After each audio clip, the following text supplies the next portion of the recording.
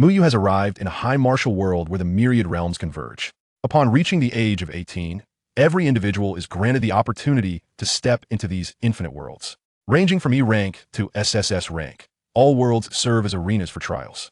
By completing tasks, one earns scores, exchanges rewards, and ascends the endless path of evolution. Muyu possesses the SS-level talent known as the Supreme Celestial Bone, originally a dazzling star of the immortal imperial clan. However, he is betrayed by an SSS-rank kin born alongside him. Before his very eyes, that exalted celestial bone is ruthlessly extracted and transplanted into a large yellow dog. Ding! The infinite attribute acquisition system has been successfully bound. Ding! Acquisition successful. Obtaining S-level talent, Endless Thunder Prison. Ding! Acquisition successful. Obtaining SS-level talent, Desolate Sword Embryo. Ding! Host has acquired 2 SS-level talents, merging them into 1 SSS-level talent, Chaotic Martial Bone. Beginning with the acquisition of an SSS-level talent, he enters the myriad realms. The task rating in these realms ranges from ordinary, average, good, excellent to perfect. Yet, for Muyu, every endeavor results in extraordinary perfection.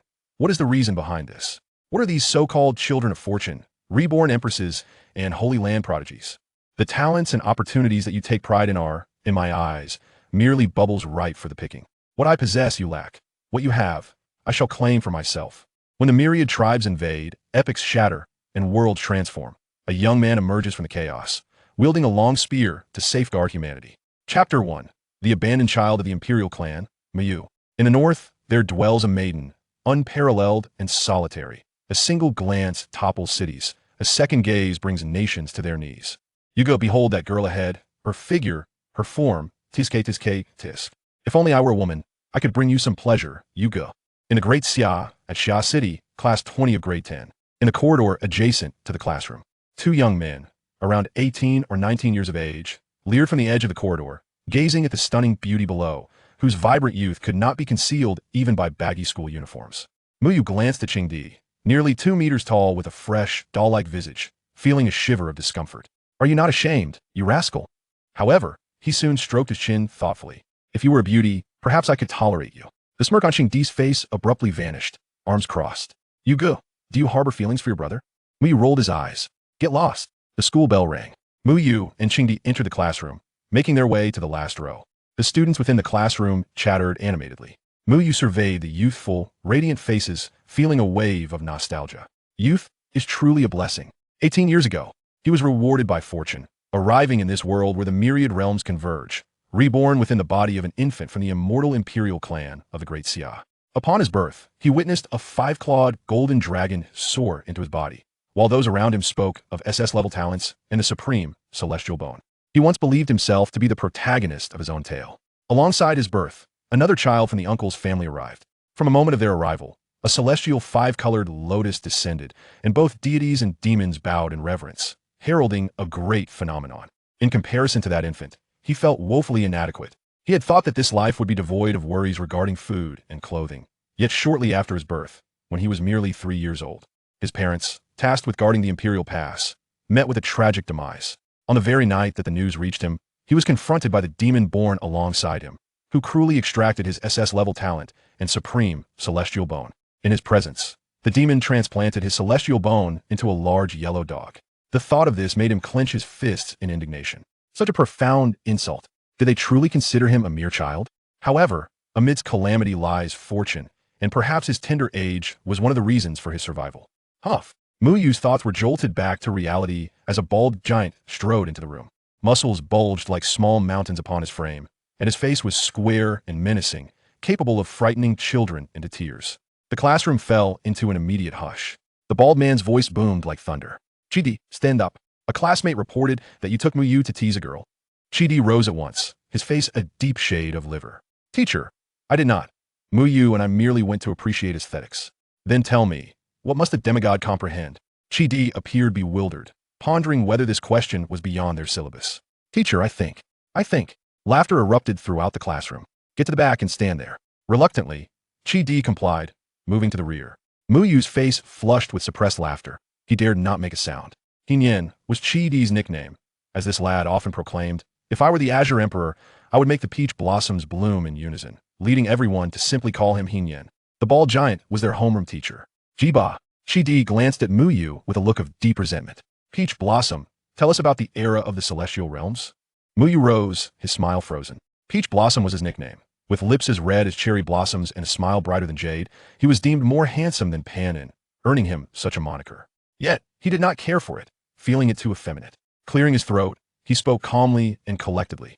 1,000 years ago, Blue Star followed a path of technology. One day, 10 blood gates appeared in the sky, standing tall for 3 months. They spewed crimson mist, enveloping Blue Star, causing all living things to mutate, with monstrous beasts of 100 and 1,000 meters becoming commonplace. Humanity plummeted to the bottom of the food chain. The celestial realms descended, entering the myriad worlds, completing tasks, and based on their ratings, could bring items back to the real world, becoming martial artists, and embarking on the path of martial cultivation. This historical period is known as the Chronicles of the Celestial Realms. Jiba nodded. Well said, Peach Blossom. Hinyen, take note. Chi-Di wore a defiant expression. He knew this too. Teacher, I know this as well. How many students from Xia City will enter the celestial worlds? Chi-Di was instantly bewildered, questioning the relevance of such inquiries. He dared not meet Jiba's gaze, obediently standing against the wall. Muyu chuckled helplessly at his friend's inattention during class. Jiba continued. Classmates, Peach Blossom forgot to mention one crucial point. The celestial realms are classified into levels, from the lowest E level, D level, C level, B level, L level, S level, SS level, to SSS level. Each level is graded as ordinary, good, excellent, or perfect, with higher ratings yielding more rewards.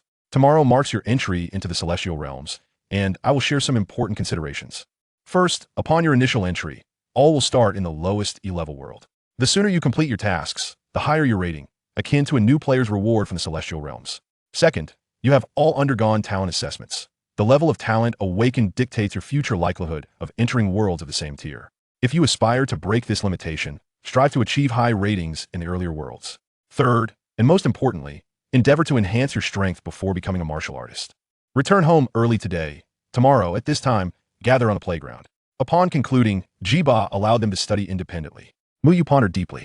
My current talent is merely the lowest E level, with a strength of only 300 kilograms.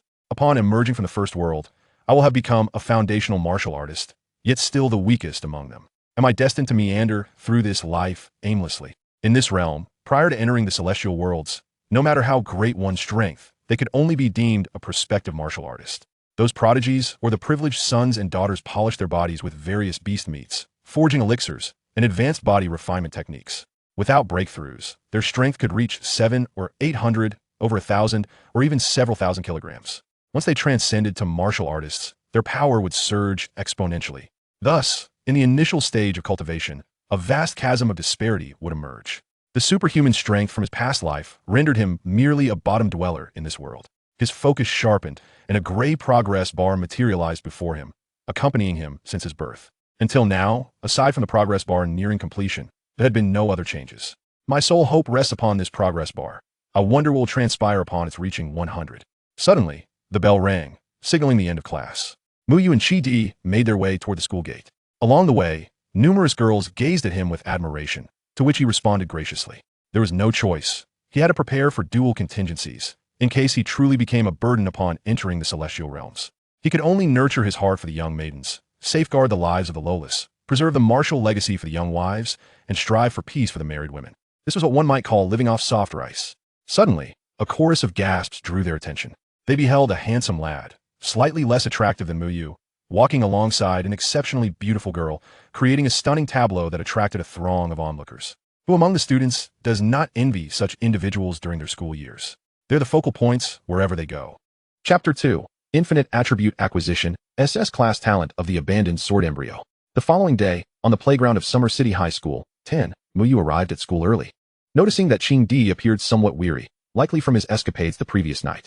Yugu, feeling a bit anxious, huh? Me too. Soon, nearly all the senior students gathered, amounting to over 1,000 individuals. Under the guidance of their respective homeroom teachers, they stood in orderly lines according to their designated areas. At the forefront, an elderly gentleman stood with his hands clasped behind his back, his balding head gleaming like a radiant egg under the sun. He bore a benevolent smile, resembling a kindly grandfather. This was the school's principal, C.I. Ru, reputed to be a formidable figure at the Transcendence realm, a tier within the martial artist hierarchy. The hierarchy consists of preliminary martial artist, followed by the 9 stages of body refinement, 9 stages of transcendence, 3 stages of transcendence, King's Sealing Realm, and Emperor's Sealing Realm. The Transcendence Realm was indeed a mark of strength. Dear students, I too was young once and detested lengthy speeches from leaders. Hence, I shall keep this brief. Remember, in your youth, you should aspire to soar high, once promising to be the best in the world. You are all fine young men of Desia, and it is only fitting that you harbor ambitions to seize the moon in the sky and conquer the 50 states across the mountains and rivers. Ciru refrained from delivering a lengthy address, prompting a solemn demeanor among the students. It is undeniable that individuals who have held high positions for extended periods possess a knack for stirring the hearts of the masses. Among the ranks of students, Muyu stood as if rooted to the spot. Suddenly, a gray progress bar flashed and reached 100, shimmering with a cerulean light. Ding! The Infinite Attribute Acquisition System is binding. Binding 1-220-5099-100. A gentle female voice echoed in Muyu's mind. He was momentarily taken aback. The progress bar, which had accompanied him for 18 years, now vanished, transforming into a sleek, translucent interface. System, Infinite Attribute Acquisition System. Host, Muyu. Realm, Preliminary Martial Artist. Vitality, 34 cards. Strength, 170 kilograms. Talent, Supreme Immortal Bone, Fragment, E-Class. Skill, Foundation Stance, Minor Completion. Martial Technique, Basic Fist Technique, Entry Level. Basic Gun Technique, Minor Completion. Tip, observe the color of observable bubbles to determine their value, white, green, blue, purple, gold. The host must physically touch the bubbles to acquire them. Different actions from the same target will yield various bubbles, which can be collected infinitely. However, if the value exceeds 2 major realms above the host, acquisition is not possible. Qingdi, do you see that green bubble beneath his feet, resembling one from a bubble machine? Qingdi glanced at the spot Muyu indicated, but aside from a classmate with a pockmarked face and a middle parting, looking rather pale, there was nothing else. Yuga, you didn't go a bit crazy after last night, did you? Muyu stepped forward, playfully stomping on the boy's midsection, chuckling. My apologies, but there's a cockroach here. The boy remained silent. Ding. Host has acquired E-Class talent, short speed vibration, capable of vibrating 30 times per second. Muyu observed the boy's feeble appearance, and connecting it with his talent, he thought, goodness. Traditional arts can be quite harmful. He was certain he had not been mistaken. Infinite acquisition. This golden finger was undoubtedly impressive. He surveyed the playground, where over 1,000 students had bubbles of various colors floating beneath their feet, above their heads, on their shoulders, beside their noses, and around their eyes. Most were white, with a few green, and even fewer blue. Muyu's breathing grew slightly heavier. It felt as though he had stumbled into a treasure trove. Suddenly, his gaze fell upon Qingdi, who had a deep purple bubble hovering over his heart. He reached out to touch it. Ding. Host has acquired SS-class talent, Wild Lingering Heart. Whoa. Muyu gasped. Wasn't this thing supposed to be E-class like him? When did it transform into SS-class?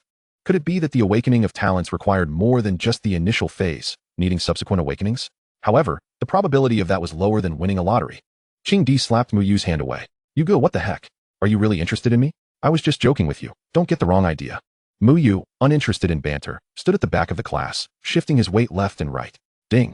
Host has acquired 1 card of vitality. Ding. Host has acquired basic stance 1. Ding. Host has acquired E-class talent, core strength.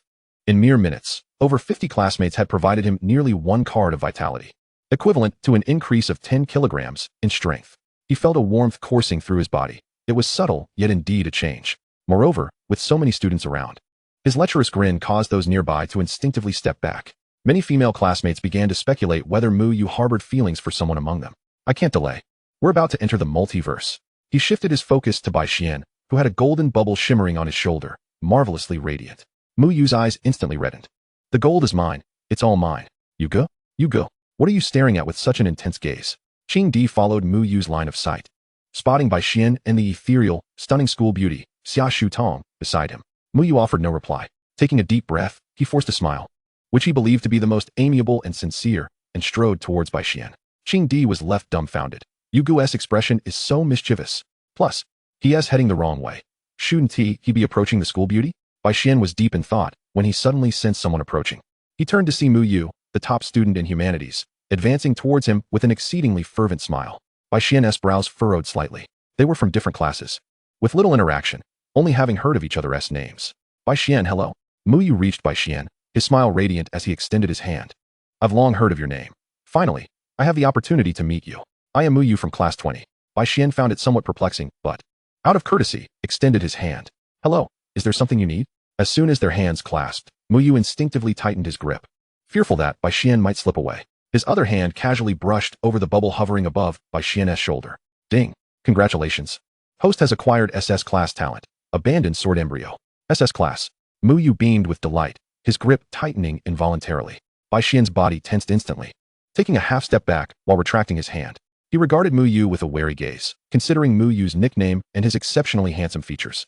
A startling thought struck Bai Xian's mind. Could he possibly? His expression shifted to one of caution, and his tone cooled.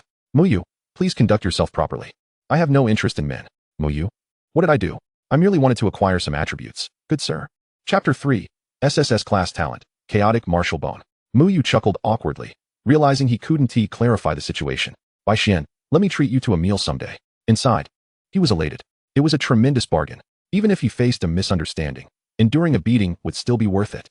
Abandoned Sword Embryo, SS Class, a natural seed of swordsmanship, bearing the ancient sword embryo, possessing an extraordinary comprehension and affinity towards sword techniques and martial arts, inherently embodying the essence of desolation and extinction.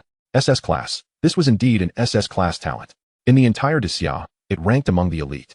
However, considering that entity, possessing an SSS Class talent and being of imperial lineage, his strength would dramatically increase upon entering the multiverse. Phew, I must not become complacent. This is merely the beginning. After taking a deep breath, under Muyu's gaze, his attention instinctively shifted towards Xia Shu Tong. As they were about to enter the myriad realms, there was no time to meticulously gather each item. Hence, he had to be selective in his choices. Beneath Xia Shu Tong's feet, a deep purple bubble quietly floated, a hue that denoted quality second only to gold. The white jade he had just acquired had barely warmed in his possession, and now another deep purple treasure appeared? What auspicious day was this? Muyu's eyes sparkled with excitement, oblivious to the peculiar glances cast by his classmates. He wore a sincere and friendly smile, his gaze fervently fixed on Xia Shu Tong. Hello, classmate Xia. Just now, Bai Xian told me he admires you greatly, but fears he isn't worthy of you. As he spoke, Muyu took a natural step forward. Xia Shu Tong suddenly froze, her cheeks flushing crimson, casting a shy glance at Bai Xian. Ding. The host has acquired the S-grade talent Endless Thunder Prison. Endless Thunder Prison. S-grade possesses unparalleled affinity and control over thunder. Muyu felt his heart racing, nearly leaping into his throat. In the next moment, the system's voice echoed again. Ding. The host currently possesses the S-grade talents Wild Linglong Heart and Endless Thunder Prison, which can be synthesized into an SS-grade talent. Would you like to synthesize? What? Synthesize? It can be synthesized? System, I choose to synthesize. Muyu was so thrilled he nearly shouted. The little knife had been drawn, his eyes opened to new possibilities. Ding. Synthesis successful. Acquired SS-grade talent Chaotic Thunder Heart. Chaotic Thunder Heart, SS-grade Heart of the Wild, Master of Thunder Prisons, possessing supreme affinity and comprehension of thunder and earth attribute techniques and martial skills. Ding. Chaotic Thunder Heart, SS-grade, and Desolate Sword Embryo, SS-grade, can be synthesized into an SSS-grade talent. Would you like to synthesize? Muyu's astonishment was beyond description. Ding. Synthesis successful. Acquired SSS-grade talent Chaotic Martial Bone. Chaotic Martial Bone, SSS-grade Chaos opens, sword bones arise. Divine Thunder refines. Possesses the unparalleled foundation of martial arts and the primal power of thunder, significantly enhancing cultivation speed and physical strength with boundless potential.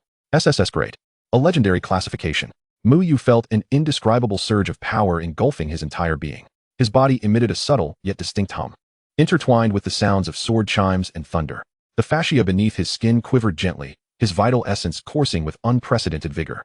An incomprehensible sensation surged within him. Yet he restrained himself from fully embracing it, not wishing to draw undue attention. Others might be untroubled, but he could not afford such luxury. This world was more perilous than it appeared. He was no longer the feeble shell that had once been stripped of its celestial bones, barely clinging to life. System, Infinite Attribute Pickup System. Host, Muyu. Realm, Pre-Warrior, Strength, 190 kilograms, Vitality, 38 cards. Talent, Chaotic Martial Bone, SSS grade. Supreme Celestial Bone, severely damaged, E-grade short-range shockwave, E-grade core shockwave. Foundation techniques, basic stance mastery. Martial skills, basic fist technique minor completion. Basic gun technique minor completion. Reminder, observe the color of the bubbles to assess their value, white, green, blue, purple, gold. The host must physically touch the bubbles to collect them. Each target can only be collected from once per day, and if the host exceeds 2 major realms above, collection is impossible. As Muyu reveled in this immense joy, he gazed at the myriad bubbles surrounding him, his face darkening. He was determined to take the plunge. He dashed towards Class 19, arms outstretched, a smile plastered across his face, disregarding the odd looks from his peers. Collecting the bubbles from his classmates was merely a matter of ignoring those that were too peculiarly placed. He opted out of those hanging from chests or groins. Ding. Host has collected Vitality 01 card. Ding. Host has collected a fragment of basic martial skills. Ding. Host has collected Vitality 02 card. Ding. Host has collected E-grade martial skill 8-step punch. Ding. Host has collected E-grade talent soul entrance. Ding. Host has collected E-grade talent deceiving god. Ding. In mere seconds, the system's voice flooded Muyu's mind. He felt warmth surging through his body, his vitality increasing, and a plethora of memories flooding his consciousness. Qing Di looked bewildered. What is happening to Yugo? Why is he so bold? Jiba wore a dark expression. What in the world is this brat up to? The gentle voice of C.I. Ru resonated once more. Classmates, time's up. I wish you all great fortune in martial endeavors. Muyu paused his collection, a smile gracing his face. In just a few short minutes, he had amassed more than in his 3 years of effort combined. Boom. The air above the entire playground began to vibrate violently, and thousands of milky white light beams abruptly descended from the heavens, precisely enveloping each individual. A strong sense of weightlessness and spatial distortion washed over him, though the dizziness dissipated quickly. When Mu Fan opened his eyes, he found himself in a peculiar space. This was the realm of countless worlds. A voice echoed in his mind. Welcome, player. You may create a virtual name and join the chat group. Muyu pondered for a moment. Change it to Dominator. That nickname is already in use. Please choose another. Dominator 2. That nickname is already in use. What about the first scoundrel of all realms?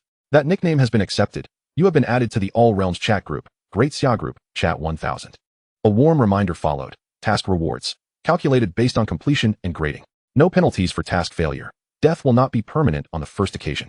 During the task, do not disclose information related to the myriad realms to the natives. Your first world has been drawn.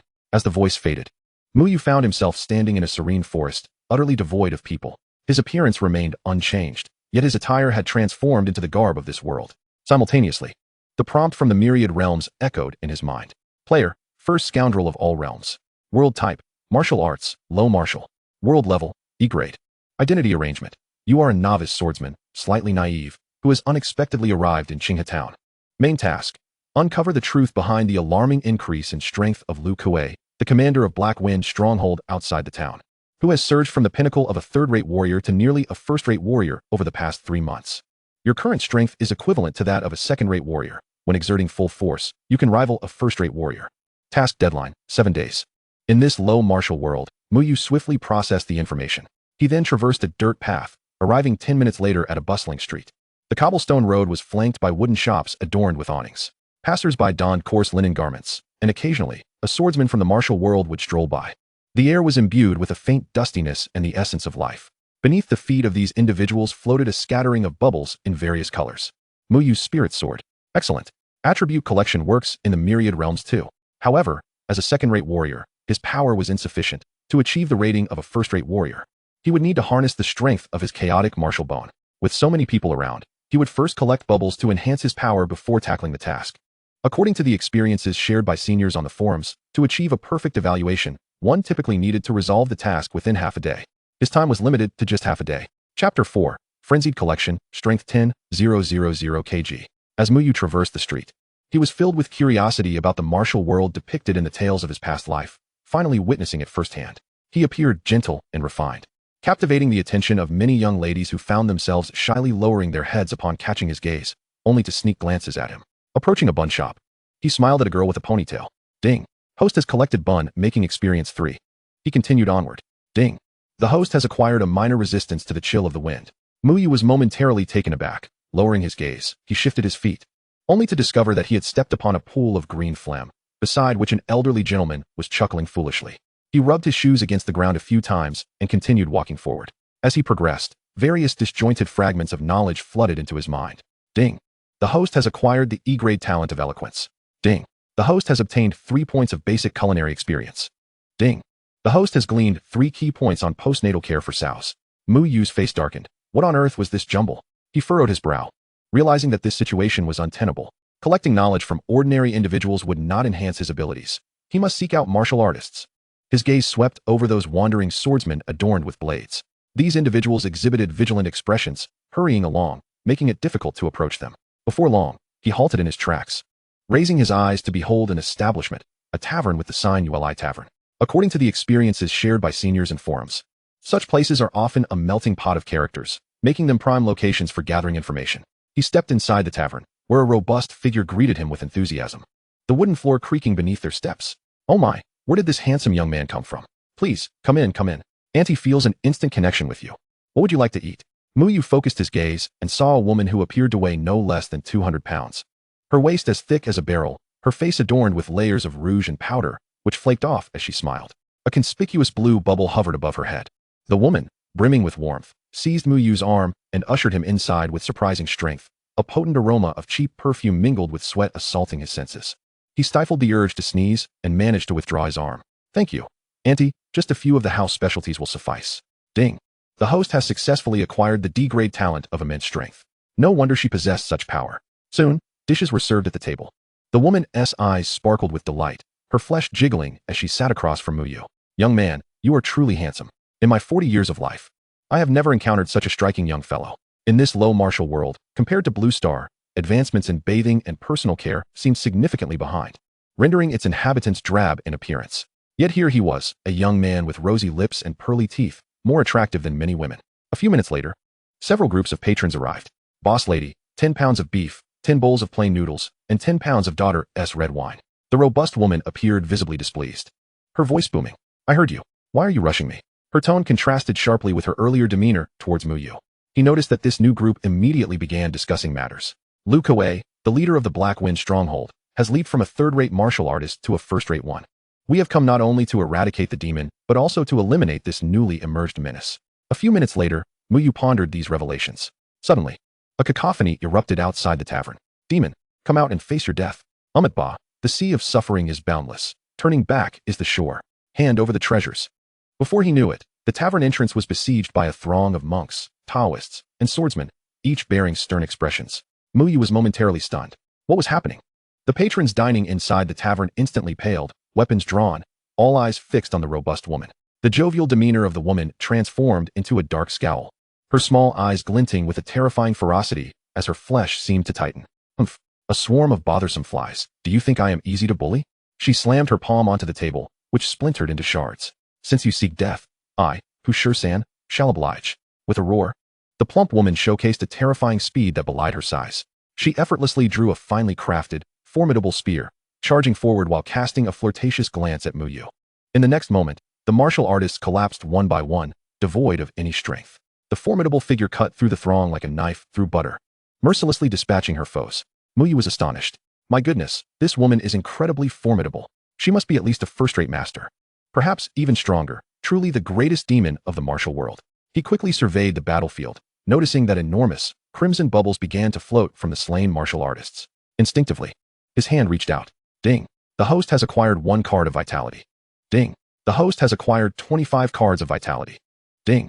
The host has gained 1 point of basic spear technique experience. Muyu's eyes sparkled with excitement. Vitality. An abundance of vitality. This was no mere battlefield.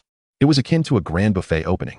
Moreover, he noticed numerous bubbles at the woman's feet, indicating that while typically, one could only collect once a day, in the heat of battle, numerous items could drop for continued collection.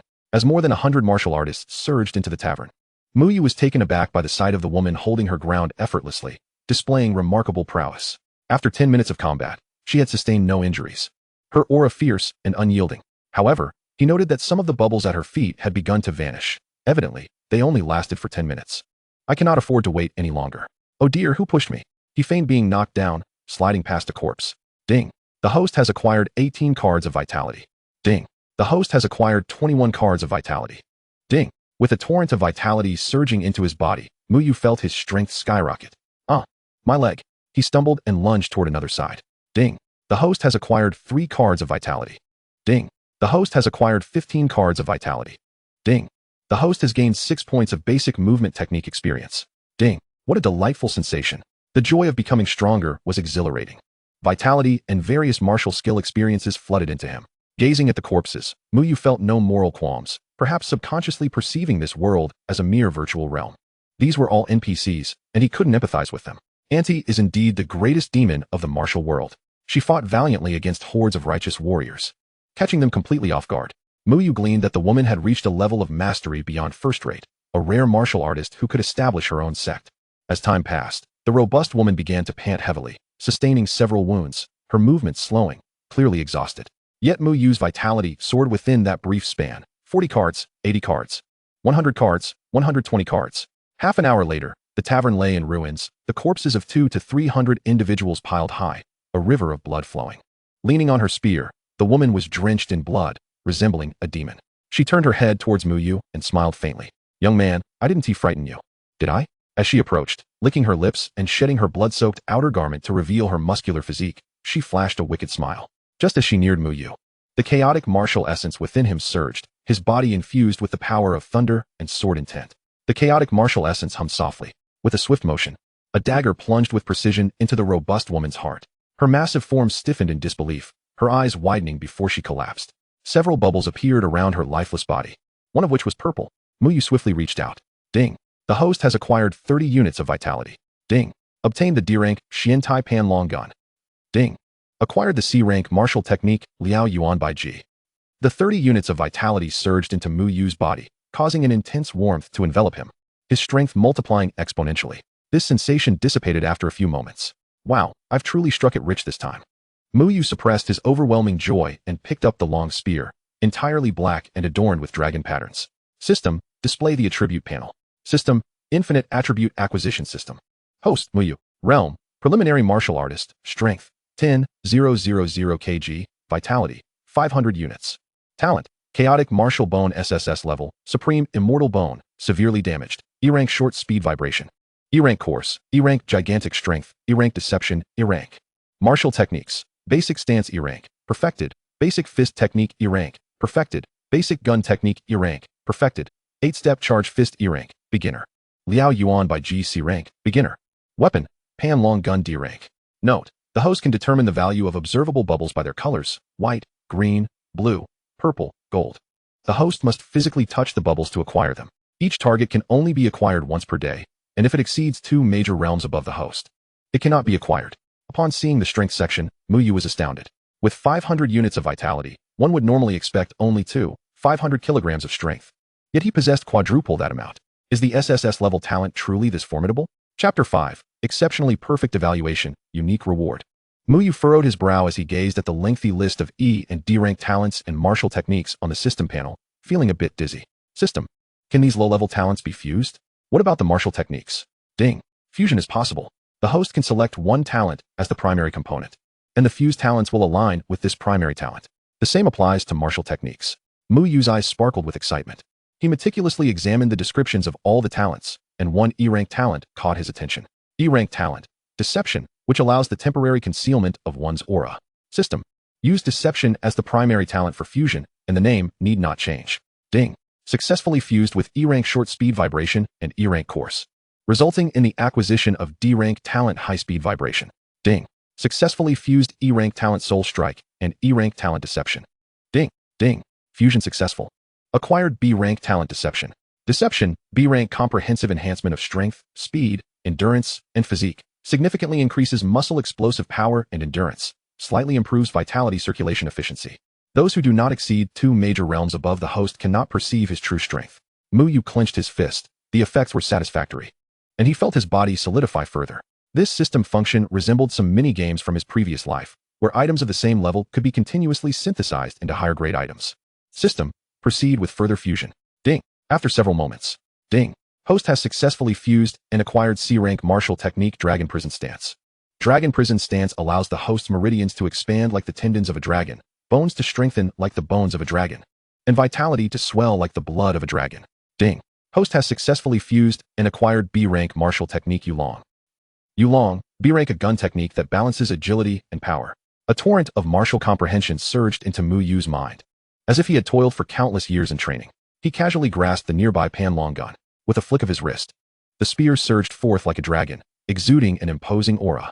His profound understanding of Yulong soared rapidly, as though he had trained for years. Relishing the thrill of wielding the spear, he was filled with delight. In his past life, he had always favored long polearm weapons. After several minutes, Muyu ceased his practice with the spear. The chaotic martial bone truly lived up to its SSS talent designation, allowing him to grasp martial techniques at an astonishing rate. Within mere minutes, he had become proficient in a B-rank martial technique. Now, in terms of strength, he could be considered a master in this world.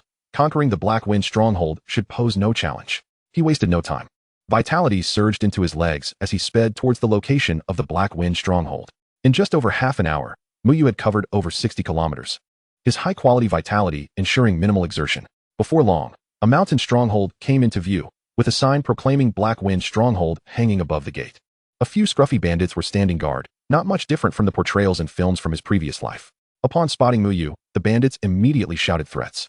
Muyu, uninterested in idle chatter, increased his speed and dashed towards the guard post. Yulong, with a tremendous force, he shattered the wooden post of the guard station. The heavy wooden gate was obliterated by a single thrust of his spear. An enemy attack. An enemy attack.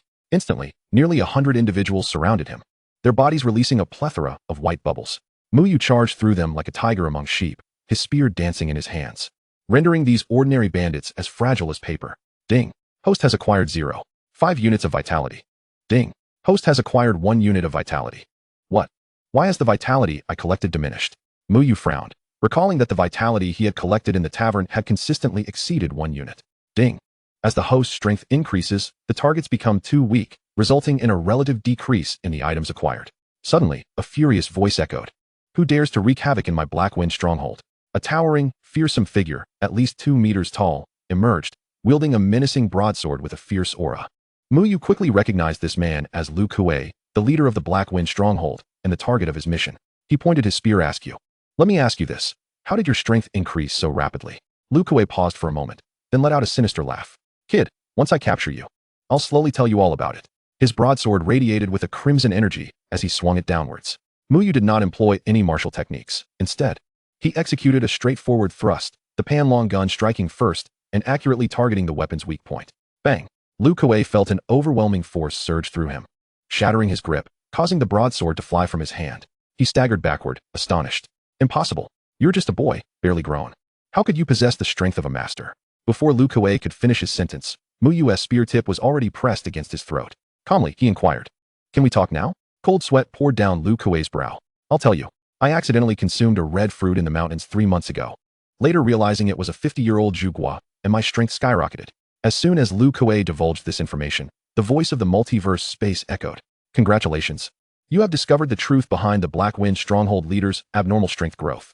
Mission completed with 100 accuracy. Would you like to return? Muyu's spirit soared. And he nodded. Thank you. Just as Lu Kuei breathed a sigh of relief, Muyu's spear mercilessly pierced through his throat, and he casually collected several bubbles. Ding. Killed Lu Kuei, the leader of the Black Wind Stronghold, acquiring 15 units of vitality. Ding. Host has acquired 7 injuries fist E-rank. Ding.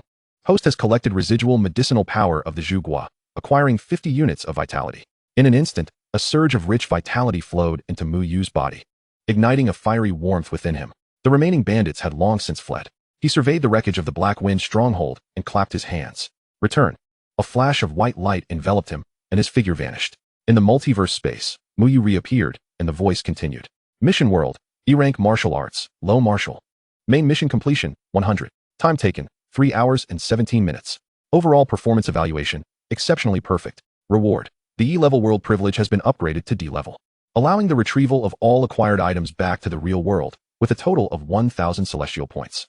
This triggers the superlative rating reward for the E-level world, resulting in a single evolution of the body, unique to the ultimate martial arts path. Note, the player Zhutian First Scoundrel has become the first human to receive a superlative evaluation in the E-level world. This achievement has been recorded in the Chronicle of All Realms and will soon be announced server-wide. Superlative? Muyu was taken aback. ISNT the highest rating perfect? Remarkably, there exists an even loftier rating, superlative. Whether it be the ability to bring back all items or the 1,000 celestial points, both far exceed the perfect rating. Celestial points can be utilized to purchase a myriad of items, even in the real world, where individuals have exchanged great Xia currency for celestial points, inflating the value to 100 great Xia coins per point. Even a perfect evaluation would yield a maximum of 500 celestial points. A surge of peculiar energy flowed into his body, an invigorating sensation that was remarkably refreshing. Though it lasted merely a few seconds, he felt a profound transformation, akin to a leap in life, rectifying certain human imperfections. While others may only live to 100, he could reach 150 years. Cultivating martial arts involves continuously strengthening one's body, a process that grows increasingly arduous. Yet, prior to reaching a certain realm, he would likely face no significant constraints. Coupled with his innate talent, the potential was exhilarating. Before he could fully contemplate this, a resounding announcement echoed throughout the entirety of the realm space. Global announcement. The global player Zhutian First Scoundrel has achieved a 100 task completion rate in the E-level world with an astonishing efficiency of 3 hours and 17 minutes. receiving a superlative evaluation and ranking first in the E-level world. This is hereby announced. Global announcement. Congratulations to the Great Xia region player. Global announcement. Congratulations. Important matters are reiterated thrice. Across the vast realm space, numerous players engaged in rest, trade, or team formation were left dumbfounded, erupting into chaos. What the hell? A superlative evaluation? I've labored for 3 years just to attain a mediocre rating. Jution first scoundrel? What a flamboyant ID. Great Xia is incredible. Which deity is masquerading with a secondary account? I barely scraped through that E-level world after 7 days. Does the big shot need any trinkets? Muyu observed as the Great Xia group chat exploded, countless individuals tagging him, inquiring whether he was indeed Jution first scoundrel. He couldn't help but twitch at the corners of his mouth. It's over. I can't even maintain a low profile now. Thankfully, I didn't foolishly use my real name at that moment. Chapter 6. The Realm of the Pre-Warrior. Venturing out to discover artifacts, plummeting into a chasm to encounter legacy. Muyu refrained from rushing outside. Doing so would merely announce to everyone that he was Jution first scoundrel. Currently, he was more intrigued by another special reward. Ultimate martial arts path, unique. In the next moment, a complex and profound knowledge inundated his mind. It took him a full half-hour to digest it all. The so-called extreme martial arts transcends conventional boundaries, pursuing the true apex of each realm. However, to become an extreme martial artist requires an immense expenditure of resources, and only unparalleled geniuses may enter. Before achieving the body refinement stage, one's power must reach 20,000 kg. Muyu gasped in disbelief. 20,000 kg of strength? Is this what qualifies as a pre-warrior?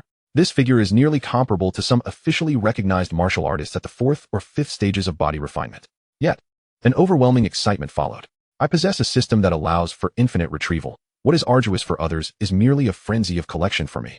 My current vitality surpasses 10,000 kg, and once my vitality reaches 1,000 calories, I will possess 20,000 kg of strength. He promptly accessed the exchange list within the realm space, determined to make the most of his 1,000 celestial points. After filtering through options for some time, he ultimately spent 1,000 points to exchange for 5 vitality enhancement pills. Each of these pills is reputed to elevate vitality by 2080 calories. The disparity arises because a single pill can enhance up to 80 calories, yet energy loss is inevitable, a matter of common knowledge. Even for the inept, consuming a vitality enhancement pill will yield a minimum increase of 20 calories.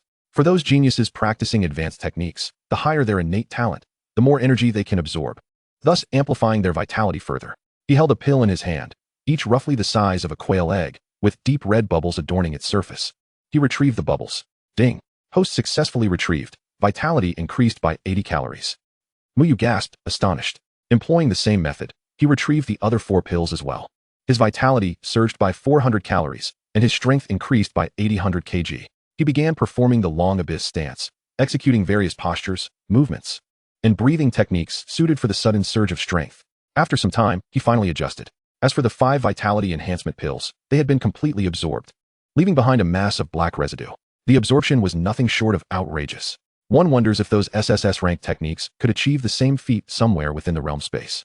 Bai Xian returned, observing the world announcement with a furrowed brow. Damn it, the superlative reward from the E-level world has been snatched away. Although I do not require that unique reward, many circumstances have drastically changed. I must obtain the superlative reward from the D-level world. In the real world, in a grand locale, the upper echelons of Great Xia learned of the existence of the superlative rating and immediately activated a top-secret plan to pursue the superlative rating. A youth with golden eyes declared, immediately investigate who the genius that achieved the superlative rating is and do everything possible to recruit him. Not only Great Xia, but various imperial clans and immortal factions also began to stir in response to the turbulence brought forth by this superlative rating. Muyu remained in the realm space for 2 days. Exiting during this time would not attract excessive attention. Upon returning to the training ground, 100 or 200 individuals had already completed their tasks and returned. Jiba's eyes lit up with excitement upon spotting him. Muyu was the first to emerge from their class. As time passed, more classmates appeared, engaging in animated discussions. What the hell? I only received a mediocre rating and was awarded 50 celestial points, along with a few ordinary vitality enhancement pills. Haha, I got a good rating. I was rewarded with an E-level movement technique. Damn, I want to cry. I nearly perished in there due to task failure.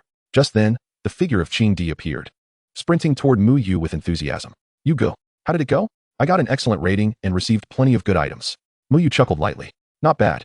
He embraced Qing Di, who was also a cunning character, having deceived him quite thoroughly. They had agreed to support each other. Yet only he ended up as the one who faltered. Ding. Host successfully retrieved. Vitality increased by 8 calories. As more classmates gathered, Muyu's gaze began to scan them. Each individual bore bubbles of vitality. He skillfully navigated through the crowd, wearing a harmless smile. He was quite the social butterfly, offering congratulations and comforting words to everyone, whether he knew them or not. His hands and feet were in constant motion, each interaction allowing him to deftly extract a bubble. Vitality, techniques, martial skills, and an array of peculiar talents flowed ceaselessly into his being. His vitality value was now inching ever closer to the 1,000 calorie threshold. He felt a slight swelling in his body, as if something was filling him to capacity. His proficiency in various basic martial skills was rapidly enhancing, and the knowledge within his mind grew increasingly vast and complex. Most of his classmates remained absorbed in the joy of their task returns, giving little thought to Muyu's fervor, merely assuming he was sharing in their happiness. Shortly thereafter, Baishan appeared, followed closely by Xia Shatong.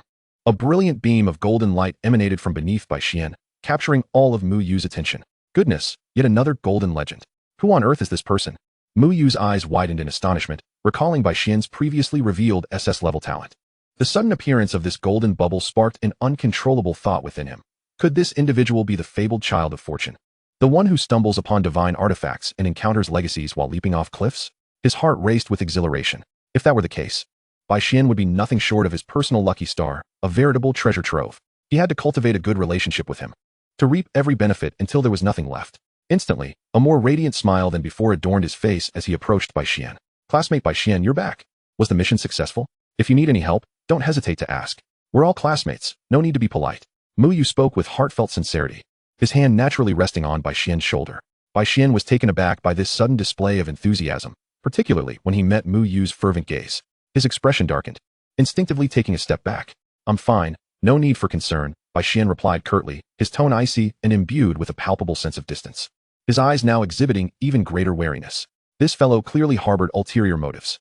Muyu's hand froze in midair, gazing longingly at the tantalizing golden bubble just within reach, feeling an intense itch in his heart. Well, as long as you're fine, that's good, he chuckled nervously, his mind racing as he devised a way to tactfully approach the golden bubble beneath Baishan. The bubble could only last for 10 minutes. Time was of the essence.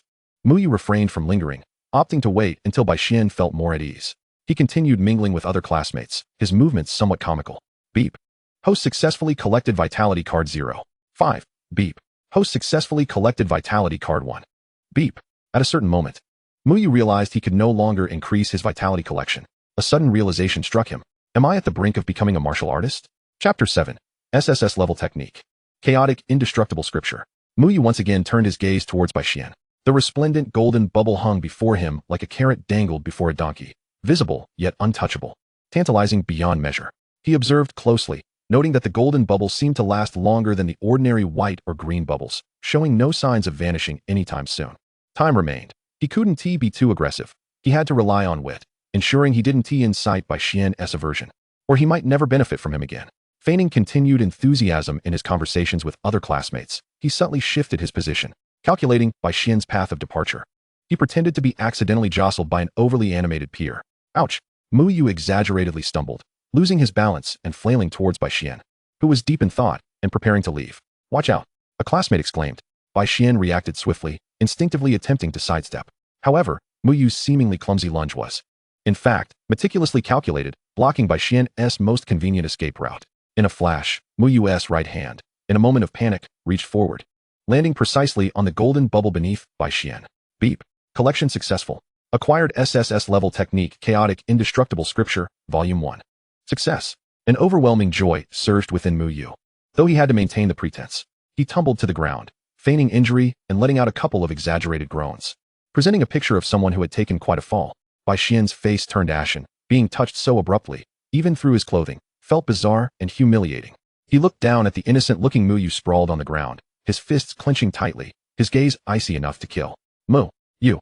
The name escaped his lips through gritted teeth. I'm so sorry, Baishan. I didn't mean to. Someone pushed me. Muyu scrambled to his feet, his face a mask of contrition.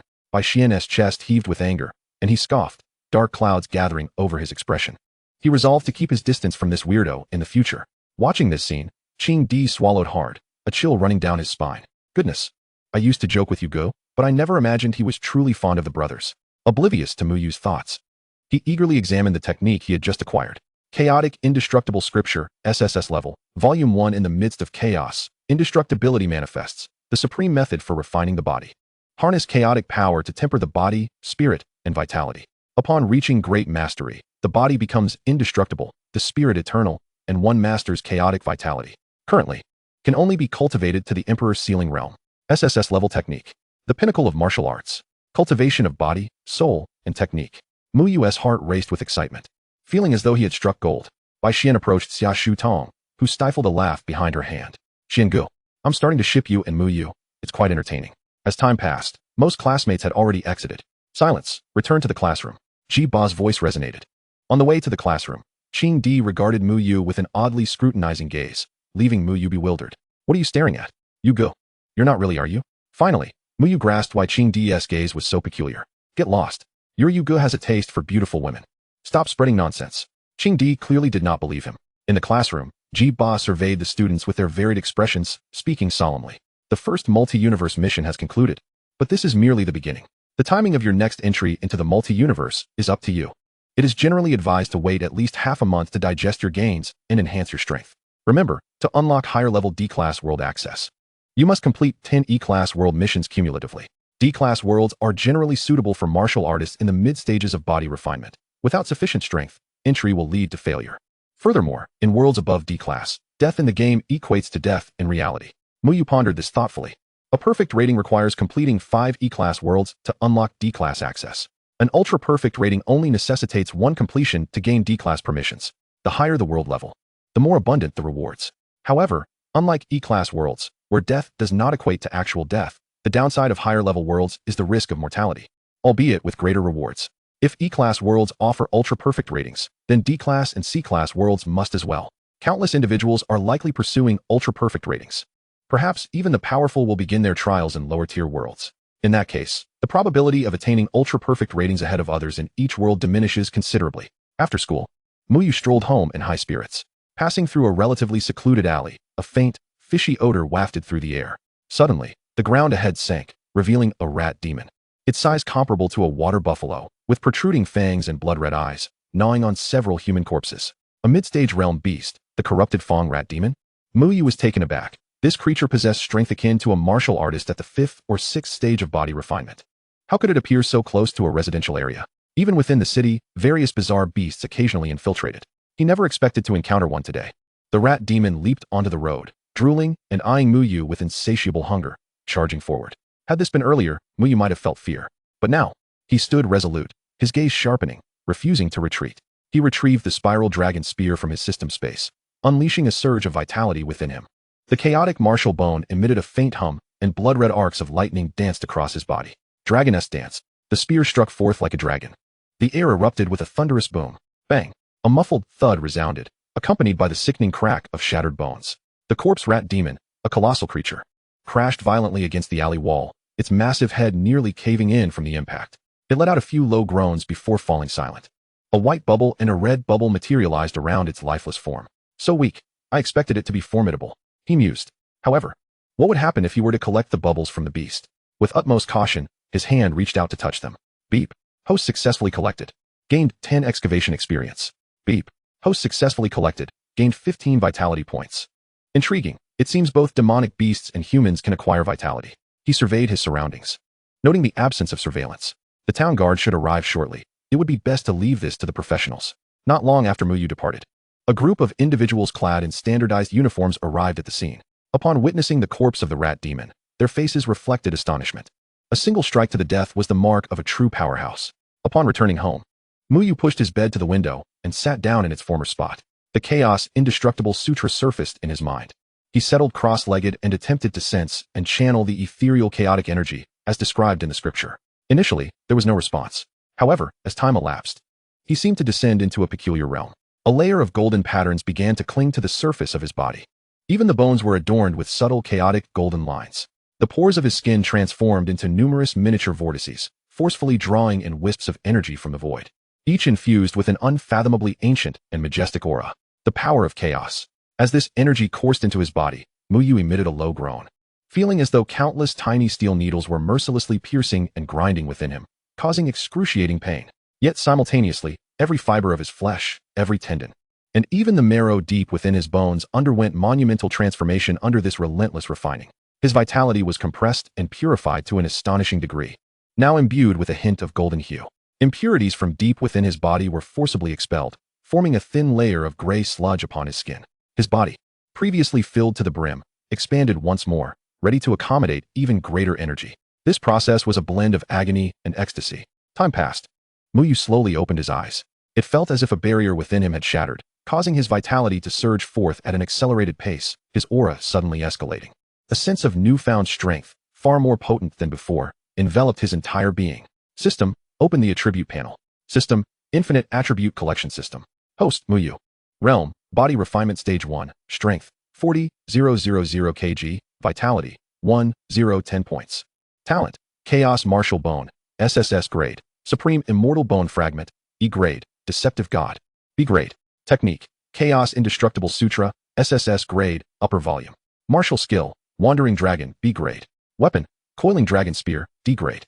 Note, observe the color of collectible bubbles to gauge their value: white, green, blue, purple, gold. The host must physically touch the bubbles to collect them. Only one collection per target per day.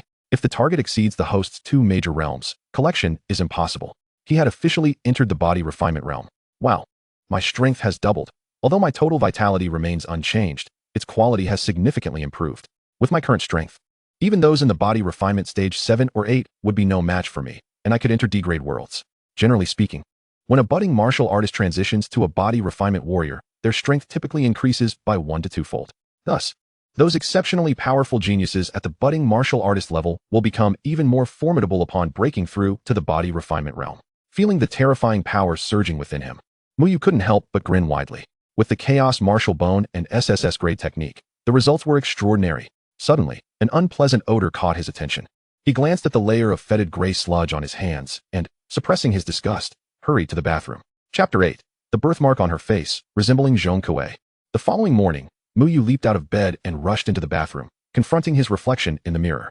What on earth? Who is this stunningly handsome figure? He was taken aback, covering his eyes with his hands, before bursting into laughter. It turned out the handsome figure was none other than himself. At the school gate, Muyu stood radiantly, awaiting Qingdi. After breaking through to the body refinement realm, the world around him appeared remarkably clearer, and he felt an abundance of energy coursing through him. He couldn't forget the most crucial task, gathering vitality. A warm smile graced his face as he walked past his fellow students, akin to a leader on an inspection tour. Good morning, classmate Lee. A friendly pat on the shoulder. Beep. Host collected 3 vitality points. Classmate Wong, how did your task go yesterday? Enthusiastic handshake. Beep. Host collected E-grade martial skill win martial step. Classmate Zhang, your hairstyle looks fantastic today. Beep. Host collected 3 insights into basic sword technique. In just a few minutes, he amassed several vitality points. His newfound charm was yielding better treatment. Female classmates could hardly tear their gazes away from him, their eyes brimming with affection. Qingdi alighted from the bus, sprinting toward Muyu. Good morning. Wow, did you get cosmetic surgery? Muyu's face flushed with embarrassment as he waved dismissively. Beep. Host successfully collected 2 vitality points. Well, don't you think your Yu-Gu is handsome? Absolutely stunning. As they made their way back to the classroom, Muyu felt a sense of satisfaction. Even the smallest gains added up. Entering the classroom, he strolled around, casting flirtatious glances at several female classmates, earning him a few blushes. He collected another 3 vitality points. Previously, he would have been far too shy to behave this way. But times had changed. One must learn to adapt to their environment rather than expecting the environment to adapt to them. Besides, with his strikingly handsome face, what was there to fear? The school bell rang, signaling the start of class. Jiba strode into the classroom, leading someone behind him. The previously lively classroom fell into an immediate silence, quickly replaced by hushed gasps and whispers. Standing beside Jiba was a girl, dressed in a school uniform. She possessed a tall and elegant figure, immediately standing out among her peers, even in loose-fitting attire. However, her face was marred by large, dark red birthmarks, nearly covering her entire visage, creating an unsettling appearance. Silence. Jiba commanded in a deep voice. Let me introduce our new classmate, Su. I am Su Jinlu, and I am pleased to become your classmate. The girl spoke with a cool, calm voice that belied her appearance, offering a faint smile. She lifted her gaze, scanning the classroom, seemingly oblivious to the astonished, sympathetic, or disdainful stares directed at her. Wow, such a face. What a shame about her aura. Is she unwell? Murmured the students. In high school, appearance was of utmost importance. Those who were either too unattractive or too stunning always drew attention. Muyu was momentarily taken aback. However, what astonished him even more was that he could not detect a single bubble surrounding Su Jinlu. Completely pristine. How could this be? Since the activation of his system, This was the first time he had encountered a peer devoid of any bubbles. Even the elderly man on the street would at least possess a white bubble like mild rheumatism 3. Unless her realm surpassed his by 2 major levels, reaching the profound realm, but at such a young age, the probability of that was exceedingly slim. Jiba's gaze swept across the classroom. Su, classmate, you may sit there. He gestured to the empty seat beside Muyu. Su Jinlu nodded, her steps light as she gracefully descended from the podium. He settled into the seat beside Muyu, retrieving a book from his backpack and nodding at Muyu without a hint of awkwardness. The birthmark on his face resembled a grotesque figure. Yet Muyu held no prejudice, having undergone profound ideological education in his previous life. He returned the nod, his curiosity piqued.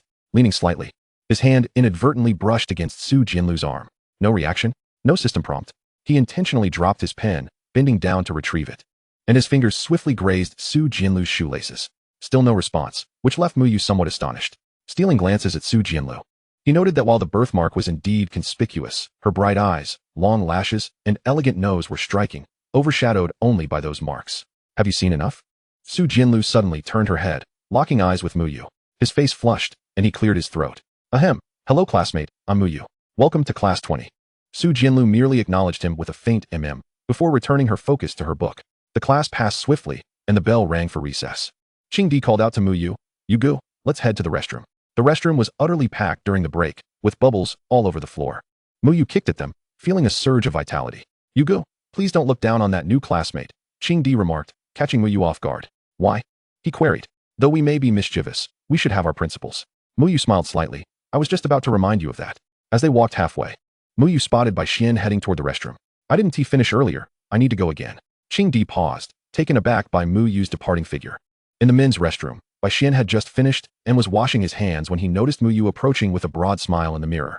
Bai Xian's expression stiffened, and he turned back, forcing a smile. Mu, is there something you need? Muyu beamed radiantly, casually standing next to Bai Xian at the sink and pretending to wash his hands. Ahem, we are both from the same school and the same age. What a coincidence. As the saying goes, it takes 100 years to share a boat, 1,000 years to share a restroom. Let's be friends.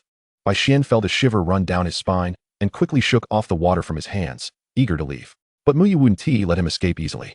With swift reflexes, he grasped Bai Xian's wrist. Don't rush off, your hands aren't even dry yet. His target was the purple bubble on Bai Xian's wrist. Although not golden, it was still exquisite, the most dazzling bubble of the day. Ding. Host successfully acquired A-level martial skill Purple Calamity, Thunderfinger. A surge of understanding. The manipulation of thunder coalesced at his fingertips, flooded his mind with the essence of destructive energy, an A-level martial skill, and of the thunder attribute.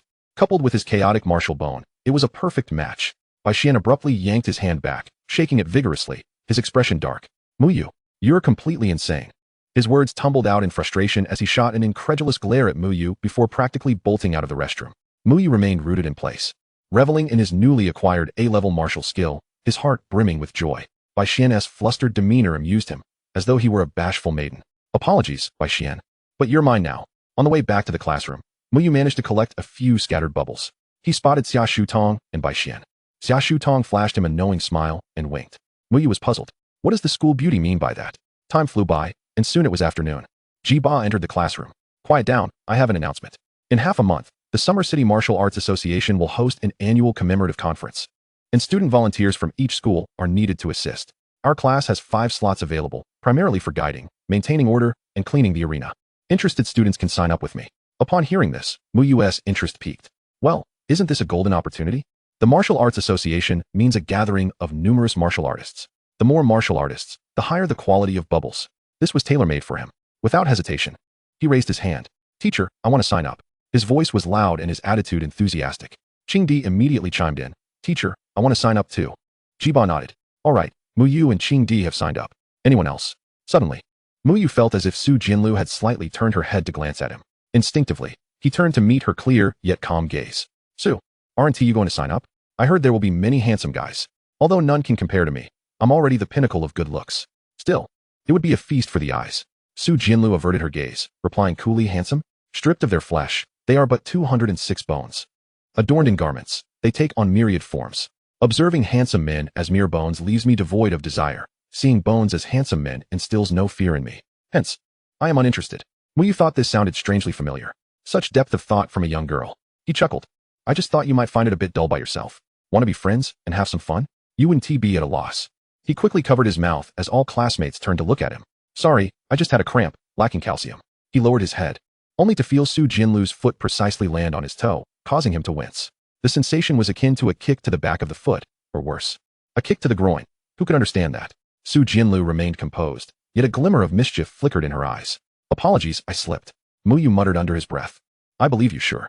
She possesses such a unique temper, he thought. As Su Jinlu turned her gaze toward him, her expression untroubled, she asked, What did you say?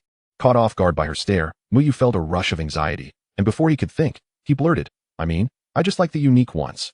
Yes, unique. As soon as the words left his lips, he wanted to slap himself. What nonsense was he spouting? Indeed, Su Jinlu's gaze turned icy, her expression impassive. Yet the air around them seemed to chill. She said nothing further, merely casting a long look at Muyu before turning away. Muyu wished he could sink into the floor. Great, I've completely offended my deskmate. Suddenly, Su Jinlu spoke softly. Do you really like the unique? Feeling a glimmer of hope, Muyu seized the opportunity. To borrow your words, I observe beauty, stripped of their flesh. They are but 206 bones. Adorned in garments, they take on myriad forms. I prefer girls who stand out a bit. After school, Muyu walked home. Having collected numerous bubbles throughout the day at school, his vitality surged to 3 or 4 dozen, along with a plethora of other items. However, he noticed that as he collected more, the quality of the bubbles began to decline. It seemed he couldn't focus solely on one area. He needed variety. The martial arts school. Yes, the martial arts school is filled with seasoned practitioners, their vitality robust, ensuring plentiful bubble drops. The largest martial arts school in Summer City was the Wuwang Martial Society, belonging to the school beauty Xia Shutong's family. Moreover, by evening, the number of training martial artists would surely increase. Situated at the edge of a bustling commercial district, the Wuwang Martial Society boasted an imposing standalone structure. Its entrance adorned with a grand sign, Wuwang Martial Society. Upon entering, a welcoming receptionist approached, clearly well acquainted with training. Hello, handsome. Are you here to train? Muyu noticed a sign beside the young lady, indicating that 2 cleaning positions were available, preferably for martial artists who could handle training equipment, with salary to be negotiated. He pointed to the sign. Miss, I would like to apply for the job. The young lady nodded, inquiring about his salary expectations and whether he sought a long-term position. Let us set the salary at 3,000. I'm looking for something long-term. Very well. Our martial arts association operates in 3 shifts, from morning until noon. Then from afternoon 5 to 6, and from 6 in the evening until midnight. Currently, we are in need of a cleaner for the night shift. Is that acceptable? Muyu's eyes brightened. Absolutely, I can start right away. The young lady smiled. Ah, the youth certainly worked diligently. She handed him the keys, mentioning that cleaning supplies were located in a small door at the corner of the 2nd floor restroom, and that he would need to clean from the 2nd to the 5th floors, while the upper levels were not required. Upon reaching the 2nd floor, he was immediately enveloped by the deafening shouts and the clattering of equipment, with the air thick with a hot, intoxicating scent of testosterone. The vast training area was bustling with no fewer than 200 individuals engaged in rigorous training. Muscular men pounded on sandbags, hoisting weights of 400 or 500 and 600 kilograms, while stunning women in form-fitting athletic gear engaged in strength training as well. This was merely the 2nd floor. There were still more levels above. More significantly, to Muyu, the entire training hall resembled a vibrant ocean of energy. Heavens, this place is truly a paradise. His heart raced with excitement. He promptly made his way to the designated area, unlocked the door with the key, and gathered a mop and several cloths. As he began his work, he slowed his pace, engrossed in his tasks within the training hall. Brother, your muscles are impressive. How did you achieve that? The muscular man seemed to appreciate the compliment, pushing himself harder as he trained, causing several bubbles of energy to emerge from him. Ding. Obtained 1 card of vitality. Ding. Host has acquired a C-level talent. Diamond Body. Ding. Host has acquired a D-level martial skill, Thunder Fist. Muyu exclaimed, Wow, I didn't know it could work like this. He continued to lavish praise on the muscular man. Brother, you are the most striking presence in this hall. Several young ladies are watching you with starry eyes. The muscular man grinned widely, his pride evident as he added 4 more plates to his weights, veins bulging as he lifted. He performed several more sets, with more bubbles appearing. Ding. Host successfully collected Vitality 12 cards, Vitality 22 cards. Ding. Host successfully collected blank attribute 20, which can be allocated to martial skills and techniques. After several minutes, the muscular man was panting heavily, clearly pushed to his limits. Indeed, the pressure of flattery can be lethal. With no more bubbles emerging, Muyu swiftly shifted his attention. Miss, your movements are so precise, and your physique is perfect. Would you mind teaching me? A beautiful woman turned to Muyu, her interest piqued. Of course. Ding. Host has acquired D-level martial skill, yoga technique. Ding. Host has obtained 15 cards of vitality. After another few minutes, he had thoroughly exhausted the beautiful woman as well. Satisfied, he he noticed the dimming bubbles around him. His figure glided effortlessly through the crowd, wearing an innocuous smile as he diligently cleaned. Most of the martial artists were engrossed in their training, though they found this exceptionally handsome young man a bit overly enthusiastic and his hands a tad too curious, always poking here and touching there. They accepted his earnestness and the way he wiped away their sweat, attributing it to his commitment to his new job. Mu Yu's vitality began to surge visibly. 1,010 cards. 1,020 cards. 1,050 cards. 1,100 cards. A torrent of vitality flooded into him, warming him and filling him with strength. Unbeknownst to him, an hour had passed, and he had completed the first floor, collecting a bubble with each pickup. It was now empty. His vitality had finally reached a critical point. 1,150 cards. 1,180 cards. 1,198 cards. 1,199 cards. 1,200 cards. He successfully broke through to the second level of body forging. The second level of body forging requires only 200 vitality to advance to the next layer, with the third requiring 300, and so forth. His strength had dramatically increased.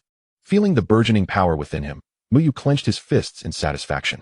There were still 3, 4, and 5 floors left, and if he didn't hurry, the place would be empty. Chapter 10. The most notorious bully throughout history. You seem like a heap of excrement. Mu Yu hummed a tune as he ascended to the third floor of the Wuwang Martial Arts Association. This floor housed not only equipment areas, but also fighting rings. With fewer people than the second, just over 200. However, their quality was markedly superior. Yet again, he found no purple bubbles, and blue ones were rare. His heart surged with fervor as he immediately immersed himself in his diligent cleaning. Handsome uncle, your punches carry such fierce energy. You must be a master. Ding. Obtained 2 cards of vitality. Basic fist intent enlightenment 10. Sister, your kicking techniques are superb. Could you teach me? Ding. Obtained D-level martial skill whirlwind 13 kicks. Vitality 3 cards. He replicated his earlier approach and completed the first round of collection, boosting his vitality by over 100 cards. Then, using flattery to ignite their enthusiasm, he urged them to train harder, which resulted in the emergence of more and better bubbles. His vitality surged rapidly. 1,200 cards. 1,250 cards. 1,300 cards. 1,350 cards. 1,500 cards.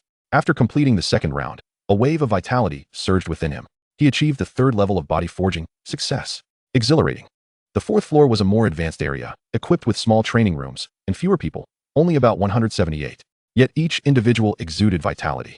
With several martial artists at the second level and those of extraordinary caliber present, the quality of bubbles here was higher. With many blue bubbles and a few purple ones as well. Mu Yu became increasingly focused and engaged, carefully assessing the atmosphere. He complimented those who appeared amiable while avoiding those with intimidating expressions. Ding. Host obtained 3 cards of vitality. Ding. Host acquired C-level technique, minor thunder breathing technique. Ding. Host acquired B-level blade technique, 7 kill ancient blade fragments 2. Vitality 20 cards. Mu Yu was taken aback. Is this what extraordinary martial artists are like? The loot is indeed plentiful. However, fragments were frustrating. 10 fragments were needed to successfully complete the technique, and he wondered if he could gather them all. Ding. Host acquired C-level breathing technique, Great Sun breathing technique, vitality 30 cards. Mu Yu's vitality continued to skyrocket. 1,400 cards. 1,500 cards. 1,600 cards. 2,000 cards. He achieved the 4th level of body forging, now only 400 vitality cards away from the 5th level. In one night, he had broken through 3 levels. Perhaps he could reach the 6th level of body forging. Then he would enter the D-level world and complete his task. He successfully finished the 4th floor. Mu Yu's eyes sparkled as he hefted his tools and proceeded straight to the 5th floor. The environment on the 5th floor was markedly quieter than below, with individual training areas partitioned off.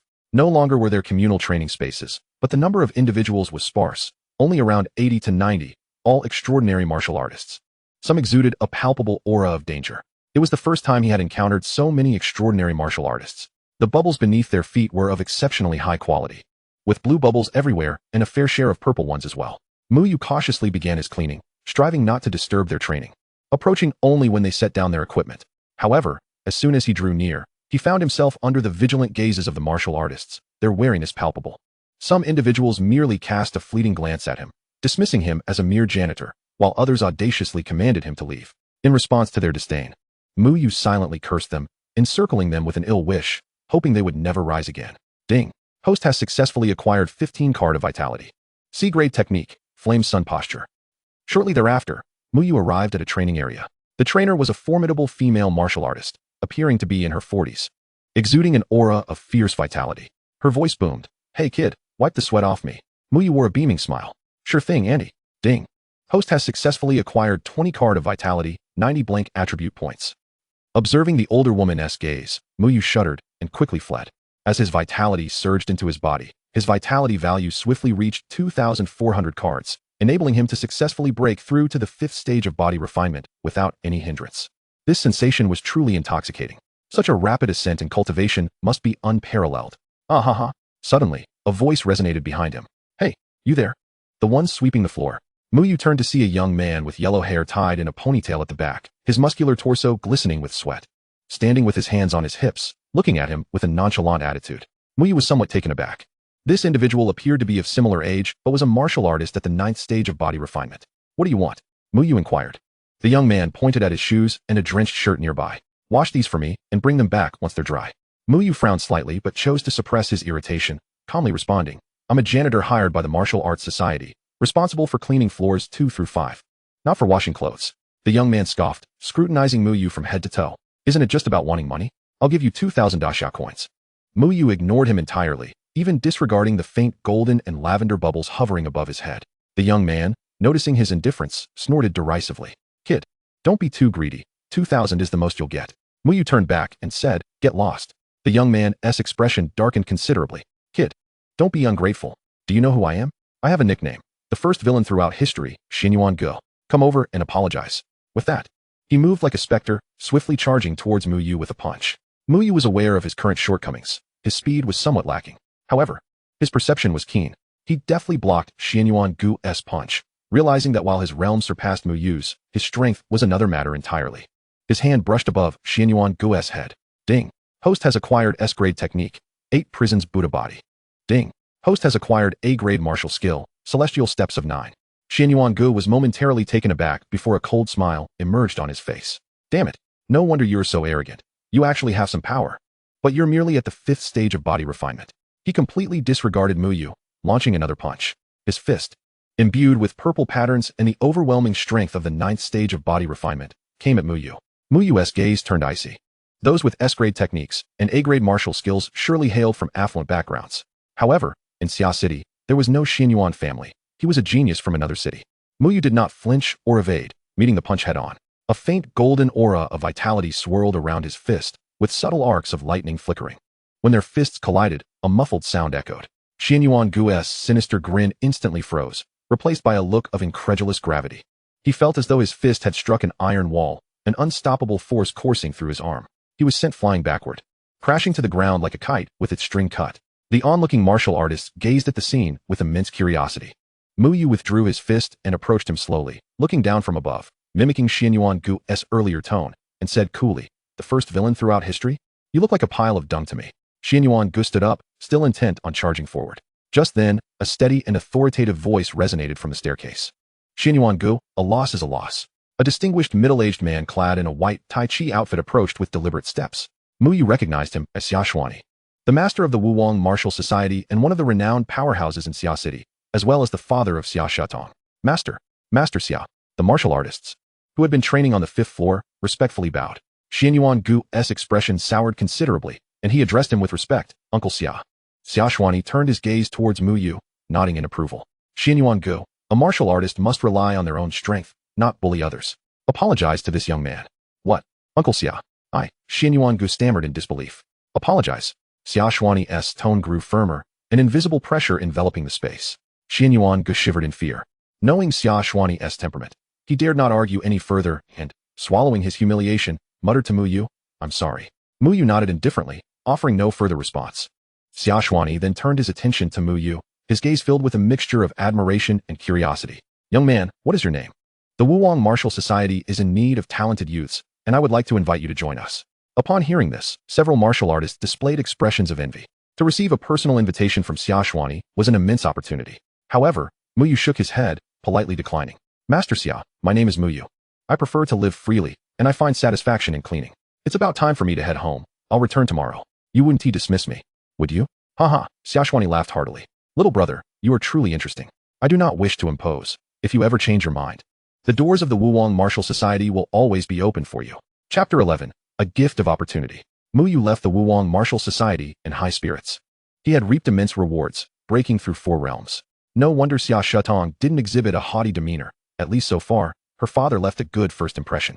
Upon returning home, Muyu first took a shower and then eagerly began to tally his gains.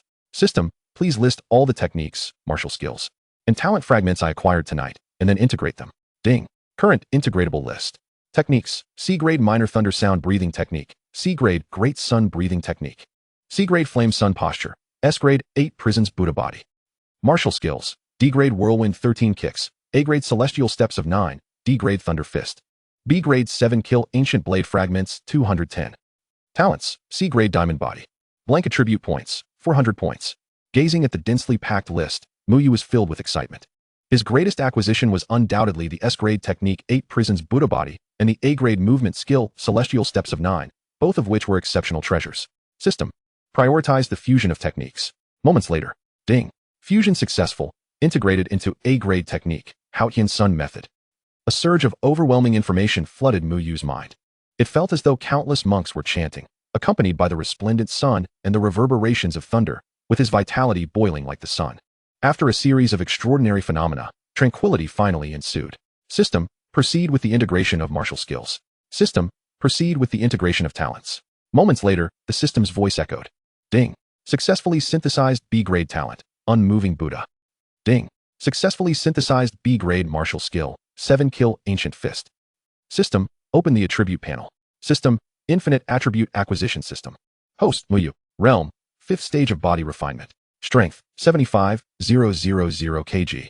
Vitality, 2,400 cards, chaotic vitality. Talent, chaotic martial bone, SSS grade. Deceiving the gods, B grade. Unmoving Buddha, B grade. Supreme Immortal Bone fragment, E grade. Martial arts technique, Chaos Immortal Sutra, SSS grade. 8 Hells Buddha body, S grade. Haotian Sun Law, A grade. Martial skills, Purple Catastrophe Thunder Finger, A grade. Wandering Dragon, A grade. 7 Kill Ancient Fist, B grade. Tianqing 9 Steps, A grade. Weapon, Coiling Dragon Spear, D grade. And used attribute points, 400. Meanwhile, atop the Wu Wang Martial Society, within Xia Xianyi's study. Shu Tong, you have returned? Xia Xianyi gently inquired as he gazed at his daughter entering the room. Dad. Xia Shu Tong nodded, her face alight with joy. Xia Xianyi casually asked. Shu Tong, today an intriguing young man visited the society, named Mu Yu, a student from your class 10. Do you know him? A flicker of surprise crossed Xia Shu Tong's eyes. Mu Yu? Yes, I know him. He excels in the humanities, quite handsome, but his strength seems rather lacking. Rather lacking, you say? What leads you to that conclusion? Xia Xianyi's interest was piqued. His strength appears quite feeble. I heard he ranks at the bottom of the class, with a talent assessment of E grade. Dad, why do you ask about him? Xia Xianyi succinctly recounted the events that transpired on the 5th floor that evening. The more Xia Shu Tong listened, the more astonished she became. Could it be that he is feigning weakness to ensnare the unsuspecting? She furrowed her brow slightly. Dad, what about Xianyuan Go? Xia Xianyi's expression remained calm, yet resolute. The frivolous words of the past hold no weight. Your marriage shall be your own decision. My precious daughter, as long as you find happiness. Xia Shu Tong exhaled in relief. Thank you, Dad, love you moi. Haha, my dear daughter, Mu Yu is quite interesting. Pay him some attention at school, but do not force a connection. Young people have their own fates. I understand, Dad. In a luxurious hotel suite in Yang City, Xianyuan Ge sipped red wine, his countenance darkening. Young master, we have uncovered information regarding Mu Yu. He is a senior at Summer City's class 10, with only an E-grade talent assessment. Additionally, there is another student, Bai Xian, who seems to share a close relationship with Miss Xia. Bai Xian and Mu Yu. A glimmer of cold malice flickered in Xianyuan Ji's eyes. The following day, Mu Yu emerged from the bathroom, invigorated. He had spent the night honing his martial skills. The SSS grade talent was indeed remarkable, with extraordinary comprehension allowing for rapid learning. Several martial skills were now at his fingertips. Phew. I must conserve my unused attribute points for a crucial moment. They are currently too scarce. Upon returning to school, Mu Yu eagerly stood at the entrance, collecting. Having broken through to the 5th stage of body refinement, the bubbles his classmates could provide were dwindling. Yet even the smallest morsel was still a morsel. He was impoverished and could not afford any waste. Before long, Qing Di arrived, appearing fatigued, likely having indulged in a late-night escapade. Mu Yu reproached him. You should exercise some restraint. Qing Di grinned mischievously. You go, I assure you, I did not engage in any misconduct. I was studying late into the night. Mu Yu glanced at Su Jianlu beside him. The girl had arrived early, quietly engrossed in her book. Recalling his slip of the tongue from yesterday, he decided some matters were better left unexplained. Ding ling ling. Jiba entered the classroom, cheerfully announcing, Classmates, I have splendid news. One of your senior sisters has been accepted into one of the prestigious immortal academies and will be coming to hold a motivational assembly in a few days. You all must learn from her. The classroom erupted into a cacophony. To them, the immortal academies were a chasm. In this world, they represented the pinnacle of strength. Before embarking on the martial path, they believed it to be an easy journey, only to discover its arduous nature once they truly engaged. Muyu clenched his fists. I shall set a modest goal, to enter an immortal academy. Time swiftly passed to the afternoon after school. Muyu refrained from disturbing by Xian today. Excess could be detrimental. He must proceed with caution. At the school gate, he pulled out a flashy comic book titled The Path to Godhood, discreetly slipping it into Qing Di's hands. Examine it closely, read it earnestly. Qing Di paused, staring at the cover, before his expression transformed into one of sheer excitement. He abruptly looked up at Muyu, his eyes reflecting shock, realization, and a hint of inexplicable emotion. Feeling uncomfortable under Qing Di's gaze, Muyu was about to speak when Qing Di earnestly nodded and declared, "Yugo, I understand." "Understand what?" Muyu replied, perplexed. Later that night, after tidying up, Muyu planned to return to the Wu Wang Martial Society to continue his efforts. It was currently his best spot for collecting resources. Suddenly, Qing Di called him. As soon as the call connected, Qing Di's voice came through, dripping with emotion. "Yugo, thank you. Thank you for awakening me in this manner." Qing Di's tone was filled with gratitude. "I've read that book, and now I comprehend. True brotherhood transcends gender. I was narrow-minded before, but from now on, I shall strive to understand you." Muyu felt his scalp tingle, nearly tossing the phone away. "What the heck? That was a serious comic. Qing Di, have you lost your mind? That book is legitimate. I am attracted to women, the curvaceous type. Yugo, no need to explain. I get it. Rest assured, I shall keep your secret. I will always support you, brother." Muyu, holding the phone, felt utterly chaotic. What on earth? He wished he could rush to Qing Di's house and give him a sound thrashing. In the next moment, Qing Di's tone shifted to one of seriousness. "Yugo, thank you for your martial arts techniques. I have noted them down. In life, I am yours. In death, I am your ghost." Muyu paused, then chuckled. "Get lost. Who wants you as a ghost? I'm hanging up to train." He laughed while ending the call, a smile involuntarily gracing his lips. Qing Di was indeed his good brother. Chapter 12, The Sixth Stage of Body Refinement. By Xian's jealousy. Not long after, Muyu arrived at the Wu Wang Martial Society. Ready to commence his collection efforts for the night. Navigating the familiar terrain, he began his cleaning duties. On the second floor, he noticed that most faces were the same, with the ground still thickly littered with chi blood. Ding. Host collected 1 chi blood card. Ding. Host collected 11 chi blood cards. Ding. Host collected 10 and used attribute points. Ding. It appeared that the collection process followed a pattern. Initial collections were more likely to yield talents, techniques, or martial skills, while subsequent collections leaned towards chi blood. However, each type held its significance for him. Suddenly, an idea struck him. There were numerous martial societies in Summer City. If he were to visit them all over the weekend, perhaps he could break through to the extraordinary realm. The more he pondered, the more feasible it seemed. This collection ability was simply extraordinary. However, today he noticed that the martial artist training were looking at him differently.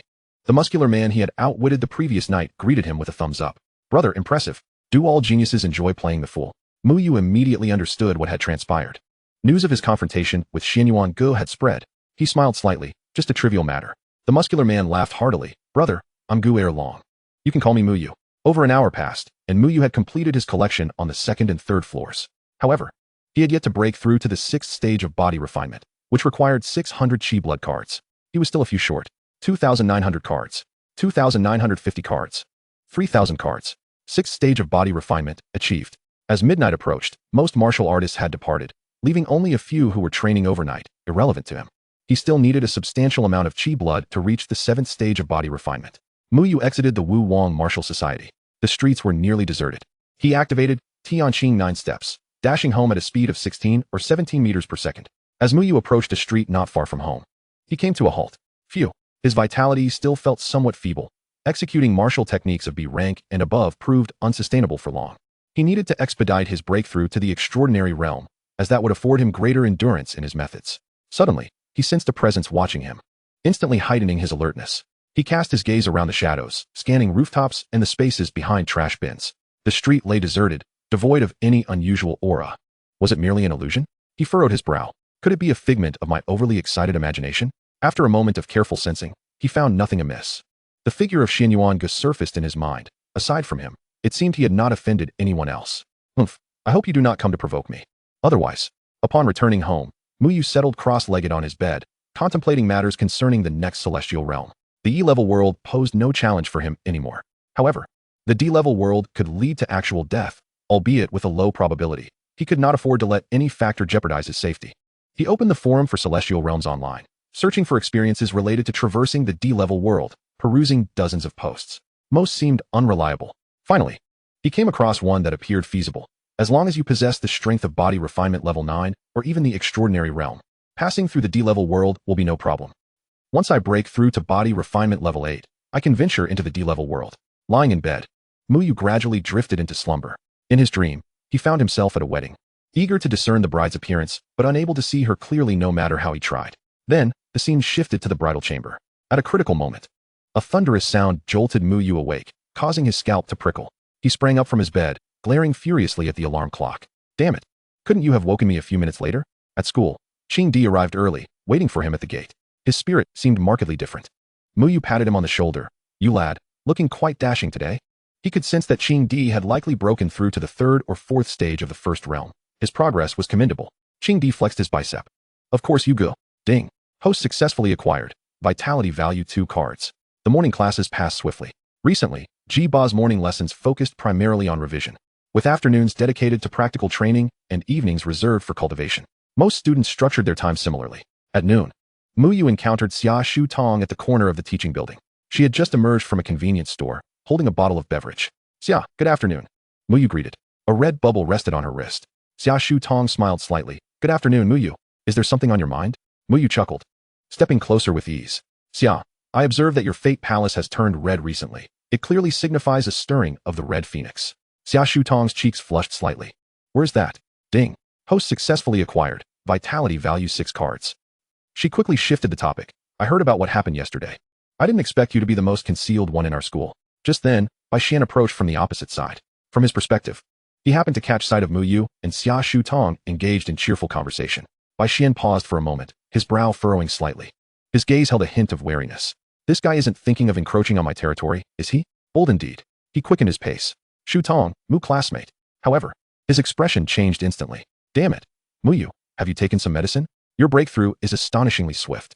Muyu smiled faintly. This was exactly the reaction he desired. Bai, you're not doing too poorly yourself. He discerned that Bai Xian was likely around body refinement level 5. Xia Shu Tong nodded at Muyu, then departed with Bai Xian.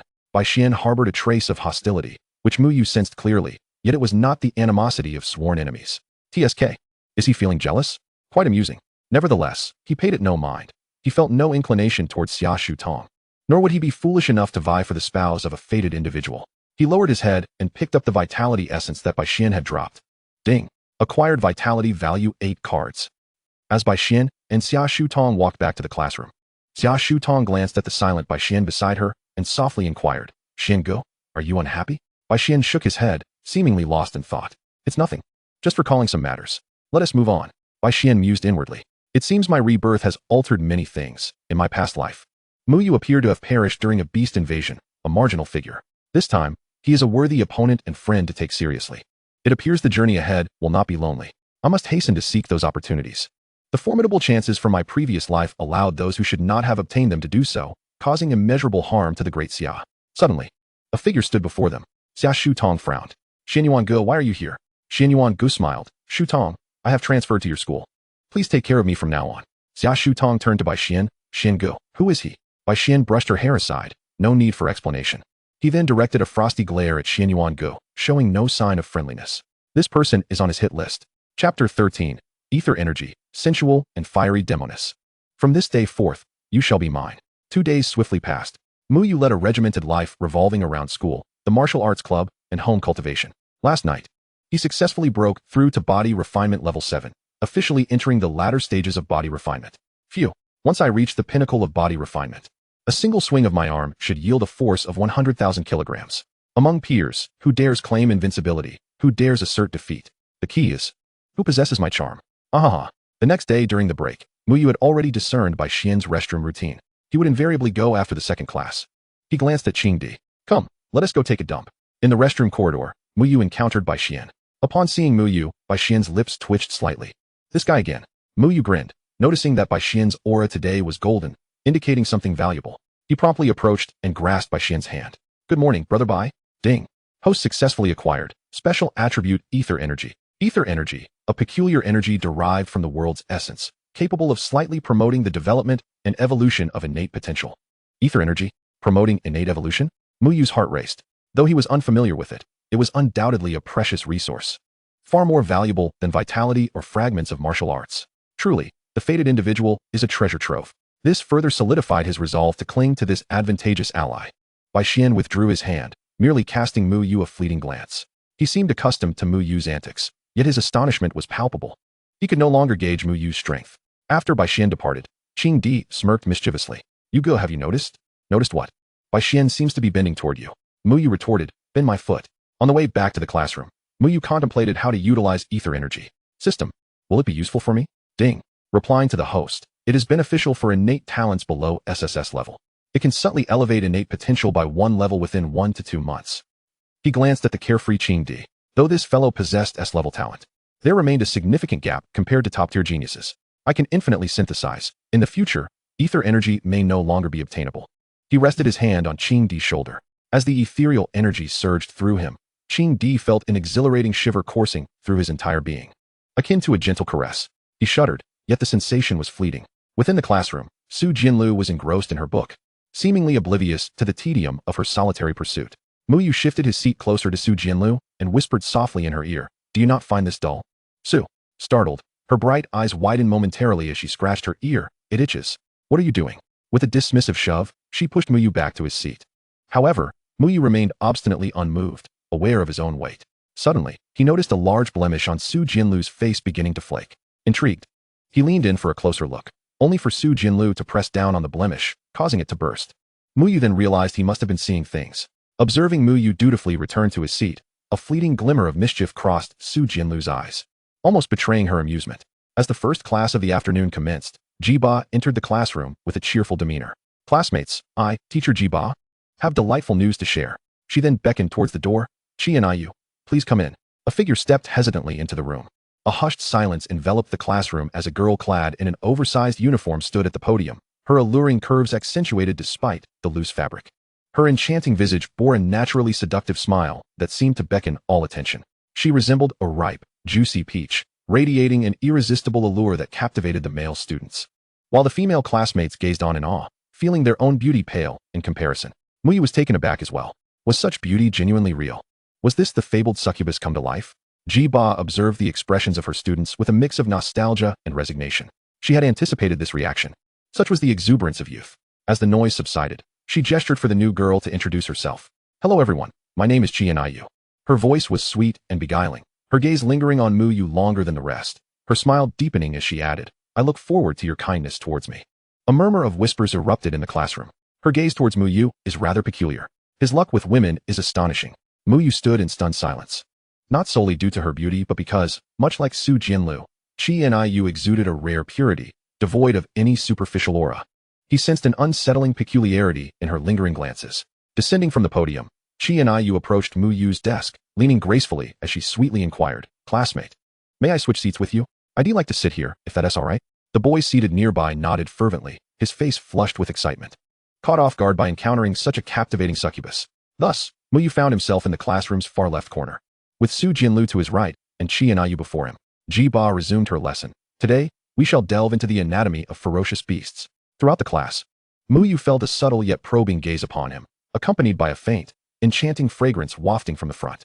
It was distinctly different from Su Jianlu's innocent scent, imbued with a captivating allure. As the bell rang to signal the end of class, Qi and Iu turned to Mu Yu, resting her elbow on his desk and propping her chin in her hand, smiling brightly. "What is your name? You are rather handsome." All eyes in the classroom instantly converged upon Mu Yu, who felt a twitch at the corner of his mouth. "Hello, Qi and Iu, I am Mu Yu. Let us not be so formal." She leaned in closer, her breath fragrant like orchids. "I feel we share a special connection." In the far corner, Qing Di watched in astonishment, exchanging knowing glances with Mu Yu, while Su Jianlu remained absorbed in her book, her fingers pausing momentarily as if she sensed the shift in the atmosphere. Feeling increasingly uneasy under Qi and Iu's gaze, Mu Yu attempted to pivot the conversation. "Which school did you transfer from?" "A rather distant place," she replied, her eyes sparkling mischievously. "But what truly matters is," she elongated her syllables, ensuring her voice was audible to those nearby, "I hereby declare that you, Mu Yu, are officially mine. I have taken a liking to you, Mu Yu." The entire class. Qing Di nearly spat out his drink, while Su Jianlu ceased her page-turning, unfazed by Mu Yu's bewilderment. Qi and Iu delicately lifted his chin with her slender finger, leaving behind a knowing smile before sauntering away, presumably to the restroom. leaving behind a stunned silence and a perplexed Muyu. What on earth? Muyu's mind raced, grappling with the absurdity of the situation. Was this some kind of heavenly intervention or merely a whimsical stroke of fate? He instinctively glanced at Su Jianlu, who was watching him with an unsettling calmness that belied an undercurrent of chill.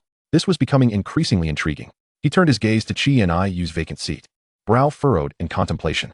He could hardly fathom that he possessed the charm to inspire such immediate infatuation. Suddenly, a thought crept into his mind. Could it be that she is merely toying with me? Indeed, it seemed that even young men ought to guard themselves against such caprices. Chapter 14. The Blood-Red Tavern of the Second World. Dingling. The bell for the final practical class of the day rang, and Muyu felt a wave of relief wash over him. The new girl, Qi and Yu, was simply too fervent, her enthusiasm overwhelming. Qi and Yu stretched her neck, lamenting the swift passage of time, and gazed at Muyu with doe-like eyes. I've added you on my contacts. I can video call you tonight. Muyu shivered at the thought, hastily making his way outside, as Qi and Yu erupted into laughter behind him. Su Jianlu muttered under her breath, Vixen. This fool can't even distinguish between genuine affection and mere pretense. She's ensnared him effortlessly. Outside, Muyu treated himself to a hearty meal of pig trotters, the kind laden with meat, before heading straight to the Wuwang Martial Arts Society. Upon entering, he greeted the receptionist. Dan, you look more beautiful than ever. Through their recent interactions, he had learned her name, Zhao Luden. Ascending to the second floor, Muyu sensed an unusual atmosphere. Many martial artists were not as absorbed in their training as usual, but rather gathered around the free combat area. Curious, he edged closer and peered through the crowd, spotting two figures, Bai Xian and Xianyuan Gu. Xianyuan Gu addressed the composed Bai Xian. I've heard tales of your prowess at number 10 high. How about we spar today? On the top floor, Xia Xian Yi and Xia Shu Tong watched the unfolding scene through the surveillance monitor. Xia Xian Yi's gaze remained steady, keen to observe the young man his daughter seemed particularly fond of. Given his position, he was well aware of matters concerning his daughter. Noticing his daughter's calm demeanor, he was somewhat taken aback. Aren't you worried? Worried about what? She replied, worried that Xianyuan Gu will be soundly defeated? Xia Xian Yi. Bai Xian's lips curled into a slight smile. If you wish to fight, then let us do so. Upon seeing this, Xianyuan Gu unleashed a sudden surge of energy, his blood vitality erupting as he expertly executed the 9 steps of the heavenly ascension.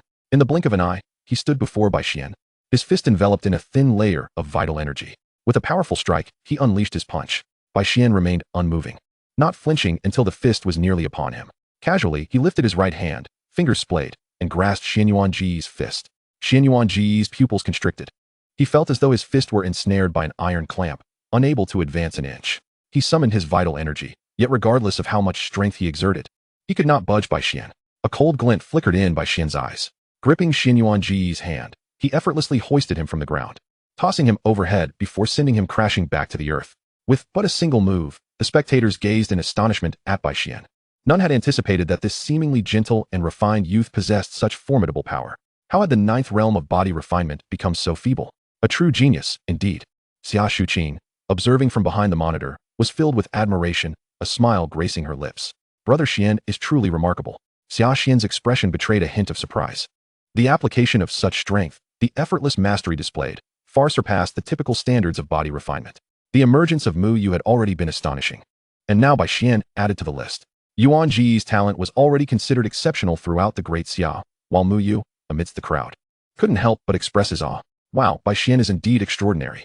The child of fortune is truly impressive. As Xianyuan Gu rose from the ground, still intent on continuing the fight, Xia Xian intervened, halting him. Beside him, Xia Shuqing exchanged meaningful glances with Bai Xian. This minor commotion quickly subsided, and Bai Xian retreated to a training area to commence his regimen. Spotting Mu Yu, he felt a twitch at the corner of his mouth, wishing to distance himself from him. Beep. Host successfully collected, vital energy 10 cards. Beep. Host successfully collected, vital energy 3 cards. Mu Yu made playful faces at Bai Xian, embarking on his collection endeavor for the evening. For hours slipped by in an instant. As Bai Xian rose to leave, Mu Yu promptly approached, wiping the sweat from his brow while also managing to collect some attribute bubbles. Observing Bai Xian's somewhat hurried demeanor, he chuckled. He truly is a good person. It seems he still requires 2 days to reach the 8th realm of body refinement. Upon returning home, Mu Yu took a shower before checking his GZ smartwatch. He found a staggering 99 messages from Qi and Yu and, upon opening them, felt no inclination to respond. Subsequently, he sent a message to Zhao Luden. Sister Dan, I need to enter the myriad realms for the next week, so I may not be able to come. Zhao Luden's reply came swiftly. Dear brother, feel free to go. I will make arrangements for you. Next, he sent a message to his homeroom teacher. Ji Ba. Teacher Ji, I am preparing to enter the myriad realms and will not attend classes for the next week. The response arrived promptly. Received. Act according to your abilities, safety first. Taking a deep breath, Muyu centered himself, restoring his optimal state. As the clock struck 12, he silently recited. Enter the myriad realms. A familiar white light enveloped him, and after a moment of mild disorientation, he found himself within the vast space of the realms. Unlike his initial entry, which had been complex, akin to registering his identity in the myriad realms, this second entry was seamless, as he now possessed an established identity. A familiar voice resonated in his mind. Player, the first scoundrel of the myriad realms, greetings. You are now entering for the second time. With permissions for E and D level worlds unlocked. Would you like to enter a D level world? I wish to enter the D level world. Player, you have been assigned to the D level world. You will enter in 10 minutes. May you successfully complete your tasks. As he waited, Muyu perused the world rankings. He remained at the top of the E level with a perfect evaluation, now shared by several others. However, the lack of any entries in the D level world surprised him. Logically, strong players should not avoid it. Just as he pondered this, the voice returned. Player, to prevent powerful beings from wreaking havoc on lower level worlds, E and D level worlds are protected for novice players only. Players from C level and above are barred from entering lower worlds. Muyu quickly grasped the implications. Players from C level cannot access E and D levels, while those with B level access cannot enter C level worlds. Thus, it made sense that no one had yet achieved a perfect evaluation in the D level world. He still had a chance. As the 10 minutes elapsed, Muyu's figure vanished from the myriad space. The moment, he felt solid ground beneath his feet. He opened his eyes to a chill, damp atmosphere, tinged with the scents of mildew, cheap alcohol, and a faint whiff of blood. He found himself standing in a dim, narrow corridor, with creaking old floorboards beneath him and walls adorned with peeling dark red wallpaper, stained in various hues. Before him loomed a tavern, its lighting a muted yellow. The notification from the myriad realms echoed in his mind. Player, the first scoundrel of the myriad realms. World type, strange tales, rule-based. World level, D. Identity assignment. You are a traveler who has mistakenly wandered into the blood-red tavern. Main mission, survive for 3 days within the tavern and uncover the true identity of the tavern's owner. Task duration, 72 hours. Task rewards, based on completion and rating. Warning, strictly adhere to the tavern's rules. Death here means true death. The D-level world. A realm of rules and strange tales. Muyu inhaled deeply, realizing he had entered a world he had enjoyed in his past life, filled with bizarre regulations. He pushed open the door to the blood-red tavern, where ancient heavy metal music resonated. A scene of indulgence unfolded before him, with men and women dancing passionately on stage. Their features a blend of East and West. No one paid him any mind. The receptionist, with a somewhat stiff smile and a typical Western visage, greeted him. Welcome, sir. She pointed to a yellowed and tattered parchment at the front desk, upon which several lines were hastily scrawled. Blood-red tavern check-in instructions. 1.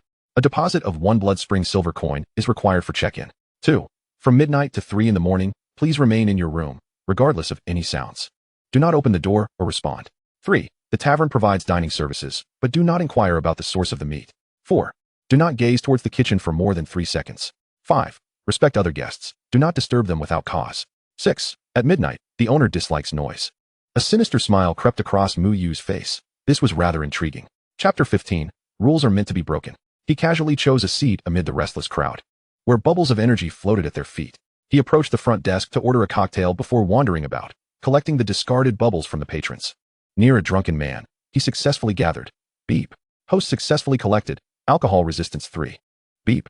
Host successfully collected. Cocktail crafting experience 5. Continuing to accumulate bubbles. He secured a dozen or so, mostly trivial attributes, none even related to life force. Frowning, he thought, this seems inconsistent with a D-level world. As he critiqued the situation, he discreetly collected every accessible bubble. Had he not feared missing out on something extraordinary, he might have given up on collecting altogether. Beep. Host has successfully acquired 30 experience points in marksmanship. Muyu gazed curiously at the figure from whom the bubble had fallen, a man clad in the attire of a Western cowboy reminiscent of films from a bygone era. He wore 2 revolvers at his waist. Upon sensing Muyu's gaze, the man turned around and flashed a grin. Eastern friend, care for a drink? Muyu recalled the 5th rule of the tavern. Do not disturb the patrons indiscriminately. What would happen if he disregarded the rules? A smirk played at the corners of his mouth. I don't drink. The atmosphere instantly became tense.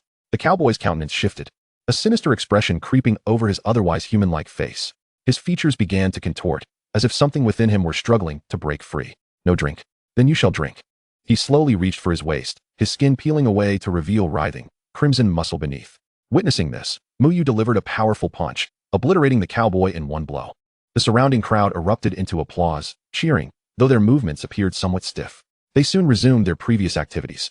Beep. The host has acquired a special memory. A rush of memories flooded Mu-Yu's mind, fragments of the cowboy's past. His name was William, a sharpshooter in his small town. Renowned for his remarkable marksmanship, he had ventured into the Blood Tavern several years prior. The subsequent memories were shrouded in darkness. Mu-Yu glanced once more at the 6 rules inscribed on the parchment at the front desk, a rebellious smile curling his lips. Abiding by the rules? How utterly mundane. Having already violated the 5th rule, it seemed that with his prowess in this D-grade world, aside from being cautious of the tavern's owner, he should face no issues. Mu-Yu picked up the silver coins dropped by the cowboy and approached the front desk. Rule 1. A blood spring silver coin is required as a deposit for lodging. He addressed the impeccably smiling Western attendant. I would like a room. The attendant extended his hand. Sir, the lodging fee is 1 blood spring silver coin. Mu-Yu shrugged. I have none. The attendant's smile remained unchanged. I'm terribly sorry, sir, but without a silver coin, we cannot proceed with your lodging. Mu-Yu leaned closer, lowering his voice, yet maintaining a teasing expression. Do I look like a wealthy man to you? Either make an exception, or I shall create a commotion in this hall. I've heard your boss dislikes disturbances. The attendant's smile faltered for a moment, his murky eyes fixating on Mu-Yu for several seconds. Then, he silently handed over a brass key. Sir, room 207, on the 2nd floor. Clearly, Mu-Yu's unconventional approach had thrown him off balance. He waited, choosing not to ascend immediately, pondering what consequences might arise from breaking the rules. After a few minutes of waiting without any apparent repercussions, Mu-Yu strode towards the 2nd floor and entered room 207. The room was rather ordinary, containing only a bed. As he reclined upon it, he suddenly sensed an eerie stillness enveloping him, and grotesque, writhing tendrils began to emerge from beneath the bed. The deceased cowboy materialized above him, his flesh hanging in tatters. Muscles liquefied, connected only by a thin strand of sinew. His eyeballs drooped ominously. Damn! Mu-Yu was startled, the chaos indestructible scripture activating instinctively. His chaotic vitality surging forth as he sprang from the bed. Seizing the cowboy, he delivered another explosive punch. It's your fault for being ugly and trying to frighten me. Suddenly, the previously dim sky outside darkened swiftly. The ancient clock on the wall struck midnight. The moment the hour hand aligned, deafening heavy metal music abruptly ceased. All the revelers froze mid-motion, their gazes vacant as they returned to their rooms like marionettes. The hall fell into an eerie silence, save for the flickering flame of an oil lamp. The corridor outside the room plunged into darkness. Rising from the bed, Mu-Yu stretched lazily and exited the room, humming a dissonant tune as he meandered through the darkened corridor. He had already breached the 2nd rule. Abruptly, he noticed a room, room 218, where all others were silent. Yet a faint light flickered within. He stepped inside to discover a stunningly beautiful woman asleep. Mu-Yu quietly shut the door behind him. He then descended the stairs, where the attendant was arranging beverages. Bring me some wine and meat. The attendant maintained his smile, presenting Mu-Yu with a bottle of rum and a plate of steak. The sizzling meat emanated a mouth-watering aroma. How was this meat sourced? Mu-Yu inquired with a grin. The attendant's smile stiffened, the tavern's temperature dropping several degrees. Sir, please don't jest. It's merely ordinary steak. The attendant's voice grew hoarse. Who's joking? I want to know what kind of meat it is. Human flesh, perhaps? The attendant's expression turned rigid once more, remaining silent as he resumed his duties. The 3rd rule had also been violated. Curiosity piqued. Mu-Yu decided he might as well break a few more rules. He headed toward the kitchen. Rule 4. Do not gaze into the kitchen for more than 3 seconds. Not only did he intend to gaze, but he also planned to investigate further. Pushing aside the kitchen curtain, Mu-Yu's gaze sharpened as he beheld a grotesque sight composed of writhing flesh and organs. Ugh! Even Mu-Yu's nerves recoiled at the sight, yet simultaneously, a powerful mental assault sought to invade his consciousness. At that moment, the chaos martial bones began to resonate, and the chaos indestructible scripture activated. A thunderous crack echoed in his mind, instantly shattering the mental onslaught. Mu-Yu let out a cold chuckle. He then returned to the hall, drew his dragon coiling gun, and with a single arm, swung with a force of 80,000 kg. The gun discharged, embedding itself into the ground. Bang! The deafening sound roused the previously slumbering patrons. Yet, an inexplicable force soon lulled them back into slumber, plunging the space into silence once more. Mu-Yu understood that this was the power of the tavern's owner. By now, he had transgressed all the rules. It seemed inevitable that the owner would soon intervene. He continued to fire, wreaking havoc upon the tavern's furnishings. Moments later, a creaking sound echoed through the silence. Mu-Yu turned to see a heavy, dragging sound emerging from the kitchen. A towering, corpulent figure clad in a blood-stained butcher's apron and wielding a massive cleaver slowly emerged. It bore no face, only a gaping maw lined with sharp teeth, gripping a cleaver meant for chopping meat. Simultaneously, another figure inexplicably appeared in the hall, a woman cradling a tattered rag doll, murmuring to herself. She gently patted the doll, as if soothing a crying child. Her eyes were devoid of whites. The drunken Uncle Mu-Yu had first encountered crawled forth like a twisted hound. 3 pairs of eyes fixated on Mu-Yu. The doll in the woman's arms suddenly opened its wide mouth and lunged at him. Muyu smirked. These bizarre creatures were at most of the 4th or 5th stage of body tempering. He unleashed a punch, obliterating the doll. The woman emitted a piercing shriek, her form twisting grotesquely as she lunged at him with clawed hands. The butcher swung his knife, and the hound-like figure bared its fangs, all charging at Muyu. The dragon coiling gun in his hand shimmered with radiant golden patterns and subtle arcs of electricity as chaotic vitality erupted. Wandering Dragon. Chapter 16. The tavern owner's wife falls madly in love. If one child won't do, then let us have 8. Muyu roared, aiming the dragon coiling gun precisely at the woman's gnarled claws.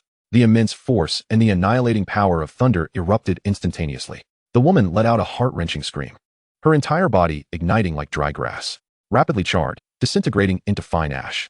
Immediately, Muyu's arm bulged with veins as he executed a sweeping motion with his coiling dragon spear. Bang! The butcher's cleaver was cleaved open, iron shards splattering into his flesh.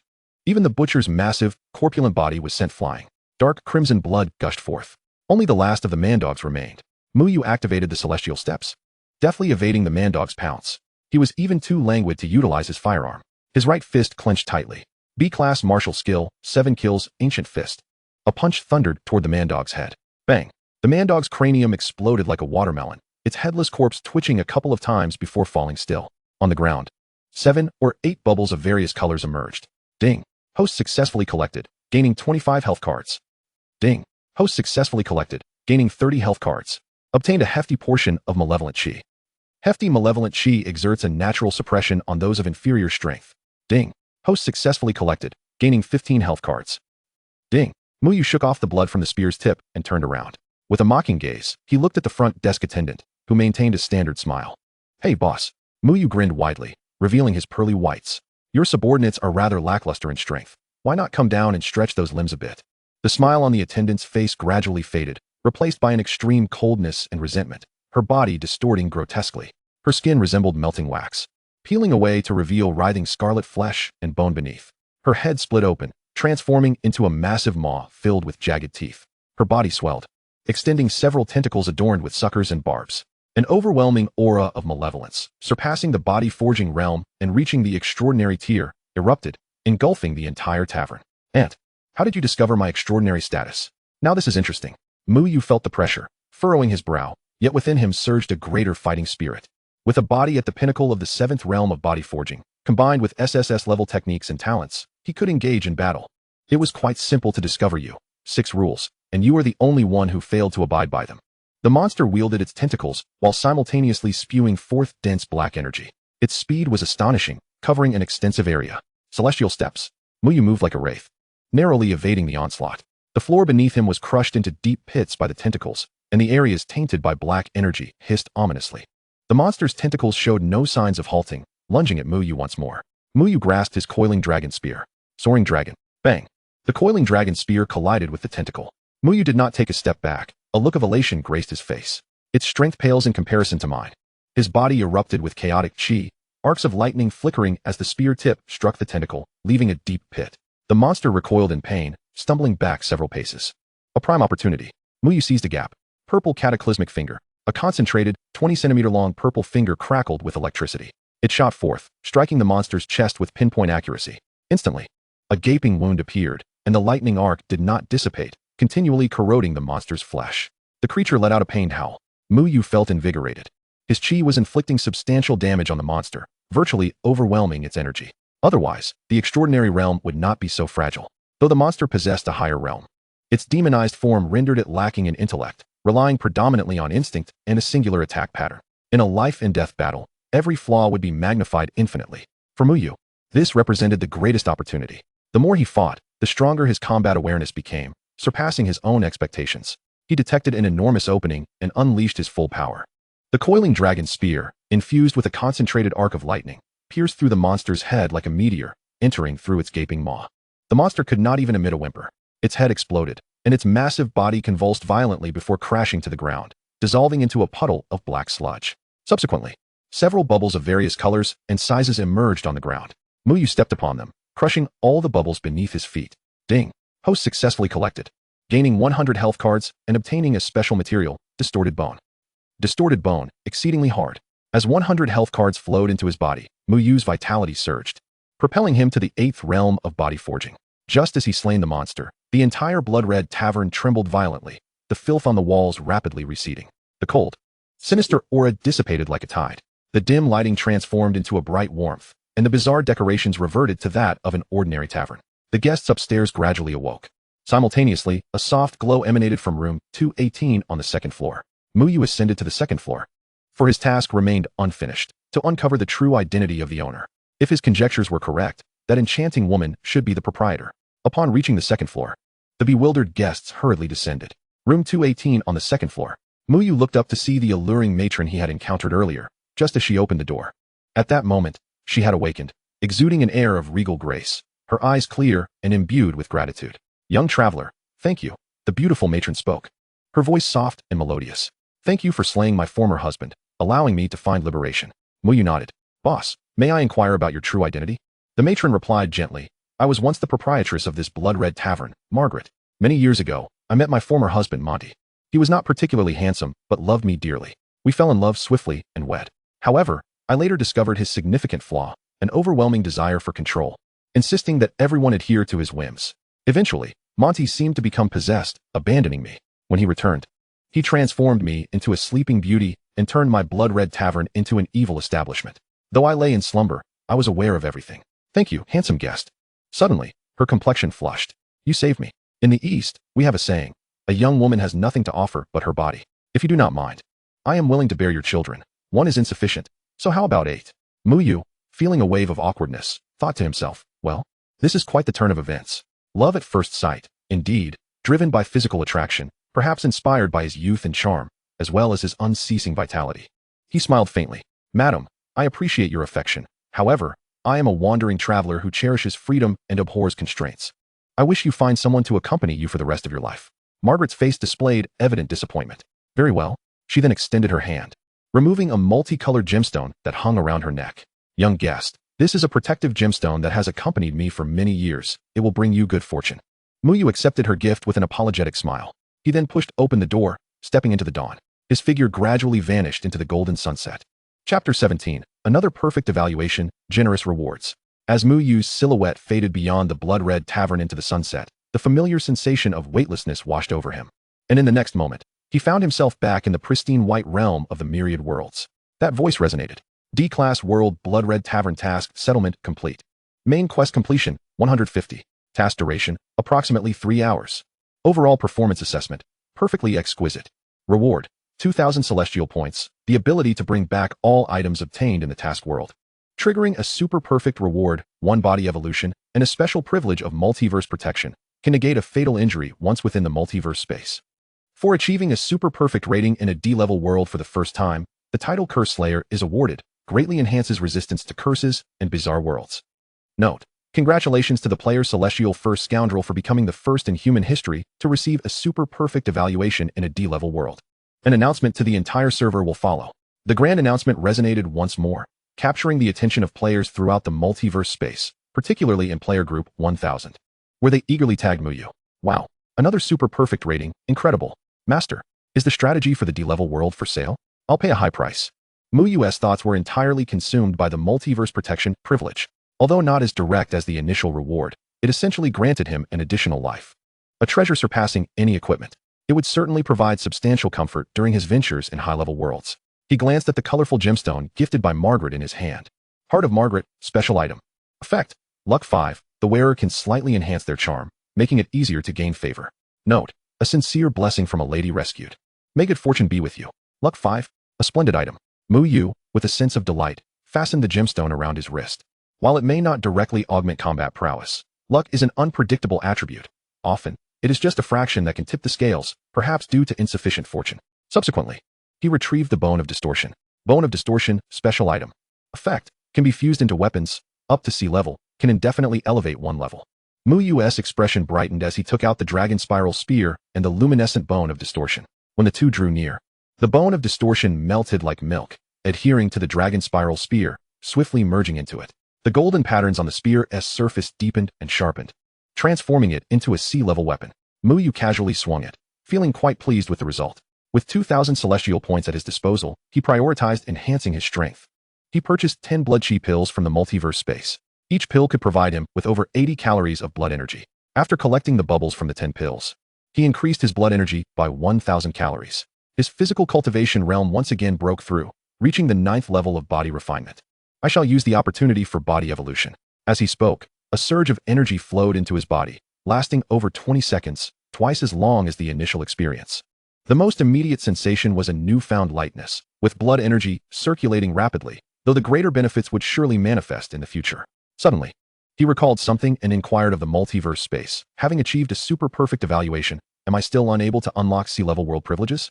After a brief pause, a voice responded, at least 2 super-perfect evaluations are required. Returning to his thoughts, he willed himself back. A flash of white light engulfing him as Muyu found himself in his modest abode. It was merely 4 or 5 in the morning. The sky still cloaked in gray. The passage of time in the multiverse space was akin to that of the Blue Star world, but home felt so much more reassuring. Stretching his limbs, he reveled in the surging power of his 9th level of body refinement, his spirits soaring. An elevation in strength was truly exhilarating. Habitually, he opened the system panel to examine the specific changes in his attributes. System, Infinite Attribute Acquisition System. Host, Muyu. Realm, 9th level of body refinement. Strength, 95,000 kg. Blood energy, 5,400 calories. Chaotic blood energy. Talent, Chaotic Martial Bone, SSS level. Deceiving God, B level. Unmoving Buddha, B level. Supreme Immortal Bone Remnant, E level. Techniques, Chaotic Immortal Sutra, SSS level. 8 Hells Buddha Body, S level. Hao Yin Yang Method, A level. Martial skills, Purple Catastrophe Thunder Finger, A level. Soaring Dragon, A level. 7 Kill Ancient Fist, B level. Celestial Ascend 9 Steps, A level. Weapon, Dragon Spiral Spear, C level. Blank attribute points, 600. Special privilege of multiverse protection is limited to the multiverse space. Gazing at his attribute panel, Muyu felt quite satisfied. Oh, the true limit of body refinement lies at the 10th level. I am not far from that pinnacle. Once I break through to the extraordinary, I shall endeavor to tackle the tasks of the sea-level world. He then made his way to the bathroom, indulging in a refreshing shower. Hours passed, and the dawn began to illuminate the sky, the rosy hues of the sunrise appearing. Around 6 o'clock, Muyu rose from his bed. At that moment, his smart wristwatch chimed incessantly. Upon checking, he found messages from Qi and Iu and Su Jianlu. Among them, Qi and Iu's message was marked with 99. Qi and Iu, are you awake? Qi and Iu, I have a surprise to tell you. I've moved. Guess where I've relocated? Smirking.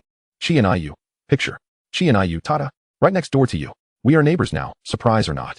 Upon opening the picture, Muyu was stunned to see the corridor of the old residential building in which he lived, situated directly opposite his own home. Muyu. He nearly choked on his own breath. What was happening? Qi and Iu had moved in next door? He opened his door to discover that the door across from his had been completely renovated, looking brand new. A shiver ran down his spine. This girl was excessively enthusiastic. Her intentions unclear, and now she had become his neighbor. Would he ever find peace?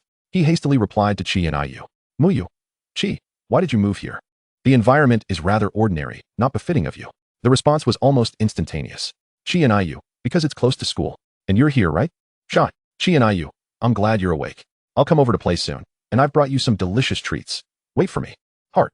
Muyu looked at his smart wristwatch, his lips twitching. Am I being attached to? Could it be that my elusive charm has transformed into a teenage girl-less obsession?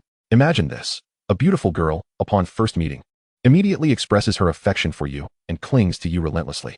Most men would undoubtedly take the bait, eager for a taste. Yet he was destined to become a god. How could he be so easily deceived? Though he outwardly scoffed, he remained vigilant inwardly. Like Su Jianlu, Qi and Iu exhibited no bubbles, and her behavior was exceedingly peculiar. Oh well, what is meant to be will be. Muyu sat up, thinking it was precisely within his line of sight, which would facilitate his observation of her true intentions. He then clicked on Su Jianlu's message, where she had sent him a photo, a screenshot of a news article. It has been reported that an unknown evil force frequently disguises itself as a beauty, luring unsuspecting young men, draining them, feasting upon their flesh, and drinking their blood. If a solitary man discovers a pie falling from the sky, he must promptly contact the town marshal office. Remember, a pie will never fall from the sky. Whether it's love at first sight or... Muyu paused, surprised to find such news. He immediately searched online, and, lo and behold, it was indeed a recent report. Could it be that Qi and Iu is the witch mentioned in the article? Am I being targeted? He quickly sent a message to Su Jianlu. Thank you, Su. Just then, a light knock echoed from outside, accompanied by Qi and Iu's sultry voice. Muyu, are you home? I'm here to see you. Open the door quickly. Muyu let out a sigh, composed himself, and made his way towards the door. Chapter 18, The Allure of Pink. Just as he was about to open the door, Muyu took a deep breath. Outside stood Qi and Iu, radiantly vibrant. She was not clad in her school uniform, but rather adorned in a perfectly fitting lace nightgown that accentuated her stunning curves, holding a plate of buns in her hands.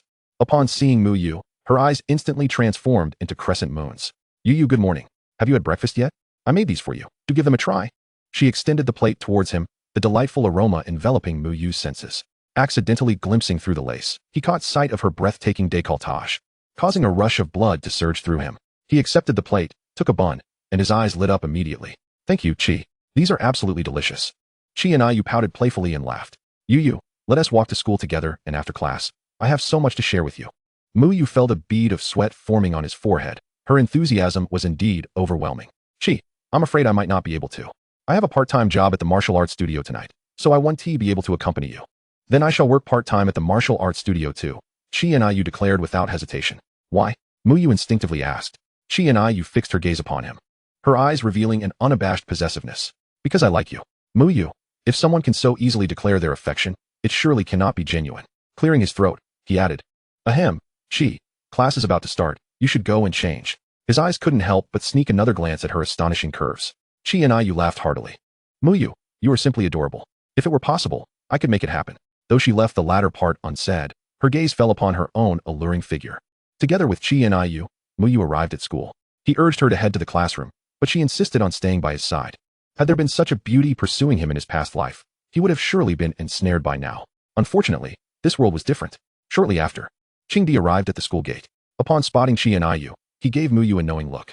Ignoring his insufferable expression, Muyu began his routine of collecting energy. However, after a few minutes of gathering, he found himself somewhat dissatisfied, as his cultivation reached the 9th realm of body refinement. The energy he could gather from his classmates had noticeably diminished. 01 card, 02 card. Ding ding ding. Jiba entered the classroom with a solemn expression. Classmates, your senior should be arriving at our school shortly, so be prepared. Additionally, do not forget about venturing into the myriad worlds, especially those from ordinary backgrounds like Yuchi. Let us learn from the first scoundrel of the worlds. As he spoke, his gaze fell upon Muyu, surprise evident on his face. Wasn't he this kid supposed to be off completing the tasks of the myriad realms? Has he not left yet? Upon mentioning the first scoundrel of the worlds, the classmates erupted into chatter. Listening to their praise, Muyu felt a bit bashful. After class, Muyu leaned in to observe Su Jianlu. Noticing that her blemishes had an oddly endearing quality. I really want to squeeze them. Su Jianlu turned her head. Did you see the news? Muyu nodded. I did, but with my looks, I might truly attract attention. Seeing Muyu stroking his chin in thought, a look of fear on his face, Su Jianlu rolled her eyes. Meanwhile, Chi and Yu approached Muyu and stood silently beside him, casting a fleeting glance at Su Jianlu. Qingdi attempted to interject, but found no suitable opportunity. Time swiftly passed to 11:40 in the evening. Muyu emerged from the Wuwang Martial Arts Society. Phew. I am on the brink of breaking through to the ultimate realm of body refinement. In 4 to 5 days, it should be achievable. He walked alone on his way home, deliberately avoiding taking a taxi for the sake of practicing his Tianqing 9 steps. The night had deepened, streetlights dimmed, and the streets were deserted. Today, he intentionally took a more circuitous route. As he passed by an alleyway, his steps halted. A figure caught his attention, a strikingly beautiful woman dressed in extraordinarily vibrant colors. To put it in the terms of his past life, she was dressed in a dopamine-inducing fashion. Crouching by the roadside, her shoulders trembled slightly, as if she were weeping. Hearing his footsteps, she lifted her head, appearing youthful and strikingly beautiful. Her features rendered particularly pitiful under the warm glow of the streetlight. Ordinarily, Muyu might have lingered a moment longer, but any fool could recognize the danger of a delicate girl alone at such an hour. He recalled the news Su Jianlu had shared and instantly felt a surge of caution. No way could this unfortunate child encounter trouble. Without hesitation, he prepared to approach her. Wu, please help me. The girl called out to him, her voice laced with tears. I'm lost and I twisted my ankle. Could you take me home? Muyu, without a moment's pause, stepped forward, for he had noticed a deep purple energy bubble. Where's your home? He asked nonchalantly, taking her hand and grasping the energy bubble. Ding. Successful energy collection, mental strength 100. In an instant, Muyu felt a clarity wash over his mind, as though something was about to be born. It's just ahead, the girl pointed in a direction. She struggled to stand but was unable, her skirt lifting to reveal a glimpse of her fair thighs and a tantalizing area that invited exploration. Yet, Muyu stood his ground, a gentle smile gracing his face. Little one, it's quite dangerous to be out here alone at this hour. Allow me to call the town defense bureau. They are far more professional. As he spoke, he raised his wrist to operate his intelligent wristwatch. The girl's expression shifted dramatically, her previously pitiful demeanor receding like a tide. In its place emerged an eerie calmness. That gaze made Muyu recall the unsettling feeling of being watched he had experienced that night. Good heavens, so she had long been observing him. He had mistakenly thought it was Chi and Iu. It appeared he had misjudged her.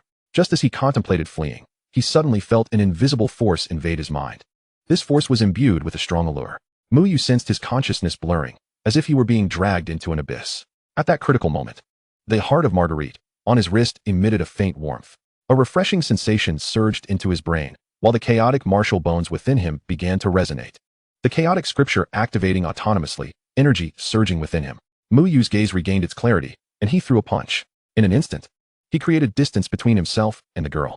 To an outsider, his earlier dizziness and momentary stillness may have seemed fleeting. However, the girl clearly understood what had transpired.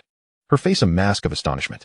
Interesting, I have observed you for so long and finally found a worthy seed. After years of being deemed worthless, your strength has surged in such a short time. Based on your recent performances, I cannot believe your claims of hidden prowess. Muyu furrowed his brows. Who are you? The girl laughed heartily. I am from a great place. Join us, and you shall uncover everything. Muyu realized that this night would not end without conflict. He activated his Tianqing 9 steps and unleashed another punch. The girl reacted swiftly, seemingly nonchalant as she raised her hand in response to his blow. An invisible force crashed down upon him, not physical, but mental. Muyu felt as though he had collided with a wall of alloy. The immense recoil sending him staggering back several steps, his energy surging tumultuously. It seemed her talent lay in the realm of the mind. No wonder she had amassed such a wealth of mental energy. Before Muyu could express his astonishment, the woman's figure swiftly appeared before him, demonstrating a power that had reached the late stage of the extraordinary. I had hoped to lead you to enlightenment and ecstasy, but since you were so obstinate. Her voice took on an authoritative tone, echoing with resonance. Then let me show you the truth of unity through suffering. She made no exaggerated movements, merely gesturing towards Muyu from a distance. In an instant, he felt the air surrounding him thicken and weigh heavily, as if he were sinking into a quagmire, rendering movement exceedingly arduous. Almost immediately, an invisible force began to compress him from all sides, threatening to crush him. His spirit was likewise ensnared. This was the second time he sensed the imminent threat of death. Chaos, grant me your power, Muyu bellowed. Unleashing the full force of his essence from the 9th realm of body refinement, a pale golden aura of chaotic energy surging forth, momentarily freeing him from his constraints. Purple catastrophe lightning finger, heavenly ascendancy steps, wandering dragon. With all his might, Muyu thrust his spear forward, pointing with a finger. The woman appeared somewhat taken aback, countering with a punch. Bang! The tremendous shockwave forced her to stagger back a few steps, while Muyu was propelled dozens of meters before regaining his footing.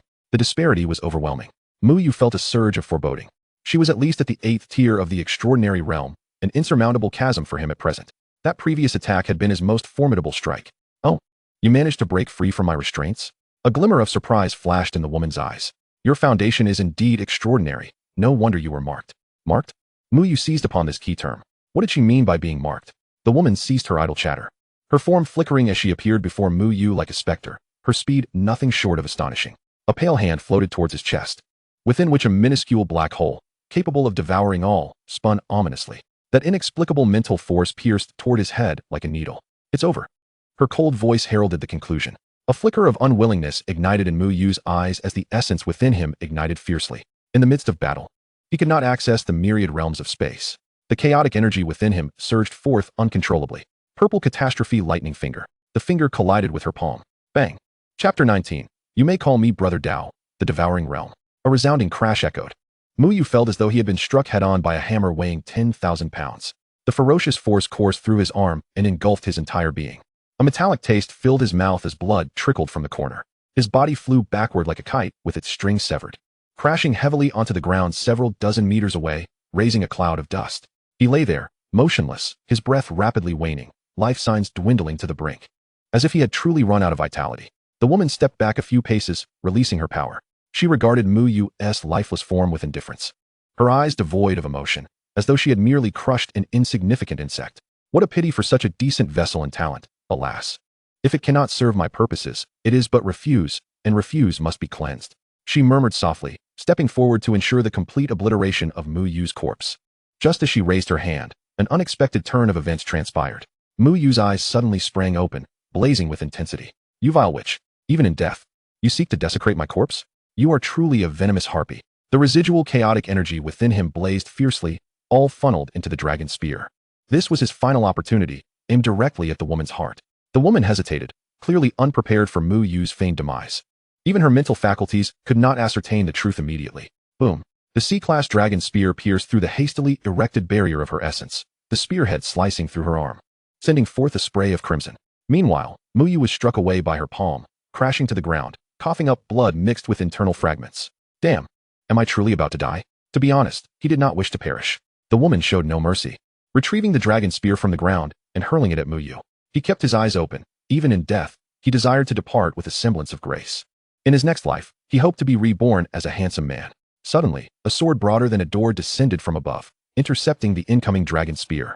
After a shower of sparks, the spear was violently sent flying 100 meters away, embedding itself in the earth.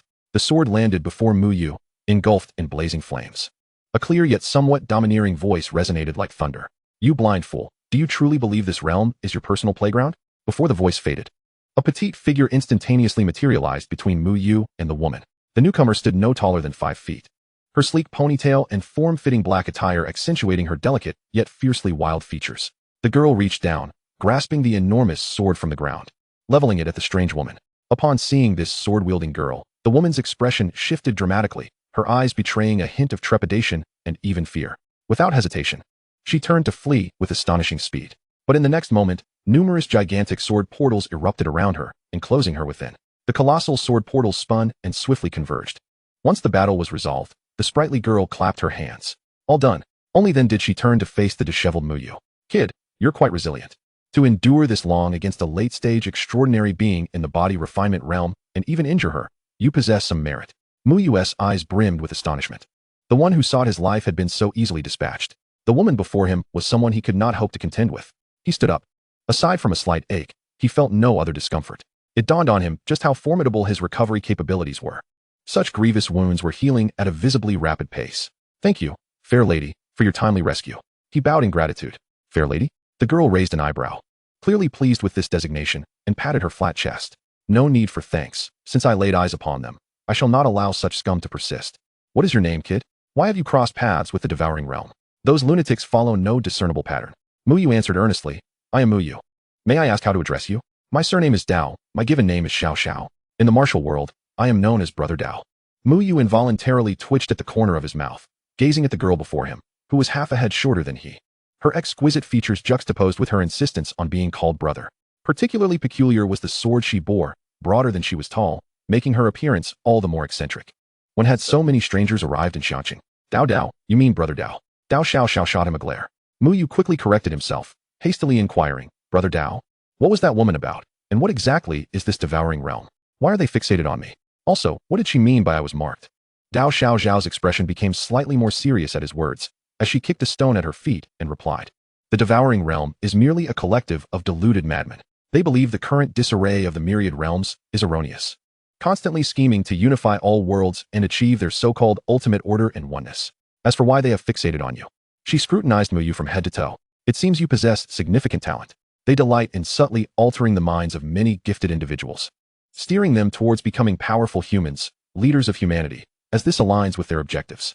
A chill ran down Muyu's spine as he recalled how his strength had surged after acquiring the system, transforming from a worthless being into a genius. Even if he seldom acted, he had drawn their attention. It indicated that his anomalies had long been noted by that group.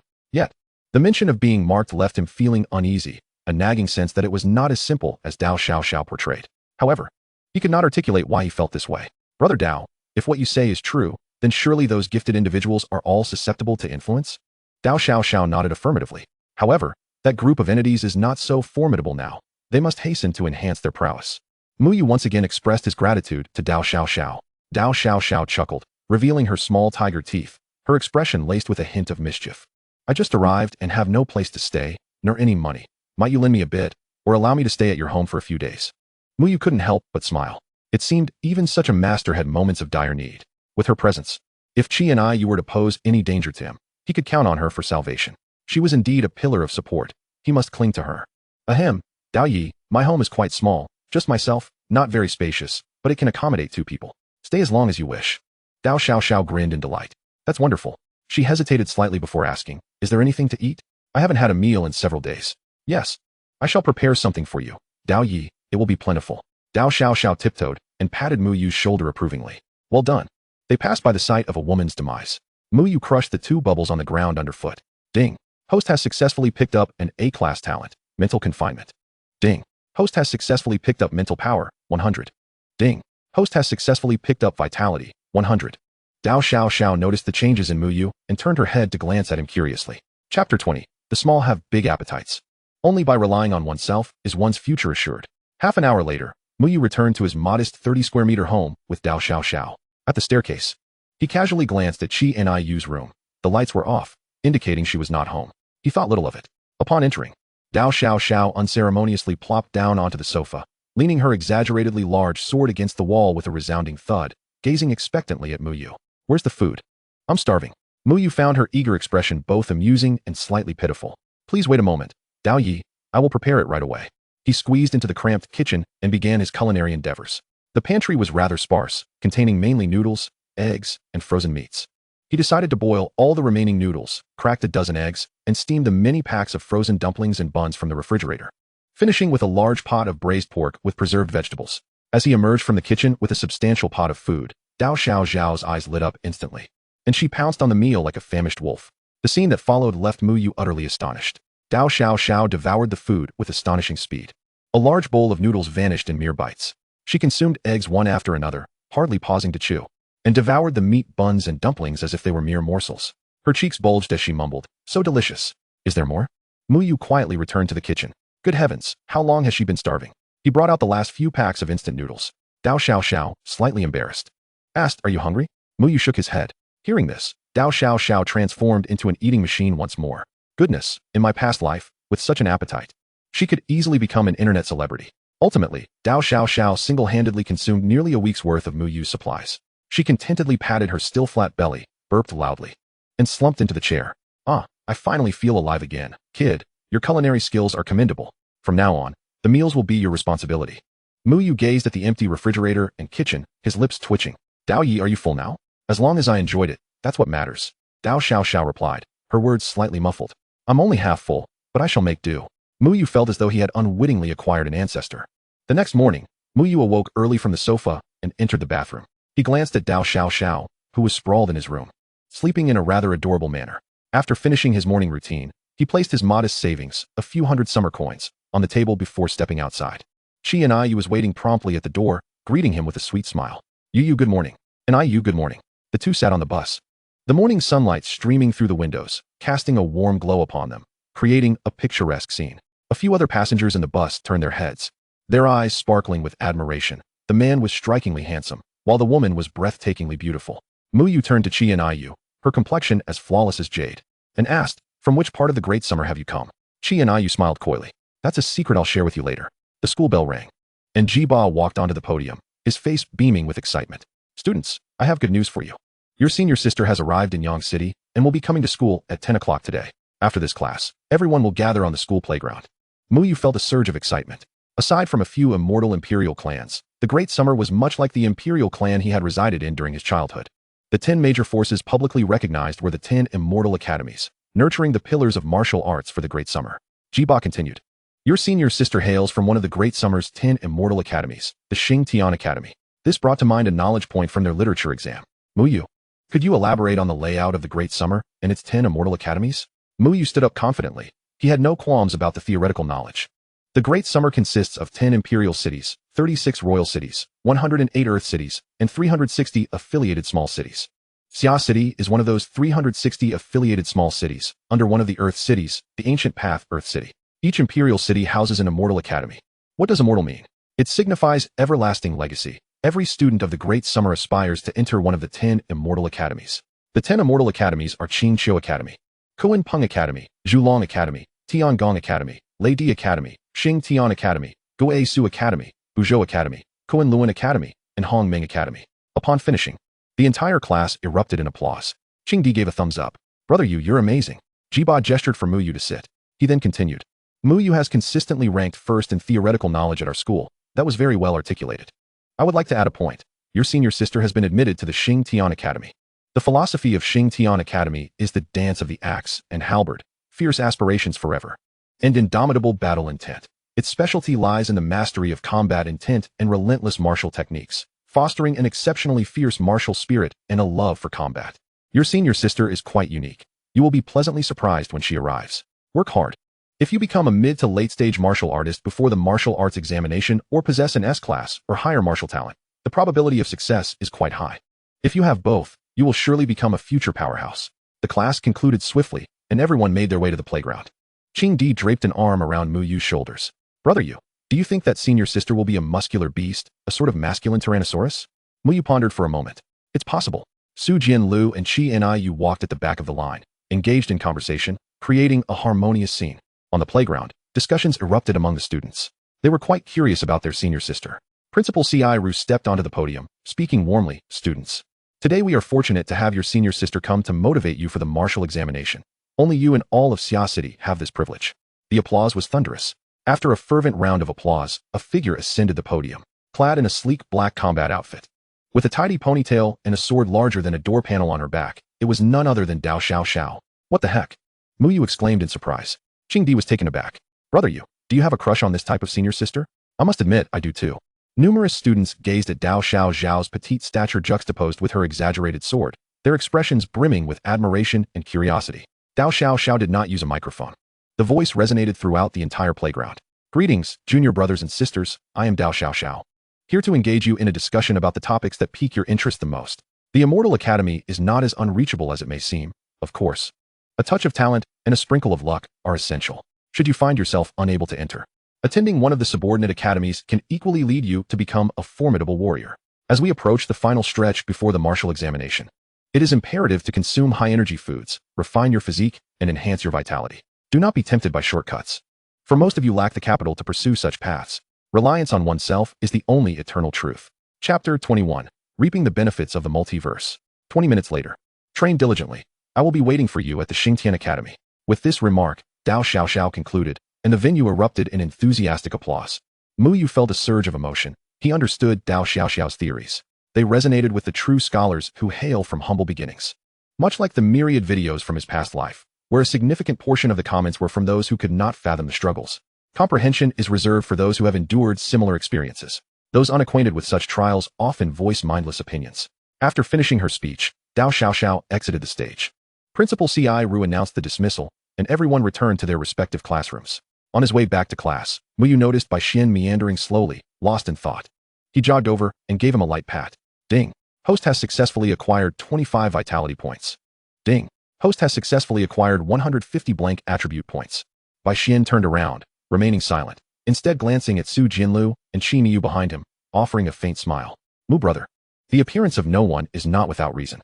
With that, he playfully slapped Mu Yu and walked away. Mu Yu was left bewildered, sensing that there was more to the conversation than met the eye. In class 20, all students were present. Jiba entered the classroom, accompanied by Dao Xiao. She placed her colossal sword on the ground, clapped her hands, and revealed her small tiger teeth. Greetings, junior brothers and sisters, please settle down. Can you guess who my homeroom teacher was 3 years ago? Haha, it was none other than Teacher Jiba. Clearing her throat, she continued. I will be residing in Summer City for a while, and I will occasionally come to impart some wisdom. Today, I shall discuss something fundamental yet easily overlooked. First, what is vitality? Who would like to answer? Her charming gaze landed on Mu Yu. Junior Mu Yu, please share your thoughts. Everyone turned their attention to him. Filled with questions, when had he become acquainted with the senior sister? Mu Yu stood up, having pondered the question, and spoke clearly. Vitality is the essence of our bodily muscles, which absorb energy to strengthen ourselves and nourish our blood. This enables our bodies to withstand greater energy and become stronger. Dao Xiao nodded. Well said, that is essentially correct. The textbooks state that vitality is the embodiment of life energy and the foundation of martial arts, which is true, but it is too vague. Let me provide you with an analogy. Our vitality is akin to construction materials, as it determines the strength of a building. The body refinement realm involves repeatedly hammering this material to construct your physical form, your house. The higher the quality of your vitality, the sturdier your house, and the higher the potential for future expansion. Therefore, strive to refine your vitality in the body refinement realm. Levels do not define everything. Some individuals may not be geniuses, yet they can still excel in the body refinement realm to defeat the extraordinary. This analogy resonated with many students, who exhibited contemplative expressions. Dao Xiao paused for several seconds before continuing. So, how does one enhance vitality and improve its quality? Beyond systematically practicing techniques and consuming elixirs and resources, another crucial avenue is through combat and extreme exertion. Only in genuine battles can your body instinctively tap into its potential, absorb energy more efficiently, and even cause a qualitative change in vitality. This is why we at Xingtian Academy adhere to the principle of fighting to cultivate. Of course, this does not mean you should seek death. The multiverse is an ideal training ground, particularly the E-level worlds, where you can rapidly accumulate combat experience. Cherish it. At this juncture, Dao Xiaoxiao shifted her tone, revealing a mischievous smile. Speaking of the multiverse, we must address a significant unwritten rule established by many predecessors. Unwritten rules? The entire class perked up, and Muyu's curiosity was piqued. Dao Xiaoxiao chuckled. You all know that once you unlock access to higher-level worlds, you can no longer enter lower-level ones, correct? The crowd nodded. However, Dao Xiaoxiao raised a finger. There is a loophole. After unlocking access to D-level worlds, you can still enter E-level worlds. It is only upon unlocking C-level access that you can no longer return to E or D levels. What does this mean?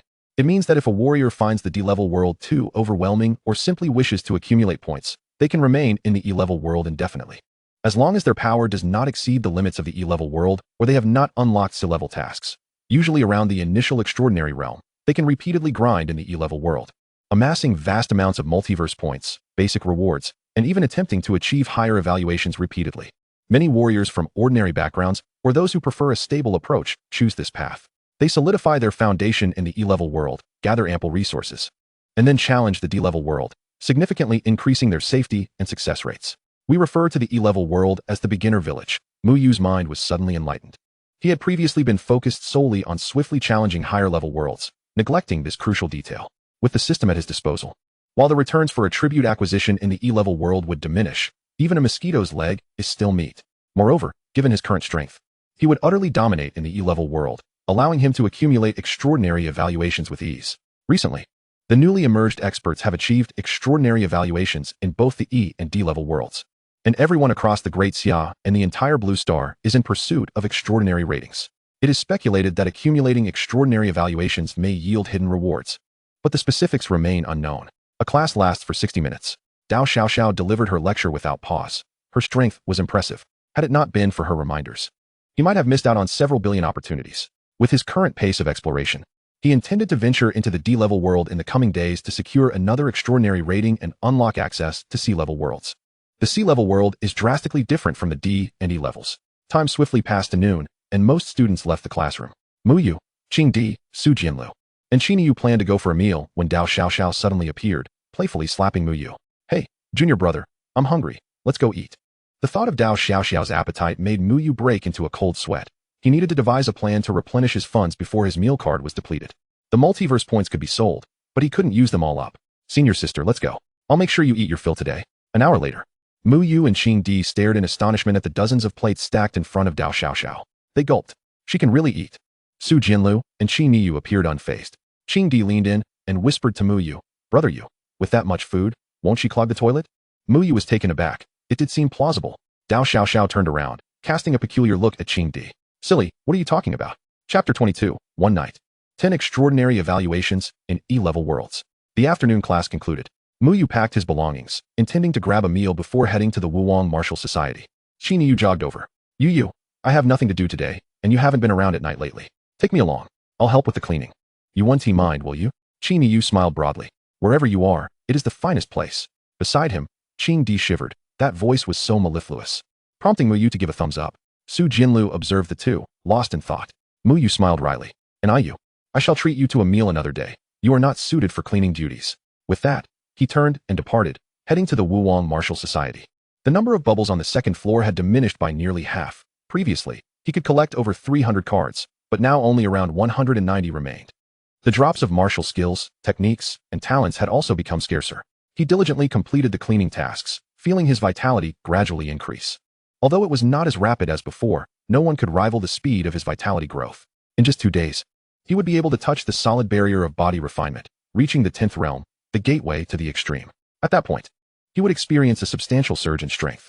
The fact that Xianyuan Gu had not sought trouble yet left him pondering. He did not seem to be an easily dealt with person. After finishing the second floor, Muyu ascended to the 3rd level, where he noted an increase of nearly 200 vitality cards. The 4th and 5th levels were similarly productive. Phew, one more day of this, and I shall achieve the 10th realm of body refinement. At 11 o'clock at night, as he exited the martial society, he received a message from Dao Xiaoxiao. Junior, I have some matters to attend to tonight, and 1T be returning home. Lock the door properly, and don't let the madwoman from the erosion realm sneak into your bed. Muyu glanced at the message, his lips twitching. Nevertheless, this reminder warmed his heart, making him more vigilant. Now that the erosion realm had set its sights on him, they would not easily relent. With Dao Xiaoxiao's presence this time, he might not be so fortunate in the next instance. After replying with a simple acknowledgement, he made his way back home along the main street. He encountered no danger. Upon returning home, he securely locked the door. Without a moment's hesitation, he silently recited his incantation and entered the world of myriad realms. A flash of white light enveloped him, bringing him to the familiar space of infinite worlds. The voice resounded, "Player Jution, first scoundrel. Do you wish to continue entering the D-level world? No, I need to venture into the E-level world. Please match me with an E-level realm. Player Jution, first scoundrel, has been matched with an E-level world, entering in 10 seconds. Muyu found himself in a desolate wasteland, shrouded in swirling sands, under the cover of night. In the distance lay a rudimentary tribal settlement, where the howls of wolves could faintly be heard. World type, wasteland. World level, E-level. Task, eliminate the Gale Wolf pack surrounding the Blackstone tribe, 050. Identity, you are a wandering hunter. Deadline, 7 days. Muyu's gaze fell upon the dark forest, where dozens of green, glimmering eyes shone in the shadows. However, he refrained from charging headlong into the fray. Based on his previous experiences of achieving outstanding evaluations, he understood that, in addition to speed, certain hidden conditions needed to be fulfilled. Approaching the village, he noticed a bonfire ablaze, with over 100 individuals encircling it, engaged in fervent prayers. In the realm of myriad worlds, any language could be understood by both parties. Their prayers beseeched the heavens for the memory to survive, to vanquish the wolf menace, and to grant them sustenance for the winter. Muyu comprehended their plight and dashed into the forest, soon encountering the wolves, which were formidable gale wolves, nearly 2 meters in height. Their strength was approximately at the 2nd to 3rd realm of body refinement. For an ordinary martial artist or a novice in body refinement, confronting 50 of these united gale wolves would undoubtedly be a grueling battle. Yet for him, he couldn't even be bothered to draw his dragon-slaying spear. Heaven S Step 9. With his agility unleashed, he surged into the pack. 7 kill, ancient fist. Bang, bang, bang. With each strike, a faint golden chaotic vitality swirled. Every blow akin to a small explosion. The gale wolves suffered injuries upon contact and met their demise upon proximity. Ding. Collected 0. 5 vitality cards. Ding. Collected Gale Force Fragment 1. Ding. Collected. Ding. Gale Force Fragments full at 10. Acquired Gale Force, equivalent to D-level talent, enhancing speed.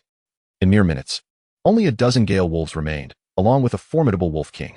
The wolf king, the size of a calf, with blood-red eyes, approached with a breath nearing the 4th realm of body refinement, roaring as it lunged. Muyu hardly glanced at it, casually swatting it aside. Bang. The wolf king's skull shattered like a watermelon.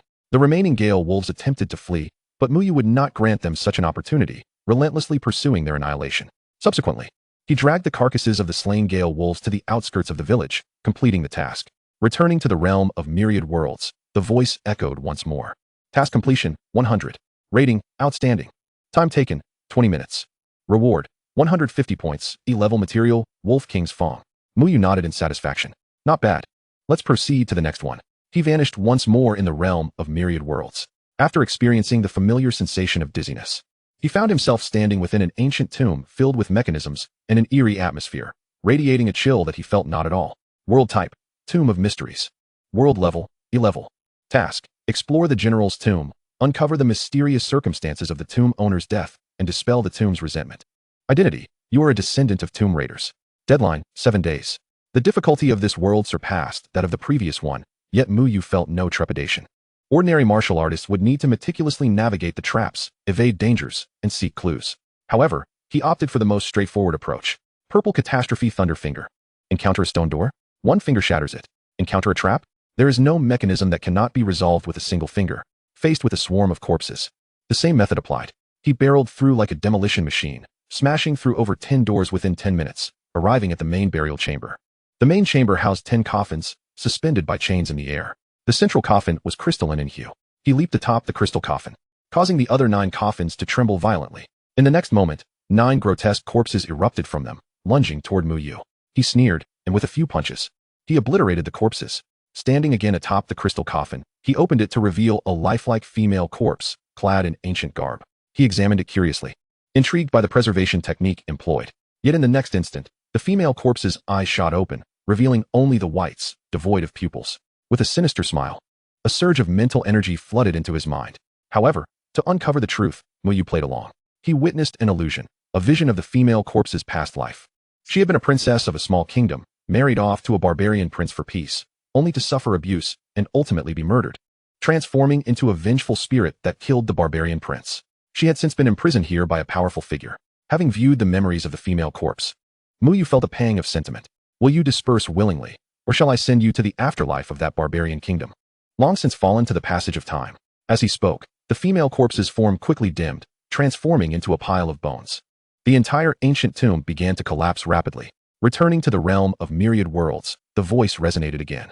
Task completion, 100. Rating, outstanding. Time taken, 15 minutes. Reward, 200 points, E-level skill mechanism technique.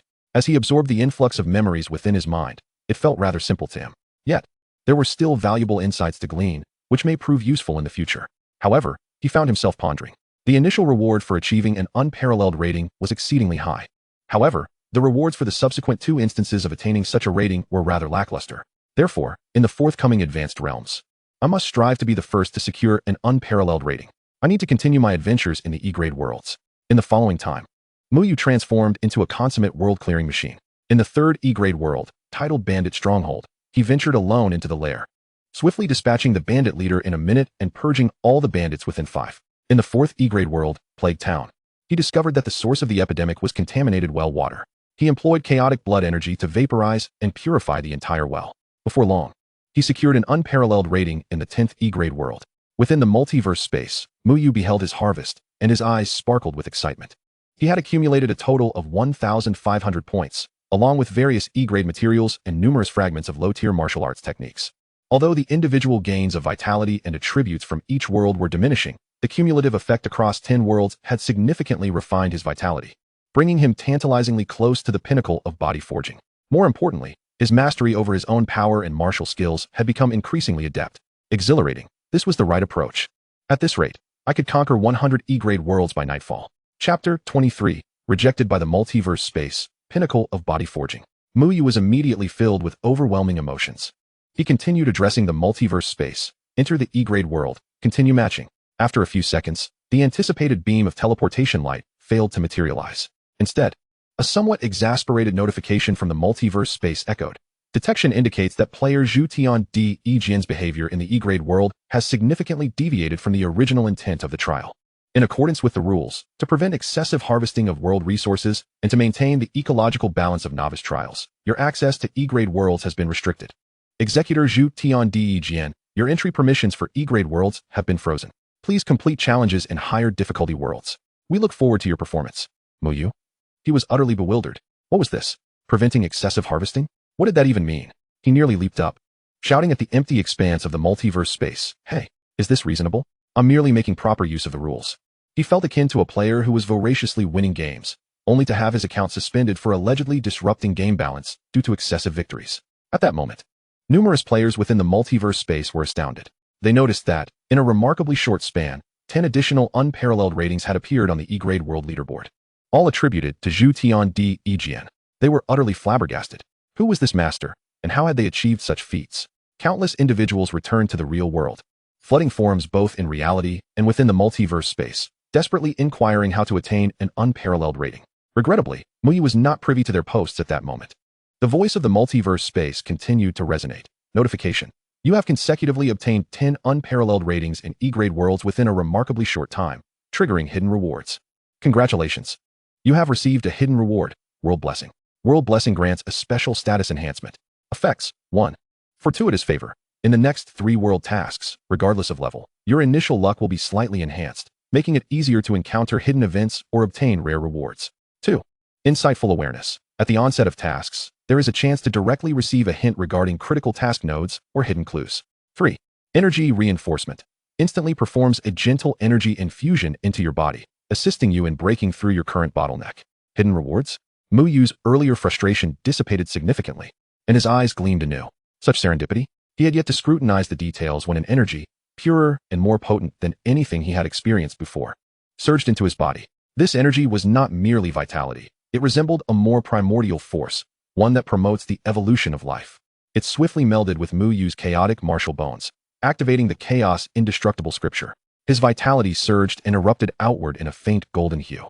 The formidable barrier that had hindered his entry into the pinnacle of body forging crumbled silently under the onslaught of this energy, much like snow melting under the warm embrace of spring sunlight. With a thunderous roar, Muyu's vitality surged forth like a deluge unleashed, racing and roaring at unprecedented speed. His bones emitted a crisp resonance, and the rhythmic beat of his heart reverberated like thunder. The velocity of his vitality flowed as if 1,000 steeds were charging forth. A sensation of completeness, flawlessness, and the ultimate potential of power welled within him. He had finally reached the pinnacle of body forging. He could distinctly feel that his body had attained an unprecedented state of perfection. His vitality was as dense as mercury, and his strength was refined to an unmatched degree, seemingly devoid of any imperfections. This was the true culmination of body forging. With a single sweep of his arm, he wielded a force equivalent to 100,000 kg. Exhilarating. It seemed I had underestimated the martial arts of Blue Star. This path was no less than any other. Having perused countless web novels in my previous life, I realized that few could attain such strength in the first realm. Muyu felt an immense satisfaction. This compensation package was indeed worthwhile. Subsequently, he opened the chat group 1000 and sent a message, looking to sell Jutian points. Contact me if interested.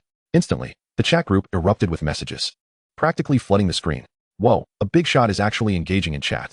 Big shot. I offer 120 Daxia coins for 1 Jutian point. I offer 150. I offer 200. Muyu opted for a moderately priced offer, as the market rate was 100 Daxia coins per point. He clicked on the profile of a player named Practiced for 2.5 years and sent a message. The player responded promptly, big shot. How many do you have? I'll buy them all. Muyu replied, I have 1,500 points. Are you sure? That's just 300,000 Daxia coins, a small sum.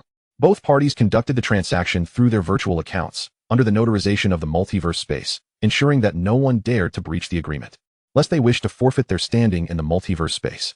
All their earnings would be stripped away. No one dared to defy this. Having completed the transaction, Muyu no longer lingered on the matter. With a thought, he declared, return to reality. After a familiar bout of dizziness, he found himself back in his tranquil abode. Outside the window, the night remained dark, indicating that not much time had passed since he had departed. He sat cross-legged on his bed, meticulously sensing the tumultuous changes within his body. After a while, he acclimated to the surge of power. Should I encounter that woman from the devouring realm again, I might even be able to turn the tables. As my strength increases, my combat prowess will grow exponentially, almost inversely proportional to others. System, open the attribute panel. System, infinite attribute acquisition system.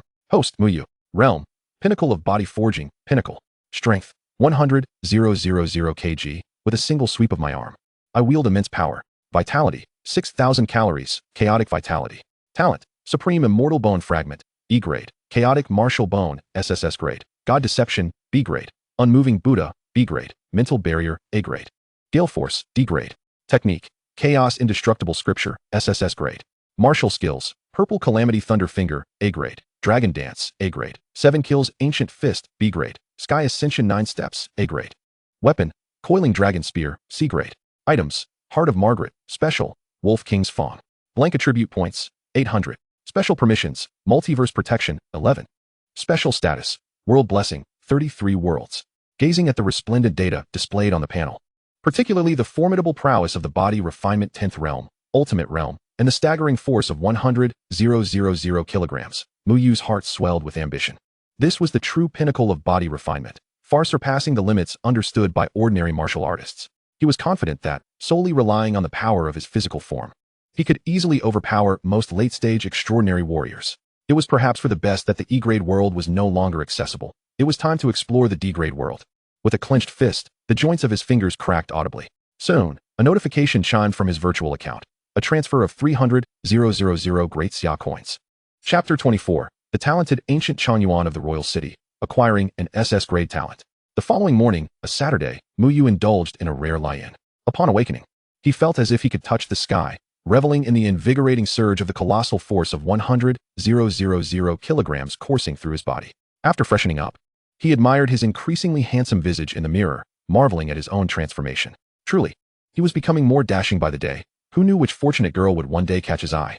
A chuckle escaped him, but his moment of self-admiration was abruptly interrupted by the melodic chime of his smartwatch. Upon checking, he found a message from Bai Xian. Muyu, in 2 days, a hidden realm will manifest in the wilderness. Would you be interested in joining me? Muyu paused, momentarily taken aback. A hidden realm? He was well aware of what that entailed. An extraordinary fragment of space existing independently from reality. The precise reasons for their formation remained shrouded in mystery. The internal dimensions varied greatly, with some as diminutive as a ping-pong ball, while others could encompass an entire world. The grading system was akin to that of talents, E-grade, D-grade, C-grade, and SSS grade. Newly emerged hidden realms were often teeming with rare treasures, legacies, or formidable beasts, making them coveted opportunities for martial artists. However, Xia City was merely a subsidiary town with an average energy tier, and there had been no historical accounts of a hidden realm manifesting here. Could there truly be a hidden realm in Xia City? Surely, Bai Xian was not jesting. Mu Yu scratched his head, filled with skepticism. Yet, recalling Bai Xian's reputation as a child of fortune, he deemed it unlikely that he would deceive him. After some deliberation, he responded, "Sure, what time shall we meet?" 6 in the morning, we'll depart the city together. After completing his morning routine, Mu Yu felt a twinge of boredom and decided to invite Qing Di to the arcade for some gaming, an activity he had not indulged in for quite some time. He donned a simple white t-shirt, jeans, and a pair of white sneakers, resembling a living mannequin. Suddenly, his smartwatch chimed again, this time with a message from Su Jianlu. "Mu Yu, a hidden realm will emerge in 2 days. I would like to invite you. Will you join?" Mu Yu was left utterly bewildered. Why did everyone seem to know about the impending hidden realm while he remained in the dark? It felt akin to being the only student unaware of an upcoming surprise quiz. Frowning, he approached the window and gazed towards the wilderness. The sky was a brilliant blue, devoid of any unusual signs. A thought struck him. With so many recent transfers to the school, could they have come for the forthcoming hidden realm? Perhaps those powerful beings had sensed its emergence, sending their offspring to hone their skills. The more he pondered, the more plausible it seemed. The disparity in information between ordinary individuals and the progeny of the strong was indeed significant. Whether in this life or the last, it remained unchanged. Just then, a series of knocks echoed through the room. Without needing to guess, he knew it was Qin Yu. Upon opening the door, he was greeted by a delightful fragrance. Qin Yu stood before him, radiating a youthful, pure charm in her outfit, looking stunningly perfect. "Mu Yu, let us go shopping as you promised." With a resigned smile, Mu Yu acquiesced, recognizing that he had little else to occupy his time. At that moment, a warship streaked towards Xia City at an astonishing speed, resembling a dragon and gleaming in dark gold. Inside, a tall young man held a glass of red wine, his eyes a striking light gold, exuding an air of distinction. What could possibly be so appealing in this backwater town? In the bustling commercial district, Qin Yu held up a dress, her face beaming with joy. "Yu, do you think this outfit is pretty?" "Absolutely. With a figure like yours, anything looks good." Qin Yu's delight was palpable. She then added, "By the way, in 2 days, a hidden realm might emerge in the wilderness, rumored to hold valuable treasures. Would you like to explore it together?" Mu Yu was taken aback, his gaze shifting to her. "You know about it too?" "Of course." Qin Yu winked playfully. "It's not really a secret. Once your strength reaches a certain level, you'll be able to sense the existence of hidden realms." Understanding dawned on Mu Yu. It was his lack of strength that prevented him from sensing such phenomena. However, he speculated that both Qin Yu and Su Jianlu were at least formidable practitioners of the Transcendence realm. The hidden realm capable of accommodating such power, would it be C grade, B grade, or perhaps even A grade? If that were the case, Xia City might soon become quite lively, as the benefits of a newly emerged hidden realm could be maximized. After perusing the shops for over 2 hours, Qin Yu had purchased numerous items, even acquiring 2 suits for Mu Yu. When he emerged clad in one, her eyes sparkled with excitement. "Mu Yu, you look incredibly handsome." Just as they stepped out of the mall into the spacious plaza, a low hum filled the air. They looked up to see a golden dragon-shaped warship hovering over Xia City, gradually descending into the central square, drawing a crowd of onlookers. The ship's hatch opened, and a strikingly handsome young man stepped out, his features marred by an unshakable arrogance. His light golden eyes locked onto Qin Yu, and he approached her with a warm smile. "Niyu, I have finally found you." He did not even cast a glance at Mu Yu. Frowning, Mu Yu sensed an inexplicable hostility. Qin Yu's smile faded as she replied coolly, "Gu Changyuan, I need my personal space. Please don't cling to me." Gu Changyuan's expression faltered as he turned his gaze to Mu Yu. "Niyu, don't forget your identity. Do you know who he is?" As he spoke, the aura of his 8th stage of the Transcendence realm subtly radiated, exuding an oppressive force intended to embarrass Mu Yu. Yet, Mu Yu merely felt a gentle breeze. At his current physical strength, such pressure was akin to a mere tickle. To his delight, at the moment Gu Changyuan's aura was released, a dazzling bubble shimmering with golden light appeared on his shoulder. Mu Yu's eyes widened in astonishment, disregarding Gu Changyuan's derisive remarks. It had been ages since he had encountered a golden bubble. A congenial smile spread across his face as he extended his hand. "Ah, dear brother Gu. It is a pleasure to meet you. There is no need for such hostility. We are all friends here." With remarkable speed, his hand landed on Gu Changyuan's shoulder, inadvertently bursting the golden bubble. Ding. Host successfully acquired SS-grade talent, Stellar Battle Body. A surge of enlightenment flooded his mind regarding the harnessing of stellar energy to refine the body and enhance combat prowess. His form began to undergo a slow metamorphosis. Elation filled Mu Yu's heart, though his expression remained composed, wearing a countenance of magnanimity. Gu Changyuan, taken aback by Mu Yu's unexpected gesture, hesitated to respond. "Not everyone is worthy of being my friend." He pondered, perplexed. Typically, his aura would subdue ordinary practitioners of body refinement, yet this young man seemed unperturbed. Qi and I stepped in front of Muyu, her tone growing frosty. Guchang Yuan, Muyu is my friend. Please show some respect. Guchang Yuan regarded the protective Qi and Yu with a terrifyingly dark gaze. Kid, I don't care who you are. From today onward, I will remember you. With that, he snorted coldly and departed aboard his warship. Watching Guchang Yuan's receding figure, Muyu smacked his lips, feeling somewhat unsatisfied. An SS-level talent. If only I could reap more benefits from him. Yu, don't mind him. Qi and Yu turned around, her face once again adorned with a smile. His name is Guchang Yuan, from the royal Gu family of the floating tower city. He is an annoying fellow who constantly clings to me. Thinking too highly of himself. The royal Gu family? Muyu's eyes flickered. So he is a genius from the royal city. To think I would encounter such a talent today. Qi and Yu must also be a genius from the royal city. Reflecting on his own dismal history and his desire for revenge, he knew he had to bide his time. Suppressing the turmoil within, he smiled. It's nothing. Handsome individuals are often the targets of jealousy. I've grown accustomed to it. Chapter 25. Those who do not cultivate martial arts see me as a frog in a well. Those who do cultivate martial arts see me as a fleeting mayfly. The following day, the atmosphere in Summer City was palpably more vibrant. The streets were frequently graced by the presence of composed, elegantly dressed strangers. Guchang Yuan, much like Qi and Yu described, was rather clingy. He nearly found every excuse to appear near her daily, attempting to strike up conversations. Muyu, however, welcomed this development. After all, this genius from the royal city had much to offer. Martial arts bubbles, vitality bubbles, and technique bubbles, everything one could desire. Adhering to the principle of seizing opportunities. Muyu eagerly approached him each time, cheerfully greeting him with shoulder pats and handshakes, much to Guchang Yuan's disgust. However, in front of Qi and Yu, he could only endure Muyu's social exuberance with a sullen expression. During this time, he and Qing Di indulged in several hours of gaming at the gaming city. Qing Di's transformation was even more astonishing. After infusing himself with ethereal energy, he seemed to have unlocked a new level of cultivation. His originally S-level wild Linglong heart appeared to be even more active. His vitality surged rapidly, hinting at a potential breakthrough to the fifth realm of body refinement. And his overall spirit seemed to elevate. Brother Yu, I feel an abundance of energy coursing through me, and it seems my talent has improved somewhat, he exclaimed, proudly showcasing his biceps.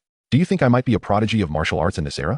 Muyu, observing his boastful demeanor, playfully gave him a light slap and nonchalantly siphoned a bit of vitality. Enough with the bragging, let me share a secret.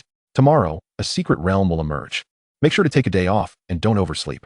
That evening, as usual, Muyu clocked in at the Wuong Martial Society. To advance from the 10th realm of body refinement to the first stage of transcendence required at least 2,000 vitality cards. The vitality he had collected had significantly diminished. Upon reaching the 3rd floor, he spotted a familiar figure, Bai Xian, dressed in a black tank top that showcased his muscular build. He was performing push-ups with several hundred-pound weights on his back. Xia Shu Tong, clad in athletic attire that accentuated her graceful form, assisted him in adjusting the weights. Witnessing this scene, Muyu couldn't help but feel a twinge of envy. On the ground lay several vitality bubbles, one of which was golden. Muyu's eyes lit up. He had previously siphoned the SS-level talent, Desolate Sword Seed, and the SSS-level technique, Eternal Chaos Scripture, from Bai Xian. To discover he still had more to offer was astonishing. As Bai Xian completed his set, Muyu, suppressing his excitement, approached with a sincere smile. Brother Bai still training? Your dedication is commendable. Seeing him, Bai Xian instinctively took a step back, exasperated. Mu, what is it you wish to discuss? Haha. I merely wanted to inquire about the secret realm. As he spoke, Muyu naturally placed his hand on Bai Xian's wrist. Ding. Host successfully siphoned S-level talent. Lord of Ice. Lord of Ice possesses supreme control over ice-type energy. Ding. Host successfully siphoned 30 vitality points. A surge of acute sensitivity toward ice energy flooded into Muyu's being. Bai Xian subtly withdrew his hand, scrutinizing Muyu with a complex expression. He sensed the immense vitality within Muyu, akin to a dormant beast, far more formidable than his outward appearance suggested. Nearby, Xia Shu Tong stifled a laugh. Noticing her reaction, Muyu leaned forward to collect the vitality bubble beneath her feet, gaining another 15 vitality points. Xia School Beauty, if Bai Xian ever bullies you, let me know, and I'll give him a good beating, he declared, clenching his fist. Bai Xian offered a faint smile, then shifted the conversation. The secret realm will open in 2 days. It's likely to be tumultuous. Would you care to spar a bit? Muyu's eyes brightened at this. He had long wished to test his prowess at the peak of body refinement, and Bai Xian, as a favored child of fortune, was undoubtedly the best litmus test. Absolutely. I couldn't ask for more. Once we exit the secret realm, let us find a place to train properly. In the dead of night, Muyu exited the Wuong Martial Society. His smartwatch vibrated, signaling an unfamiliar message. This is Guchang Yuan. Muyu, I have something to discuss with you. if convenient. Meet me at the Zhangji barbecue at the old alley in the east of the city. Muyu raised an eyebrow. This fellow had the audacity to seek him out. After a moment's thought, he replied with 2 words, waiting. Shortly thereafter, Muyu arrived at Zhangji barbecue. The establishment was bustling, yet few good people were present that night. Gu Changyuan sat at a table in a corner, several skewers of grilled meat before him, untouched. As he leisurely sipped water, upon seeing Muyu, he gestured to the seat opposite him. Sit. I've reserved the place. It's just the 2 of us here. Muyu, unfazed, plopped down and began to eat. Gu Changyuan spoke in a calm tone. Muyu, let us cut to the chase. What will it take for you to leave an IUS side? Muyu, gnawing on a chicken wing, replied ambiguously, Brother Gu, that's quite a statement. An IUS legs are her own. It's her choice who she wishes to associate with. How could I simply leave? Gu Changyuan remained unperturbed, merely stating. You're a clever man. You should grasp my meaning. You and she are not from the same world. Continuing this entanglement will not benefit you. He paused, his gaze sweeping over Muyu's ordinary attire. Name your price. Resources, techniques, martial skills, or great xia currency. As long as it's reasonable. I can meet your demands. Alternatively, you could opt for a more prosperous life in a larger city. Setting down the chicken bone, Muyu wiped his mouth and looked at Gu Changyuan, suddenly smiling. Brother Gu, perhaps you don't understand the aspirations of a small person. To you, a small person merely seeks stability. However, that is not my goal. I have never sought trivial romantic entanglements. Instead, I pursue the eternal path of martial arts, aspiring to become a formidable warrior. If you truly care for Chi and IU, then showcase your strengths to attract her brilliance. Even if I were to leave her, countless others like me would emerge. Do you think the problem lies with me? Gu Changyuan fixed his gaze upon him, his eyes deepening in contemplation. After a moment of silence, he spoke. I know you possess certain peculiarities. Your strength is not as simple as it appears. Yet, some disparities in this world cannot be bridged merely by talent and fortuitous encounters. Leaning slightly forward, his voice low yet imbued with an air of certainty born from talent and status, he continued. Muyu, I am like you, having entered the myriad realm space at the same time. Yet, I am now a martial artist of the 8th stage of transcendence. And NIU's talent is even more extraordinary, having reached the realm of profound understanding. Her identity is something I can barely glimpse. I trust you comprehend my meaning. Those who do not cultivate martial arts see me as a frog in a well, gazing at the moon above, believing the gap between us is not vast. Yet you have already embarked on the path of martial arts. There is no need to tread too far. He paused, his tone unremarkable, yet tinged with an ineffable pride. To see me is akin to a mayfly beholding the azure sky. His words were not brash, but rather conveyed a statement of fact. There was no aggression, yet it accentuated the deeply entrenched recognition within him. After listening, Muyu regarded the ancient Changyuan with newfound respect. He was at least unlike the incompetent, enraged antagonists often depicted in tales of yore. This fellow possessed genuine insight. He would employ what he believed to be the most effective means to resolve issues. Muyu picked up a skewer of grilled kidney, took a bite, and leisurely remarked, Brother Gu, I appreciate your kindness. However, I am quite pleased that Niyu is willing to befriend me. As for what you said, he lifted his gaze to meet Gu Changyuan's eyes, his face still adorned with that harmless smile. I believe the azure sky is rather commonplace. You may embody genius, yet I am the composer beyond genius. You are the epitome of talent, while I am the scribe of that talent. Gu Changyuan stared at Muyu for a few seconds, a flicker of surprise crossing his eyes. I hope you remember the words you spoke today. I cannot fathom what draws Niyu to you. Perhaps it is your self-assurance. However, do not disappoint her. With that, he rose and departed. Muyu watched his retreating figure, smacking his lips, and continued to indulge in the skewers before him. A mayfly beholding the azure sky? Who, indeed, is the mayfly, and who is the azure sky? Chapter 26, C-Class Secret Realm, 4th Passageway. The following day, as the sun ascended from the horizon, the sky shimmered with a pearly hue. Muyu concluded his practice of the indestructible chaos scripture. After a brief wash-up, he sent messages to Qing Di, Su Jinlu, Bai Xian, and Qi Niyu. A few minutes later, he opened the door to find Qi Niyu clad in battle attire. Still devoid of any effervescence, Muyu found himself increasingly intrigued by the impending secret realm. What treasures could possibly entice these prodigies from various families? As they sat in the vehicle heading towards the outermost region of Summer City, Muyu inquired, Niyu, what treasures does that secret realm hold? Qi Niyu smiled. Yu, there are indeed valuable items, yet acquiring them through one's own efforts is far superior to merely asking others. After nearly an hour's journey, Muyu and Qi Niyu disembarked. The vehicle had traversed at a speed of 80 kilometers per hour, indicating that Summer City was not insignificant in size. However, when compared to the vast expanse of Blue Star, which had undergone a 100-fold revival of spiritual energy, this area could only be deemed small. Before them loomed a towering, somber steel wall, reminiscent of the spine of a colossal beast, stretching across the edge of the earth, separating the relatively safe city from the perilous wilds. Numerous electric fences adorned the horizon. This was Mu Yu's second visit here. His first had been many years ago, on a night steeped in despair. Not long after, Bai Xian, Xia Shutong, Qing Di, and Su Jianlu arrived in succession. Upon their meeting, Mu Yu's eyes sparkled with excitement as he promptly approached to greet them. Ding. Host has successfully picked up 25 units of vitality. Ding. Host has successfully acquired B-class martial technique, King's Seal. Ding. Host has successfully obtained 100 blank attributes. Ding. Host has successfully acquired 10 units of mental strength. Mu Yu exchanged glances with Bai Xian and the others as they approached the city gates. After verification by the guards, the gates swung open. Beyond the heavily fortified entrance, a primal, savage scent intermingled with a faint trace of blood assaulted their senses. Before their eyes lay an endless expanse of withered yellow and dark red, a towering forest, gnarled deadwood, and a pungent stench in the air. This was a paradise for demonic beasts, as well as a battlefield for martial artists to engage in combat and seek fortune. Goodness! This wilderness is far more exhilarating than what the books described, Qing Di exclaimed, curiously yet cautiously scanning the surroundings. Su Jianlu remained silent, exhibiting no change in demeanor. While Qin Yu appeared quite relaxed, Bai Xian spoke. The location of the emerging secret realm should be about 100 miles from here. We will need to utilize some means of transport for part of the journey. With that, he made his way to a car rental stall outside the city gates. The car rental stall was a unique feature of the wilderness. Demand breeds supply, after all. Not every martial artist possesses the resources to procure their own flying apparatus. The group boarded a truck, the driver being a vendor from the rental stall. Along the way, the desolation was even more pronounced than when they first exited the wilderness. Bai Xian continued, everyone, the secret realm that is emerging is at least a C-class realm. To navigate it without life-threatening risks, one must be at least at the extraordinary stage. However, it can accommodate only those at the initial stage of the profound realm. If any of you possess strength surpassing that level, do not be reckless. He cast a glance at Su Jianlu and Qin Yu. Nevertheless, it presents a splendid opportunity for everyone to hone their skills. Exercise caution at all times.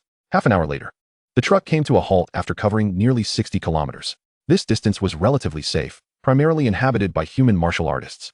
After exchanging contact information with the driver, he returned to the base. Beyond this point, the numbers of ferocious beasts would increase. Under Bai Xian's guidance, the group proceeded towards their destination at a brisk pace. Covering the remaining 40 kilometers took them approximately 3 hours, during which they encountered minimal danger, as most ferocious beasts lurked deeper within the wilderness. Upon reaching their destination, they found themselves in a low-lying valley, distinguishable only by its elevation, which did not differ from other areas. Over 100 individuals gathered, with numbers steadily increasing. Mu Yu scanned the crowd and recognized several familiar faces, Guchang Yuan and Xian Yuangu among them. Most possessed strength at the body refinement stage. A few were at the extraordinary stage, and even fewer at the initial stage of the profound realm. Mu Yu felt as though his eyes were nearly overwhelmed. In this assembly of over 100 martial artists, his vision resembled a sea of bubbles, white, green, blue, and even sporadic flashes of purple light flickering within the throng. He silently exulted, a paradise, yet another paradise. While striving to maintain an air of calm, immediately entering the fray, he donned a gentle, innocuous smile and began to navigate through the crowd. What troubled him was the ferocity of the martial artists in the wilderness. They were far more aggressive than those within the city. Approaching them often elicited a desire to draw blades. No amount of flattery seemed effective. He could only wait until the secret realm opened to gather his spoils. As time inexorably passed, half an hour later, the once tranquil sky underwent a sudden transformation. The energy in the world grew restless, and the space above began to warp violently, rippling like water. In an instant, a colossal, pitch-black rift was violently torn open. The shape of the rift resembled a massive, indifferent eye slowly opening. Within the depths of the darkness swirled a vortex of energy, emanating a disconcerting pressure. The secret realm had awakened. This aura suggests it may be a B-class realm, someone exclaimed. Eyes instantly ignited with fervor. A B-class realm. Such realms only emerge in areas rich with spiritual energy. The allure of a B-class secret realm was undeniable.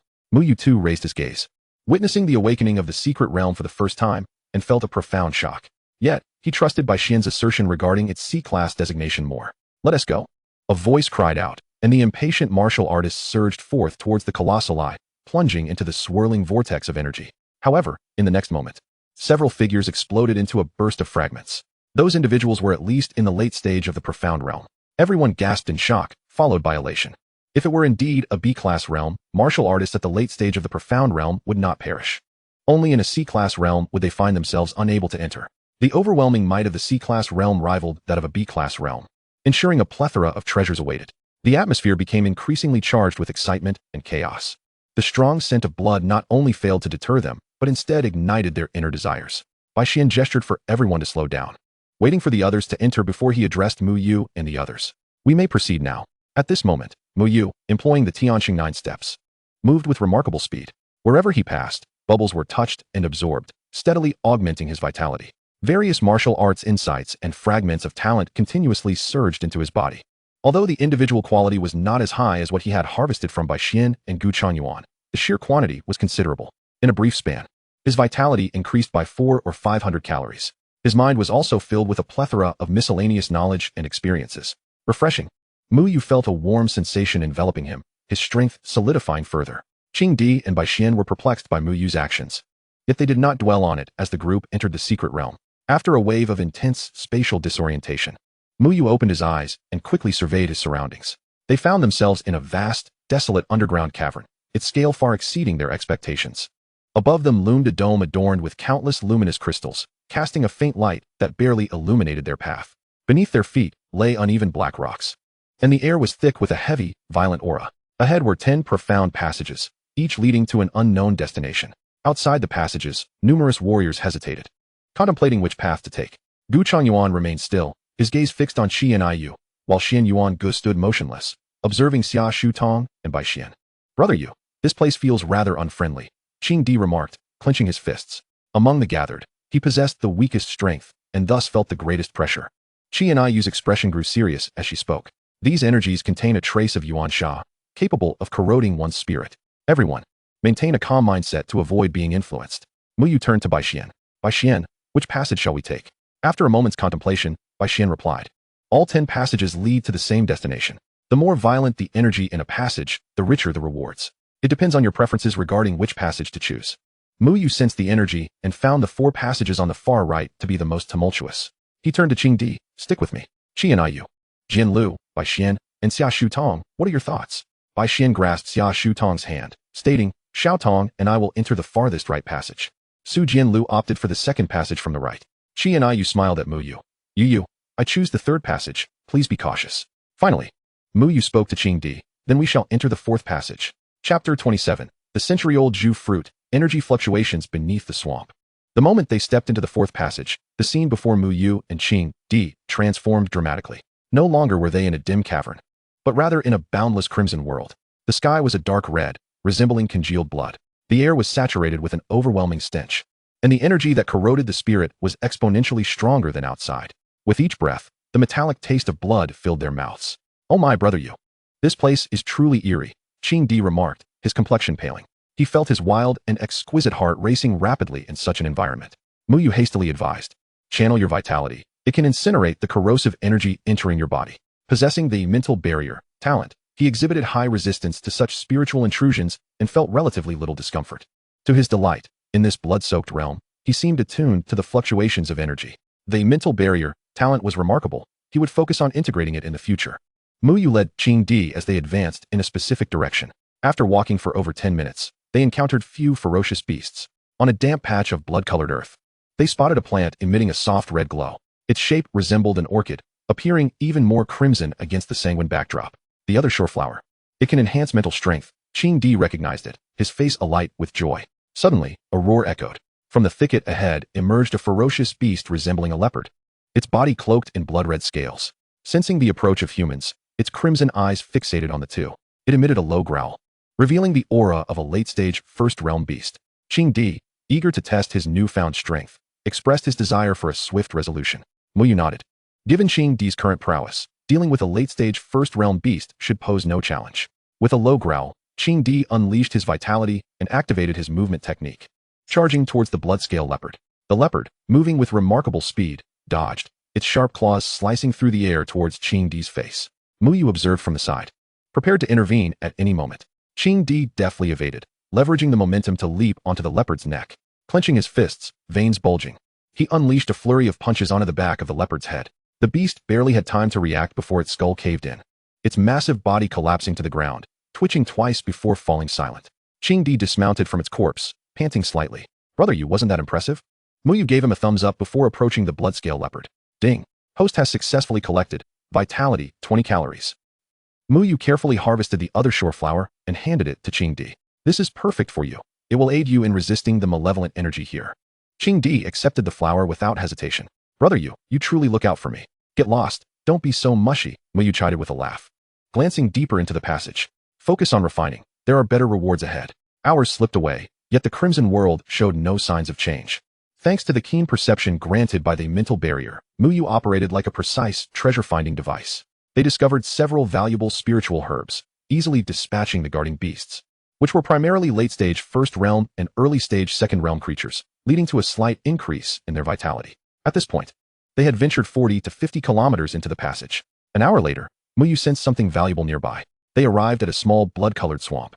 In the center of the swamp lay a patch of solid ground, upon which stood a small tree bearing 3 egg-sized fruits, entirely crimson and exuding an alluring sheen and rich energy. 50-year Zhu fruit, Qing Di exclaimed, his voice transformed. Brother you, this is a 50-year Zhu fruit. Each one can elevate a realm. You can't even touch one on the market for less than 100,000 daxia coins. A flicker of excitement ignited in Muyu's eyes. The energy contained in the Zhu fruit was the richest he had ever encountered. However, he refrained from acting recklessly. You step back, stay vigilant. There's a big fellow here that I need to handle. Muyu assessed the swamp, his vitality surging. 7 kills, ancient fist. He struck the swamp, sending blood and mud splattering. A massive python, coiled within the murky blood, revealed itself, its body partially submerged, covered in thick, dark red scales. Its head emerged slowly from the swamp, measuring over 20 meters in length. Its cold vertical pupils locked onto the two, emanating the aura of a late-stage Second Realm beast, comparable to a human warrior at the 8th or 9th stage of the extraordinary realm. Brother you, this seems a bit troublesome, Qing Di shouted from a distance. Muyu's expression turned serious as well. In the next instant, roar. The blood python launched its attack, its body springing from the swamp with astonishing speed. Its gaping maw opened wide, emitting a foul wind as it lunged towards Muyu, attempting to swallow him whole.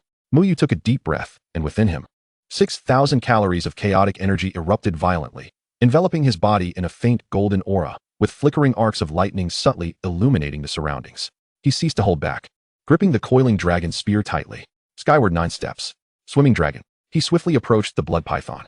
The spear transformed into a streak of black lightning, accompanied by a piercing whistle, aimed directly at the python's comparatively vulnerable neck. The blood python reacted with astonishing speed, its robust tail sweeping towards him, colliding with the spear. Bang! The sound of metal clashing echoed, sparks flying. Muyu felt a slight numbness in his arm, his heart filled with astonishment. Nevertheless, a series of blinding sparks erupted from the python's scales, leaving a shallow white mark. The blood python, in pain, emitted an enraged hiss and intensified its attacks. Muyu continuously sought for flaws. The battle between man and python persisted for over 10 minutes, until a moment of clarity struck Muyu's eyes. Now was the time. Utilizing the momentum, he leaped onto the giant python's neck. The chaotic martial bones roared as the indestructible chaos scripture activated, infusing the spear with the powers of fire, thunder, and frost. Purple catastrophe thunderfinger. Swimming dragon. With a thrust, the spear tip, entwined with condensed purple arcs of lightning, bore a destructive aura. The spear plunged down with unparalleled accuracy into the python's relatively weak 7-inch mark. The violent, thunderous force exploded within its body, creating a bloody gash. The python's colossal form crashed to the ground, letting out an unwilling hiss, splattering mud everywhere. Ding. The host has collected 80 calories of energy. Ding. The host has acquired blood fury, equivalent to a human D-grade talent, providing a slight boost in strength when in a state of anger. Ding. The host has obtained 200 blank attributes. Muyu exhaled deeply, shaking off his slightly numb arm. Brother you, that was impressive, Qing Di exclaimed excitedly. His eyes filled with admiration as he approached Muyu. We agreed to be useless together, but it turns out I'm the only one who is. Less flattery, more fruit picking. Muyu chuckled, walking over to a small tree and plucking 3 50-year-old vermilion fruits. The rich medicinal fragrance invigorated his senses. He handed Qing Di 1.5. Take it and refine it on the spot. The blood scent here is intense. It's actually safer than other places for a short while. Qing Di, understanding the necessity of enhancing their strength, wasted no time.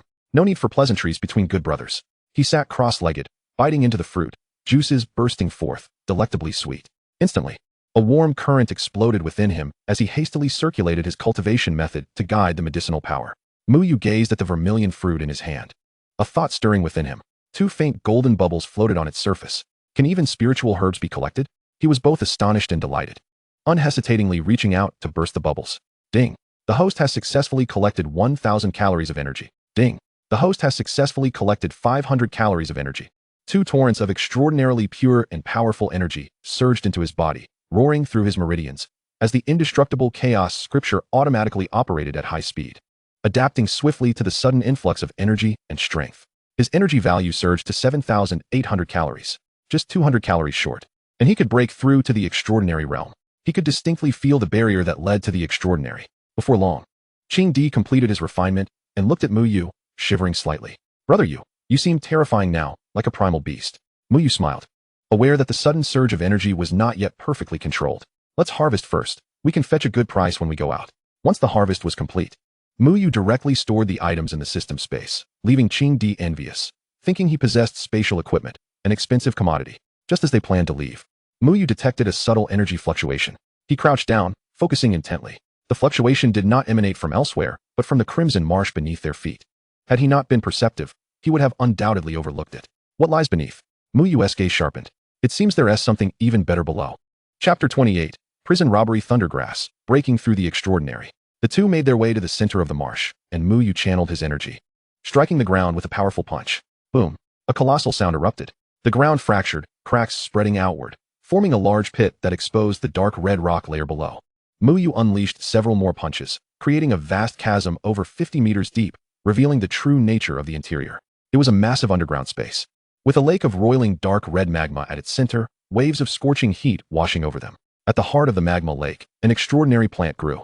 Its entire form radiated a dark golden hue, resembling a sword drawn from its sheath, with the edges of its leaves shimmering with a disquieting silver lightning arc. The entire plant was bathed in visible arcs of lightning, exuding energy fluctuations several times more domineering than the century-old vermilion fruit. Prison Robbery Thundergrass. The name naturally floated into Mu Yu's mind. This was undoubtedly a rare, thunder-type spiritual herb. In the Blue Star world, spiritual herbs were classified by grades: 1st, 5th, 10th, 50th, 100th, 500th, and 1000th levels. The Prison Robbery Thundergrass definitely fell into the 100-year category. For practitioners with thunder-type talents, it was akin to a divine medicine. Wow, Brother Yu, what a treasure! Mu Yu exclaimed to the astonished Qing Di. You get out first, then hurry away. Trust me, don't ask why. I'll explain later. Though Qing Di was skeptical, he did not hesitate, climbing out of the chasm and running into the distance. Mu Yu took a deep breath, retrieving a chain from the system space, tying a knot before forcefully throwing it, ensnaring the Prison Robbery Thundergrass. Pulling with all his might, the grass came into his grasp. Just as the thundergrass was liberated from the magma, an unexpected change occurred. The entire magma lake began to boil violently, and from the depths of the lake, a pair of golden vertical pupils, resembling small suns, suddenly opened, accompanied by a deafening roar. An immense shadow slowly rose from the magma. It was a colossal python, its entire body covered in thick, dark red scales, with magma-like patterns flowing between the scales. Even lifting just half of its body surpassed 30 meters. The pressure it emanated was undeniably at the early stage of the third realm, akin to the beginning of a human martial artist's profound realm. Titanic Flame Python. Mu Yu was taken aback. Such a beast had likely guarded the Prison Robbery Thundergrass for an indeterminate time, and upon its theft, it fell into a complete frenzy. Without a moment's hesitation, Mu Yu fled. He had sensed the Titanic Flame Python's presence earlier, which was why he had instructed Qing Di to run first. As Qing Di fled, hearing the beast's roar, he quickened his pace, unwilling to hinder Mu Yu. Mu Yu pushed his energy to its utmost, yet the Titanic Flame Python's speed increased, closing the distance between them. Glancing at the Prison Robbery Thundergrass, he burst the golden bubbles atop it. Ding! The host has successfully collected a large amount of pure thunder source, gaining 4,000 calories of energy. The source of the glorious Prison Robbery Thundergrass has been absorbed, automatically elevating the purple catastrophe Thunderfinger to the perfected realm. Boom! The energy within him erupted like a tsunami. 10,000 calories of energy surged forth. A force far purer and more potent than that of the body refinement realm was born within him, circulating throughout his body, refining his bones and flesh. At that moment, his life level underwent a transformation. He had achieved the extraordinary realm. However, he had no time to revel in the joy of his breakthrough. Behind him, the Titanic Flame Python, seething with wrath, pursued him like a moving mountain. Wherever it passed, rocks melted and the air twisted. Sensing the formidable aura emanating from Mu Yu, as well as his rapidly accelerating speed, the Titanfire Python also quickened its pace. After running for a full 10 minutes, Mu Yu came to a halt, firmly stabilizing his extraordinary aura at the first stage of the Transcendent Realm. Beast, do you truly believe I fear you? Breaking through to the Transcendent Realm not only resulted in a dramatic surge of power, but also brought about a comprehensive qualitative transformation. The Chaos Indestructible Scripture operated with an unprecedented efficiency, as the pale golden chaos blood surged forth. The contained power of thunder grew increasingly pure and brilliant, no longer fleeing. A fierce light flashed in his eyes, Muyu let out a low growl. The heavenly steps transformed him into a bolt of golden lightning, charging headlong towards the Titan Fire Python. Roar! The Titan Fire Python's enormous head lunged forward with immense force, simultaneously unleashing a torrent of scorching lava from its maw. The thunderous power within Muyu erupted entirely, merging with the drifting dragon spear technique. The coiling dragon spear was instantly enveloped in blinding purple lightning, resembling a roaring thunder dragon. With a thrust, it became a contest not of skill, but of sheer force and energy clashing violently. Boom! The lightning collided with the lava, resulting in a deafening explosion. The violent shockwave of energy carved the ground around them down several inches. The Titan Fire Python's vertical pupils revealed a look of shock. It let out a furious roar, its voice tinged with a dragon's resonance. A half-meter-wide pillar of magma erupted from its mouth, incinerating everything in its path. Muyu snorted coldly, showing no sign of retreat. After his breakthrough into the transcendent realm, his power had multiplied beyond measure. The chaos blood granted him strength that far surpassed many others. He thrust his spear directly at the lava column. The spear tip collided with the magma beam, and he pressed forward, step by step, despite the mounting pressure. His skin burned, yet it healed at a visibly rapid pace. When he was merely 8 or 9 meters away from the Titan Fire Python, Muyu roared, "Drifting Dragon," with 10,000 calories of chaos blood fully unleashed. The forces of thunder, blazing sun, and icy cold flickered to life, forming a 3-colored thunder dragon. The thunder dragon, with unstoppable momentum, instantly tore through the Titan Python's fiery breath. The residual force, undiminished, violently pierced into the roof of the Titan Fire Python's gaping maw. The destructive power erupted wildly within the Titan Fire Python's most vulnerable oral cavity. A howl of anguish erupted from the Titan Fire Python, a sound so tragic it was heart-wrenching. Its massive body writhed in desperation. Muyu clung to the Titan Fire Python like a parasite, his lightning spear striking with precision at its 7-inch mark with each thrust. Thunder roared within its body, exploding incessantly. In mere moments, the Titan Fire Python's movements suddenly froze. Its golden vertical pupils, resembling miniature suns, rapidly dimmed before it crashed to the ground with a resounding thud, sending clouds of dust spiraling into the air. Panting heavily, Muyu realized he had triumphed. However, the toll on his energy was significant. His vitality was nearly depleted.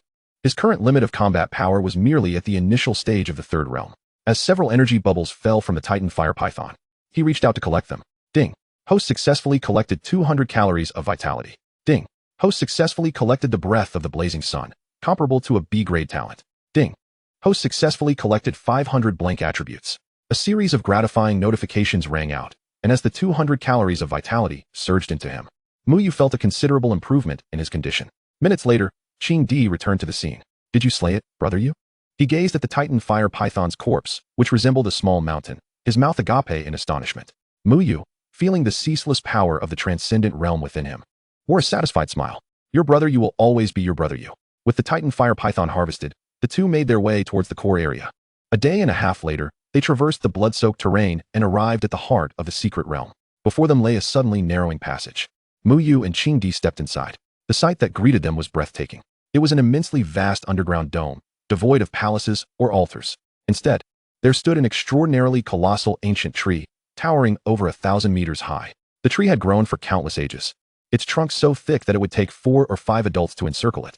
Yet, its leaves displayed a withered, desolate hue, as if all vitality had been forcibly siphoned away. Coiling tightly around the trunk of the ancient tree was a grotesquely thick, blood-red vine. The vine, resembling parasitic weeds, had roots deeply embedded within the ancient tree, spiraling upwards, surpassing the height of the tree itself, voraciously absorbing its energy.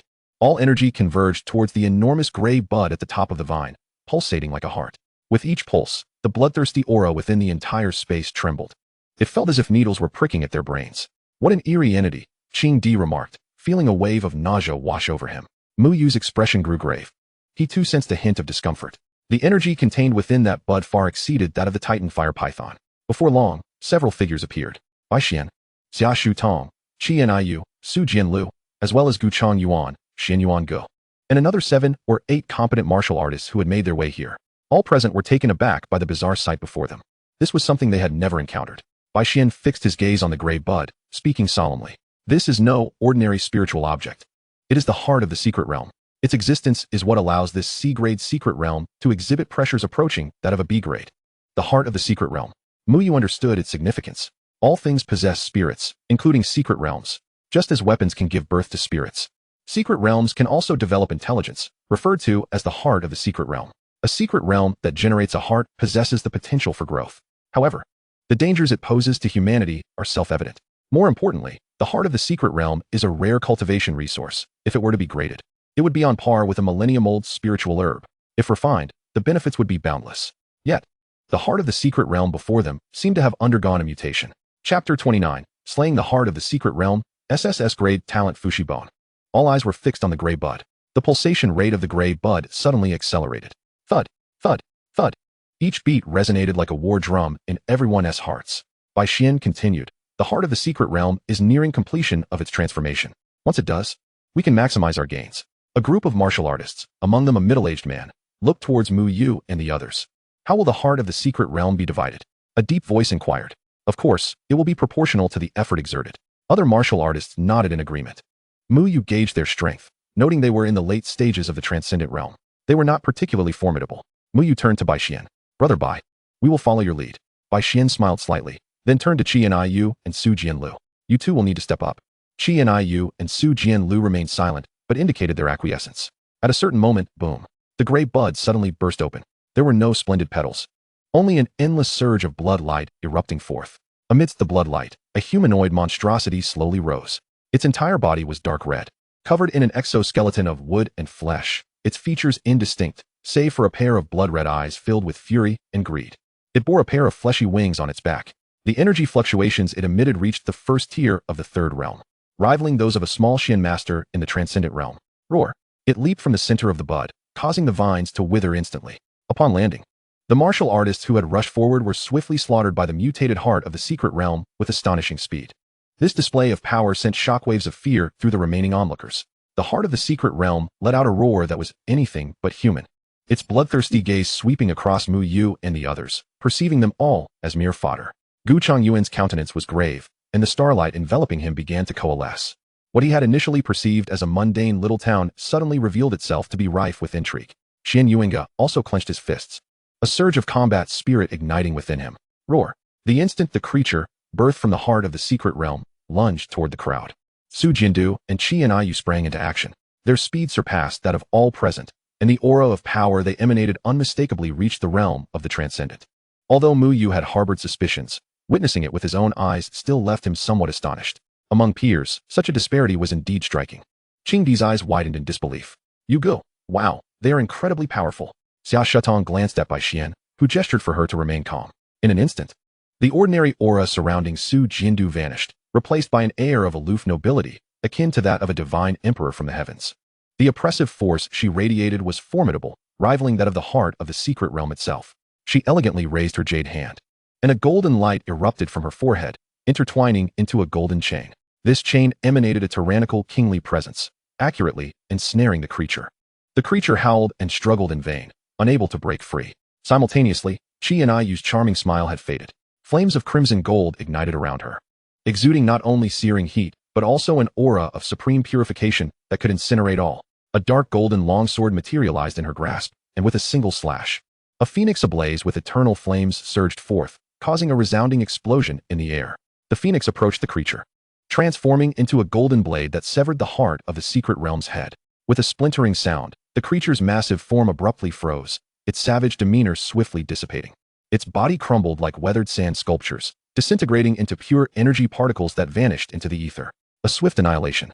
The entire core of the area descended into an eerie silence. Gu Chongyuan's pupils constricted as he cast a complex gaze toward Qi and Yu. He had believed the gap between himself and Qi and Yu was narrowing, yet the truth revealed a widening chasm. Xian Yuinga was utterly dumbfounded. This was the essence of true genius. Bai Xian, seemingly unfazed, maintained his composure. Mu Yu, momentarily taken aback, acknowledged the impressive prowess of the two. With the demise of the heart of the secret realm, a vast and pure source of energy began to permeate the surroundings, alleviating the oppressive atmosphere. Bai Xian stepped forward, channeling energy to gently draw in the dissipating essence. Threads of exquisitely pure energy, radiating a soft white glow, were attracted towards him, coalescing into crystalline formations the size of dove eggs in his hands. After a brief moment, Bai Xian remarked, crystals from the heart of the secret realm are immensely beneficial for warriors at the transcendent realm and below, fortifying their foundations and purifying their vitality. Having said that, he distributed the crystals evenly among everyone present, except for the remaining few warriors who each received one, while Su Jindu and Qi and Yu received 5. and the others were allotted 3 each. Mu Yu's gaze lingered on the spot where the creature had vanished, where a few particularly resplendent bubbles began to surface. A slight smile crept onto his lips. Perhaps there were more treasures to claim? He stepped forward and crushed the bubbles beneath his foot. Ding. Host successfully collected. Essence of the Secret Realm, 100. Ding. Host successfully collected. Vitality, 100. Ding. Host successfully collected. Blank attributes, 200. As the essence of the secret realm flowed into him, Mu Yu felt his body undergoing an indescribable transformation, reminiscent of the evolution granted by rewards from the myriad realms. In an instant, he sensed a significant stabilization of his realm. Approaching Bai Xian, he expressed his gratitude. Thank you, brother Bai. Bai Xian was indeed a reliable ally, always sharing valuable resources. Just as his gaze shifted towards Su Jindu and Qian Yu, his pupils suddenly dilated, and his heart raced uncontrollably. To his astonishment, bubbles were emerging around both of them, shimmering in hues of gold and crimson, with Su Jindu's being a deep golden. However, the positioning of the bubbles was somewhat awkward, Su Jindu's at her forehead, and Qian Yu's at her wrist. Wow, they finally dropped, and it's a huge haul. He immediately approached, gazing at Su Jindu with a tender expression. Su Jindu, feeling his gaze, became somewhat bashful. Mu Yu, what are you staring at? At that moment, Mu Yu found even the blemishes on her face endearing. He brushed a strand of hair behind her ear. Jindu, my admiration for you flows like the mighty river. You are truly remarkable. Su Jindu scratched her head, her body momentarily stiffening at his touch. I'm not that impressive. Ding. Host successfully collected. Acquired SSS level talent. Fushi Bone. Ding. Host successfully collected. Vitality, 150. An indescribable sense of profound understanding surged into Mu Yu's mind and deep within his body. He was the Soul King, the unparalleled sovereign of the realm, destined to become the emperor of humanity. Su Jindu was momentarily taken aback. Mu Yu's aura felt strikingly familiar. Qian Yu pouted. Yu, I made significant contributions too, right? Observing this, Mu Yu instinctively grasped Qian Yu's wrist. And Yu, you are incredibly powerful as well. Ding. Host successfully collected. Acquired S-level martial technique, God-slaying slash. Ding. Host successfully collected. Vitality, 180. An overwhelming and terrifying intent to annihilate surged into Mu Yu's consciousness. Although the martial technique was classified as S-level, it resembled a form of intent, a pathway to transcendence in the art of killing. Its might far exceeding any techniques he had mastered thus far. Qian Yu was momentarily stunned by Mu Yu's sudden fervor. But then her face blossomed into a radiant smile as she squeezed his hand in return. No big deal. Yu, I'm just glad you're okay. Meanwhile, Bai Xian observed the entire exchange, his lips twitching slightly, casting a peculiar glance at Mu Yu, ultimately refraining from commenting. Mu Yu, feeling content, retracted his hand, reveling in the tumultuous changes within his body and the newfound powerful abilities in his mind. Revenge was within reach. Chapter 30. The Martial Arts Association Grand Competition in Yang City. Hours swiftly passed, and Mu Yu and his companions returned to Xia City by car. Qian Yu had dozed off, resting her head on Mu Yu's shoulder. A glance at Guchang Yuan, who sat in the back, nearly sent Mu Yu into fits of laughter. He appeared utterly vexed, gnashing his teeth as he gnawed on the beast hide in his hands. Before long, they arrived in Xia City, where Mu Yu hailed a taxi and invited Qing Di along. This fellow had it even worse. At least he had seen what his parents looked like, while Qing Di had not seen his at all. Their shared interests and somewhat similar backgrounds were part of what drew Mu Yu and Qing Di together. Upon spotting Qian Yu, Qing Di gave it little thought, until they both disembarked from the taxi in Mu Yu's neighborhood, at which point his eyes widened in shock. Yugu, you can't be serious? You two are living together? What? Mu Yu asked, bewildered. I mean, cohabitating. Slap. Mu Yu delivered a swift smack, exclaiming, cohabitating, you big fool. Beside them, Qian Yu covered her mouth, stifling her laughter. As they ascended the stairs, Qian Yu gazed at Mu Yu with longing. Yu, goodbye? When Qing Di saw Qian Yu open the door across the hall, he finally relaxed. Yugu, you scared me. I thought you were taken advantage of. Mu Yu was left speechless. He unlocked the door, and a wave of burned aroma mixed with cumin and chili assaulted his senses. In the cramped kitchen, Xiao Xiao was clad in an obviously ill-fitting cartoon apron, frantically moving about. She wore loose pajamas, her hair haphazardly tied up, while an exaggeratedly large sword leaned casually against the wall. Upon noticing the two, she beamed with a grin. Oh, you're back. I'm in a good mood today. Let me show you a little something. Upon hearing the commotion, Dao Xiao Xiao called out without turning her head, brandishing a spatula in her hand. Qing Di widened her eyes in astonishment, gazing at Mu Yu, exclaiming, Whoa, Yugu, you are hiding a beauty in your gilded chamber. And she happens to be 3 years your senior. Older women are treasures. Mu Yu regarded Dao Xiao Xiao's sturdy physique with an emotionless demeanor. Compared to the visual impact of Qian Yu, he preferred a different kind of allure.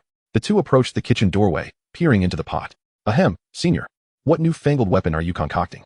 Mu Yu inquired, observing the indistinct, dark, and gooey substance within the pot, his lips twitching with curiosity. This is my heartfelt sweet and sour ribs. Dao Xiaoxiao boldly lifted a piece of the sticky black mass. Give it a try? Mu Yu and Qing Di exchanged glances, neither daring to be the first to take the plunge. Dao Xiaoxiao, brimming with anticipation, noticed their hesitation, her smile growing increasingly peculiar. Are you too intent on spurning my good intentions? They shook their heads vigorously like rattles. Senior, no, we will eat. Each took a piece. And the moment it touched their tongues, their faces flushed with embarrassment. The taste was indescribable. Mu Yu felt as though the flow of his chaos indestructible sutra nearly halted. So how is it? Dao Xiaoxiao blinked her large eyes, full of expectation. The flavor is quite unique, senior. Perhaps you should focus on your cultivation from now on. And leave the cooking to me, Mu Yu said earnestly. Dao Xiaoxiao, her face a picture of delight, immediately grabbed another piece. Yet after tasting it, her smile vanished. And she silently disposed of her culinary creation into the trash. Ahem, it seems cooking is best left to you too, she conceded. Mu Yu took charge in the kitchen. And after their meal, Dao Xiaoxiao set off to play with her sword, while Mu Yu transferred her 10,000 daxia coins. Returning to his room, Qing Di headed for the shower first, prompting Mu Yu to mentally recite, System, open the attribute panel. A transparent three-dimensional projection appeared, visible only to him. System, Infinite Attribute Acquisition System. Host, Mu Yu, Realm, Extraordinary Stage 1, Strength, 150,000 kg, a colossal force. Vitality, 10, 100 calories, Chaos Vitality. Talent, Supreme Immortal Bone E grade. Great Remnant, Chaos Martial Bone SSS grade. Fushi Bone SSS grade. Deceptive Barrier S grade. Lord of Ice S grade. Stellar Battle Body SSS grade. Cultivation Method, Chaos Indestructible Sutra SSS grade. Martial Techniques, Godslaying S grade. Purple Catastrophe Thunder Finger A grade. Thunder Calamity Spear Decision S grade. 7 Kills Ancient Fist B grade. Heavenly Ascension 9 Steps A grade. Items, Heart of Margarita, Wolf King's Fong, Blood Python. Titan Flame Python, and used attribute points. 1, 200. Special privileges, Protection of all realms. 11. Gazing at the splendid data on the panel, Mu Yu felt a surge of exhilaration. His talents had once again ascended, and his marksmanship and martial techniques had also advanced. System, can the Chaos Martial Bone and Fushi Bone, both SSS grade talents, be fused? After a brief pause, the system replied, ding. Responding to the host, SSS grade talents are the current limit of this system version. Upon system upgrade, higher grade talents may be fused. Please anticipate new functions. Mu Yu was well prepared, his heart undisturbed. Possessing 2 SSS grade talents was already a monumental fortune. The insights bestowed upon him by the Fushi Bone and Chaos Martial Bone were unparalleled. After Qing Di finished her shower, Mu Yu took his turn. They played games for a while before drifting into a deep slumber. The following day, Mu Yu awoke early to find Qing Di clad in oversized shorts, her legs resting on him. He playfully slapped her awake. Time to rise. Qing Di opened her eyes to see Mu Yu in only a white t-shirt, arms crossed over his chest. You must take responsibility for me. Mu Yu merely chuckled. Do you think there will be an abundance of beauties at the Summer City Martial Arts Association's competition? Observing Qing Di's lewd expression, Mu Yu felt a twinge of exasperation. The two made their way to the Summer City Martial Arts Association.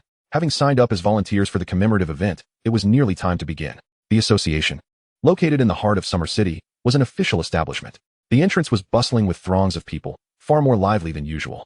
Young martial artists from various martial arts schools and the broader community congregated here, predominantly aged around 30. Their strength primarily hovered around the extraordinary realm, marking them as the pillars of Summer City's martial arts. Mu Yu and Qing Di donned the volunteer vests provided by the association, their duties primarily involving guiding attendees and clearing the competition stage. Martial artists were gradually arriving, and by afternoon, the martial arts exchange would officially commence. Although the crowd was not overwhelming, the energy in the air was palpable. Mu Yu navigated through the throng, feeling his vitality steadily increase. Various martial techniques and a hodgepodge of attribute fragments flooding his mind. After a flurry of activity, Mu Yu grasped the true purpose of this exchange event. It was not merely a commemorative occasion. It served as a test and ranking of the capabilities of the younger generation of martial artists in Summer City. All participants would compete to determine the final top 3. Had he not feared that his prowess would astound the masses, he would have eagerly joined in. Over an hour later, he spotted 3 familiar faces, Bai Xian, Gu Changyuan, and Xianyuan Gu, who had arrived at the venue. Bai Xian and Xianyuan Gu were evidently not volunteers but competitors, while Gu Changyuan's purpose remained unclear. Bai Xian acknowledged Mu Yu with a slight nod, while Gu Changyuan merely cast a calm glance in his direction, revealing little emotion. Xianyuan Gu appeared somewhat arrogant. Mu Yu initially thought he might seek trouble, but surprisingly, he did not, which was rather out of character for a villain. Mu Yu sensed that his vitality would soon experience a tremendous surge. Chapter 31. the Sea of Bubbles. A surge in realms as time passed. The number of martial artists arriving at the Summer City Martial Arts Association steadily increased. By around 11 in the morning, the expansive martial arts square was filled with nearly 2,000 to 3,000 young martial artists. These individuals represented nearly all the elite under 30 in Summer City, hailing from various sectors of society. However, students made up a minority, aside from geniuses. The strength of high schoolers generally paled in comparison to that of martial artists from the workforce. Thus, the significance of this competition was exceptionally high, with entry requirements stipulating at least the 9th stage of body refinement or above. The air was thick with fervent battle intent and vibrant vitality. Clad in his volunteer vest, Muyu stood among the crowd, feeling as though his eyes might be blinded by the sheer brilliance around him. Bubbles. A veritable sea of bubbles. White, green, and blue. Densely packed, floated like balloons released during a festival, nearly enveloping the entire venue. Compared to the minor skirmishes in secret realms and schools, this was truly an ocean of attributes. All of this is mine. Muyu roared internally, envisioning the overwhelming strength that would come from successfully acquiring all those bubbles. He now realized the true power of this infinite acquisition ability. An idea sparked in his mind. When he gained strength, or if the system upgraded, might he be able to collect all living beings on Blue Star? That would be an extraordinary feat indeed. Regrettably, most attendees were competitors, and no spectator seating had been arranged. Otherwise, the turnout would have been even greater. You go. Look at that beauty, such ample curves. She seems perfect for bearing children. That's my type. Muyu shot an incredulous glance at Qing Di, who was ogling the beauties nearby while making unsolicited comments. You rascal. Your mind is consumed by thoughts of women. Qing Di scratched his head. You go. Studies have shown that looking at beautiful women can enhance the speed of vital energy circulation. Just then, 3 ancient chimes resonated, abruptly silencing the previously tumultuous scene. Upon the elevated platform, the eminent figures of Summer City made their entrance, led by Li Han, the chief of the town martial affairs office. Following closely behind him was Xiao Yunfan, the president of the Martial Arts Exchange Association, along with Xia Xuani, the master of the Wuwang Martial Society. Additionally, several notable entrepreneurs from various industries in Summer City were present, including Qi Yanzhou, the head of the Wanbao Pavilion. A number of renowned late-stage practitioners of the transcendent realm were also in attendance, alongside the principals of several high schools, including the distinguished scholar, Ci Ru. Among them, he spotted the conspicuously petite Dao Xiaoxiao. Together, they formed the esteemed judging panel for the event. Given that Summer City was relatively small, it was uncertain whether there were any martial artists beyond the transcendent realm. However, Muyu speculated that the town martial affairs chief was likely above that level. Without such prowess, it would be challenging to command the respect of those present. Nevertheless, I must devise a means to approach them, for the bubbles they release are undoubtedly of superior quality. Soon after, Li Han stood up, exuding an air of elegance, his clean-shaven face suggesting he was once a youthful heartthrob. He wore a gentle smile, and though his voice was soft, it resonated throughout the entire playground. Ladies and gentlemen, I believe this marks the 50th Martial Arts Exchange in Summer City. Today, our city has nurtured numerous exceptional martial artists, many of whom have ventured into the royal city and even the imperial city in pursuit of greater martial opportunities. In our great Xia, every individual is akin to a dragon. With the sword of the martial artist, we uphold the peace of great Xia. As he concluded, thunderous applause erupted throughout the venue. As the applause subsided, Xiao Yunfan, the president of the Martial Arts Association, spoke up. His rugged appearance was complemented by a hearty demeanor, and his voice was crisp and straightforward. Everyone, Li Ji's words serve as the finest encouragement for us all. I shall refrain from further commentary and announce the rules for the exchange competition. There will be 2 rounds. The first round will assess strength, while the top 50 will advance to the second round, where they will be randomly paired for sparring. Remember, do not intentionally inflict harm. Those who do will bear the consequences. I hereby declare that the first round will commence in 10 minutes. Please prepare yourselves. Muyu donned a volunteer's outfit, clutching a dry mop and a towel, and called over Qing Di, who was pushing a cart filled with various functional beverages and water. You, my friend. It's time to get to work. With that, the 2 exchanged smiles and ventured into the throng of martial artists. However, their expressions were somewhat peculiar. Muyu radiated joy as if the world was filled with bubbles, whereas Qing Di was thrilled at the prospect of openly admiring beautiful women. Good sir, there is some water at your feet. Allow me to assist you. Ding. Host has successfully collected 15 vitality points. Miss, you seem a bit pale. Is it low blood sugar? Ding. Host has collected 20 vitality points. D-grade talent. Water thunder. My good sir, your muscles are impressive. You are sure to achieve commendable results. Ding. Host has successfully collected 12 vitality points. Mountain splitting palm comprehension. 10. Muyu was busily darting about, his chatter incessant, offering various expressions of concern and admiration. Many martial artists were touched by his overwhelming enthusiasm. He was indeed a dedicated young man. Brother Yu, did you inject some adrenaline today? Qing Di remarked, observing Muyu weaving through the crowd. I am merely contributing to the smooth progress of this grand event. Muyu declared with righteous fervor, continuing to move swiftly as he passed a robust man who was excitedly throwing punches, casually snatching a bubble containing 10 vitality points. Within the ranks of competitors, Bai Xian regarded the approaching Muyu with newfound appreciation. For the first time, he found the lad rather agreeable. Shaking his head, he attempted to dispel the absurd thoughts from his mind. What is happening to me? Why am I harboring such sentiments? Suddenly, Muyu's hand landed on his shoulder. Bai Xian, I wish you the best of luck. Ding. Host has successfully collected 50 energy from the heart of the secret realm. Bai Xian trembled slightly, his smile faltering. Thank you. Standing at the edge of the playground, observing the unfolding events, Gu Changyuan's expression darkened as he discerned Muyu's actions. This lad, he thought, seems to share an unusual rapport with that other fellow. 10 minutes later, the first round of strength testing commenced.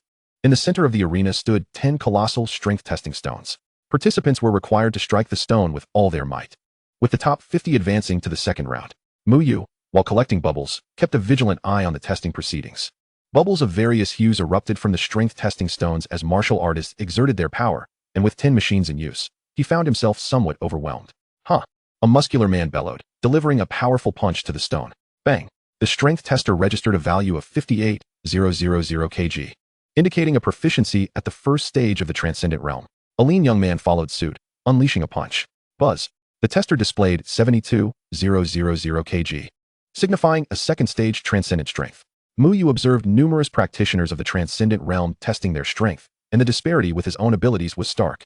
Fortunately, he was the first to receive an exceptional rating. Otherwise, he would have found it impossible to ascend to the pinnacle of martial arts. For martial artists, strength is fundamentally a reflection of one's prowess and combat capability, at least for the majority.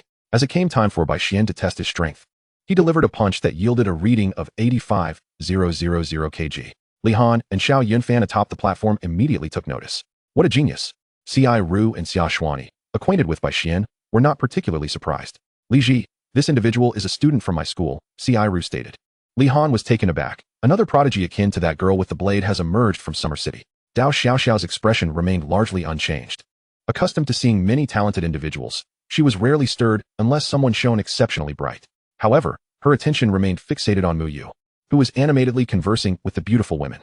Then it was Xian Yuanji's turn to test his strength, which registered at just over 60,000 kg.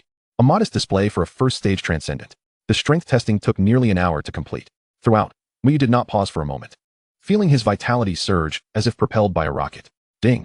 Host has collected vitality. Ding! Host has collected. The system's notification sounds became almost a background melody. As the strength testing neared its conclusion, he sensed that the tremendous vitality he had accumulated had finally reached a critical point. An overwhelming aura emanated from him involuntarily. But fortunately, the crowded atmosphere masked it from drawing too much attention. He and Qing Di ventured to the storage area to fetch more beverages. And he seized the opportunity to glance at his system panel. He had achieved the fourth stage of the transcendent realm. The breakthrough from the first to the second stage required 2,000 vitality points. From the second to the third stage, 3,000 points. And from the third to the fourth stage, 4,000 points.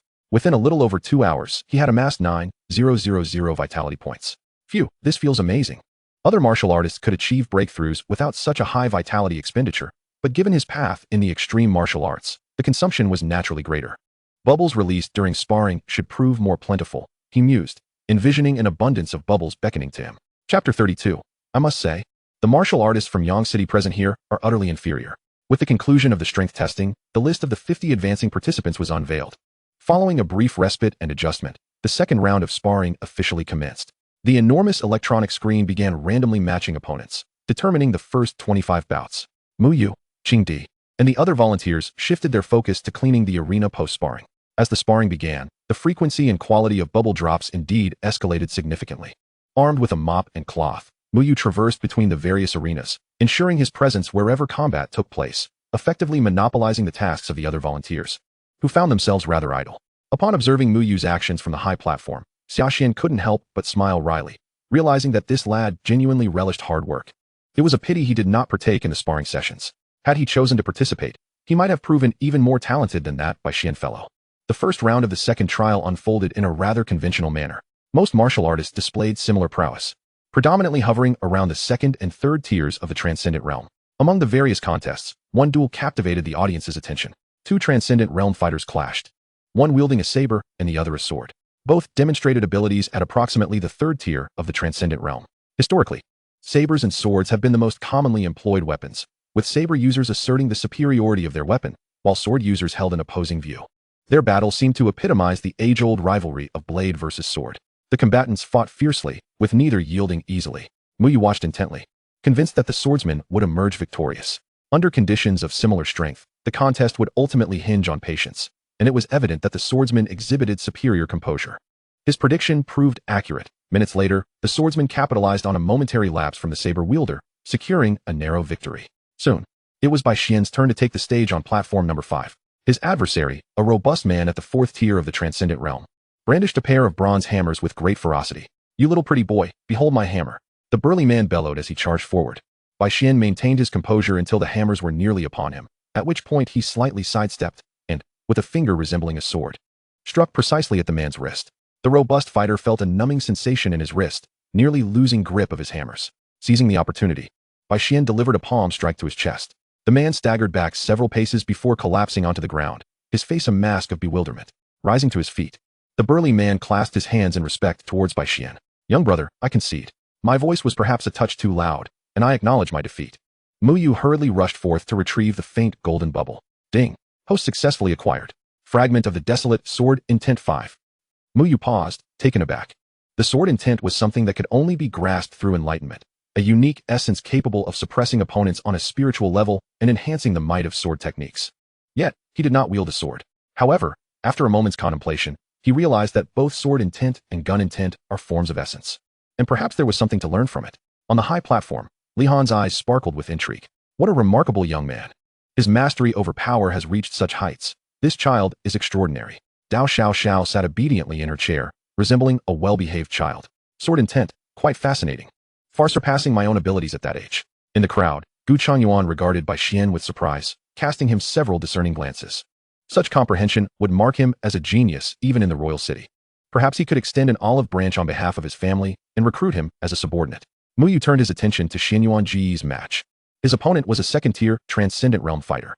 Xianyuan Gu fought with grandiosity and displayed commendable combat experience, demonstrating a solid proficiency in the celestial steps. His opponent struggled to land a hit, and he ultimately claimed victory. After his win, he glanced in Muyu's direction, his expression seemingly conveying, "I stand upon the stage basking in the spotlight, while you are relegated to merely watching me." Xia Xian on the high platform shook his head with a sigh. "Alas, this child of my old comrade possesses a rather flawed temperament. Thankfully, Shu Tong does not hold him in high regard." Muyu shot him a glance and remarked to Qing Di, "Just now, there was a fool. Where is he? Where's that fool?" Qing Di scanned the surroundings, realizing Muyu was not responding to him, and turned back to admire the beautiful women. As the matches proceeded in rounds, competitors were continuously eliminated, and exhilarating duels unfolded. Muyu's attribute panel grew increasingly rich, and his vitality steadily advanced towards the fifth tier of the transcendent realm. Time flew by, and after 3 hours of relentless competition, the event entered a critical phase, with the top 10 competitors emerging. Bai Xian was among them, while the other 9 were all formidable fighters at the 5th or 6th tiers, with the strongest among them at the 9th tier. Xianyuan Gu had been eliminated in the previous round. The random draw for the top 5 commenced, and the atmosphere grew more intense. On the large screen ahead, the names of the top 10 competitors fluctuated as they were randomly paired. Bai Xian's opponent was one Li Mo. Muyu had a vague recollection of him. He was tall and slender, with ordinary features, exuding an air of honesty, and wielding a sword. On platform number 1, Li Mo addressed Bai Xian, "You possess remarkable strength. To rank among the top 10 with the prowess of a first-tier transcendent. In my youth, I could not compare to you. By the time you reach my age, I shall still be your inferior. Yet, at this stage, the gap in cultivation cannot be entirely bridged by technique." With that, Li Mo drew his long sword, its tip aimed at Bai Xian, unleashing the full force of his 6th-tier transcendent aura. Bai Xian remained unfazed, taking a deep breath of foul air. He retrieved a sword from the weapon rack beside him. The instant the sword was fully unsheathed, a wave of desolation and extinction enveloped the arena, instantly dispelling Li Mo's imposing aura. "What?" Li Mo's expression shifted as he felt a primal dread, as if facing a ferocious beast. He furrowed his brow, skipping any further banter, and launched an attack. Li Mo's strikes were swift, fierce, and precise. The aura of a 6th-tier transcendent surged around him, saturating his body with a dark crimson vitality. He unleashed a blood-red sword aura that spanned a yard. Bai Xian moved in response, similarly swinging his sword, releasing a yard-long sword aura imbued with an essence of desolation that seemed capable of withering all in its path. A closer observation would reveal strands of icy mist swirling beneath his feet. This was the manifestation of his second talent, the power of the Ice Lord. Muyu had collected this talent, allowing him a clearer perception of its effects. Despite Bai Xian's cultivation being only at the first tier of the Transcendent Realm, the enhancement from the SSS level technique, Chaos Immortal Scripture, and the SS level talent, Desolate Sword Embryo, elevated his vitality, strength, and comprehension of the sword path far beyond that of Li Mo Bang. Their sword auras collided, instantly generating a shockwave. Li Mo staggered back a dozen steps before regaining his balance, his vitality fluctuating significantly. His eyes widened in astonishment, but he soon broke into a smile, appearing quite nonchalant. Young brother, I admire you. It seems this realm now belongs to the youth. The arena fell silent before erupting into thunderous applause. A first-tier fighter triumphing over a sixth-tier opponent. What an astonishing feat. On the high platform, Li Han, Xiao Yunfan, and others regarded Bai Xian with eyes full of appreciation and respect. Xia Xian nodded slightly, pondering, alas, my daughter seems to favor this young man. Yet I find myself more impressed by Muyu. How does one decide? Dao Xiao's eyes sparkled. It seems he has yet to reveal his full strength. Finally, a true genius has emerged from Summer City. Xianyuan Gu appeared stunned, grappling with the disparity between himself and Bai Xian. Why is there such a vast difference? I, too, am a genius. Gu Changyuan's resolve to recruit Bai Xian as a subordinate solidified further. Qing Di slapped Muyu on the back, exclaiming, "You go. Bai Xian is truly remarkable." Muyu immediately dashed onto the stage. Ding. Host successfully acquired 50 points of Desolate Sword Intent Comprehension, 50 vitality points. Ultimately, the top 5 competitors were determined. Besides Bai Xian, an outlier who forcefully entered with first-tier cultivation. The remaining 4 were all undoubtedly experts above the 7th tier of the Transcendent Realm. The final ranking battles proved to be intense and fierce. Although Bai Xian had the lowest cultivation, his abilities seemed limitless. He once again defeated an opponent, securing a place among the top 3.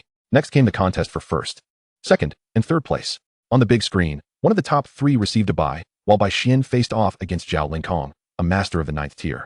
However, to the surprise of the audience, Bai Xian conceded, finishing in third place. Muyu understood his reasoning. 1. He might not be able to win. 2. Even if he could triumph, a first tier defeating a 9th tier would be an astonishing spectacle, likely drawing unwanted attention from those with ulterior motives. Perhaps, at this very moment, he had already caught the eye of the Erosion Realm. I must seize an opportunity to inform Bai Xian to be wary of the Devouring Realm.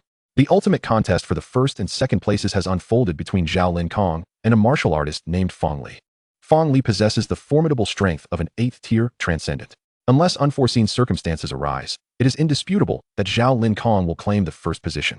Shortly thereafter, Li Han personally approached the stage, poised to award the top 3 competitors. At that moment, an ill-timed voice, dripping with disdain, abruptly resounded from the sidelines, piercing the ears of everyone present.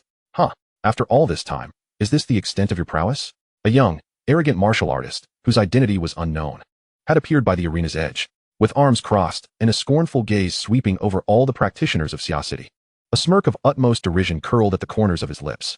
I must say, all of you here are nothing but trash. Chapter 33, A Pugilist's Challenge.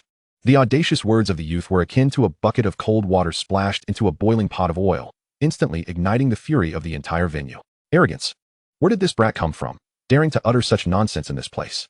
If glances could kill, that young man would have been slain 18,000 times over.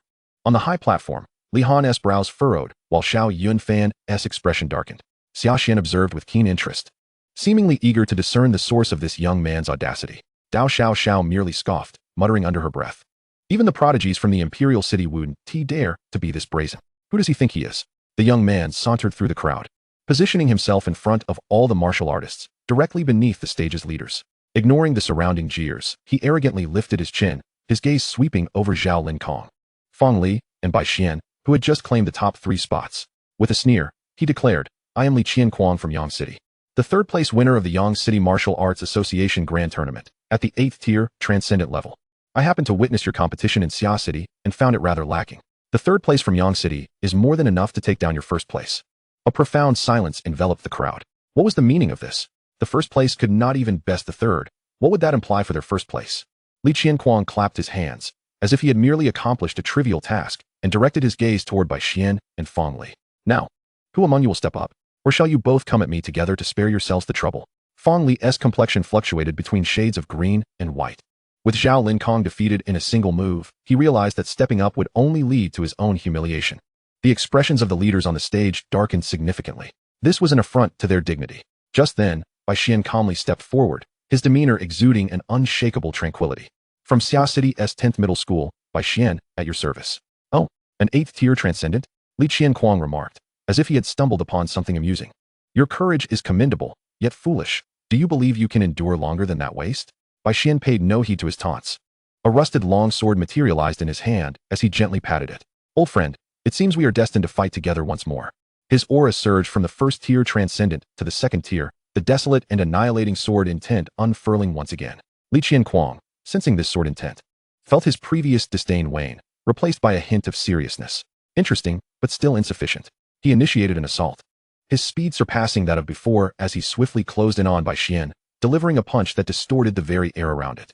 Bai Xian's eyes turned cold as he unleashed a sword strike imbued with 3 zhang of desolate annihilation sword intent. Li Qianquang, taken aback, quickly transformed his offensive into a defensive stance, drawing his large blade.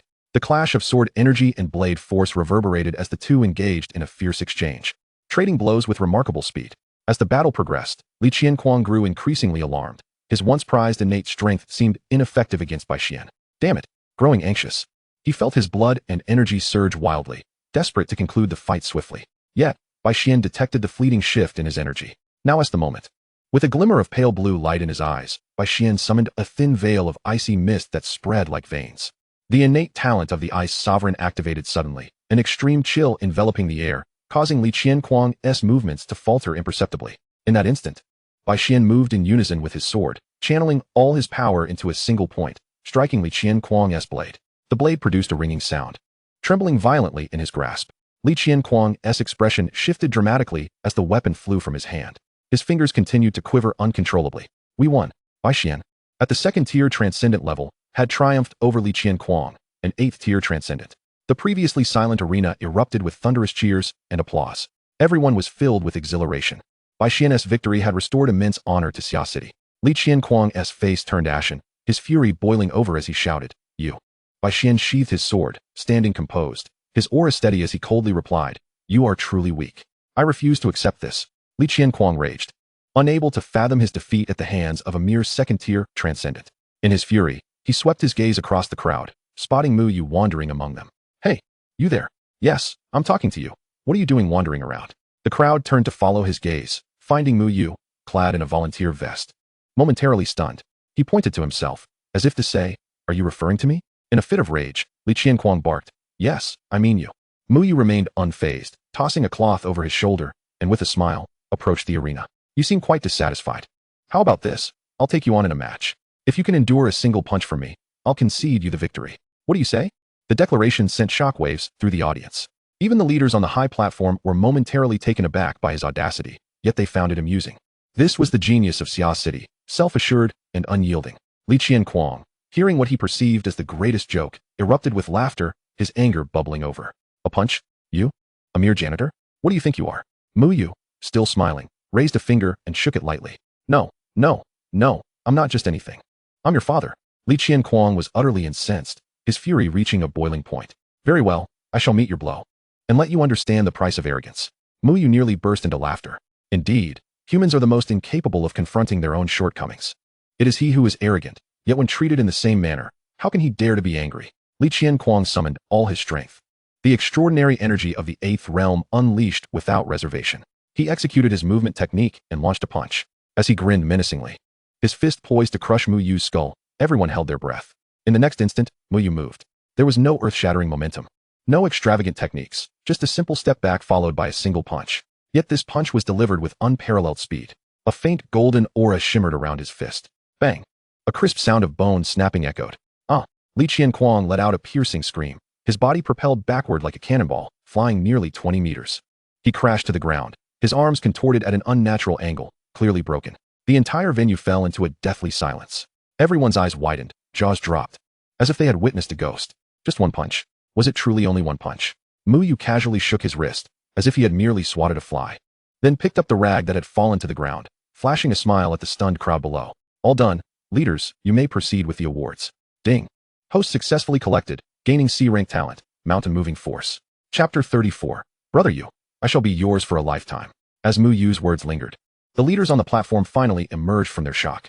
Li Han's eyes sparkled with intensity as he abruptly stood. What a remarkable lad. The power of that punch is truly formidable. Indeed, our genius from Xia City is remarkably humble. Xiao Yunfan laughed heartily. Ha ha ha. It seems Xia City is indeed a place of exceptional talent, birthing yet another true dragon. Although Xia Xian had anticipated this, witnessing Mu Yu's ferocity still left him in awe. This young man exceeded my expectations in terms of prowess. Xiairu could hardly contain his joy. His student's greatness reflected his own, adding to his prestige. Especially after the emergence of the Immortal Academy's prodigy, Dao Xiao Xiao, just a few years ago. This year, there may be even more to come, which is something other high schools in Xia City cannot boast. The other principals nearby looked on with envy. Dao Xiao Xiao gazed at Mu Yu, her little tiger teeth showing. Hee, it seems my judgment was spot on. Mu Yu's single punch not only stunned Li Qianquang, but also left the entire assembly in disbelief. After a moment of silence, a volcanic eruption of excitement and cheers erupted once more. Among the crowd, Gu Chongyuan's pupils constricted, his face displaying a rare expression of incredulity. He had initially thought Mu Yu was merely a fortunate lad from the border town, benefiting from unknown methods to advance slightly faster. Yet the power behind that punch and the faint golden aura clearly indicated a foundation far beyond his imagination. Was such strength and quality truly attainable at the extraordinary realm?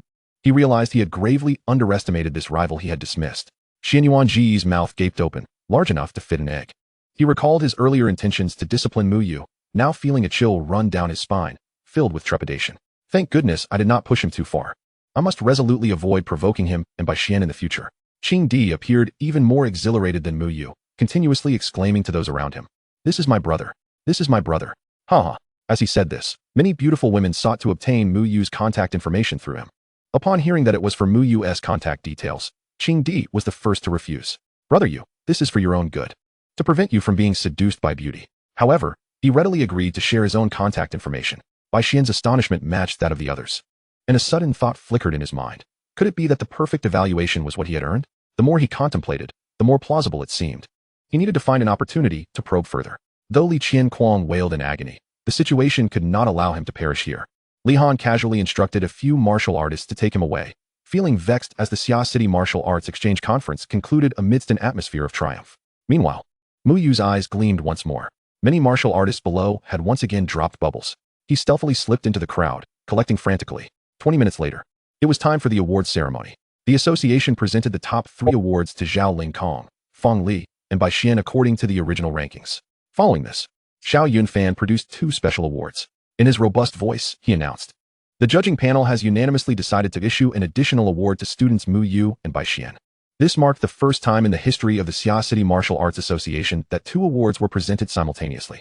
Yet, no one questioned it. Instead, they felt it was well-deserved. Mu Yu ascended the stage to receive his award, feeling immensely pleased. During a photo opportunity with the leaders, he seized the chance to collect. Aside from Li Han and Dao Xiao Xiao, the other influential figures managed to gather items. From Xia Xian, he acquired the B-rank talent, Road of the Blade Prison. From Yin Ci, he obtained a B-rank martial technique, 100 Dragon Palm. From Xiao Yunfan, he secured the B-rank talent, Dragon Tortoise. From the remaining leaders, he primarily collected energy and blank attributes. Subsequently, Li Han announced the conclusion of the 50th exchange competition, and everyone exited in an orderly manner. Mu Yu initially planned to scour for more items after they left, but it appeared that no one was departing. Observing this, he took a cart and, along with Qing Di, headed to the warehouse. 10 minutes later, he dashed to the playground, where most people had already departed. However, the bubbles had nearly dissipated as well.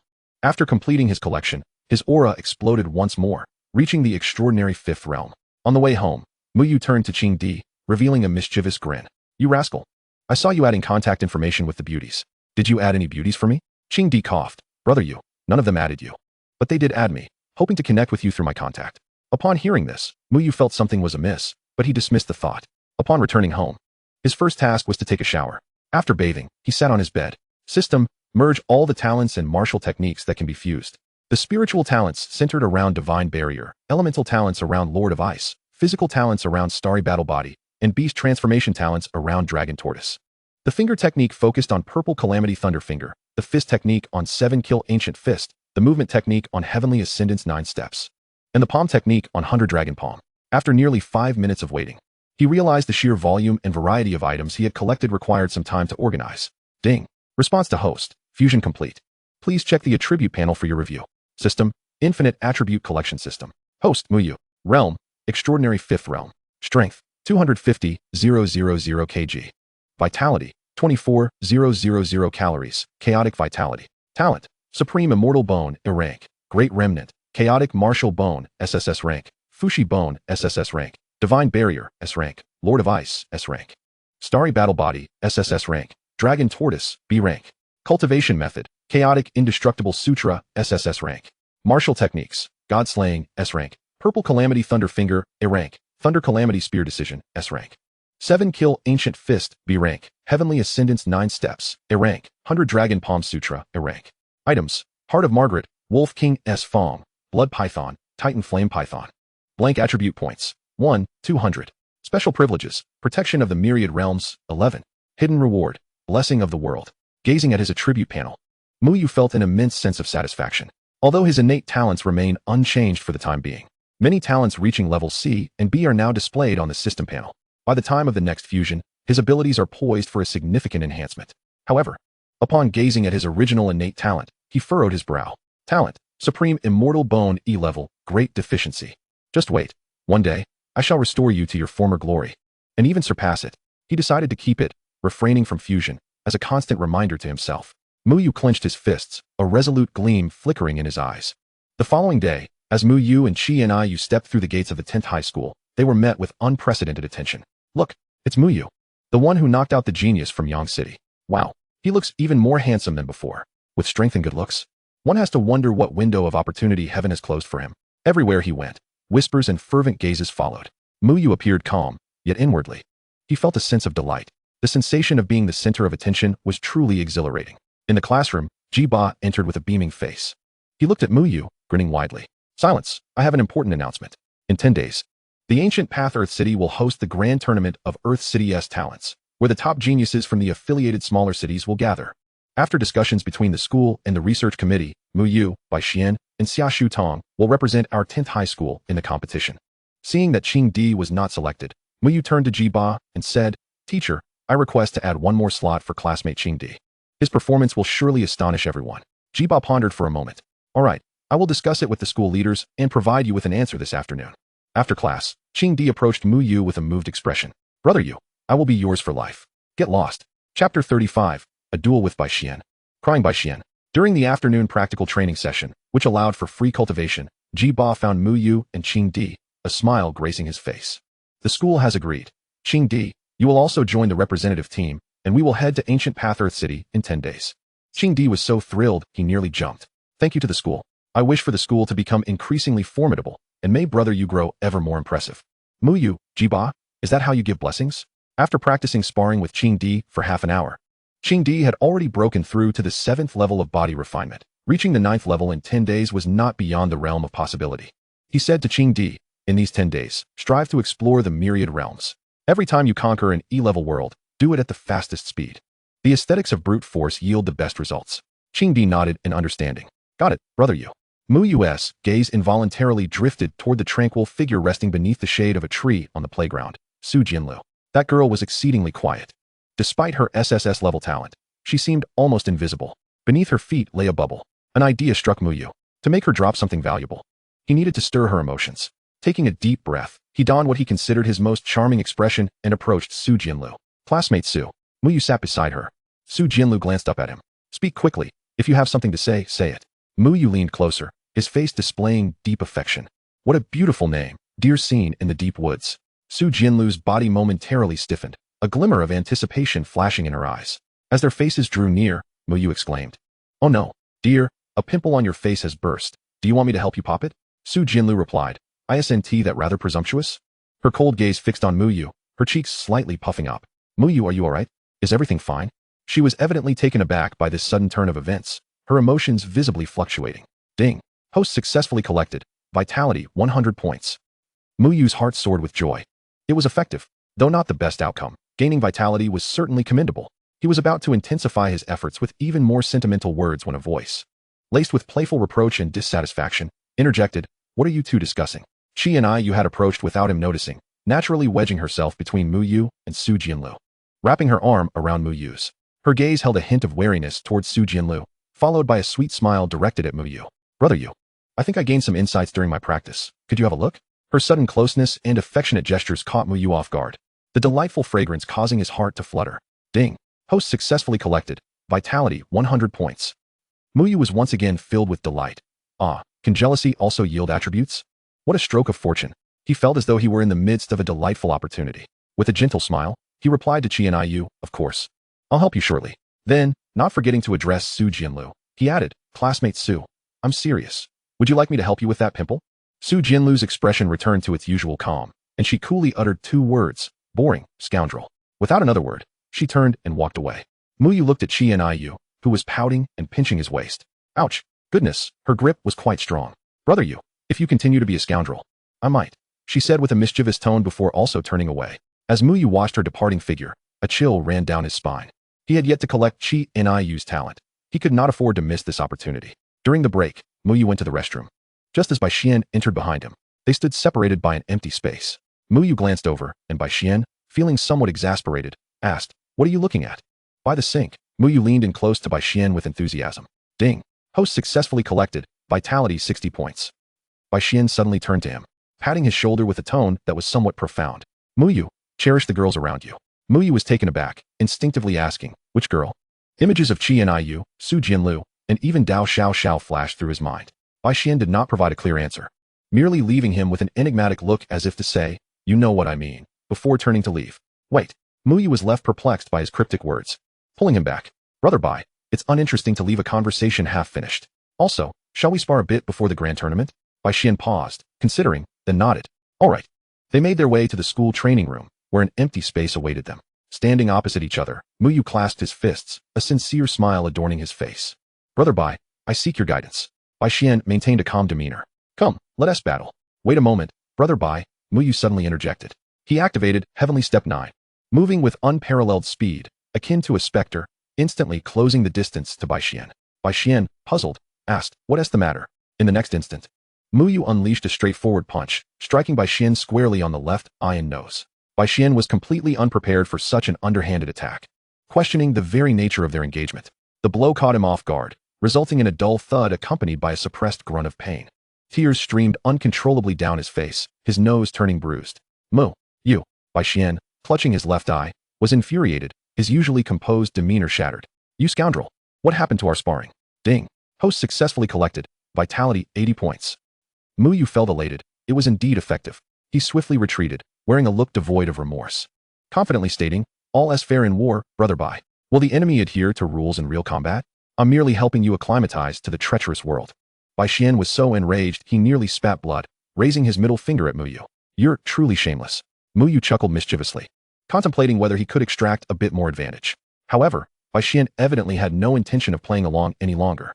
He turned away, his back to Muyu, his shoulders trembling slightly, whether from anger or pain was uncertain. His voice was tinged with frustration as he declared the sparring session over.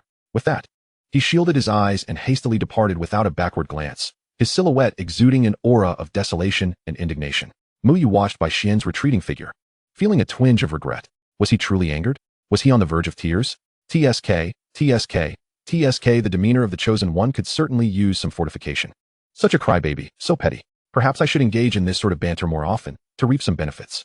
Yet, with Bai Xian's current prowess, I should be able to knock him out with a single punch. Chapter 36, Qianyu's Hangover, D-Class World Qingyun Trial. That evening, Muyu emerged from the Wuwang Martial Society.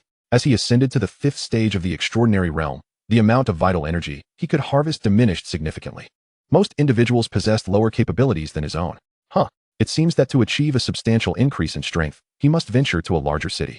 With the martial arts college entrance examination looming in a month or two, with his hands tucked into his pockets, he hastened homeward. As he traversed a street, an inexplicable sensation of being watched jolted him into alertness. Damn, the corroded realm has indeed set its sights on me. Muyu's killing intent surged. His yearning for strength intensified. The last encounter had involved a mere knife-wielding foe, but should a powerful adversary above the Xian realm come next, he would be in dire straits. He quickened his pace, making his way home. Upon returning to his modest abode, he felt a wave of relief wash over him. At that moment, his intelligence wristwatch illuminated.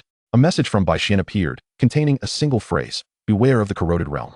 Muyu was taken aback. He had intended to inform Bai Xian about the corroded realm, only to discover that Bai Xian had beaten him to it. Could it be that Bai Xian had encountered the corroded realm as well? Those wretched creatures will inevitably dismantle your home. He then entered the bathroom for a shower. Dressed in knee-length shorts that showcased his well-defined yet robust physique, he heard a series of knocks at the door. Muyu raised an eyebrow. peering through the peephole to find Chi and Yu standing outside. This girl, arriving at such a late hour to seek me out. He opened the door to see Chi and Yu standing there, vibrant and alluring. In her hand, she held a jug emanating a faint fruity aroma of clear wine. Her cheeks slightly flushed, her gaze more enchanting and misty than usual. Yu, she called softly, her voice imbued with a delicate, nasal lilt as she swayed slightly. It's dull drinking alone, why not share a cup? With that, she naturally stepped forward into Mu Yu's little home, accompanied by a gentle breeze of fragrance. Mu Yu observed her deliberately slowed speech and somewhat exaggerated tipsiness, and he understood her intentions all too well. This girl certainly needs to refine her acting skills. After all, he had watched countless dramas and clips in his past life. Unless it was an Oscar-worthy performance, it was impossible to fool his discerning eyes. A faint smile graced his lips as he accepted the wine cup. He wasn't one to shy away from drinking. Half an hour flew by, and the two had consumed over a dozen bottles. Chi and Yu's face was exceptionally rosy, resembling someone genuinely inebriated. Concerned about overindulging, Mu Yu promptly advised her, and Yu, you ought to head home. If someone were to see a girl leaving my room at this hour, what would become of my reputation as a chaste gentleman? He supported Chi and Yu as they made their way to her residence. I'm not drunk, she murmured, half-heartedly resisting his assistance as he guided her toward the door across the hall. Once he had settled her on the soft sofa, covered her with a blanket, he took his leave. With her Xian realm strength, that little bit of alcohol posed no threat to her. After Mu Yu departed, Chi and Yu's eyes swiftly regained clarity, leaving no trace of intoxication. That scoundrel Mu Yu. Fool. As midnight approached, Mu Yu focused his thoughts, enter the multiverse space. The familiar sensation of weightlessness enveloped him as he reappeared in the pristine expanse of the multiverse space. A voice resonated. Player Zhu Tian Degen. Do you wish to commence the D-Class World Challenge? Yes. Matching you to a D-Class World. Match successful. Detecting that the player's strength significantly exceeds the conventional D-Class World limit, the world rules will undergo adaptive adjustments to maintain trial balance. Mu Yu, fine. Such occurrences hardly surprised him. After all, a greater challenge would yield greater rewards. A flash of white light enveloped him, and his figure vanished from the multiverse space. When he next opened his eyes, Mu Yu found himself standing on a desolate path. The voice from the multiverse space echoed again. Player Zhu Tian Degen. World type, cultivation microscopic world. World level, D-Class. Identity assignment. You are an orphan who has wandered here, currently 15 years old. Core task, ascend to the pinnacle of Qing Yun, obtaining a wisp of Qing Yun Dao rhythm. Task deadline, 7 days. Mu Yu strode forward and soon arrived at a village, its sign reading White Cloud Village. It was a quintessential rural setting, yet it bore an uncanny resemblance to a realm of immortals. Gazing up, 9 colossal, azure peaks towered majestically, reaching toward the heavens. At the village entrance, he observed a throng of peers gathered, 200 to 300 individuals, likely from the surrounding villages. Their expressions were filled with excitement. Before them stood a young man clad in a white robe, exuding an air of elegance. Dear friends, he began with a smile. Today marks the day when our Qingyun sect recruits disciples. The 9 peaks you see before you are the renowned 9 peaks of Qingyun sect. The assessment method is quite simple. Traverse the Qingyun questioning steps. Those who conquer 10 steps will be admitted as miscellaneous disciples.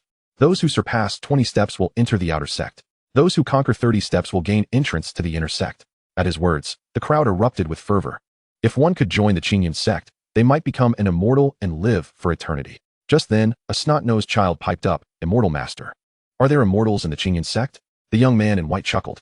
This world is flawed and cannot give birth to true immortals. However, there is the opportunity to extend one's lifespan, living for 200 or even 400 years. Another individual inquired, Immortal Master, what happens if one reaches the highest tier? The young man glanced at the questioner. If someone were to reach the highest step, they could become a direct disciple of the sect leader of Qingyun sect, a future candidate for the sect master, capable of cultivating powerful immortal arts. However, in the centuries since the establishment of Qingyun sect, only a handful have reached the highest tier, and all were renowned figures across the land. It has been several hundred years since anyone has reached the pinnacle. Amidst the crowd, Mu Yu felt like a mere shadow, eagerly anticipating the commencement of the trial.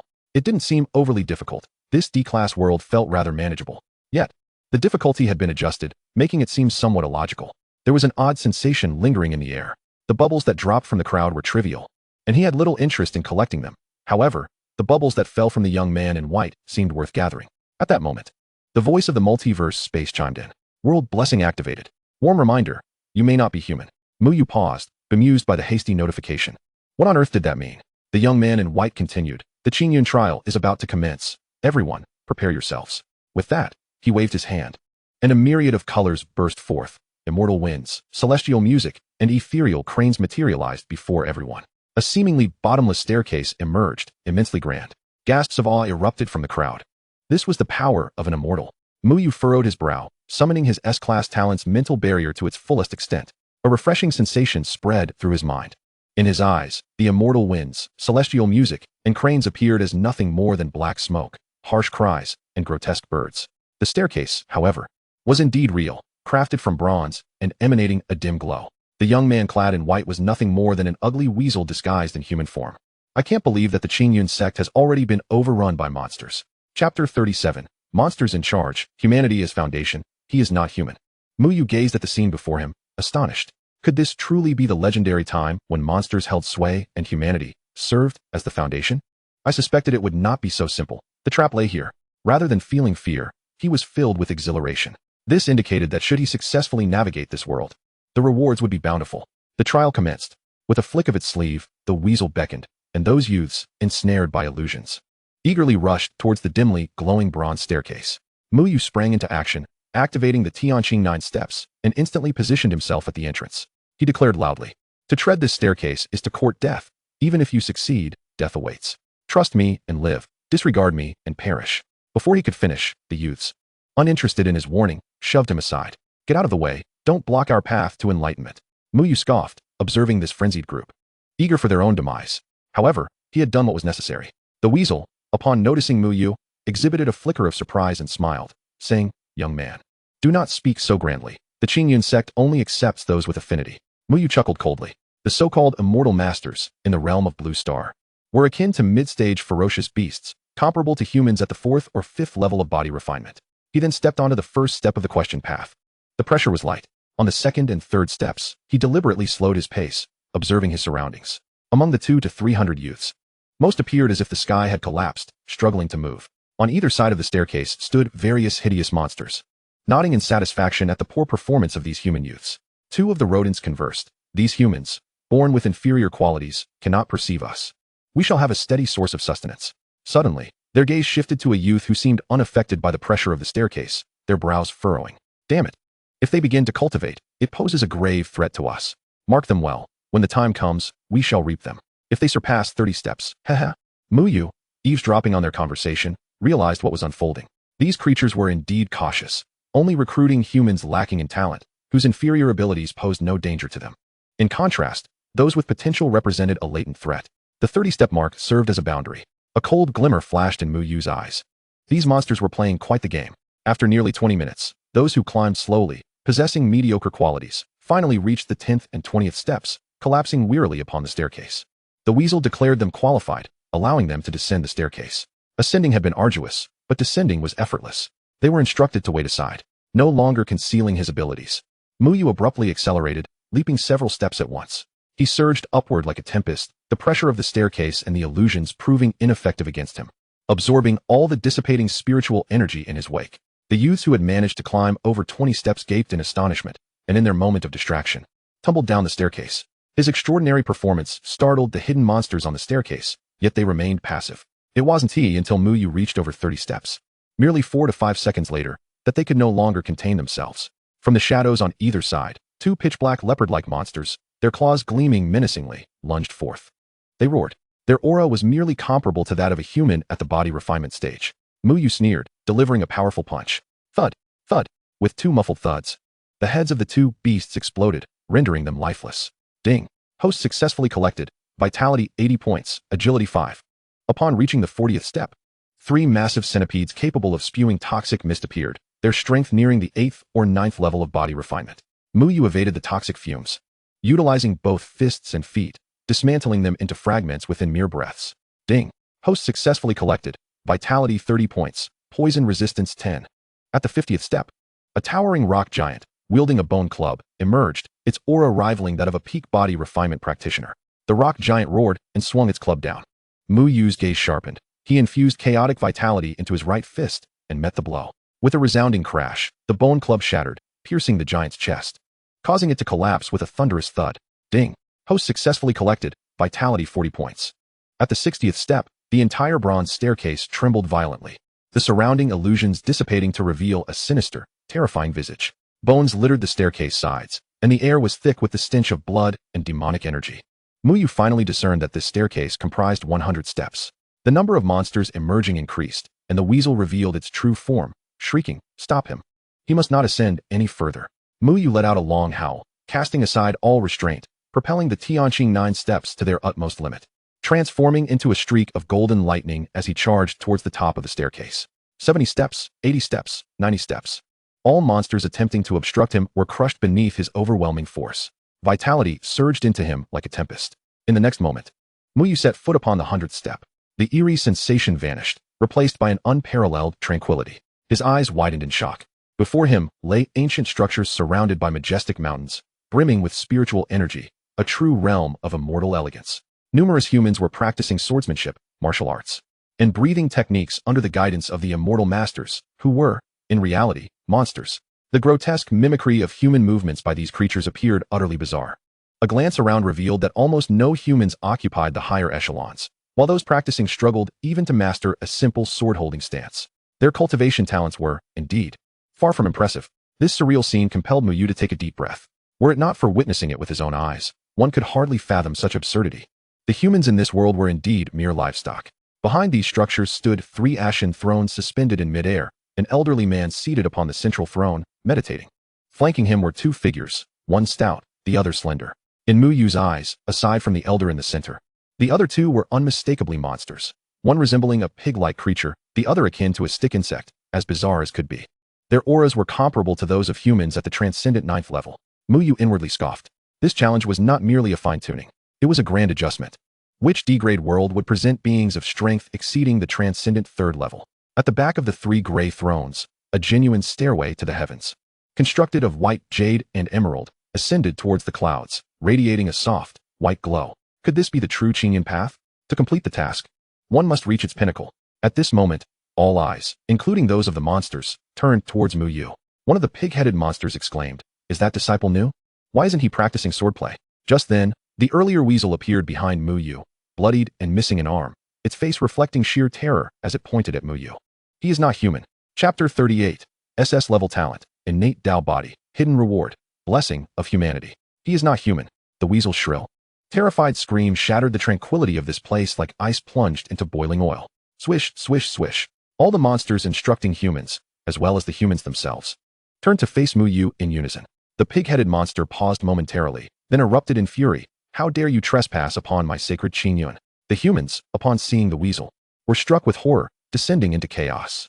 At that moment, the pig-like creature seated on the gray throne intervened to quell the panic. He smiled at Muyu and said, "Youngster, you have been bewitched by demons, trespassing into the sacred grounds of cultivation. What is your intention? I offer you a chance. Join my Qingyan sect, bow your head, and apologize for today's insolence." He then cast a glance at the weasel. "Which demon dares to intrude upon my Qingyan sect?" With a flick of his wrist, he hurled a long sword, severing the weasel's head in one stroke. Addressing the crowd, he declared, "Do not be swayed by demonic words." The once chaotic throng fell silent in an instant. Indeed, what were we thinking? The immortal master has treated us so kindly, imparting knowledge and teaching us the ways of seeking immortality. How could we doubt him? Yes, it is all that wretched creature's fault for sowing discord between the immortal master and us. Let us slay him. In a heartbeat, the humans rushed toward Muyu, their faces etched with fury. The magical creatures watched this scene with keen interest. Muyu sighed, utterly exasperated. He drew the Panlong spear, activating the Tianqing 9 steps, and swept past the crowd, charging toward the immortal masters behind. Thunder Tribulation Spear Technique. With a single thrust, chaotic energy infused with thunder erupted forth. Like a tiger among sheep, wherever the Panlong spear pointed, the magical creatures were sent hurtling back, bones shattered, blood splattered, their forms reduced to fragments. The fallen attribute bubbles were predominantly vitality. Ding. Host successfully collected. Vitality 20 points. Ding. Host successfully collected. Innate breathing technique 1, comparable to a C-grade technique. Ding. Host successfully collected. Anti-demon attribute 10. The more anti-demon attributes one possesses, the more one attracts the attention of beasts, becoming their target. Ding. In a matter of seconds, over 20 immortal masters were slain by him. Muyu flicked his wrist, his gaze sweeping past the terrified humans who cowered, clutching their heads in fear at the gruesome remains of the demons. He locked eyes with the 3 gray thrones, the stout pig demon and the tall bamboo insect demon. Both startled and enraged, rose simultaneously, exuding an aura of the extraordinary 9th realm. "Human, you seek death." The pig demon spat a stream of green slime, its pig-like tail twitching as it let out a roar reminiscent of a pig's squeal. The bamboo insect demon's arms extended like whips, segment by segment, capable of retracting. Muyu finally felt a flicker of interest, hoping for a more exhilarating encounter. Thunder Tribulation Spear Technique. Purple Calamity Thunderfinger. The spear emerged like a dragon, infused with a faint golden chaotic energy. With a single thrust, a beam of vitality surged forth. A pointed finger summoned forth thunder. This immense attack instantly shattered the slime, its residual force racing toward the gray thrones. The pig demon, bamboo insect demon, and the elderly human were all taken aback, hastily evading. Now's the time. Muyu activated the Tianqing 9 steps, closing the distance to the pig demon in an instant. In its terrified gaze, he thrust his spear through its corpulent body. Immediately afterward, he spun around. 7-kill Ancient Fist. A punch unleashed, the power of thunder erupted, obliterating the bamboo insect demon, its lower half disintegrating into blood mist. Ding. Host successfully collected. Vitality 300 points. Essence of Demon Power 80. The essence of demon power can aid the host in refining their physical body. Feeling the surging power within, Muyu clenched his fist. Standing with his spear, his gaze finally settled on the elderly human. Without a word, he charged forth. Thousand Dragon Palm Sutra. A single palm strike unleashed 3 1-meter-sized golden dragons of vitality. The elder swung his sword, conjuring 5 illusory shadows. Bang! With a resounding crash. The elder was sent flying by the overwhelming force. Muyu pointed his spear at him. Why? His voice was icy. As a member of the human race, why do you conspire with these magical creatures to oppress and breed your own kin? The elder revealed a complex smile, his murky eyes reflecting a numbed indifference. As if he had seen through the world. You come from the outside, do you not? I am already at the pinnacle of this realm. Yet I am still no match for you. The humans of this world cannot be that strong.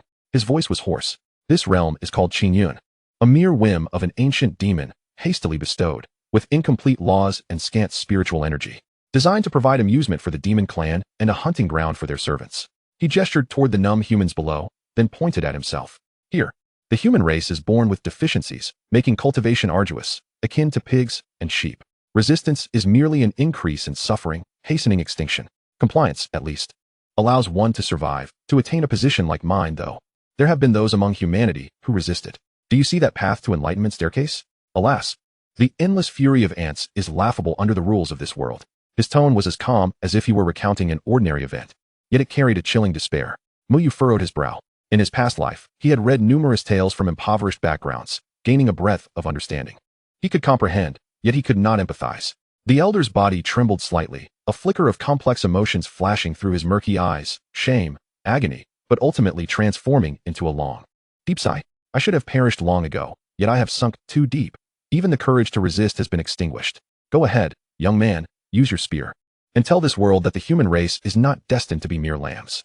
With that, he closed his eyes, dissipating all defenses. Muyu paused for a moment, then thrust his spear forward, clean and decisive. The elder's body slowly collapsed, a hint of relief gracing his features. Ding. Host successfully collected. Vitality 180 points. 2 instruments Sword Sutra, a fusion of technique and martial skill, classified as B grade. Muyu took a deep breath, turning away from the grim scene. His gaze shifted toward the genuine, ethereal Qingyun path to enlightenment staircase that radiated a soft white light behind the thrones. He leaped forward, stepping onto the first tier. A surge of pure spiritual energy flooded into his body, accompanied by a gentle yet resolute while probing his Tao heart. The illusion reappeared. This time, not as temptation or fear, but as a choice and perseverance concerning the future of humanity. However, with his S-grade talent and mental barrier, he was unafraid of any psychological trials. He ascended steadily, step by step. 50th step, 55th step, 60th step, 80th step, 100th step. The higher he climbed, the more pressure he felt, yet it was manageable.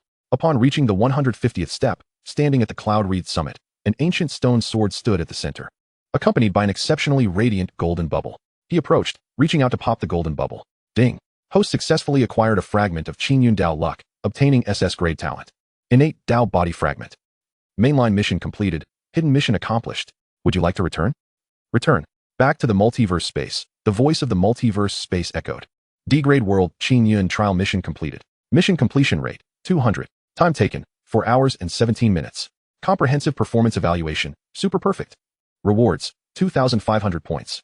The ability to bring back all items, 1 evolution of the body, D-grade world authority upgraded to C-grade, and hidden reward, blessing of the human race. Blessing of the human race. Wherever there are humans, they will harbor goodwill towards you, potentially providing unexpected benefits, transcending the multiverse or the real world. Global announcement. Players UT on, the first to achieve super perfect evaluation in D-grade world. Special recognition. Chapter 39. Universal Male God, Extraordinary Sixth Realm. Global announcement. Players Wuxian, the first to achieve super perfect evaluation in D-grade world. Special recognition. The announcement from the multiverse space came so suddenly. Yet it was not late at all. Most individuals ventured into the multiverse space during the night. Many players within the multiverse space were immediately bewildered. And after a brief silence, an unprecedented fervor erupted. In the vast expanse of the myriad realms, the 1000th group is in an uproar. What on earth? Once again, an impeccable rating. Is the mischievous deity treating the notion of excellence as mere trifles? To casually traverse a D-grade world where genuine peril lurks, how could he possibly achieve this? Each world boasting an unparalleled rating. This is beyond mere genius. It is nothing short of monstrous talent. Great deity, I beseech you for guidance. The price is negotiable. I hereby declare that from this day forth, the foremost mischievous deity shall be my unwavering faith. Soon after, many individuals altered their nicknames to reflect variations of the foremost mischievous deity, such as the foremost mischievous deity 2, 3, and so forth. In the real world, the golden list of the myriad realms materialized in the sky, illuminating the night at 3 or 4 in the morning. Against the backdrop of the darkened sky, the list shone brilliantly, not only in Summer City, but the golden list would appear in every city across the Great Xia. Even at this late hour, it was impossible to conceal the astonishment etched upon every face. People were capturing photographs of the sky, sharing their experiences on social media. There were even those with keen insight, considering registering the moniker the foremost mischievous deity to peddle goods. Little did they know, they would face permanent bans mere days later. Major media outlets quickly caught wind of the phenomenon, tirelessly publishing discussions. Mysterious player the foremost mischievous deity creates miraculous feat. D-grade world achieves perfect rating. Is he mortal or divine? A chronicle of the foremost mischievous deity's unprecedented achievements. The birth of a national idol? Could the foremost mischievous deity become a spiritual totem for the younger generation? The online discourse surrounding him surged vigorously. The mischievous deity is astonishing. Before I enter the myriad realms each day, I must first pay homage to the statue of the mischievous deity, self-made, praying for blessings and shouting for my mother's protection. Could someone take me along? Though, the mischievous deity is likely male, right? No, the mischievous deity is female. Definitely male. Female. Perhaps Mu could not fathom that the name the foremost mischievous deity would soon transcend into a legend, a symbol. Countless youths would regard him as a paragon of aspiration and idol, unmistakably becoming the new generation's national deity. As the epicenter of this storm, Mu reveled in his bounty within the myriad realms. A devilish grin adorned his face. Although these intangible rewards seemed inconsequential at present, he harbored an inkling that their significance would burgeon immensely in the future. The blessings of humanity appeared less formidable compared to the paths of extreme martial arts and the protection of the myriad realms, yet they were not far behind in merit. Taking a deep breath to steady his nerves, Mu resolved to make the most of his 500 myriad points. He perused the exchange list meticulously, ultimately expending all his points on 3 Dragon Blood Body Refinement Pills and 10 Strong Soul Pills. The Dragon Blood Pills were suited for enhancing vitality in the extraordinary realm, while the Strong Soul Pills were intended to bolster mental fortitude, which he had come to realize was of paramount importance. He casually picked up the bubbles before him. Ding. Host has successfully collected Vitality 1,500 points. Ding. Host has successfully collected Mental Power 100 points. An overwhelming surge of vitality and pure mental energy flooded into him, coursing through his body like a tidal wave. Coupled with his previously accumulated foundation, his vitality surged anew, roaring within him. Boom. An even more potent aura emanated from his being, his bones resonating, vitality swirling visibly around him. Extraordinary level 6, achieved. Relishing the terrifying power coursing through him and his increasingly lucid mind, Mu felt immense satisfaction. He still had one opportunity for evolution left. Utilizing it after a breakthrough in strength would yield the greatest benefit. As he mused, the power of evolution surged, ready to infuse him with the requisite essence for his advancement. Mu's eyes sparkled with determination as he activated the chaotic Immortal Sutra, channeling his SSS talent to extract as much benefit from the myriad realms as possible. Upon returning to the real world, the clock had already struck 5 or 6 in the morning. Dawn was breaking earlier these days, rendering the night less oppressive. Suddenly, he heard the sound of the door opening. No need to guess. It was undoubtedly Xiao Xiao, for he had entrusted her with the only key. As he opened the door, their eyes met, a moment of mutual astonishment. Xiao Xiao awkwardly smiled, entering with her signature colossal sword slung over her back. Junior, I've learned a few new dishes and rushed back to prepare breakfast for you. But first, let me rest a bit. She plopped down onto the sofa, grabbing a cup from the table and drinking greedily. Mu reached out, intending to claim the cup for his own use, but decided against it. Junior, do you know about the foremost mischievous deity? The foremost mischievous deity? Mu paused, taken aback. Wasn't he that him? Noticing his dazed expression, Xiao Xiao continued. The foremost mischievous deity, that ID so flamboyant, yet consistently achieving perfect ratings. I've never seen such a talent. I've heard of him. He's incredibly formidable. Formidable is an understatement. Xiao Xiao's eyes sparkled as she waved her tiny fists. He is simply a phenomenon. No, wait, he is divine. He is now my idol. I rarely admire anyone. But this deity has earned my respect. If I could meet him, I'd challenge him to a duel. If I can't win, I'd still ask for an autograph. Muyu observed her fervent admiration, feeling a complex mix of emotions, almost amused. You want an autograph when I'm standing right in front of you? Clearing his throat, he interjected, Senior, aren't you supposed to be making breakfast? Only then did Xiao Xiao snap back to reality, grinning as she patted Muyu on the shoulder. Junior, keep up the good work. Although you still have a ways to go compared to my idol, you're doing quite well. I have faith in you. With that, she sauntered into the kitchen, content. As Muyu watched her retreating figure, he stroked his chin, pondering the intriguing sensation of being the idol she so fervently admired. 10 days whisked by, and Muyu's life had been remarkably mundane. Since that night of feeling watched, he had not sensed it again. Yet, he remained vigilant, often.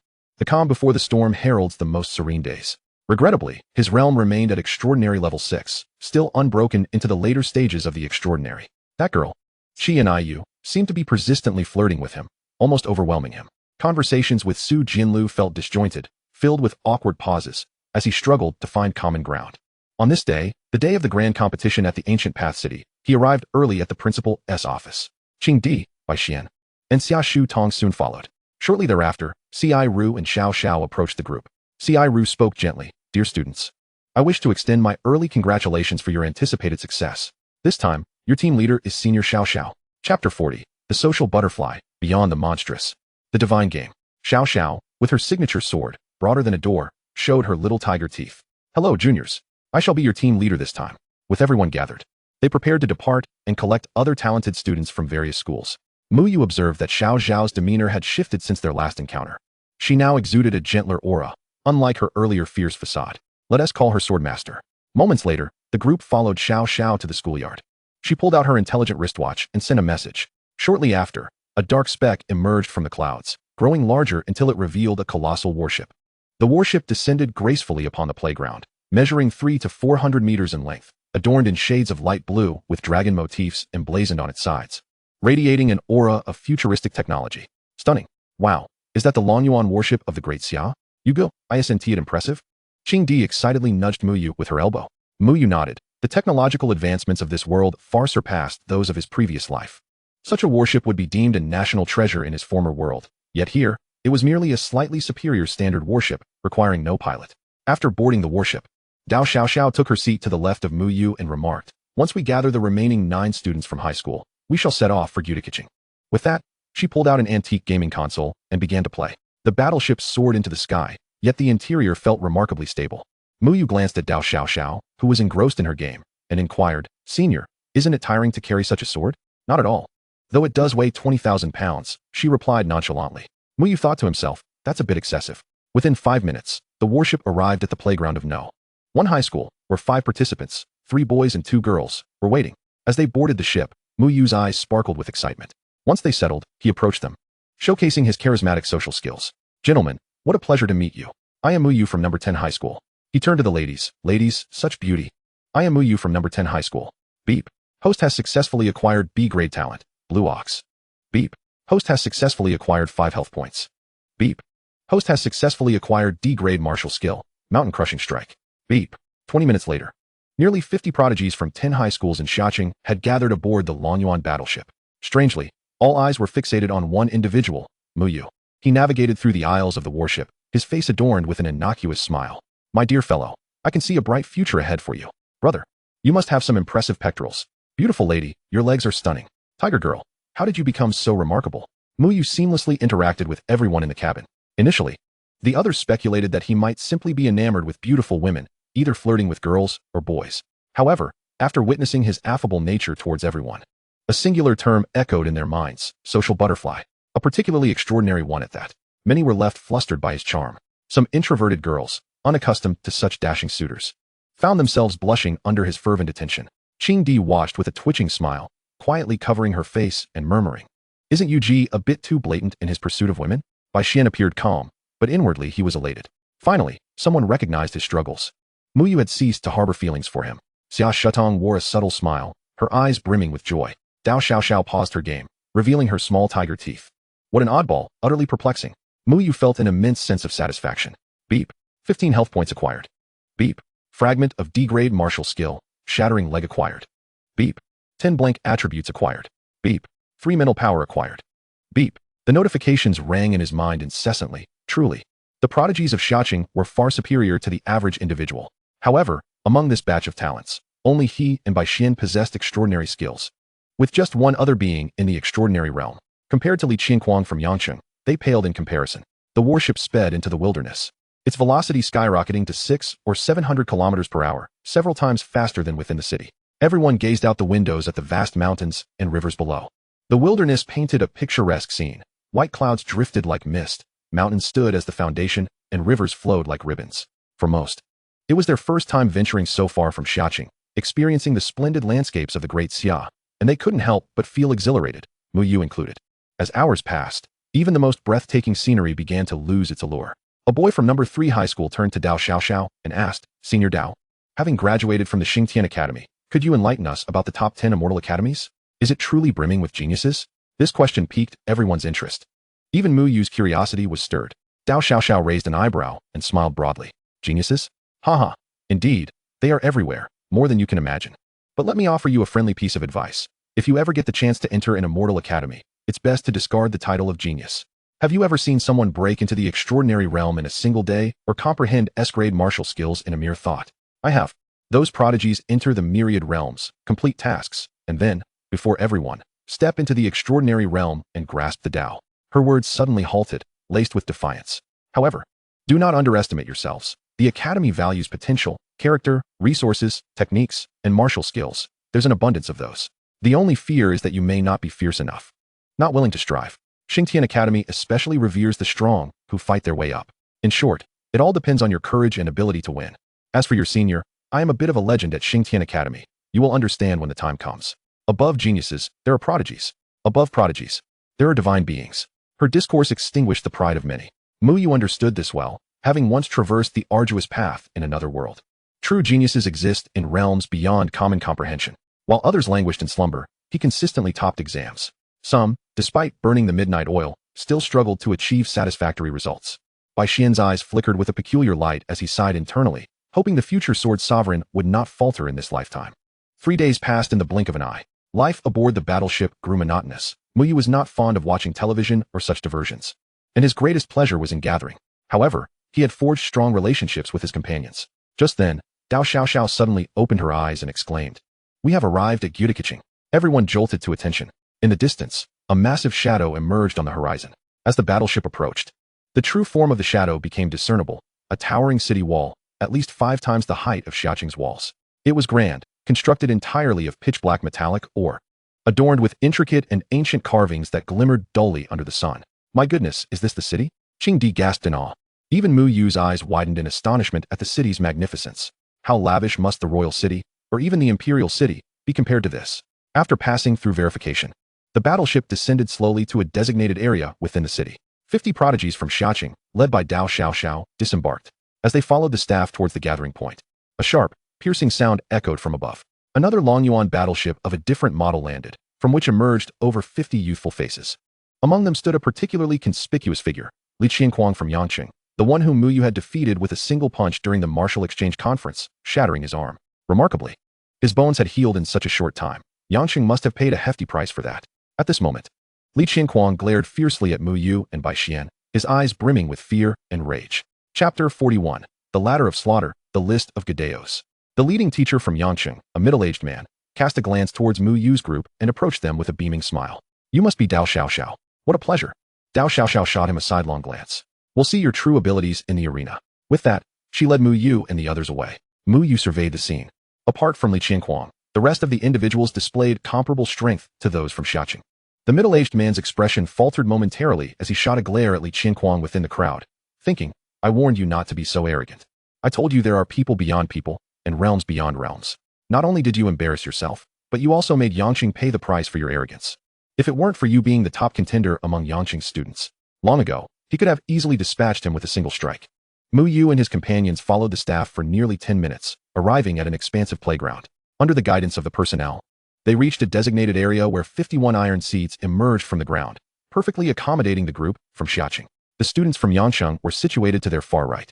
As the competitors from Xiaqing and Yansheng arrived, nearly 100 prodigies from the Ancient Path underground city entered, seating themselves amidst the two groups. Muyu cast a sweeping glance at the prodigies from the Ancient Path underground city, acknowledging their exceptional talents. Among the 100, no fewer than 20 were at the extraordinary realm, with 3 or 4 at the late stages of that realm. The disparity with the affiliated smaller cities was stark.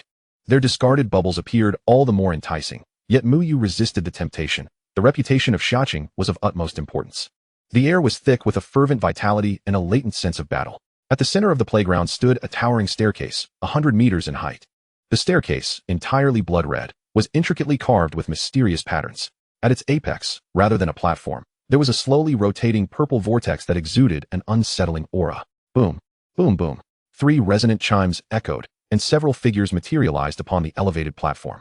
Among them was a woman in her 40s or 50s, her skin remarkably well-maintained, donned in the attire of the martial division. Beside her stood a rugged middle-aged man with a square face, radiating a formidable presence.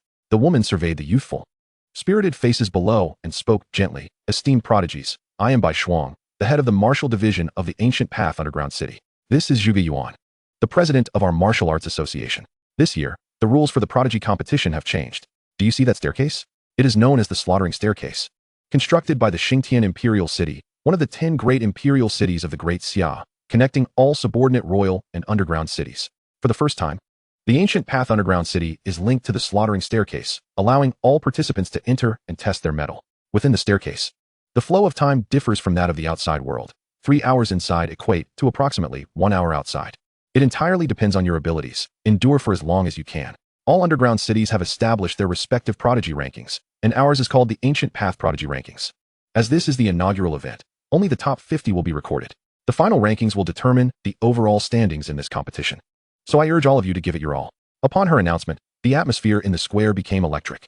Muyu found himself intrigued by this ranking. Perhaps one day he could vie for a position among the prodigies of royal cities and imperial capitals. Bai Shuang continued, you may now enter the Slaughtering Staircase. There will be no real death within, but should you perish, you will need time to recuperate and experience some hardship. Do not be overconfident. As she concluded, the vortex at the top of the staircase radiated a brilliant light, and the eager prodigies leapt from their seats, rushing towards the staircase, their figures vanishing into the purple whirlpool. In their excitement, they left behind an abundance of bubbles. Muyu glanced at Bai Xian, Qing Di, and Xia Shutong. Be cautious. Once most had departed, he swiftly dashed to the seats vacated by the prodigies, employing both hands and feet. To the leaders on the high platform, Muyu appeared akin to a zombie, his movements peculiar. Not entering the Slaughtering Staircase, he touched here and there, stepping on various spots. Did he have some peculiar habit? They turned to Dao Xiao Xiao, who scratched her head and offered an awkward smile, indicating her uncertainty. However, for Muyu, his focus was solely on the colorful bubbles discarded by the prodigies. Fortune is at hand, he internally exclaimed. After collecting what was nearby, he noticed several bubbles scattered along the several hundred meters leading to the Slaughtering Staircase. He ran while picking them up. Ding. Host successfully collected. Vitality 12 points. Ding. Host successfully collected. Obtained fragment of C-grade martial skill 8 steps to catch the cicada. Ding. Host successfully collected. Mental power 8. Ding. Host successfully collected. Blank attribute 25. Ding. Host successfully collected. Obtained D-grade talent. Spiritual insight. Ding. The system notifications resonated in his mind like the most exquisite symphony, an endless melody that invigorated him. His vitality surged dramatically. He was already close to the threshold of the extraordinary 7th realm, and with this acquisition, he was but a step away. Soon, he stood alone in the entire playground. He clapped his hands, feeling an overwhelming surge of power. With a grin, Muyu leisurely ascended the staircase.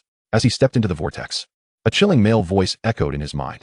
Tester, please select the initial environment: desert, ice, swamp, lava, normal wilderness. Without a moment's hesitation, Muyu replied, normal wilderness.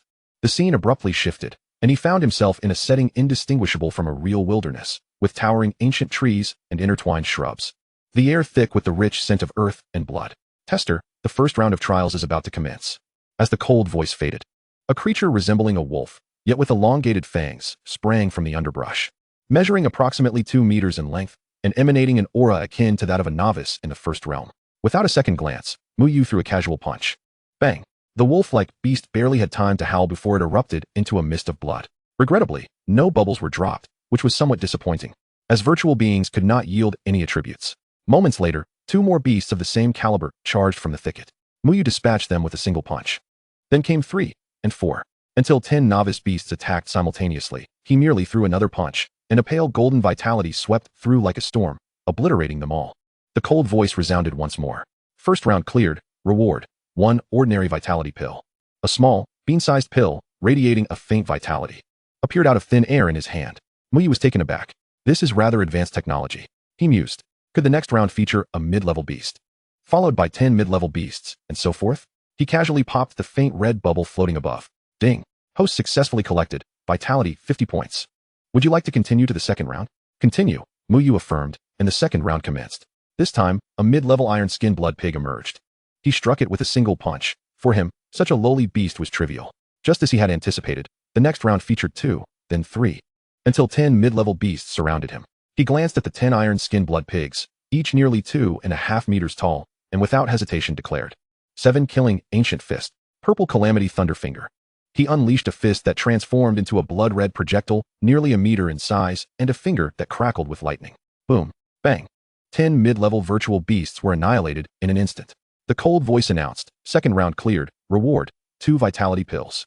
After collecting the bubbles from the pills, his vitality surged by another 100 points. Not too shabby. In the third round, beasts of the late novice realm appeared. Muyu became a relentless killing machine. No matter how many beasts came, he dispatched them all. In the face of his overwhelming power and speed, the beasts stood no chance. Third round cleared. Reward: 3 vitality pills. Ding. Host successfully collected. Vitality 150 points. He hoped that the upcoming fourth round would prove to be more exhilarating. Chapter 42, 8th round, Hidden Challenges and Virtual Self-Combat. Shall we begin the fourth round? Begin, Muyu declared. Ahead, the thicket resembled Doraemon's pocket, from which leapt a formidable beast, towering and reminiscent of a tiger, yet encased in a carapace of bone, stretching a remarkable 3 meters in length.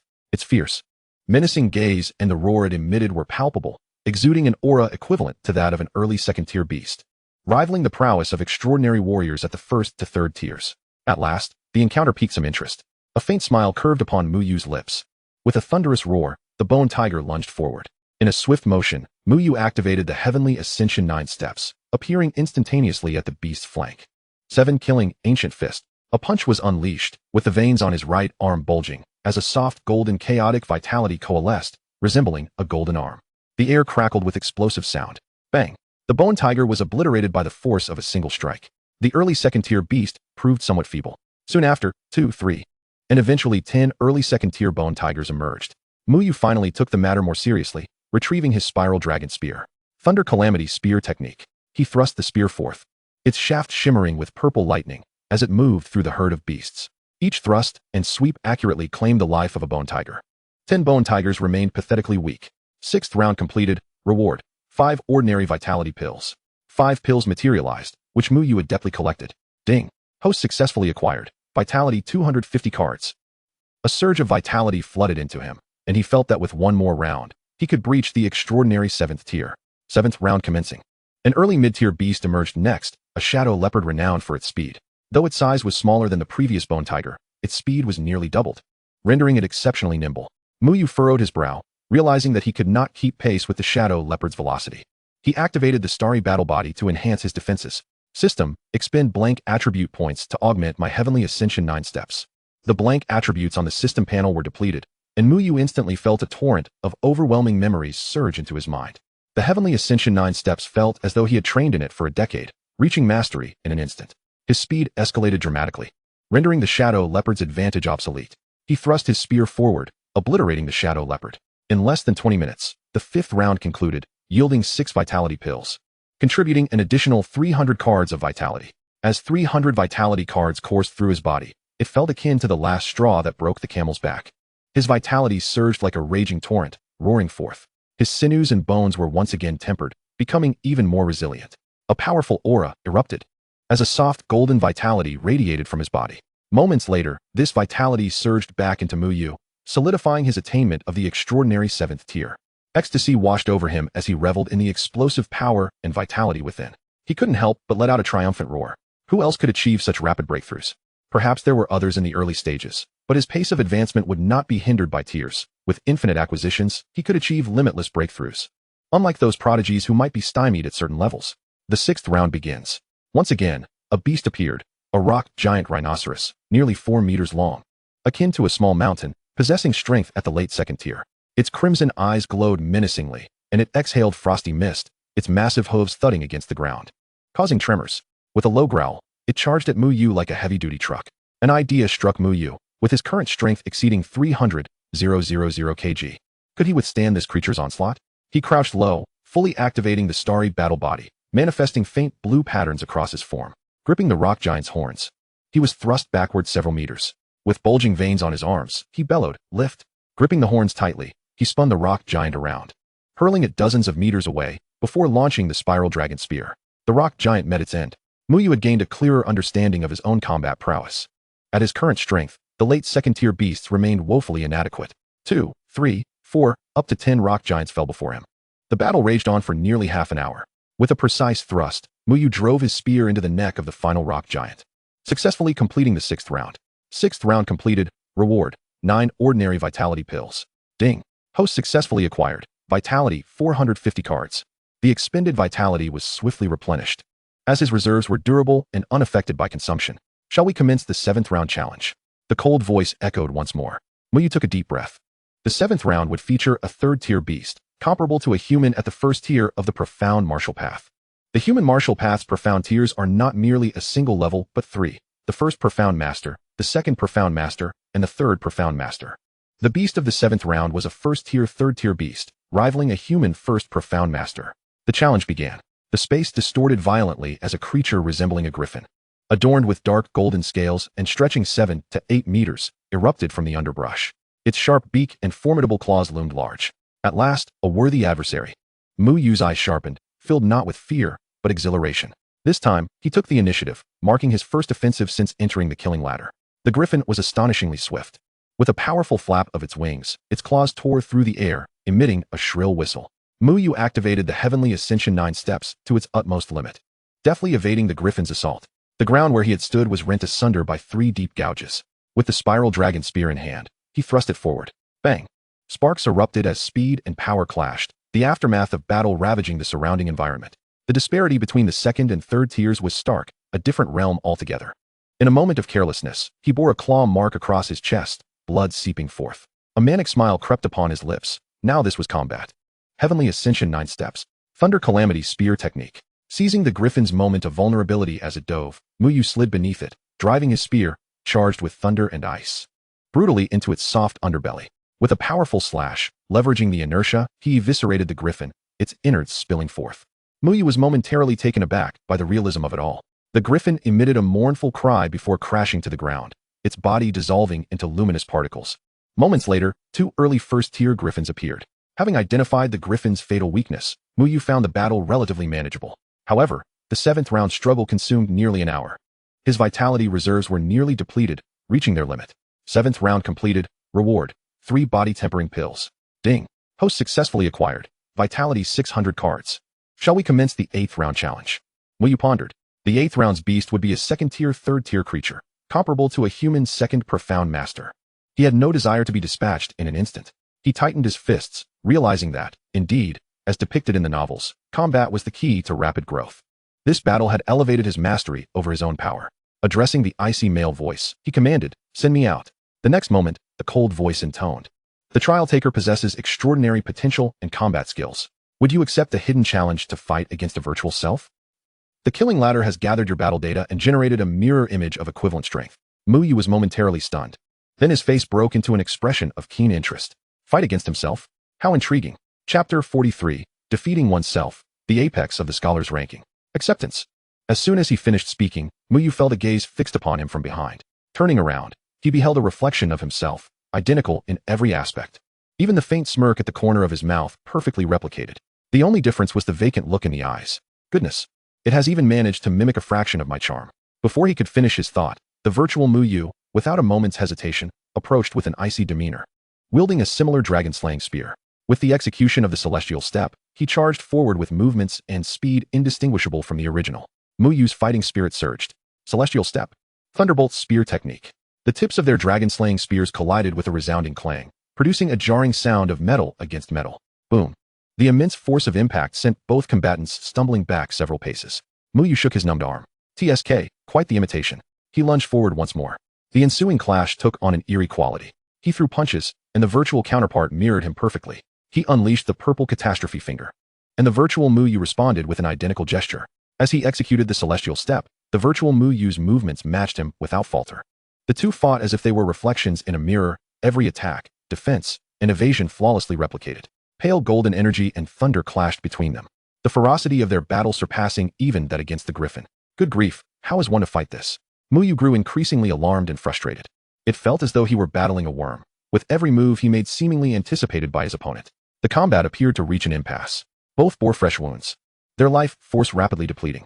Yet the virtual being remained unfazed, immune to pain and emotional fluctuations, a perfect combat entity. This cannot continue, or I am likely to lose. Muyu's mind raced. He possessed the same strength, martial skills, and combat habits as I do, but he is a mere construct, devoid of emotion and thought. My sole advantage lies in my humanity. He is a lifeless creation, bound to fight based solely on pre-existing data. A wild notion surged within him. He feigned weakness. Appearing exhausted after their clash, the virtual being seized the opportunity. A glimmer of coldness flashed in its hollow eyes. The dragon-slaying spear emitted a sonic boom as it lunged toward his heart. This strike was flawless in every conceivable aspect. Just as the spear tip threatened to pierce Muyu's chest, he moved, sidestepping the lethal thrust, yet still sustaining a wound, blood spraying forth. In that instant, he grasped the virtual being's dragon-slaying spear. His life force surged, strength reaching its zenith as he yanked the spear away from the virtual entity. Simultaneously, Muyu bellowed. Thousand Dragon Palm Scripture. 7 kill Ancient Fist. With a punch and a palm, he squeezed the last vestiges of energy from within him. Boom. Bang. The virtual being's body stiffened abruptly before it began to shatter like porcelain, disintegrating from the neck down into motes of light that dissipated into the air. Only when the virtual entity had entirely vanished did Muyu become aware of his rapid heartbeat and pallid complexion. He had not anticipated that defeating a version of himself would prove so arduous. Fortunately, he had managed to overcome it. The wound on his chest writhed as flesh visibly knitted itself back together. A chilling voice echoed. Hidden challenge completed. Reward. 3 dragon blood refinement pills. Gazing at the 3 quail egg-sized dragon blood refinement pills in his hand, he felt a surge of joy. Each pill could provide 500 calories of life force. He collected the energy bubbles above them. Ding. Host successfully collected. Life force. 1,500 calories. As the 1,500 calories coursed through him, he felt his vitality rejuvenated. Outside, at the plaza of the ancient Dao City Martial Arts Association, Bai Shuang, Zhuge Yuan, and the leading instructors from various cities awaited. They could not monitor the specifics of the trials within the killing ladder in real time, only waiting for the final results. Zhuge Yuan's voice was steady yet resonated with confidence. Knife Girl, Gu Rong, it appears that ancient Dao City will once again claim the top spot. His tone exuded assurance. For many years, the top 3 had consistently been theirs, save for the 1 year of Dao Xiaoxiao. Gu Rong, the leading instructor from Yang City, ingratiatingly replied, indeed. The prodigies of Earth City are unparalleled. Dao Xiaoxiao waved her hand dismissively. Let's not be too presumptuous. My summer city has a few spirited youngsters who might just surprise everyone. Below, numerous students descended from the killing ladder, most appearing pale and depleted. Some wore glum expressions while others beamed with delight, a myriad of emotions on display. Xia Shutong and Qing Di emerged in succession, along with Li Qianquang. Where are you, Gu and Bai Xian? Qing Di scanned the area, failing to spot the two. Just then, a flash of white light appeared as Bai Xian materialized on the killing ladder, his expression serene, rarely betraying any extraneous emotion. 10 minutes later, all students from ancient Dao City and Yang City had gathered. Only Summer City was missing one participant, Muyu. Bai Shuang and Zhuge Yuan exchanged uneasy glances. Moments later, Muyu emerged from the purple vortex, his face flushed, jogging down the steps, appearing in perfect condition. Bai Shuang stood, addressing the assembled prodigies. Now that everyone is present, it is time to unveil the final rankings. With that, a silver leaderboard materialized above the killing ladder, emblazoned with the words Ancient Dao Scholars Ranking. In 50th place, Bai Li Shui, having cleared 2 rounds and 8 waves. In 49th place, Su Lan, having cleared 2 rounds and 9 waves. In 41st place, Qing Di, who passed through 3 rounds. In 36th place, having cleared 3 rounds and 5 waves. 7th place went to Li Qianquang, having cleared 5 rounds and 9 waves. 5th place was taken by Wu Hao, clearing 6 rounds. 4th place, Zhao Linger, having cleared 6 rounds and 1 wave. 3rd place, Lu Jiuzhou, having cleared 6 rounds and 3 waves. The talents from ancient Dao City, including Bai Shuang and Zhuge Yuan, wore expressions of astonishment. Wu Hao, Zhaoling, and Lu Jiuzhou were already anticipated to be in the top 3. Yet now the most promising candidate for first place was only in 3rd. What of the 2nd and 1st? 2nd place was Bai Xian, who had cleared 6 rounds and 5 waves. As Bai Xian's name was announced, a chorus of gasps erupted from the crowd. He appeared unfazed by his ranking, his attention fixated on another name. He lifted his gaze toward the top of the leaderboard, which remained conspicuously empty. A radiant voice shimmered as the first place contender was revealed. First place, Mu Yu, who had cleared 7 rounds. Silence. An oppressive stillness enveloped the atmosphere. Everyone's eyes widened in disbelief. The geniuses from Summer City who had assumed Mu Yu was merely a bystander were astonished to discover he had emerged victorious. In contrast, the talents from Yang City and Ancient Dao City were in utter shock. How could this be possible? The first and second places both belonged to Summer City. Could there have been a statistical error? First place? Qing Di rubbed her eyes vigorously, then suddenly leaped up, delivering a resounding slap to Mu Yu's back. Goodness! You go. You are truly extraordinary. Xia Shutong covered her mouth, her eyes brimming with astonishment. Dao Xiaoxiao first froze in shock, then erupted with a loud clap of her thigh, her small fangs glinting. Ha! You've truly made me proud. Bai Xian regarded Mu Yu, his previously placid expression betraying a flicker of evident surprise, followed by a rueful smile. This lad may well be the greatest variable of all. The smile of the leading instructor from Yang City froze on his face. While Li Qianquang's expression darkened, his fists clenched until they turned white. Suddenly, a voice rang out. A tall genius from Ancient Dao City pointed at Mu Yu and Bai Xian, his tone rife with defiance. I refuse to accept this. I am Lu Jiuzhou, and rankings do not truly reflect one's combat prowess. Bai Xian, Mu Yu, do you dare to engage in a genuine duel with me right now? To silence the crowd and prove myself? Chapter 44. The last person who uttered such words has already been obliterated by me. On the high platform, Master Bai Shuang furrowed her brow. Lu Jiuzhou, the rankings are accurate. Do not be disrespectful. Zhuge Yuan's expression also darkened, as it was indeed somewhat embarrassing for their genius to publicly question the rankings. Lu Jiuzhou held his head high, clearly filled with defiance. His gaze fixed intently on Mu Yu and Bai Xian. Bai Shuang turned to Mu Yu and Bai Xian, her tone softening slightly. Mu Yu, Bai Xian. Lu Jiuzhou has issued a challenge. Do you wish to accept? Of course, you have the right to decline, as the rankings are a matter of fact. Before Bai Xian could respond, Mu Yu stepped forward, wearing that infuriatingly lazy smile that made one want to punch him. Let us do this. It's just a chance to stretch my muscles. Bai Xian, allow me to go first? Bai Xian nodded indifferently, pleased to enjoy the peace. Mu Yu strode into the arena, beckoning Lu Jiuzhou with a flick of his finger.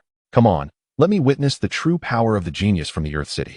Lu Jiuzhou faced Mu Yu, unleashing the aura of the 8th realm, his vitality surging like smoke from a wolf's den. This strength was indeed formidable among the younger generation. Mu Yu, do not think that merely bypassing a few obstacles makes you invincible. Lu Jiuzhou's voice was icy. In this arena, strength reigns supreme. And I shall make you comprehend the true disparity between a small city genius and us. Mu Yu listened with an air of indifference, a slight smirk curling his lips. The last person who spoke to me like that has already been shattered. You shall be no exception. This attitude thoroughly enraged Lu Jiuzhou. Arrogant, he bellowed, launching himself forward, his right fist brimming with condensed vitality, as if he could indeed shatter mountains with a single blow. He struck towards Mu Yu's face with all his might. Against this seemingly ferocious punch, Mu Yu merely shook his head lightly, casually delivering a straightforward jab. There was no earth-shattering momentum, just an ordinary straight punch. Bang! The two fists collided without flourish, sending powerful shockwaves radiating outward. This stance held for mere seconds. Crack! A distinct sound of bone fracturing echoed. Lu Jiuzhou's face instantly contorted in horror and disbelief. He let out a piercing scream, his figure flying backward and crashing heavily onto the ground dozens of meters away. Stirring up a cloud of dust, struggling to rise, he felt as if all his bones had been shattered, particularly his right arm, which hung limply, evidently broken. And with his vitality surging uncontrollably, he spewed a mouthful of blood before losing consciousness. The geniuses from the ancient path Earth City appeared as if struck by a spell. Mouths agape, their eyes nearly popping out. One punch. The 8th realm Lu Jiuzhou, their top genius, truly obliterated by Mu Yu in a single blow? He couldn't even withstand one move? This was no battle. It was akin to an adult man beating a newborn. The once boisterous geniuses from the ancient path Earth City now fell into stunned silence, their gazes towards Mu Yu filled with shock. Li Qian was filled with trepidation, retracting his neck in relief for not having acted impulsively. On the high platform, Bai Shuang and Zhuge Yuan exchanged glances, both recognizing the astonishment in each other's eyes. They understood that Mu Yu's first-place victory was no ordinary feat, yet they had not anticipated the disparity in strength to be this profound. This young man is simply a prodigy. Dao Xiaoxiao grinned broadly, her eyes gleaming as she glanced at the team leader from Yang City, Gu Rong. Did you see that? Did you see that? This is the genius from our Xia City. Ha! Bai Xian observed the nonchalant Mu Yu in the arena and mused to himself. This fellow has grown stronger. He truly is a monster. Qing Di was left speechless, thinking, Yu Gu is incredible. You are no longer that lecherous guy who used to sneak peeks at beauties with me under the overpass. Muyu shrugged off his wrist, innocently winking in the direction of Bai Shuang and Zhuge Yuan. Does this count as my victory? He casually picked up the vitality bubble dropped by Lu Jiuzhou. Ding. Host successfully collected. Received A-grade talent. Mountain Titan Ape. He had no desire to defeat Lu Jiuzhou with a single punch. But since his opponent had shown him no courtesy, he felt no obligation to extend any. After this brief interlude, none dared to question the rankings further. Bai Shuang personally awarded the top 10, with Muyu receiving the most ample rewards, a bottle of Earth Essence Stalactite Liquid, and a B-grade movement technique, Step of the Robbery. Once the rewards were distributed, Bai Shuang spoke, esteemed talents, dedicate yourselves to training. You are the foundation of our great Xia, the pillars of the future. Your strength equates to the strength of great Xia. After she finished speaking, Muyu mingled among the crowd. Ding. Host successfully collected. Vitality value, 12 cards. Ding. Host successfully collected. Received mental type martial technique, heavenly grinding plate, E-grade martial technique. Upon hearing the term mental type martial technique, Muyu was somewhat taken aback, planning to find time to study it thoroughly upon his return. Before long, Dao Xiaoxiao led 50 geniuses from Xia City aboard the Longyuan warship, embarking on their journey home. Inside the warship, Dao Xiaoxiao, with a hint of excitement, remarked, in the coming year, Xia City will allocate more resources to nurture our talents. This competition not only tested the talent strength, but also served as a means of resource allocation. In the past, higher rankings in the Earth City meant more resources, leading to greater strength. However, due to Bai Xian and Muyu, the resources available to Xia City will double. The speed of the Longyuan warship was maximized on the return journey. It took only 2.5 days instead of the 3 days it took to get there. Upon arriving home in the afternoon, Muyu immediately returned to his room for a shower. He then retrieved the Earth Essence Stalactite Liquid, a small 5-centimeter bottle containing a milky white liquid, which was quite valuable, worth no less than 100,000 great Xia coins. He uncorked the bottle, and a bubble appeared. He punctured the bubble. Ding. Host successfully collected. Received 1,000 vitality cards. With 1,000 vitality cards entering his body, he shivered, channeling the chaotic immortal sutra to stabilize the surge of vitality within him. Ah, refreshing. That evening, he visited the Xia City Treasure Pavilion and spent 100,000 great Xia coins on 5 healing pills, though he felt a pang of regret. He thought they might come in handy. As for other pills, he refrained from purchasing them, deeming them unnecessary. Early the next morning, Qi Niu knocked on the door right on time. Hi Yu, long time no see. I've missed you.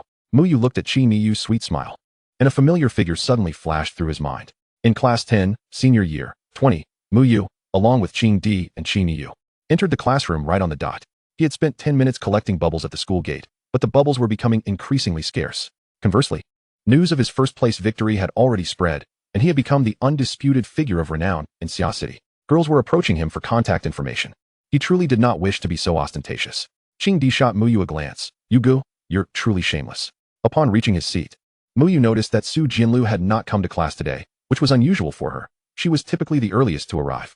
Perhaps she had something to attend to. He did not dwell on it further. Ding ding ding, the class bell rang, and Ji Bong strode onto the podium, his face glowing with delight, clearly in high spirits. Classmates, settle down. Before we commence the lesson, I have 2 announcements to make. First, congratulations to Muyu for securing first place in the Ancient Path Earth City competition, bringing honor to our Xia City. Second, Ji Bong cleared his throat, a mysterious smile playing on his lips. Our class will once again welcome a new student today. A transfer student? Muyu raised an eyebrow, pondering whether there had been an influx of transfer students recently. It was almost as if the school had become a sanctuary for them. As the classroom door swung open, a figure stepped inside. Upon recognizing the newcomer, Muyu's smile abruptly faltered, his eyes widening in disbelief as he nearly leapt from his seat. The one who entered was a girl, clad in a pristine school uniform, tall and well-proportioned, with exquisitely delicate features and skin as fair as snow. Her hair was simply tied back with a headband, but it was her eyes, clear and bright, that captured the most attention. In that moment, Muyu finally comprehended the meaning of eyes resembling a serene autumn lake. Beside him, Qing Di glanced at Muyu, eager to speak, her excitement palpable. Qi and Yu sensed a hint of pressure. Her instincts told her that the new girl was acquainted with Muyu. The girl surveyed her classmates with a curious expression, her gaze eventually settling on Muyu. All the boys seemed to be inexplicably drawn to him again. Muyu truly had some extraordinary fortune. Ji Ba cheerfully introduced. This is our classmate and Ji Xia. Let us give her a warm welcome. The classroom erupted in enthusiastic applause. Yet, Muyu remained as if ensnared by an enchantment. Staring blankly at the girl on the podium, his mind a complete void. And Ji Xia? How could it be her? Hadn't she already left? What brought her to Summer City? And now, she was his classmate? Countless questions flooded Muyu's mind in an instant. And Ji Xia descended from the podium and approached the seat in front of Muyu. A faint, mischievous smile graced her lips as she playfully winked at him. Surprised. Or perhaps not. Chapter 45. The Unyielding Childhood Friend, the Transient Playmate. The bell rang, shattering the classroom's delicate atmosphere. And Jixia stood up and turned to the still-dazed Muyu, her voice soft as she asked, "Muyu, can we talk?" Muyu gazed into her eyes, which remained as clear as ever but seemed to hold something more, and nodded, "Sure." The two of them exited the classroom, leaving behind a flurry of whispered conversations, accompanied by Qing Di's exaggerated expressions. She and Yu watched their retreating figures, her lips pursed in a slight pout, turning to Qing Di. "Hey, can you tell me their story?" At this, Qing Di's interest peaked. "Ahem, did I mention that my brother you wet the bed at 7? I mean, at 7. Arriving at the relatively quiet edge of the playground, the afternoon sun filtered through the leaves, casting dappled light around them as they sat on the steps. After a moment of silence, and Jixia broke the stillness, her gaze drifting toward the distant basketball hoop. "Muyu, do you resent me for leaving Summer City all those years ago for a better future?" Muyu chuckled, still wearing his playful grin. He reached out to pluck a bubble clinging to Jixia's backpack. "Ding. Host successfully obtained an A-grade talent, Killing Blade. Why would I resent you? If I were in your shoes, I would have done the same." His thoughts drifted back to over a decade ago when he had arrived in Summer City, placed in a modest orphanage. It was a cliché, much like many stories, where he met the sensitive and reclusive little girl, and Jixia, whose eyes sparkled with innocence. Coming from a new era, he instinctively knew how to help her overcome her shyness, being the first to strike up a conversation and guide her through that cold, unfamiliar environment. Later, they attended school together, sharing childish yet sincere dreams beneath the starlit sky. During those bleak days, she was indeed a rare beacon of light. A boy's admiration for a girl's innocent yearning. They had, at one time, nurtured feelings that transcended mere friendship. Until 7 years ago, when Jixia left him a letter and vanished. A soft smile graced Jixia's lips as she reminisced. Back then, it was quite nice. However, she quickly shifted her tone, turning to meet Muyu's gaze directly, her voice resolute. "Muyu, let the past remain in the past. We have both grown." After a pause, she continued, "Moreover, I currently have someone I like." When she uttered this, her eyes bore no trace of shyness. Rather, there was an almost deliberate nonchalance. As if fulfilling a task, the anticipated feelings of disappointment, anger, or probing questions did not materialize. Muyu merely blinked in surprise before a look of relief, even lightheartedness, spread across his face. "Is that so? That's wonderful, congratulations." And Jixia was taken aback. She had envisioned various reactions from Muyu, but the calm indifference he displayed was entirely unexpected. The words she had prepared suddenly felt lodged in her throat. "Aren't you upset?" She couldn't help but ask, her tone tinged with a subtle urgency and disappointment. "Upset? Why would I be upset?" Muyu interjected, his smile unwavering. "Words spoken in youth are hardly worth taking seriously. What seemed monumental then is merely child's play when viewed from the present." He regarded Jixia with an air of tranquility. "If you can find someone you like, I'm genuinely happy for you. Being ordinary friends is just fine." And Jixia opened her mouth to respond, but found that any words she could muster felt impotent in the face of Muyu's profound acceptance. She looked at him, sensing that the once familiar boy had become somewhat of a stranger.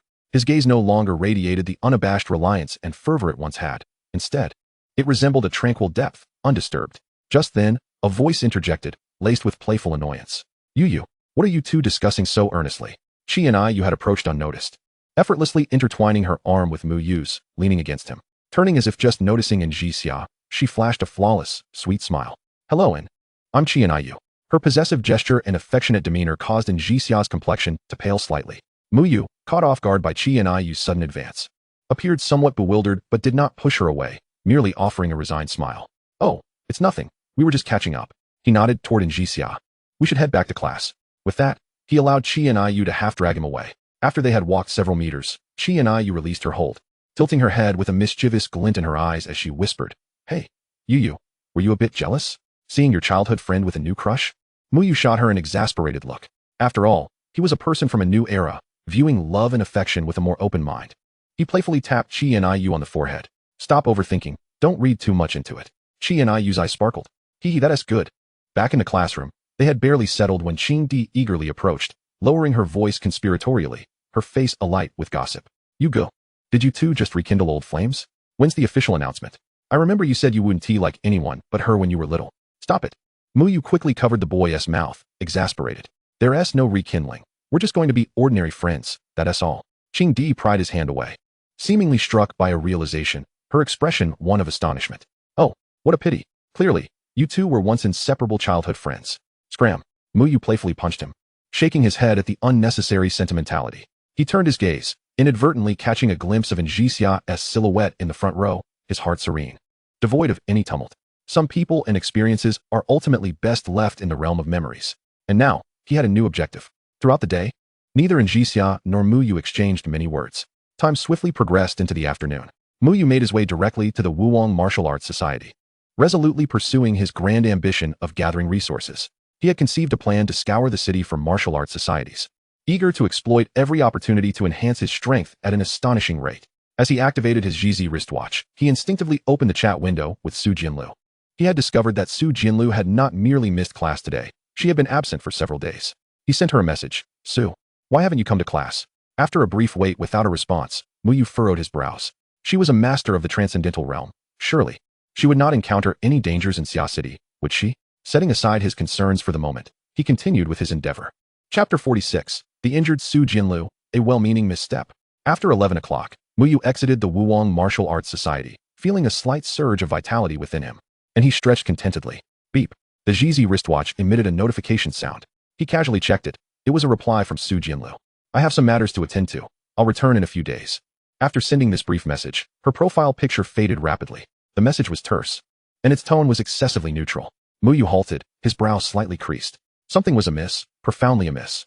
Although he and Su Jinlu did not communicate frequently, she had never been dismissive in her responses. Even when he asked mundane questions like, did you eat? Or did you sleep well? She would reply. She would never employ such an urgent, evasive tone.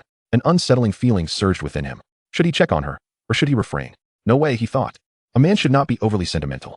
He decided to go. He immediately hailed a taxi by the roadside. He recalled having asked Su Jinlu where she lived during their earlier conversations, and she had shared that information with him. Meanwhile, Su Jinlu sat alone in her cold, dimly lit room, her complexion pale and her energy noticeably depleted. She looked troubled, having narrowly escaped a perilous situation. Her gaze fell upon a plain, anonymous letter in her hand. The message contained only a few terse sentences. Leave your residence before dawn. The brevity of the note caused her to frown. Puzzled by its origin, she glanced at the clock on the wall, noting that only 10 minutes remained until midnight. Just then, there was a series of urgent knocks on the door, accompanied by Muyu's concerned voice from outside. Su Jinlu, are you home? Is everything all right? Su Jinlu abruptly lifted her head, a flicker of joy crossing her features. Why was he here? Taking a deep breath, she forced herself to suppress the tumultuous emotions and energy within her, moving to the door and opening it just a crack, blocking the view of the room with her body. What are you doing here? It's not a good time today. You should leave. I'll treat you to a meal another day. Muyu, with his keen perception, sensed that something was terribly wrong with Su Jinlu. His heart sank. You're hurt, aren't you? Su Jinlu replied in a somewhat casual tone. I'm really fine. You should go. It's inappropriate for a man to visit a woman's home at night. People might think there is something between us. Muyu, recognizing her attempt at humor, felt a flicker of hope. Are you truly all right? I'm really fine. At his words, Muyu turned to leave, but, in the next moment, he pushed the door open forcefully and turned on the light in one fluid motion. The sight of Su Jinlu's condition revealed the truth. She was anything but fine. This is serious, he thought. Muyu. Su Jinlu suddenly raised her voice, laced with a frustration and anger he had never heard before. I told you to leave. Can't you understand? My affairs are none of your concern. Get out.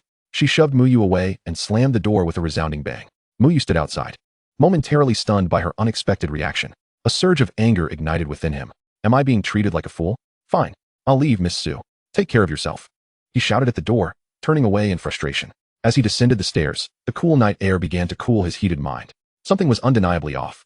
There was definitely an issue at hand. He could have left, but he was a person of principle. The truth mattered greatly to him.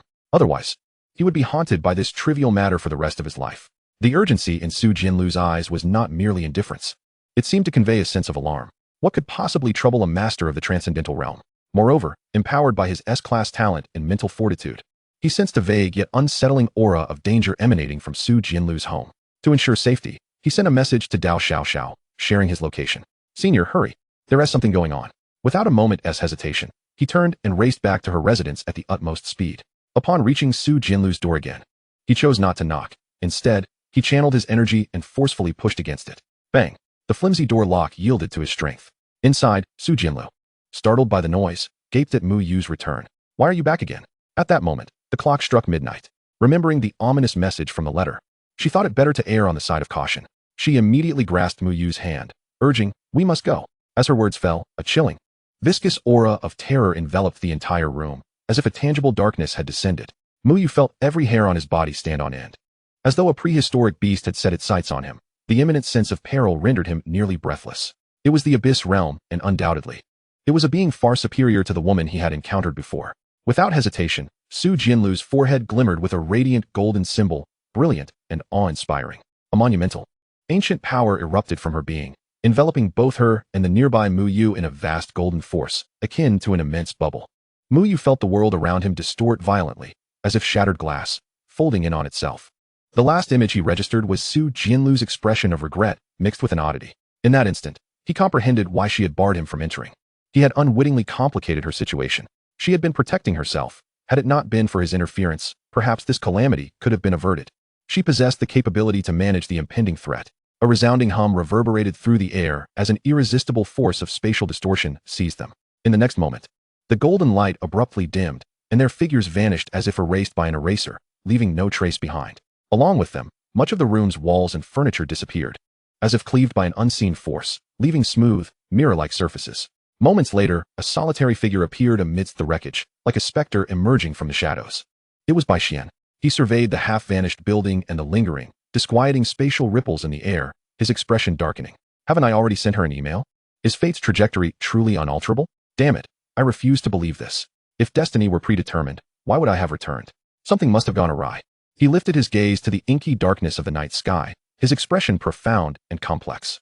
Not long after, Dao Xiaoxiao arrived at the site, witnessing the half-destroyed house. She unsheathed the colossal sword from her back. After a moment of contemplation, she murmured, "Fortunately, this spatial severance power isn't too strong. It's at most controlled by a master of the transcendental realm." Suddenly, realization struck her. Wait, that boy, wasn't he just extraordinary? A master of the transcendental realm could easily eliminate him. No, the target wasn't him. It was that girl named Su Jianlu. Did he inadvertently get entangled in this? How dare he harm my junior? His audacity knows no bounds. Chapter 47. Counterattack against the Transcendental Master. Uncertain how much time had passed, the sensation of being torn through space finally dissipated. Mu Yu shook his somewhat dizzy head and cautiously surveyed his surroundings. He found himself in a peculiar valley, where the moonlight was ghastly pale, jagged rocks loomed ominously, and withered vegetation lay in desolation. The air was thick with the scent of decaying trees, unmistakably indicating that they were far from the summer city, though the exact distance remained unknown.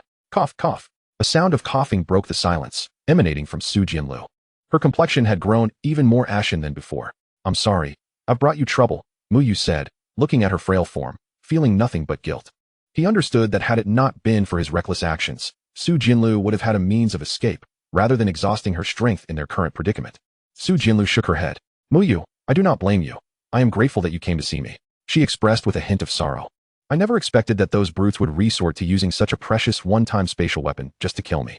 However, I have no idea where we have been transported." Just as she contemplated saying more, she abruptly pulled Mu Yu behind her. "They're coming."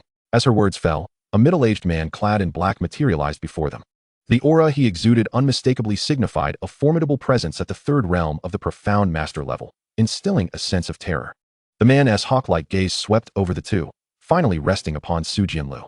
His voice emerged, raspy and sharp, akin to a blade scraping against iron, sending a shiver down the spine. "A genius from the Boundary Guard lineage, and here you are, abandoning the imperial city to seek death in this little corner. But alas, where do you think you can escape to? This region shall be your grave." Su Jianlu wiped a trace of blood from the corner of her mouth. "The erosion realm is willing to expend such resources to kill me." She then glanced at Mu Yu. "You must run first. Staying here will only hinder me." With that, she turned to the middle-aged man and shouted furiously, "Damn you, let us fight." Mu Yu barely had time to be astonished by Su Jianlu's sudden fierceness, his mind swirling with questions that he could not voice. What was the Boundary Guard lineage? He felt increasingly lost in this world. With a slight smile, he spoke with a light-hearted tone. "If I run away, what will happen to our affair? What is your level of strength?" "Great Profound Master, 3rd stage," she replied. Mu Yu's heart sank. The disparity was stark. Facing a Profound Master with a mere Transcendent and a Great Profound Master was a recipe for disaster. The middle-aged man, feeling slighted by their banter, scoffed. "You still have the leisure to jest? Seeking death, indeed." An intense black energy erupted from him, his aura overwhelming. He swung a hand, and a massive, dark energy hand materialized, hurtling toward them with astonishing speed. "Mu Yu, please run." Su Jianlu's voice trembled as it reached him once more. She knew that facing a Profound Master, even at her peak, she would be unable to contend now. Her fate was sealed. Run? Where could he possibly flee? Mu Yu let out a bitter laugh, his eyes soon hardening with resolve. "If it's death either way, then damn it, let us fight." Once more, Su Jianlu erupted with potent energy, the golden patterns on her forehead glowing brightly. A blade appeared in her hand, and with a swift motion, she unleashed a golden barrier of light. The dark hand crashed against the barrier with a deafening boom, shattering it into countless cracks before surging toward the middle-aged man. The two engaged in a fierce battle, exchanging dozens of blows in mere moments. Muyu's eyes gleamed with determination. Heavenly Step 9. Thunderbolt Spear Technique. His speed surged to its zenith as he maneuvered to the side of the middle-aged man. He thrust his spear, which crackled with thunder, aiming for the man's nape. The middle-aged man was caught off guard, astonished by the swiftness and cunning of this mere transcendent. He waved his other hand casually, sending a dark fist barreling toward Muyu. Boom! A powerful shockwave erupted, yet Muyu pushed through the pressure, activating his starry battle body with full force. Purple Calamity Thunderfinger. He unleashed all his energy, compressing most of it to the tip of his finger and thrusting it forward toward the middle-aged man's face. The man, realizing the impending danger, retreated, only to find a blood hole forming in his arm. Damn it! How can a mere transcendent injure me? I cannot let you live. Suddenly, his expression shifted from shock to elation. Ah, you're the marked one. Heaven has favored me. If I kill you, the rewards will be enough for me to ascend to the king realm. He intensified his assault, engaging in a fierce battle with Su Jianlu. Watching their struggle, Muyu felt an urgent sense of dread. He knew Su Jianlu would surely lose. Desperation welled within him. There must be a way. There must be a way. He suddenly recalled the E-grade mental technique he had picked up during the great competition in the ancient city. The Heavenly Millstone. The method of the Heavenly Millstone flashed in his mind. Jianlu, you must hold on a little longer. If I had known I wouldn't have exhausted my blank attributes. I truly am a fool. Su Jianlu was violently thrown back, blood spurting from her mouth. Her entire body radiated golden light as she swung her blade, which instantly transformed into several fine golden chains. As if alive, they swiftly ensnared the limbs of the Erosion Realm Elder. The middle-aged man gasped in shock, struggling in vain. Damn it, why is it so difficult to kill someone who is merely a great profound master? He roared, his body surging with dense black energy, the golden chains sizzling and corroding. Seeing this, Su Jianlu charged forward. In the next instant, boom, Su Jianlu was sent flying, blood gushing from her mouth. At that moment, the birthmark on her face was shattered by the impact, collapsing to the ground, her aura rapidly waning, revealing her true visage, breathtakingly stunning. The middle-aged man lunged towards Su Jianlu, intent on delivering a fatal blow. Just as he was about to strike her down, he suddenly screamed, clutching his head in agony, blood streaming from his orifices. Muyu, like a cannonball, charged forward, realizing this was their only chance. He held nothing back. The chaos martial bones roared to life. The kingly pressure from the Fushi bones emanating freely, and the chaos indestructible scripture activated, causing all his energy to combust. Heavenly Millstone. God-slaying strike.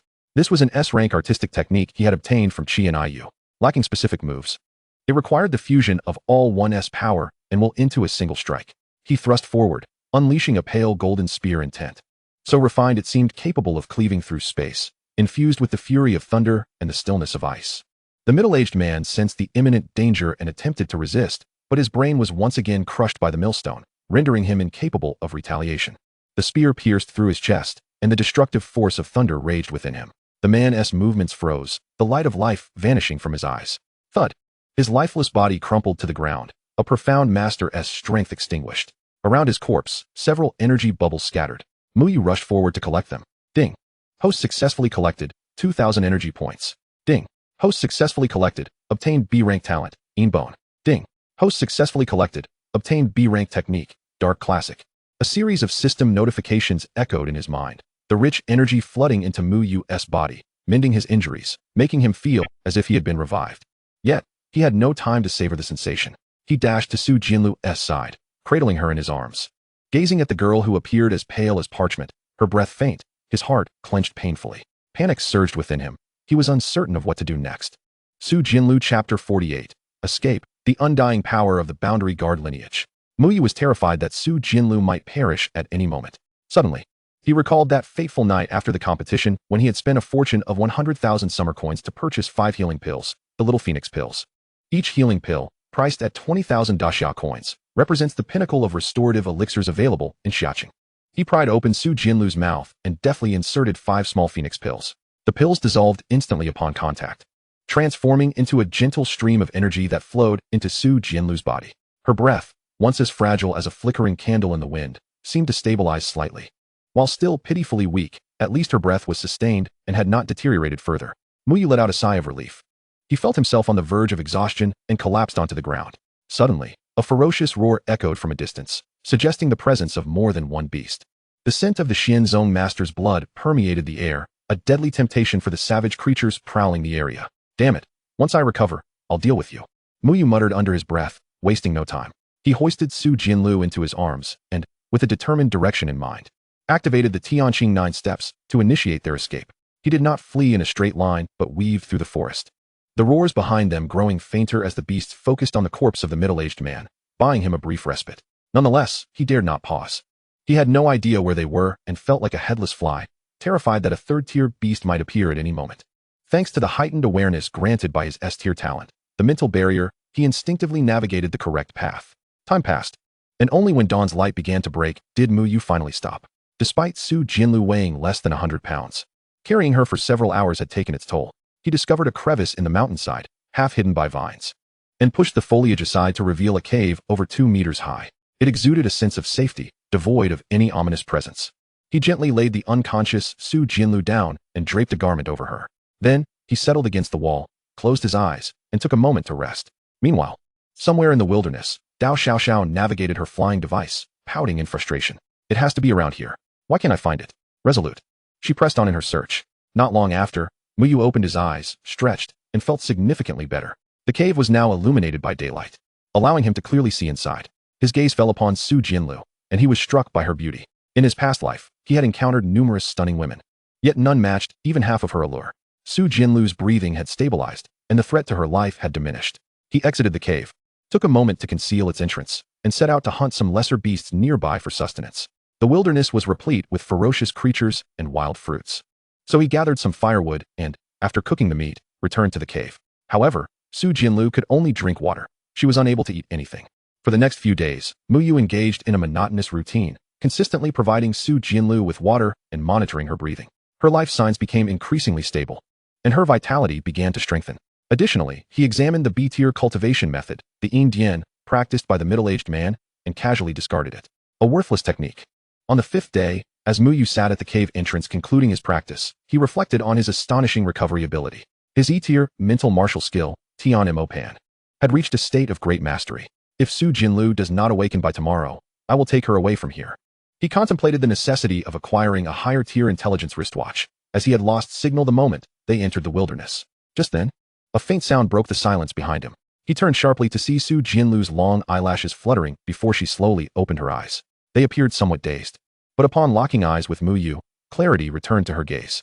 "Oh, beautiful lady, you have finally awakened," Muyu exclaimed with delight, leaning closer. "How do you feel? Are you back to life?" Su Jinlu touched her face and offered an awkward smile. "I think I'm mostly okay now. Is there anything to eat? I'm starving." Muyu laughed heartily, relieved that his worries had subsided. Indeed, he produced the leg of a beast he had roasted that morning. A hind leg of a late-stage barbarian bull, weighing several hundred pounds. Su Jinlu seized the leg and began to devour it voraciously. To Muyu's astonishment, within an hour, she had consumed 300 to 400 pounds of meat. She then let out a satisfying belch. That was absolutely delightful. After an hour of cultivation, Su Jinlu paused, her complexion blooming with vigor. Indeed, being able to eat is a blessing. The more one eats, the stronger their resistance, making it less likely to fall ill. She gazed at Muyu, their eyes meeting, her cheeks flushing. "Muyu, why are you looking at me like that?" Clearing his throat, Muyu wiped the drool from the corner of his mouth. "Jinlu, what exactly is the guardian lineage? And why did you come to such a small place as Xiaqing?" Su Jinlu stretched and took a breath before explaining.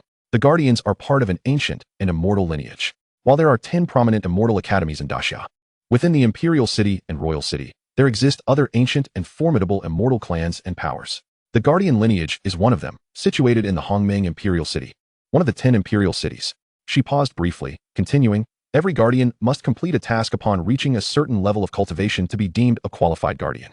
A hint of embarrassment crossed her face. "However, although I completed my task, it seems I messed it up and nearly lost my life, dragging you into it as well." Muyu began to grasp the situation, yet he sensed that Su Jinlu had withheld certain details, particularly regarding her status as an SSS tier talent warrior, which surely indicated a position of considerable significance. He opted not to pry further, smiling and waving his hand dismissively. "Oh, don't worry about the trouble. In fact, it was I who put you in a predicament. When do you plan to leave Xiaqing?" Su Jinlu fell silent. While she indeed needed to depart, she seemed hesitant to rush away at that moment. She looked into Muyu's eyes, lost in thought. "Let us wait a bit longer." Outside the cave, the setting sun painted the sky in hues of orange and red.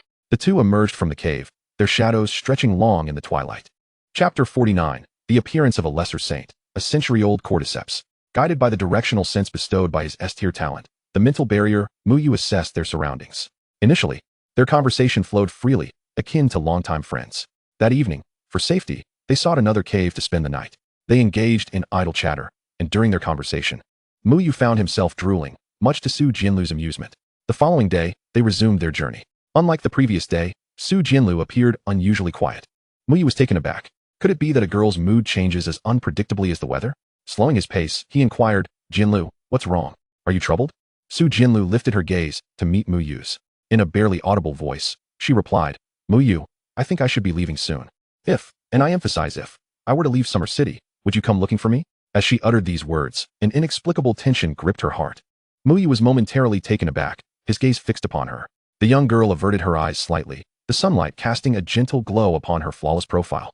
Exuding an ephemeral beauty, he remained silent for a moment, delaying his response. Su Jinlu's mood visibly darkened. In the next instant, Muyu's voice broke the silence, infused with a tone that conveyed both indifference and earnestness. Of course, we are good friends, after all. Next time we hang out, you'll have to treat me. Su Jinlu gasped softly. That is not what I meant. I mean, Muyu's expression turned serious. Jinlu, if we meet again and you have not changed, I will seek you out, no matter where you are. A sincere, radiant smile blossomed on Su Jinlu's face, akin to the first thaw of spring. It was breathtakingly beautiful. She understood that her yearning was for more than just the phrase good friends. Yet, in this moment, hearing his affirmative response was sufficient. She nodded emphatically. The two exchanged smiles. Suddenly, an indescribable aura of terror manifested in the sky above, as if towering mountains were descending from the heavens. The surrounding air grew thick, as though the very space itself had become viscous. Muyu felt every bone in his body tremble, his vital energy nearly stalling. He abruptly looked up to see a crimson figure that had appeared without warning. Clad in a flowing red gown, the woman possessed an exquisite visage, embodying a mature beauty. Likely in her 40s or 50s, the aura she radiated surpassed that of even the most formidable masters of the abyssal realm by 100-fold. Muyu finally grasped the meaning behind the phrase as unapproachable as the radiant sun. The intense vitality emanating from her was as blinding as the sun itself. Whether she was at the king's realm or the emperor's realm, or even the lesser saint realm, he could not ascertain. His heart raced, and his vital energy surged instinctively to counteract the oppressive force that bore no intent to kill. The woman's gaze fell upon Su Jinlu, her expression softening into a gentle smile. A soothing voice echoed, have you played enough? It's time to return. Upon seeing the woman, Su Jinlu instinctively moved closer to Muyu, her eyes betraying a reluctance to leave. The woman noted this, and her tone grew slightly stern. Jinlu, do not be willful. If I had not sensed your use of primordial energy, we would not have realized you were in danger. Come back with me, dear. Su Jinlu bit her lip. Glancing at Muyu, her eyes filled with an unspoken meaning. In that instant, Muyu felt a primal force, akin to a ferocious beast, lock onto him. He looked at Su Jinlu, swallowing hard. Deep down, he understood that this woman was undoubtedly from the Guardian clan, here to escort Su Jinlu home. He also recognized that with his current strength, he was but an insignificant insect before her. Drawing a deep breath, he forced a relaxed smile and gently patted Su Jinlu on the shoulder. Beautiful lady, your family has come to find you. That is a good thing. You should hurry back. He paused, gazing into her eyes, his tone becoming unusually earnest. Rest assured, I promise to seek you out, and I will. When I reach the imperial city, I will need you to look after me. As Su Jinlu absorbed the determination in his words, her eyes glistened with unshed tears. She understood that Muyu was comforting her and, in his own way, offering her a promise. She nodded resolutely, 1,000 words distilled into a single phrase. I will wait for you. As those words fell, Muyu felt the woman's gaze upon him, as if she were attempting to see through him. After a few seconds, she finally averted her eyes. Young man, she said, a promise made by the youth must be upheld. Do not let Jinlu underestimate you. Head east, and you will find your way home. With that, her expression regained its tranquility, as if observing mere dust by the roadside, devoid of any disturbance. Grasping Su Jinlu's hand, a flash of red light surged into the heavens, and in an instant, their figures vanished from sight, as if they had never existed. The overwhelming pressure dissipated along with them. Muyu stood rooted in place, staring at the direction they had disappeared for an extended period. Finally, he sighed deeply. Come on, take me with you. Aren't you afraid I'll be devoured by a ferocious beast? Can't I go find Jinlu? He quickly scanned his surroundings, sensing an eerie chill. He cast one last glance at the sky, his vital energy surging within him. Activating the Heavenly Ascension 9 steps, he headed eastward. After running for over 20 minutes, Muyu came to a halt as he passed through a dense thicket of thorny bushes. There, he spotted a massive shadow. It was a serpent, as thick as a water barrel, its body cloaked in dark green scales resembling thorns. The aura it exuded was at the first level of the third realm, comparable to that of a novice master. In the center of its coils, Muyu sensed the presence of a spiritual herb, likely around 50 years old.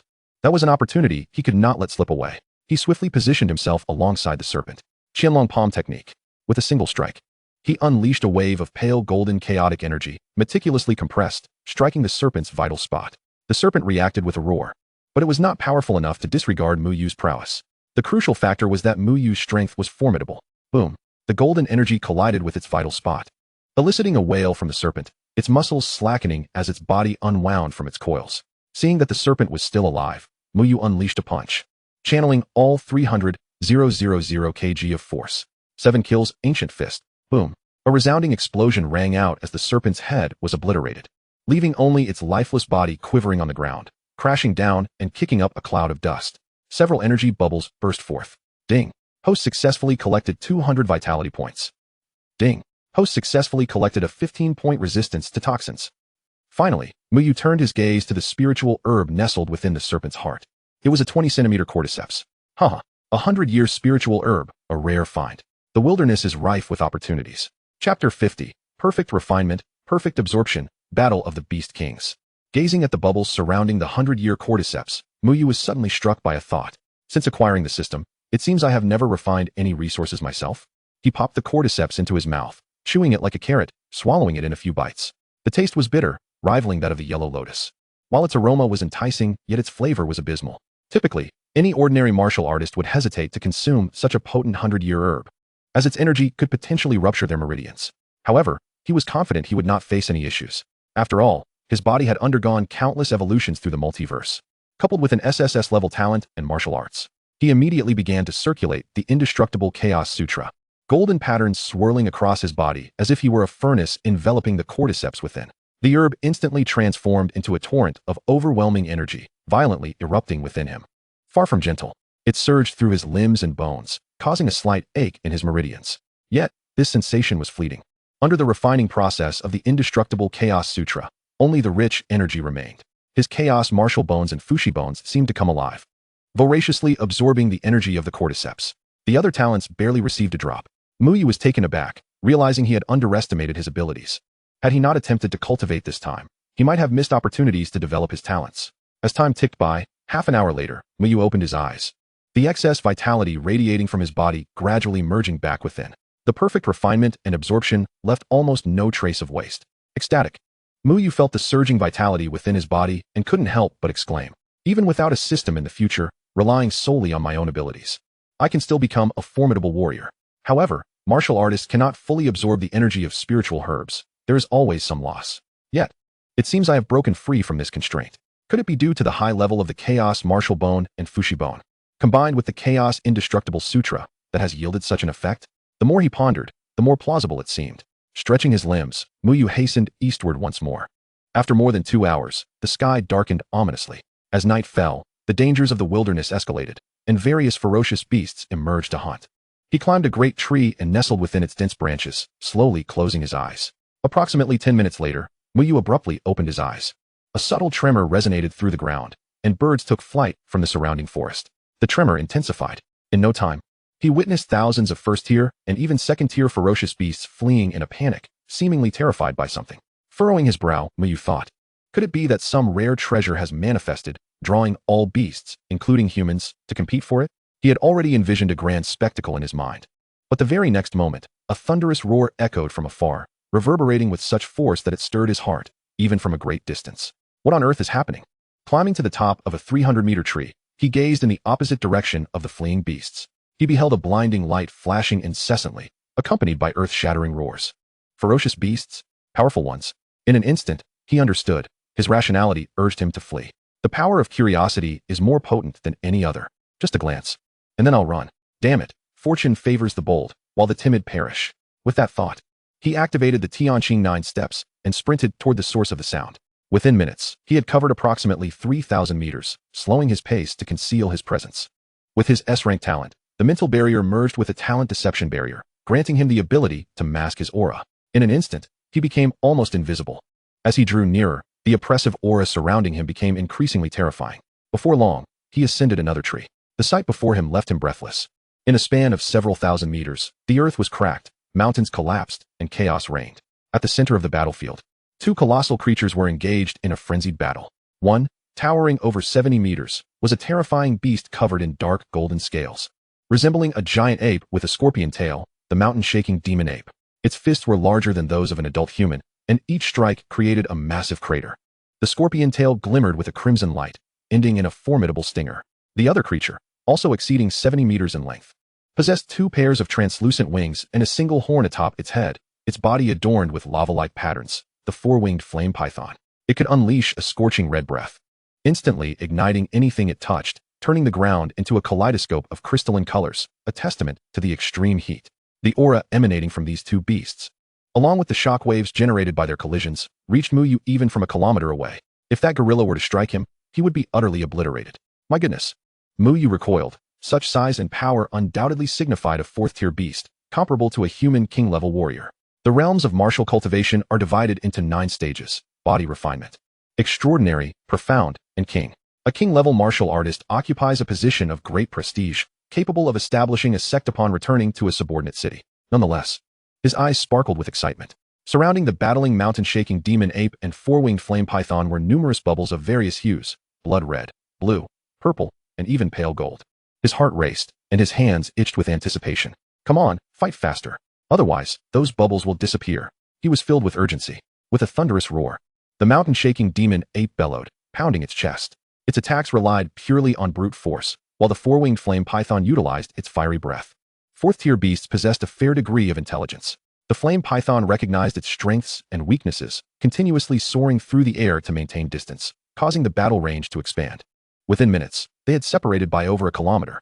Observing this, Muyu swiftly activated the Tianqing 9 steps, returning to the previous battlefield center. He hurriedly popped the bubbles on the ground with maximum speed. Ding! Host successfully collected 500 vitality points. Ding! Host successfully collected 700 vitality points. Ding! Host successfully collected a drop of Titan Demon Ape's blood. Titan Demon Ape blood. Ancient beast blood, unsuitable for human use. Ding! Host successfully collected 100 fire resistance points. Ding! The system's notifications flooded his mind.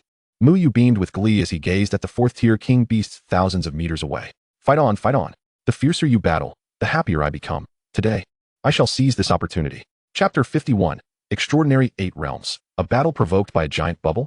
Muyu focused intently on the distant clash between the mountain-shaking demon ape and the four-winged flame python. The battle between the two fourth-tier beast kings had reached a fever pitch. The mountain-shaking demon ape roared thunderously, exhaling 2 streams of scorching air from its nostrils. Its dark golden scales glimmered ominously, and it pounded its chest like a giant hammer, creating a resounding boom. With each strike, its blood surged like boiling magma, causing its body to swell, the dark golden light swirling around it, forming a dark red energy armor. In its fierce crimson eyes, only the desire to kill remained. The mountain-shaking demon ape suddenly bent its body, its powerful legs unleashing a terrifying force that left 2 deep craters in the ground. Its massive form shot forward like a cannonball, disregarding the flame python's fiery breath, braving the searing heat, and covering hundreds of meters in an instant, crashing forcefully into the airborne python. Roar! The flame python, caught off guard by this maneuver, frantically flapped its wings to gain altitude, but it seemed too late. Bang! Boom! The demon ape descended like a small mountain, tackling the flame python and bringing it crashing down to the ground. The earth trembled, and dust surged skyward. Seizing the opportunity, the mountain-shaking demon ape, leveraging its superior strength, wrapped its powerful arms around the flame python's neck, while its other fist rained down like a pile driver, mercilessly striking the python's head. Bang! Bang! Each blow contained its fury, and the flame python howled in agony as its tough scales shattered, blood flowing like a stream. Steam rising from the ground. The python's struggles weakened, its body gradually losing the strength to coil around the demon ape. Roar! The mountain-shaking demon ape howled in triumph, its fist glowing with blood, delivering a final strike. The flame python's horn shattered, its head bending at an unnatural angle, its breath rapidly extinguished, and its massive form collapsed to the ground, motionless. Roar! Roar! The mountain-shaking demon ape raised its head to the sky, releasing a victorious roar. Yet, its own state was far from pristine. Its chest and arms were charred and blackened, scales flaked away to reveal bone beneath. Golden-hued blood continued to trickle down. Its vitality diminished significantly from before. It gasped for breath, dragging the colossal corpse of the flame python, leaving deep footprints with each laborious step, as it advanced towards an unknown destination. In the distance, Muyu held his breath, his heart racing with trepidation. Such might. The power of the mountain-shaking demon ape must exceed a staggering 100,000 kilograms. as the silhouette of the mountain-shaking demon ape faded into the distance. He rushed to the epicenter of the battle, fervently popping the bubbles scattered on the ground. Ding. Host successfully collected. Vitality 800 points. Ding. Host successfully collected. Vitality 500 points. Ding. Host successfully collected. Obtained A-grade talent. Mountain-shaking demon ape. Ding. Host successfully collected. Obtained A-grade talent. 8-winged flame python. Ding. Host successfully collected. Fire attribute resistance 150. By heavens. 2 A-grade beast talents. Quite commendable. His gaze then shifted back to the mountain-shaking demon ape, which left a trail of bubbles in its wake. Muyu stealthily followed, collecting as he went. He could not afford to miss such a rare opportunity for gain. Approximately 20 minutes later, the demon ape came to a halt, dragging the corpse of the 4-winged flame python to a small hollow in the mountain. The hollow was modest. A bowl-shaped pit of about 30 square meters. In the center of this pit, a mound resembling decayed earth was piled high, mixed with undigested bones and fur. Emanating an indescribable stench mingled with a faint scent of blood. Roughly estimated, it was the size of a water buffalo. Upon seeing this mound, the mountain-shaking demon ape's eyes gleamed with desire and delight. It released the corpse of the flame python and reached out toward the heap. In that moment, an unexpected change occurred. The lifeless 4-winged flame python suddenly opened its tightly shut eyes. From the broken base of its horn, a dark flame flickered to life. It lunged forward with lightning speed, sinking its fangs into the demon ape's neck. The demon ape clutched the 4-winged flame python, desperately thrashing and tearing, letting out a mournful wail. After a few moments, it seized the python's head and forcefully ripped it away from the body. The python's jaws remained clamped tightly around the demon ape's neck. With an enraged roar, the demon ape grasped the python's head and pulled with all its might. A large chunk of flesh, along with the python's head, was violently torn away. Blood gushed forth like a fountain, as flesh from the trachea was cruelly wrenched free. It emitted a painful howl, and within mere breaths, its body collapsed to the ground. Before the hollow, a profound silence ensued. Only the 2 massive corpses remained, alongside the mound still exuding an unusual odor. Hidden behind, Muyu stood aghast, stunned by the sudden twist of fate. Goodness, a deadly exchange? Were the beasts of the 4 realms so treacherous? He swallowed hard, gaining a new perspective. Confirming there was no danger, he dashed forward. The corpses of 2 4-realm king beasts must be worth a fortune in Daxia currency. The attribute bubbles that dropped upon their demise were of far superior quality compared to those from the previous battle. Ding. Host successfully collected. Vitality 2,000 points. Ding. Host successfully collected. Vitality 2,100 points. Ding. Host successfully collected. Blank attribute 1,000. Ding. The notification sounds rang out incessantly. Muyu reveled in both joy and agony. As 4,000 points of vitality surged into his body, his strength skyrocketed, propelling him into the 8th realm of the extraordinary. He swiftly harvested the most valuable materials from the 2 king beast corpses, the heart, essence, tail, waist, and fur of the mountain-shaking demon ape, the snake gall, heart, and essence of the 4-winged flame python. He hastily stowed them away in the system space. Notably, the meat of the 4-winged flame python was also edible, with the prime cuts weighing over a ton, sufficient to sustain him for quite some time. Having completed this, his gaze fell upon the peculiar heap in the hollow. If he was not mistaken, the mountain-shaking demon ape seemed immensely interested in that pile. Could it be the object of their deadly contest? Muyu pinched his nose and cautiously drew closer, curiosity bubbling within him. He stifled his disgust and, using a twig, carefully prodded at the mound. It felt soft and viscous, an unsettling texture. He scrutinized the overall shape and the traces surrounding it. An absurd thought suddenly invaded his mind. He staggered back, shock written all over his face. By heavens, this was nothing but a massive pile of excrement, an enormous turd of unknown origin. 2 4-realm king beasts had fought fiercely, resulting in mutual destruction, all for this pile of dung? Muyu felt his worldview shatter like glass. Yet, he soon noticed something amiss. A bubble appeared to be slowly emerging from the feculent mass. Chapter 52. A deep golden bubble, an unknown seed. Muyu's eyes widened as he witnessed a bubble manifesting atop the dung. The light it emitted was a deep golden hue, exceedingly radiant, far more profound and pure than the golden bubbles he had extracted from Bai Xian, Su Jinlu, and Qian Aiyu. His mouth fell agape. Could it be? This excrement could produce bubbles? And of a deep golden color at that? His mind felt overwhelmed. A pile of dung had sparked a battle among the 4-realm beasts. Now, atop this dung, a deep golden bubble had formed. What could the reasoning behind this be? Had this dung attained sentience?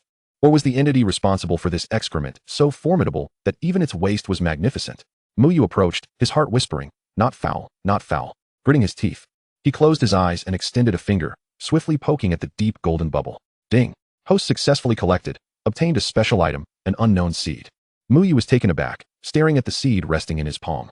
It appeared utterly unremarkable, about the size of a peanut, with a dull gray-brown hue. Its surface was covered in intricate yet chaotic natural patterns, feeling somewhat hard to the touch, devoid of any energy fluctuations. If discarded by the roadside, even birds would overlook it. Muyu found himself momentarily dumbfounded. The deep golden bubble he had envisioned should have been of SSS-grade talent. Frowning, he pondered the system's accuracy. Something must be amiss. He examined the seed in his hand, turning it over and over, even bringing it close to his nose for a sniff. No peculiar scent emanated from it. Did it require a soul bond or blood recognition? Recalling tales from his past life, he decided to give it a try. He concentrated his mental energy, allowing a sliver to seep forth from his brow. Upon contact with the unknown seed, it reacted. An inexplicable pull drawing in his feeble mental energy. Good news, the seed was likely a treasure. Bad news, he had been drained. Muyu felt a wave of dizziness wash over him, nearly collapsing as his meager mental strength was entirely absorbed by the seed. He anticipated the seed to exhibit some miraculous transformation. Instead, it remained as unremarkable as ever. By heavens, this is too much. Where's my mental strength? Muyu struggled to articulate his current feelings. His fingers, gripping the seed, tightened unconsciously. Suddenly, he sensed something unusual, a faint prickling pain at his fingertip. Looking down, he beheld that the gray-brown seed had sprouted a root thinner than a hair, nearly transparent, piercing through the skin of his fingertip. Like a living entity, it deftly burrowed inward, causing Muyu to gasp in alarm.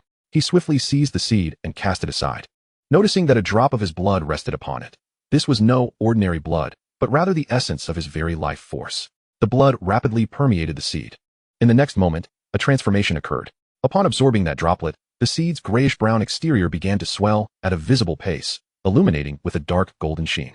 The previously chaotic patterns upon its surface appeared to awaken, resembling miniature rivers and mountains, the trajectories of stars gently swirling.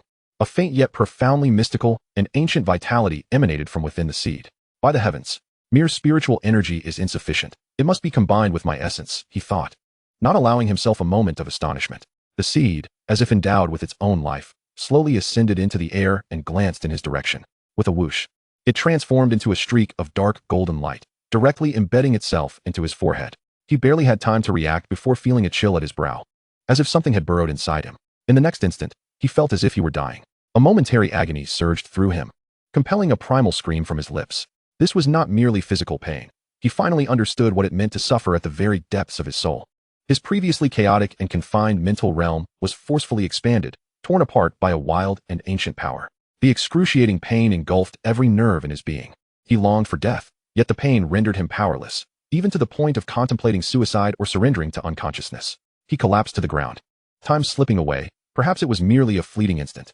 Suddenly, the agony dissipated, replaced by an unprecedented clarity and expansiveness. He opened his eyes, gasping for breath. Before him lay a newly forged, misty expanse within the depths of his consciousness, forcibly opened. Could this be the legendary Niwan Palace spoken of in ancient texts? The next moment, he beheld a sight that left him utterly astonished. At the center of his Niwan Palace, or rather, his sea of consciousness, the dark golden seed floated serenely. It quivered slightly, the intricate patterns on its surface becoming increasingly radiant. A barely audible sound emerged, akin to a chick breaking free of its shell. The seed's shell quietly cracked open, revealing a tender green shoot that seemed to embody all the vitality of the world. Trembling as it emerged, growing at an observable pace, it transformed into a small sapling, approximately 3 inches tall, resplendent in verdant hues and entwined with a faint aura of chaos. Yet the transformation did not cease there. The sapling sprouted 2 branches, and he felt something being drawn from the area of his spine. Upon those 2 branches, 2 small orbs formed, one flickering with the essence of thunder and sword intent, the other radiating a regal aura. He gasped in surprise. Was this not his innate talent? He attempted to summon it, discovering it still remained. Goodness, what a shock! He thought. What exactly is this? He endeavored to communicate with and touch the sapling using his spiritual energy, but it seemed to be in a deep slumber. Or perhaps it simply disregarded him. It remained rooted in the center of his sea of consciousness, its roots complex and gnarled, reminiscent of a tree that had existed for centuries, exuding a faint vitality, yet showing no further response. After a lengthy struggle, the sapling stood steadfast, unyielding. Eventually, he surrendered. After all, what is destined to be a blessing cannot be avoided, and what is destined to be a calamity cannot be escaped. Taking a deep breath, he cast aside the myriad of chaotic thoughts. He exhibited no signs of discomfort. Rather, he felt his spiritual power surging with unprecedented richness. If he were to wield the heavenly millstone now, its might would be exponentially formidable. He realized that the sapling must be a treasure, though he had yet to uncover a means to awaken it, or perhaps he was simply too feeble. Any minor exertion drained his vitality and spiritual energy. He shook his head, casting his gaze toward the east. Having suddenly vanished for several days, they must be quite worried. It was time to return home. Shortly after Muyu departed, a frog the size of a basin croaked its way into the vicinity. It leaped into the massive silhouette of the giant hawk. The ensuing journey was significantly more fortuitous, encountering primarily first and second-tier ferocious beasts, and with a stroke of luck, he managed to collect a few bubbles. However, for the sake of safety, Muyu refrained from engaging in slaughter, continually advancing toward the east. 2 days slipped by in the blink of an eye. On this day, Muyu arrived before a waterfall with a modest pond below, approximately 20 square meters in size, an environment that was exceptionally refreshing. His eyes brightened. What a splendid place. He plunged into the pond, surfacing and diving with utter delight. Minutes later, he emerged, wiping the water from his face, his gaze falling directly ahead. Just then, he locked eyes with a pair of menacing, blood-red ones. Before him stood a blood tiger, its size akin to a small mountain, spanning 8 to 9 meters. Cloaked in metallic, dark green scales. The kingly emblem on its forehead flickered ominously. With crimson eyes brimming with murderous intent, it crouched low, licking the water. The pressure it exuded surpassed that of second-tier ferocious beasts, reaching the threshold of a third-tier first stage, rivaling that of a human practitioner of the profound realm. With a roar, Muyu instinctively submerged his head beneath the water, but merely moments later, he resurfaced. Goodness, a ferocious beast of the profound realm? What do I have to fear? He mused, even if it was a tiger. The blood-scaled tiger circled the pond, clearly regarding him as prey. As he felt the chaotic blood and vitality surging within him, alongside the abundant spiritual energy in his sea of consciousness, he was filled not with fear, but with a fervent battle spirit. What perfect timing to test my skills, he declared. He leaped from the pond, and the blood-scaled tiger roared, its voice resonating like a tangible shockwave. It propelled itself forward with remarkable agility, charging toward Muyu. He activated the heavenly Qingtian 9 steps. Reaching the pinnacle of his speed, vaulting over the blood-scaled tiger, he quickly steadied himself. Both man and beast locked eyes, each filled with lethal intent. The blood-scaled tiger revealed its sharp claws and lunged once more. Muyu employed the same tactic, executing a sliding maneuver that brought him close to the blood-scaled tiger's relatively vulnerable abdomen. The Chaos Indestructible Sutra surged within him, and his right arm glowed with a faint golden hue, resembling molten gold. 7-kill Ancient Fist. He unleashed a punch, the air crackling with explosive sound as a 1-meter-sized dark golden fist struck the blood-scaled tiger's abdomen. With a thunderous crash, a howl of anguish echoed. The blood-scaled tiger collapsed, its hardened scales dented by his blow, a bloody hole appearing as its insides spilled forth. The tiger let out a roar, fear flashing in its eyes as it attempted to flee. Muyu did not hasten to pursue. A cold glint flickered in his gaze. The E-grade spiritual martial skill, the heavenly millstone, activated.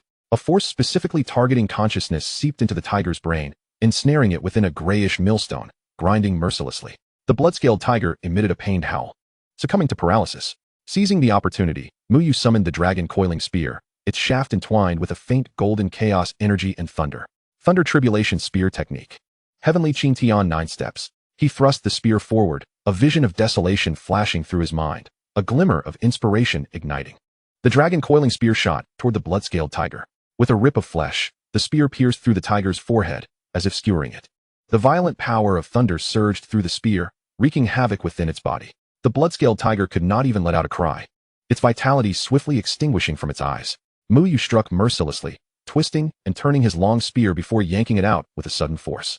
A surge of beastly blood, mingled with fragments of brain matter, followed in its wake. The creature crashed to the ground with a thunderous thud, bubbles emerging from its lifeless body. Ding. Host successfully collected. Vitality restored, 500 points. Ding. Host successfully collected, gained blank attribute, 1,000 points.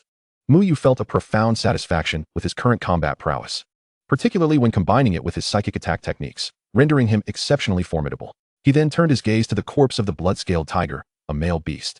With a single thrust, he severed its tail, measuring nearly 80 to 90 centimeters, along with its prized gem, which was indeed a valuable find. 10 minutes later, the blood-scaled tiger was entirely scavenged. Even its bones were stored in Muyu's system space. Another day slipped by. Muyu began to consume the meat of the four-winged flame python. Suddenly, his wrist-mounted ZZ watch vibrated gently, its screen illuminating. A surge of joy filled his heart. He was finally receiving a signal, indicating he was not far from Xiaqing. He promptly opened the watch, only to be inundated with a barrage of unread messages, predominantly from Dao Xiaoxiao, Qing Di, and Qi Niyu, with a few from Bai Xian and Xia Shatong. He even spotted a message from Ji Xia, inquiring if his absence from class was due to her. He took a moment to respond to several messages from Qing Di and the others, explaining that he was traversing the myriad realms. In the next instant, a communication request appeared. It was Dao Xiaoxiao. He hastily accepted the call, her visage materializing on his ZZ watch. Hey, senior, he began, but before he could finish, Dao Xiaoxiao interrupted, her voice booming with exaggerated fervor. Where have you been, you little rascal? Did you encounter a ghostly maiden? If you're alive, hurry and let me know your location. Hearing her familiar voice, though it was laced with agitation, warmed his heart inexplicably. He quickly replied, Senior, I'm alive and well. He swiftly shared his location. Stay put, I'll be there shortly. Dao Xiaoxiao declared before abruptly severing the connection. Muyu settled on a relatively clean rock and glanced inward at the still, tranquil sapling nestled within his sea of consciousness. Once assured of its stability, he felt a measure of relief. Less than half an hour later, the sound of something slicing through the air resonated from the horizon. A petite figure descended, perched upon a colossal sword that was broader and taller than she herself. Senior, I'm right here. Muyu waved his arms excitedly. Dao Xiaoxiao landed gracefully, stepping down from the massive sword, her hair slightly disheveled. Upon touching the ground, her bright, piercing eyes scanned him up and down multiple times. All limbs accounted for, she remarked. Dao Xiaoxiao then seized the massive sword, driving it into the ground with authority. Hands on her hips, she leaned in closer, sniffing him like a curious pup, her expression morphing into one of bewilderment. Junior, what on earth is that intoxicating scent emanating from you? Muyu was taken aback. Surely it can't be, he stammered, his brow twitching slightly. What scent? Dao Xiaoxiao remained silent for a moment, then suddenly, her eyes widened as if she had stumbled upon a new discovery. Wait a moment, have you broken through to the 8th realm of transcendence? Ecstatic within yet maintaining an outwardly composed facade, Muyu feigned a melancholic demeanor. Alas, what can I say? With such exceptional talent, merely wandering the wilderness led me to an inadvertent breakthrough. It's just basic practice, nothing to boast about. Dao Xiaoxiao shot him a sidelong glance. You shameless braggart. She circled around Muyu, a mischievous grin emerging, her voice dropping to a conspiratorial whisper. Hey, Junior, tell me the truth. During your disappearance these past few days, did you engage in a heroic rescue of that classmate Sue, only for her to repay you with her affections? Muyu was taken aback, genuinely stunned. Is Dao Xiaoxiao a fortune teller now? Seeing his reaction, Dao Xiaoxiao sensed trouble brewing. Come clean, Junior. Did she, perchance, take full advantage of you? At her words, Muyu nearly stumbled, both incredulous and amused by the implication. What do you mean by taking full advantage? He retorted. Senior, what do you think? Chapter 54, All Martial Society's Collection, Millionaire. On the journey back, Muyu found himself standing on Dao Xiaoxiao's colossal sword, astonished to discover it also functioned as a mode of flight. Multifunctional high-tech martial arts, capable of training, combat, and flight. Yet, Dao Xiaoxiao appeared somewhat distracted. Senior, what's bothering you? She glanced back at him. I dislike married men. Muyu nearly choked on his own laughter, realizing the conversation had taken an absurd turn. Over 2 hours later, they successfully returned to Xiaqing. Muyu inhaled deeply, appreciating the comfort of human civilization. The wilderness had been nothing but a relentless cycle of combat, driving one to madness. Upon returning to his humble abode, Dao Xiaoxiao grinned. Junior, prepare yourself well. In a few days, I have some good news to share. With that, she turned and departed. After spending half an hour washing up, Muyu changed into clean clothes, finally feeling reacquainted with human society. While seated on the sofa, a knock echoed at the door. He opened it to be greeted by a fiery red figure, accompanied by a familiar fragrance. You finally returned. Chi Niyu exclaimed, throwing her arms around his, gazing up at him with a hint of concern in her eyes. Muyu felt warmth spread through him, gently withdrawing his hand from her embrace. It's nothing, just a stroll through the wilderness. Noticing his withdrawal, Chi Niyu pouted, tightening her grip on his arm. You mustn't just disappear without a word next time. All right, beautiful. I promise to inform you next time, he replied, causing her to burst into laughter. Soon enough, Chi Niyu prepared an elaborate meal, and as they dined, Muyu remarked, Niyu, your culinary skills are outstanding. Given your status as a princess from a prominent family, why are you so kind to me? Chi Niyu chuckled softly. Do you truly have no recollection at all? Muyu paused, straining to recall any memories related to her from his 18 years. None surfaced. Niyu, did we know each other before? Haha, you're so easy to tease. Do you really believe I fell for you at first sight? After more than an hour, Chi Niyu retreated to her room. Just then, another knock echoed through the house. Muyu opened the door to find Bai Xian standing there, calm and composed as ever. Muyu was taken aback, noticing a faint purple bubble hanging from Bai Xian's hand. Brother Bai, when did you arrive? Ding. Host successfully collected, acquired A-class martial technique, robber's cloud hand. Bai Xian withdrew his hand with a hint of disdain. I've been here for over an hour. Muyu exchanged a knowing glance with him, both erupting into laughter without need for further words. Some matters are better left unspoken. As night fell, Muyu searched online for news about the Xiaqing Martial Society. Beep beep beep. The ZZ watch chimed, revealing Qing D's teasing visage. Peach Blossom brother, my dear bro, open the door. I'm here to bring you some warmth. Qing D's loud voice echoed down the hallway. Upon opening the door, he dashed into the room, and upon seeing Mu Yu unharmed, he sighed in relief, quickly adopting a mischievous expression. Brother Yu, I'm sleeping with you tonight. Get lost. Mu Yu retorted, pushing him away. I fear your ulterior motives. Qing Di rubbed his backside, chuckling. Without hesitation, he kicked off his shoes and leaped onto Mu Yu's bed, pulling the covers over himself. Good night, Brother Yu. Mu Yu found himself grinning foolishly. The presence of such friends was truly heartwarming. The following day, Mu Yu awoke on the sofa, ventured into the bathroom to freshen up, and noticed Qing Di still fast asleep. He shouted loudly, "There's a beautiful girl." Qing Di jolted awake, leaping from his bed to gaze at Mu Yu. You go. Where's the beauty? Suddenly, he crossed his arms. What have you done to me? Where are my clothes? Mu Yu's expression darkened. Get lost. This guy is becoming increasingly shameless. In the ensuing 2 days, Mu Yu utilized the Jizi wristwatch to gather information, meticulously surveying all the martial arts societies in Xia City. Excluding the smaller, micro-societies, there were a total of 15 martial arts societies of a certain scale, each possessing a fixed venue and a substantial number of students. 15 should be sufficient for me to reap some benefits. Mu Yu thought, excitement gleaming in his eyes as he scrutinized the list he had compiled. He devised a plan to visit 3 to 4 societies daily, requesting a leave of absence from Jiba under the pretext of exploring the myriad realms. Securing such leave was relatively effortless. Naturally, the Wuwang Martial Society, the former establishment of his old master, was scheduled last, while the other societies ranked second and third, such as the Liang Martial Society and the Hurricane Martial Society, were prioritized. He realized that for only a few hundred great xia coins in training fees, he could gain entry. To his astonishment, he discovered he had garnered a fan base. Numerous martial artists recognized him at first glance, thanks to his handsome visage and burgeoning notoriety. Collecting accolades was effortless. His mornings were spent at 2 large martial societies, afternoons at 3 medium-sized ones, and evenings at the Wuwang Martial Society. After a full day of activity, Mu Yu glanced at the system panel, noting an increase of approximately 1,500 to 2,000 qi and blood points daily. In the following days, a peculiar figure appeared across various martial societies in Xia City, sometimes diligently polishing equipment with a cloth, at other times awkwardly mimicking the students' movements. Whether it was the students or instructors, he discreetly collected the bubbles of qi that fell from them. Ding. Host successfully collected. Qi and blood 25 points. Ding. Host successfully collected.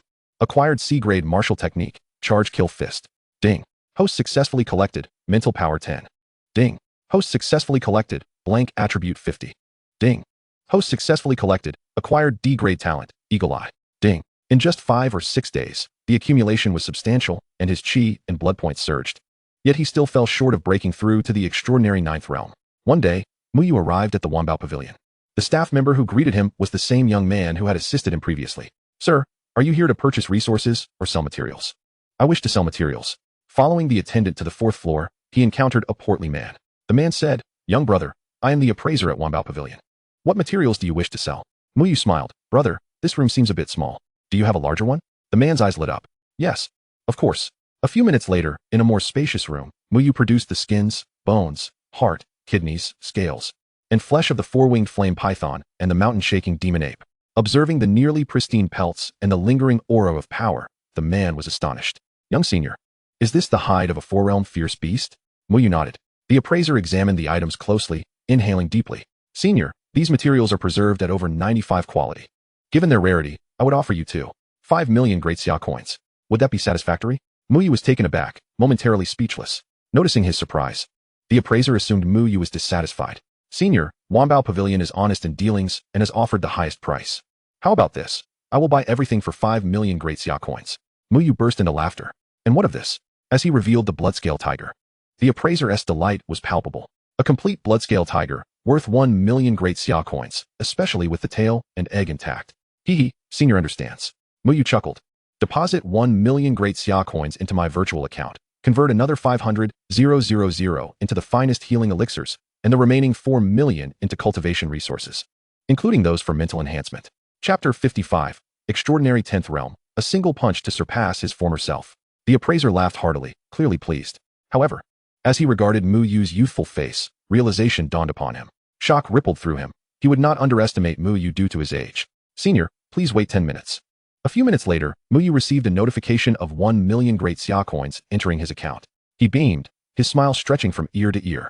While I may not become a millionaire, being a multimillionaire is still commendable. Soon after, the appraiser emerged, accompanied by several staff members from Wanbao Pavilion, each carrying a specially designed vial. Senior, please see if this meets your satisfaction. Mu Yu did not need to inspect them to know the contents. as his current mental prowess allowed him to accurately perceive nearby objects. Wanbao Pavilion proved to be honest, not deceiving him. He accepted the vials, stowing them in his system space before departing the pavilion. Watching Mu Yu's retreating figure, the appraiser sighed. Our Xia city is about to witness the rise of a true dragon. However, having cleared out a batch of inventory, we must ensure fewer of those elixirs are stocked next time, as ordinary martial artists cannot afford them. Luckily, they did not land in my hands. Haha. Returning to his dwelling, Mu Yu could hardly contain his excitement as he entered his room. He acknowledged that he had put on a bit of a facade at Wanbao Pavilion, managing to appear calm. He opened a vial of healing elixirs, pouring one out. The elixir was a pale blue, adorned with a faint golden pattern. Phoenix Blood Elixir, market price 100,000 great Xia coins each, as long as one breath remains. It has a high probability of sustaining that breath. Recalling the elixir's name and purpose, he noted that the vial contained 10. Next, he opened another vial. And in an instant, a rich medicinal fragrance filled the room, causing his chi and blood to stir slightly. He poured out a red elixir, marked with 3 golden stripes. Dragon Blood Nirvana Elixir, 100,000 great Xia coins each. Another vial contained 10 elixirs, designed to enhance chi and blood, with additional dragon blood essence making the energy particularly volatile. Mu Yu inhaled the fragrant aroma deeply, chuckling at the exhilaration it brought. He opened another vial, which also contained 10 elixirs. The energy fluctuations emanating from it were even more potent than the Dragon Blood Nirvana Elixir, shining a golden hue with 5 golden stripes. Little 9 Orifice Golden Elixir, market price 200,000 great Xia coins each. This elixir is particularly effective for refining the body and strengthening muscles and skin, especially for martial artists practicing body refinement techniques who can fully exploit its effects. Mu Yu was taken aback. He had not expected Wanbao Pavilion in Xia City to possess such high-grade elixirs, indicating the presence of considerable wealth. Alas, whether in my past life or this one, I am the only one impoverished, he mused. The final item was not a vial, but a box requiring a password to unlock. He followed the instructions and swiftly opened it. Inside were 25-centimeter vials of pale purple liquid, star-gathering spirit liquid, valued at 50,000 great Xia coins per vial. Serves to nourish a martial artist's mental power. The total value amounted to 1 million. Gazing at the elixirs and the gathering liquid, Mu Yu recalled a passage from a book about liquid-based genetic medicines, noting that these modern cultivation liquids eliminated the need for pill formation, potentially allowing for greater absorption efficiency by human martial artists. However, most martial artists still preferred traditional elixirs for their training. With the advancement of martial arts philosophies, an increasing number of practitioners began to value mental cultivation. Oh, I wonder how much my chi and blood can be enhanced with 4 million great Xia coins worth of cultivation resources. He, disinterested in personal cultivation, uncorked a vial of spirit concentration elixir, from which a bubble emerged. Ding! Host successfully acquired. Mental energy 100 Hz. One vial contained 100. Thus, 20 vials equated to 2,000 Hz of mental energy. As this 2,000 Hz surged into his brain, Mu Yu felt his sea of consciousness transform from a desolate gray expanse. The small sapling, adorned with bubbles, emanated a faint elemental energy, lightning, ice, sword intent.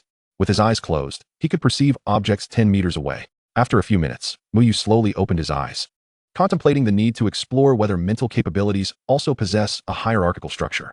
Once again, he grasped a Dragon Blood Nirvana pill, observing that the bubble above it was considerably larger.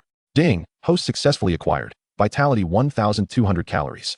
Ding! Host successfully acquired. Vitality 12,000 calories. As the 12,000 calories of vitality coursed into his body, Mu Yu experienced a sudden surge, his vitality overflowing, as he activated the Chaos Indestructible Scripture, causing the chaotic martial bones and Fushi bones to operate frantically. It took a while before he could fully assimilate the 12,000 calories of vitality, propelling his strength to break through the 9th level of the extraordinary, yet he had not attained the ultimate realm. Finally, he seized the small 9-aperture golden pill, collecting the bubble above it. Ding! Host successfully acquired. Vitality 2,500 calories. Ding! Host successfully acquired. Vitality 25,000 calories. As the 25,000 calories entered his body, a thunderous roar erupted.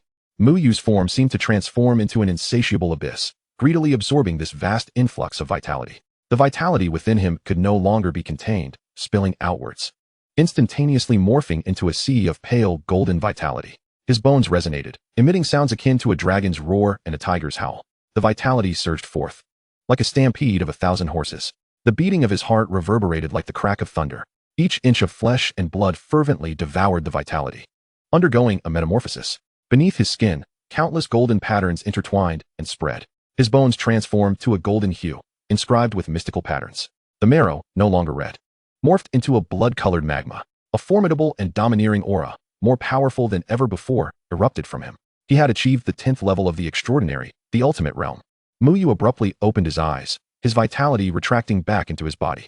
He clenched his fists, feeling the tumultuous roar within him, akin to an endless tide of chaotic vitality. The temptation to shatter the heavens with a single punch overwhelmed him. Is this the pinnacle of extraordinary power? I feel as though I could obliterate my former self with one blow. This 4 million spent was worth it. The threshold to the profound realm is drawing near. Muyu spent another half hour calming the surging vitality. System, integrate all recently acquired talents that can be fused. As before, the mental talents centered around the god-defying barrier. Elemental talents around the Lord of Ice, physical talents around the innate Tao body, and beast transformation talents around the dragon turtle. Suppressing his excitement, Muyu decided it was time for a comprehensive enhancement. Ding, SS-level talent Starry Battle Body detected. SS-level talent Innate Tao Body, incomplete, detected. A-level talent Mountain Shaking Demon Ape. Dragon Turtle, Titan Ape detected. B-level talents Een Bone, Azure Bull, and Shinma Blade Prison detected. Ding, fusion in progress. Please be patient. Chapter 56, the third SSS level talent, Zhou Tian Starry Tao Body. Please, do not frighten me. Minutes later, the system's voice resonated. Ding, talent fusion successful. Congratulations to the host for acquiring the SSS level physical talent, Zhou Tian Starry Tao Body. In the next moment, radiant starlight enveloped Muyu's body. This starlight was not merely a color, but an embodiment of the chaos yet to be unveiled, encompassing all. The first to transform was his skeletal structure, which shifted to a dark golden hue, adorned with increasingly intricate and mystical starry Tao patterns. As his flesh pulsated, subtle starry phantoms flickered into existence. An ancient, supreme physical pressure emanated, akin to a slumbering deity awakening. Outside, everyone looked up at the sky. Even in the daytime, the heavens were adorned with countless stars, resembling the celestial bodies of the universe, suspended in the azure sky of blue star. Their faces reflected shock. However, this phenomenon vanished in mere moments. Somewhere, Bai Xian gazed at the celestial changes, fully aware of their implications. Such a potent surge of talent, among SSS-level talents, was indeed exceptional. Could it be that yet another genius was returning to their innate state, experiencing a second evolution of talent? Little Knife furrowed her brow, observing the sky. This is truly agonizing. Who is it? The feeling of possessing treasures yet being unable to grasp them. Who understands this? In a certain location in Summer City, Chi and Yu also gazed at the heavens, her eyes narrowing. Another prodigy has emerged. Once this matter concludes, I must return. Unbeknownst to Muyu, who was wholly engrossed in his excitement over the acquisition of a third SSS-level talent, he sensed that this gift was nothing short of miraculous. As if he had become a vessel for the stars, his strength, defense, recovery, and affinity for various energies had reached an unfathomable level. Suddenly, a transformation occurred. Before he could fully appreciate the power of the Zhou Tian Starry Tao Body, the sapling in the center of his sea of consciousness, which had remained as quiet as a chicken while continuously siphoning his vitality and mental energy, seemed irresistibly drawn to the aura of this newly acquired SSS-level talent, beginning to sway gently once again. Then, to Muyu's astonishment, the sapling's third branch extended at a visible pace, growing vibrant and flawless like the other two. At the apex of this third branch, a bubble unlike any before quietly blossomed. This bubble was neither the purple hue of thunderous sword intent nor the golden hue of a king's aura. Instead, it shimmered with the light of stars, emanating the essence of the Zhou Tian Starry Tao Body. What on earth is this? Muyu's heart raced. Could it be that this phenomenon is indeed a fruit of the talents I have acquired? But what purpose does it serve? After pondering for a while, Muyu decided not to dwell on it any longer. System, open the attribute panel. System, infinite attribute acquisition system. Host, Muyu. Realm, extraordinary 10th level. Extraordinary ultimate realm. Strength, 700,000 kilograms.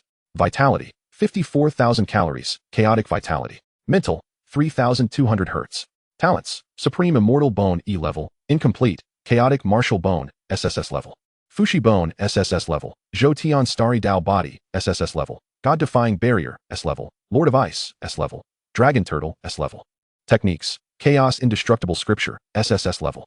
Martial skills, God-slaying, S level. Purple Calamity Finger Technique, S level. Thunder Calamity Spear Technique, S level. 7 Kill Fist Technique, S level. Celestial Ascension 9 Steps, A level. 1000 Dragon Palm Technique, A level. Weapon, Coiling Dragon Spear, C level. Items, Heart of Margaret. Blank Attribute Points, 2200. Special Privileges, Protection of the Myriad Realms, 11. Hidden Rewards, World Blessing, 2 times, Blessing of the Human Race. As Muyu gazed at the data on the panel, he felt a surge of exhilaration. He was no longer a novice. After half an hour of excitement, Muyu recalled something. The mental section had appeared on the system panel. He opened his GZ wristwatch, searching for keywords like mental energy level and mental energy classification. After an extensive search, He found that most of the information seemed fraudulent at first glance. Strange, there are numerous martial artists who have awakened mental talents. Surely there must be a system for cultivating mental energy, right? After a moment of contemplation, he opened the chat page with Little Knife and sent a message. Senior sister, come to my house. I will treat you to a meal. Not long after, the urgent Knife Xiao Xiao hurried in, her face radiating joy as she entered. Junior, what brings you here? Muyu chuckled. Sister, can't I come to find you unless there is something urgent? Haha, what is it? Speak quickly. Sister, I have a question. Do warriors awakened with mental powers specialize in mental strength? Knife Xiao Xiao paused for a moment, cleared her throat, and her tone became slightly more serious. Mental strength is not as distinctly categorized as vital energy and realms. It is still in a phase of research and development. However, there is a broadly recognized measurement system and levels. Generally speaking, if mental strength is below 2000 Hz, it is referred to as the realm of ordinary thought, which can usually annihilate those in the extraordinary realm. When mental strength surpasses 2000 Hz and falls within the range of 2000 to 10,000 Hz, it is considered to enter the realm of spiritual thought. At this level, it becomes easy to kill a grandmaster. And even a Xian grandmaster could fall victim if caught unaware. Even a king-level powerhouse would be affected. Once mental strength surpasses the threshold of 10,000 Hz, a qualitative change occurs, which we term the realm of divine thought. This realm is formidable, capable of slaughtering kings as if they were mere dogs. As for the levels beyond that, you will come to understand them gradually. However, there are not many with mental talents awakened, and cultivation is relatively challenging. Most individuals pursue martial arts. Just like the woman from the abyss we encountered for the first time, she was a mental talent awakener. Yet still in the realm of ordinary thought, her strength was merely extraordinary. Had it not been for me, you would have been in dire straits. Be cautious of certain geniuses. They cultivate both martial arts and mental strength, and their combat prowess is immeasurable. Knife Xiao Xiao paused for a moment and inquired. What prompted this sudden curiosity? Don't tell me you're a mental talent awakener. Listening to Knife Xiao Xiao's explanation, Muyu felt a sudden clarity. He glanced at his attribute panel, 3200 Hz. He chuckled softly. Ahem, sister, I think you guessed correctly. Knife Xiao Xiao's hand holding the food froze, and she stared intently into Muyu's eyes, her expression revealing an intensified sense of peculiarity. Ah, Junior, you've surprised me immensely. You must apply to the Xingtian Academy. Once you reach university, I can harvest this grass of yours. Ah, Muyu gulped, feeling a hint of unease at Knife Xiao Xiao's demeanor. Sister, please don't act like that. It frightens me. Knife Xiao Xiao smiled mischievously. What is there to fear? I'm merely going to devour you. I want to kill you. Chapter 57, Hellish Difficulty in a C-Class World. The next morning, Muyu sprang out of bed like a carp leaping from the water. After freshening up, he struck a pose in front of the mirror, exclaiming, Indeed, I am dazzling enough to blind my titanium alloy dog eyes. To test his speed, he opted to run to school instead of taking a vehicle. When he reached a less crowded area, he pushed his limits, achieving a speed of 40 meters per second without employing any movement techniques. However, to avoid drawing undue attention, he maintained a more modest speed of 15 meters per second. More than a day prior, Qin Yu had messaged him, stating she had matters to attend to and would be away for 2 days. Thus, he felt emboldened to break through at home. Otherwise, he would have sought another location. Upon arriving at the school gate, he collected all the ordinary bubbles he could find. Even the smallest mosquito leg is still meat. Great heights rise from the ground. When he encountered Qing Di, the latter's face was radiant, his vitality extraordinarily robust. He excitedly declared, Brother Yu, I have reached the 9th realm of body refinement. I feel my talent has strengthened even further. However, he soon widened his eyes in shock. No way, Brother Yu, why do I feel you are terrifying? I've reached the extraordinary 9th realm. Muyu smiled. Qing Di was momentarily stunned before regaining his composure. Brother Yu, that is impressive. On the way back to class, Muyu concealed part of his strength using the deception barrier, breaking through too quickly isn't advantageous for others, especially enemies. As he settled into his seat in the classroom, and Jixia turned around. Muyu, it's been several days since I last saw you.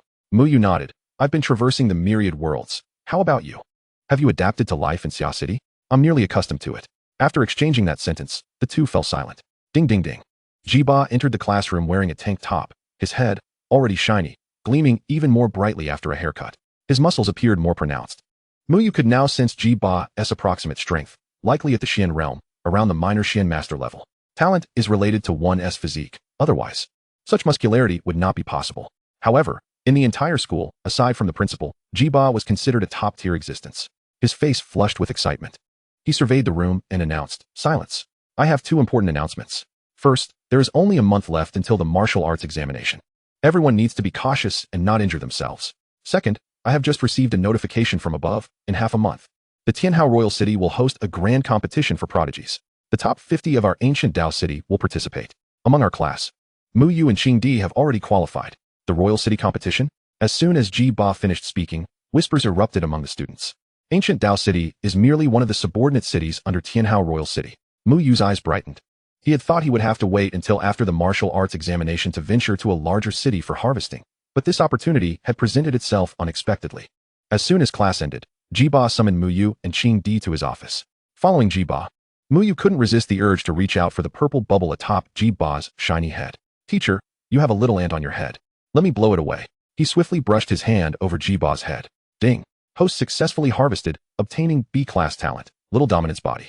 Ji Ba was taken aback. You little rascal. In the office, Ji Ba produced 2 small bottles and tossed them to Mu Yu and Qing Di. Take these, consider it a small investment from me. Open them and see. Mu Yu and Qing Di opened the bottles simultaneously, revealing a dragon blood body refinement pill, valued at 10,000 Great Xia coins. Mu Yu had exchanged for one in the myriad world space. It could increase vitality by 500 calories. Qing Di exclaimed excitedly. Thank you, teacher. My gratitude towards you is as vast as the flowing river. Stop. Ji Ba replied, his face darkening. Just take the items and leave. You're bothersome. As he was about to step out the door, Mu Yu turned around and asked, Teacher, how much is your salary for a month? Ji Ba instinctively replied, 3,500. Mu Yu exclaimed, Teacher, you are truly great. After school, Mu Yu went to the Wuwang Martial Society to collect, earning around 100 or 200 calories of vitality in a single evening. Upon returning home, he took a shower and then opened the Myriad World Forum. After browsing through the introduction to C-Class world modes, he took a deep breath. It was time to challenge the C-Class world. He inhaled deeply and focused his thoughts into the Myriad World space. After the familiar dizziness, he arrived in the Myriad World space. The familiar voice rang out. Player Zhu Tian, do you wish to begin the challenges in a C-Class world? C-Class and above worlds have 3 difficulty modes: normal, hard, and hellish. What mode of C-Class world does the player wish to choose? Mu Yu had long been mentally prepared for this. The Myriad Worlds E-Class and D-Class were merely beginner villages, while C-Class worlds and above had already exited that phase. Each mode presented a greater challenge than the last. He had seen on the forum that, as of now, no perfect scores had been achieved in the hellish mode of the C-Class world. The best results were merely rated as excellent. Since he was going to play, he might as well aim high. If he were to achieve an extraordinary rating in hellish mode, the rewards would surely be immensely generous. He declared to the Myriad World space. I wish to enter the hellish mode of the C-Class world. You are now matched with a hellish C-level world, and the match has been successful. Would you like to enter? Yes. A flash of white light enveloped him, and Mu Yu's figure abruptly vanished from the realm of Myriad Worlds. After a brief moment of disorientation, a wave of searing, arid air, laced with the pungent scent of earth and the intense odor of beasts, struck his face. Mu Yu opened his eyes to behold an endless expanse, steeped in the essence of primordial wilderness. The sky was an exquisite shade of blue, utterly devoid of clouds, dominated by a colossal, blazing sun. Beneath him lay a dark red, arid ground, fractured and sprouting spiny vegetation. In the distance, rugged, barren crimson mountains undulated against the horizon. Heat waves rippled through the air. However, his gaze was drawn to the chains binding his feet and the collar encircling his neck. What was the meaning of this? At that moment, the voice of the Myriad Worlds echoed in his mind. World name, Savage Beasts Wilderness. World level, Sea level, Hell mode.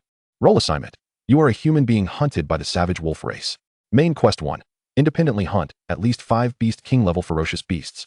And challenge at least 1 Overlord level ancient species. Killing is not required. Survival and inflicting effective damage will suffice. Main quest 2. Attempt to comprehend or acquire 5 primitive battle runes.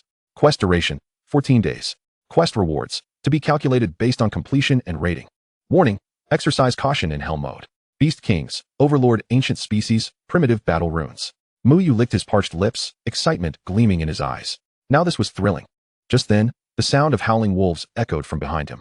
Turning around, he beheld several werewolves, brandishing various weapons and riding on an unknown massive beast, charging toward him and several surrounding humans. Chapter 58, Blessing of Humanity, 1 punch for each Beast King.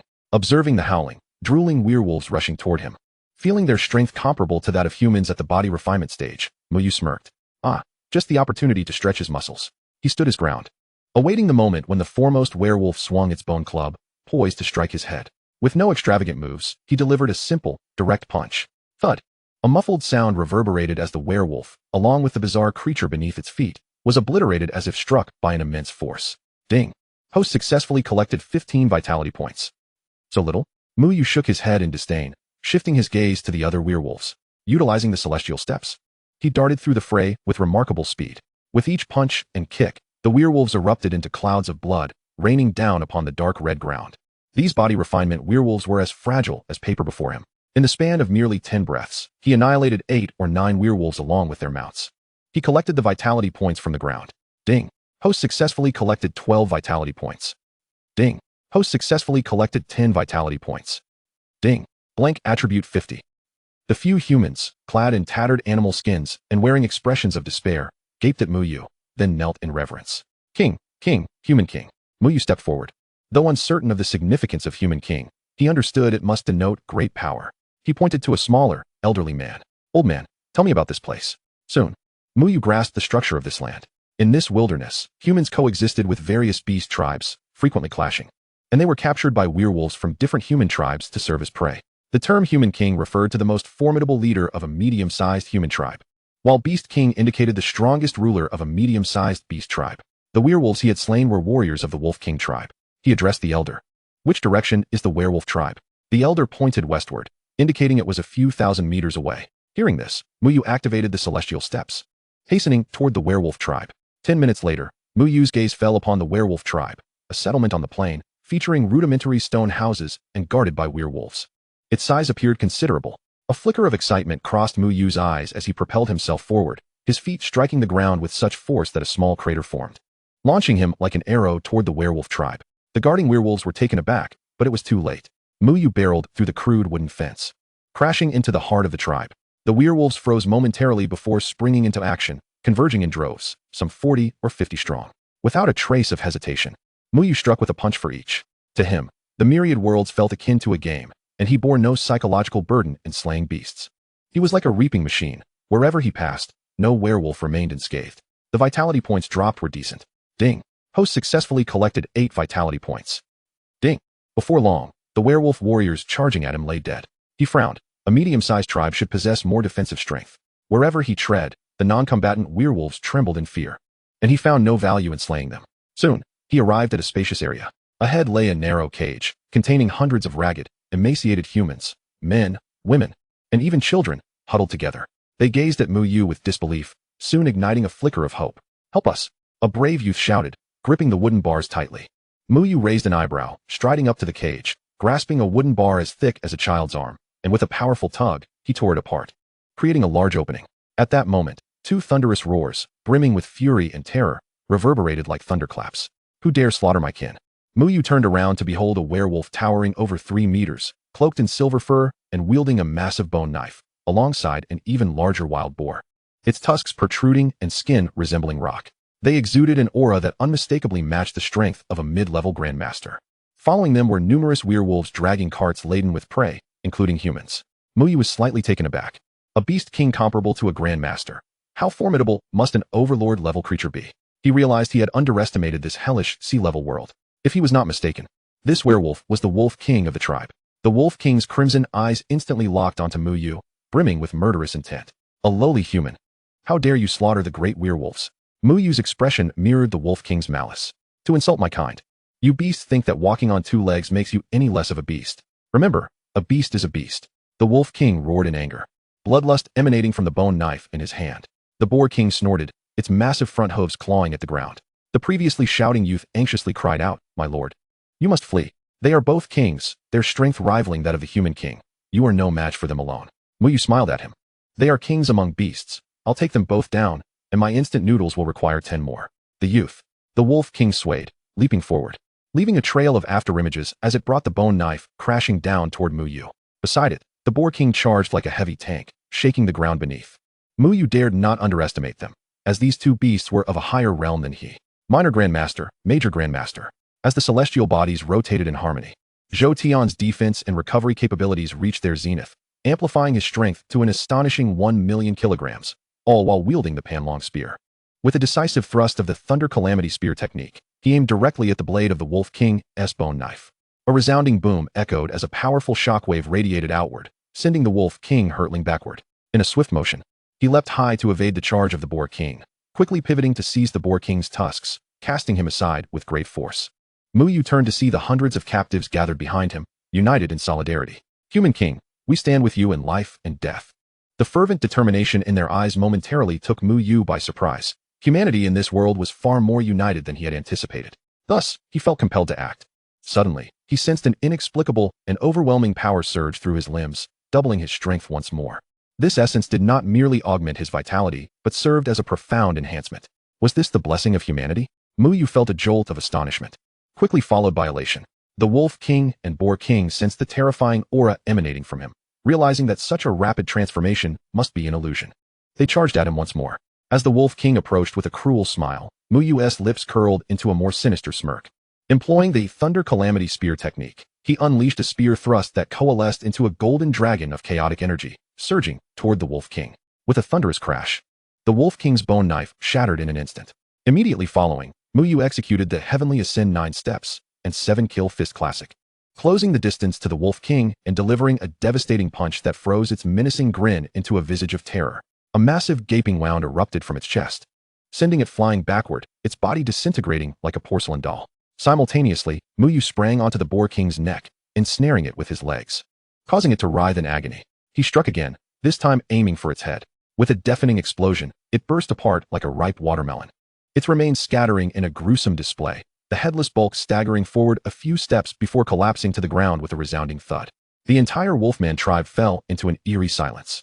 The remaining werewolves, terrified, fled in all directions, shedding countless bubbles as they ran.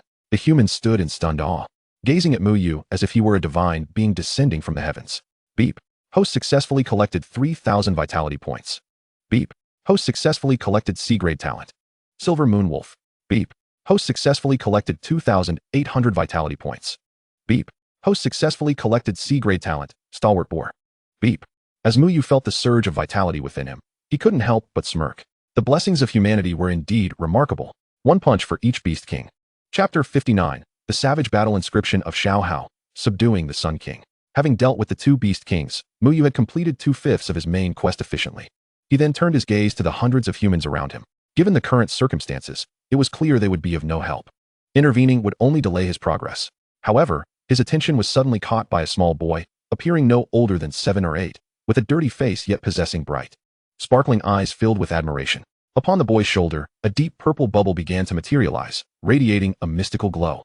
Mu Yu's eyes sparkled with intrigue. This purple bubble undoubtedly contained something valuable. He approached the boy, crouched down, and gently brushed the dust off his shoulder. Beep. Host successfully collected the Savage Battle Inscription of Xiao Hao, Cultivation Technique. A torrent of information flooded into Mu Yu's mind, and after a brief moment, he comprehended it fully. This technique harnessed the power of the sun through the visualization of the Xiao Hao totem, allowing one to refine their vitality and physical form, ultimately coalescing into the Xiao Hao battle inscriptions at specific points in the body, significantly enhancing strength, speed, and recovery ability. Mu Yu was elated. He had not expected such a delightful surprise. 2/5 of the second main quest completed. Yet, he contemplated whether this cultivation method was truly superior to martial arts. The boy spoke, "Human King, my name is Xiao Shang. You are even more formidable than my father. Please, come with me to the Xiao Hao tribe." No sooner had he uttered these words than a voice resonated from the myriad realms, announcing the activation of the world's blessing, entering the Xiao Hao tribe. Mu Yu paused, realizing he must indeed enter the Xiao Hao tribe. He looked at the boy. "Xiao Shang, my name is Mu Yu. No need for senior, just call me brother. I will accompany you back." Even without the world's blessing notification, he would have followed the boy for information. Unlike the localized tasks of C and D grade worlds, tasks in C grade worlds encompassed a much broader scope. The boy appeared thrilled and addressed the frightened, yet hopeful humans. "Come back with me. I am the descendant of the Human King of the Xiao Hao tribe." Upon hearing the name of the Xiao Hao tribe, several elders in the crowd visibly stirred, clearly having heard of the tribe's renown. Half a day later, under the boy's guidance, they finally arrived at the Xiao Hao tribe.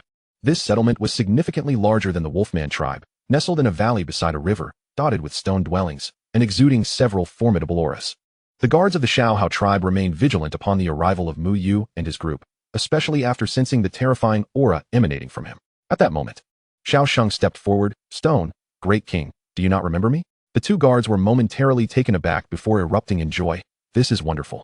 The young chief is alive." Shortly thereafter, Mu Yu met the Human King of the Xiao Hao tribe, towering and muscular, with a faint flame-like pattern on his brow. He respectfully addressed Mu Yu. "Human King Mu Yu, I am Xiao Tian, the Human King of the Xiao Hao tribe. Thank you for saving Xiao Shang." Mu Yu waved his hand and smiled. Beep.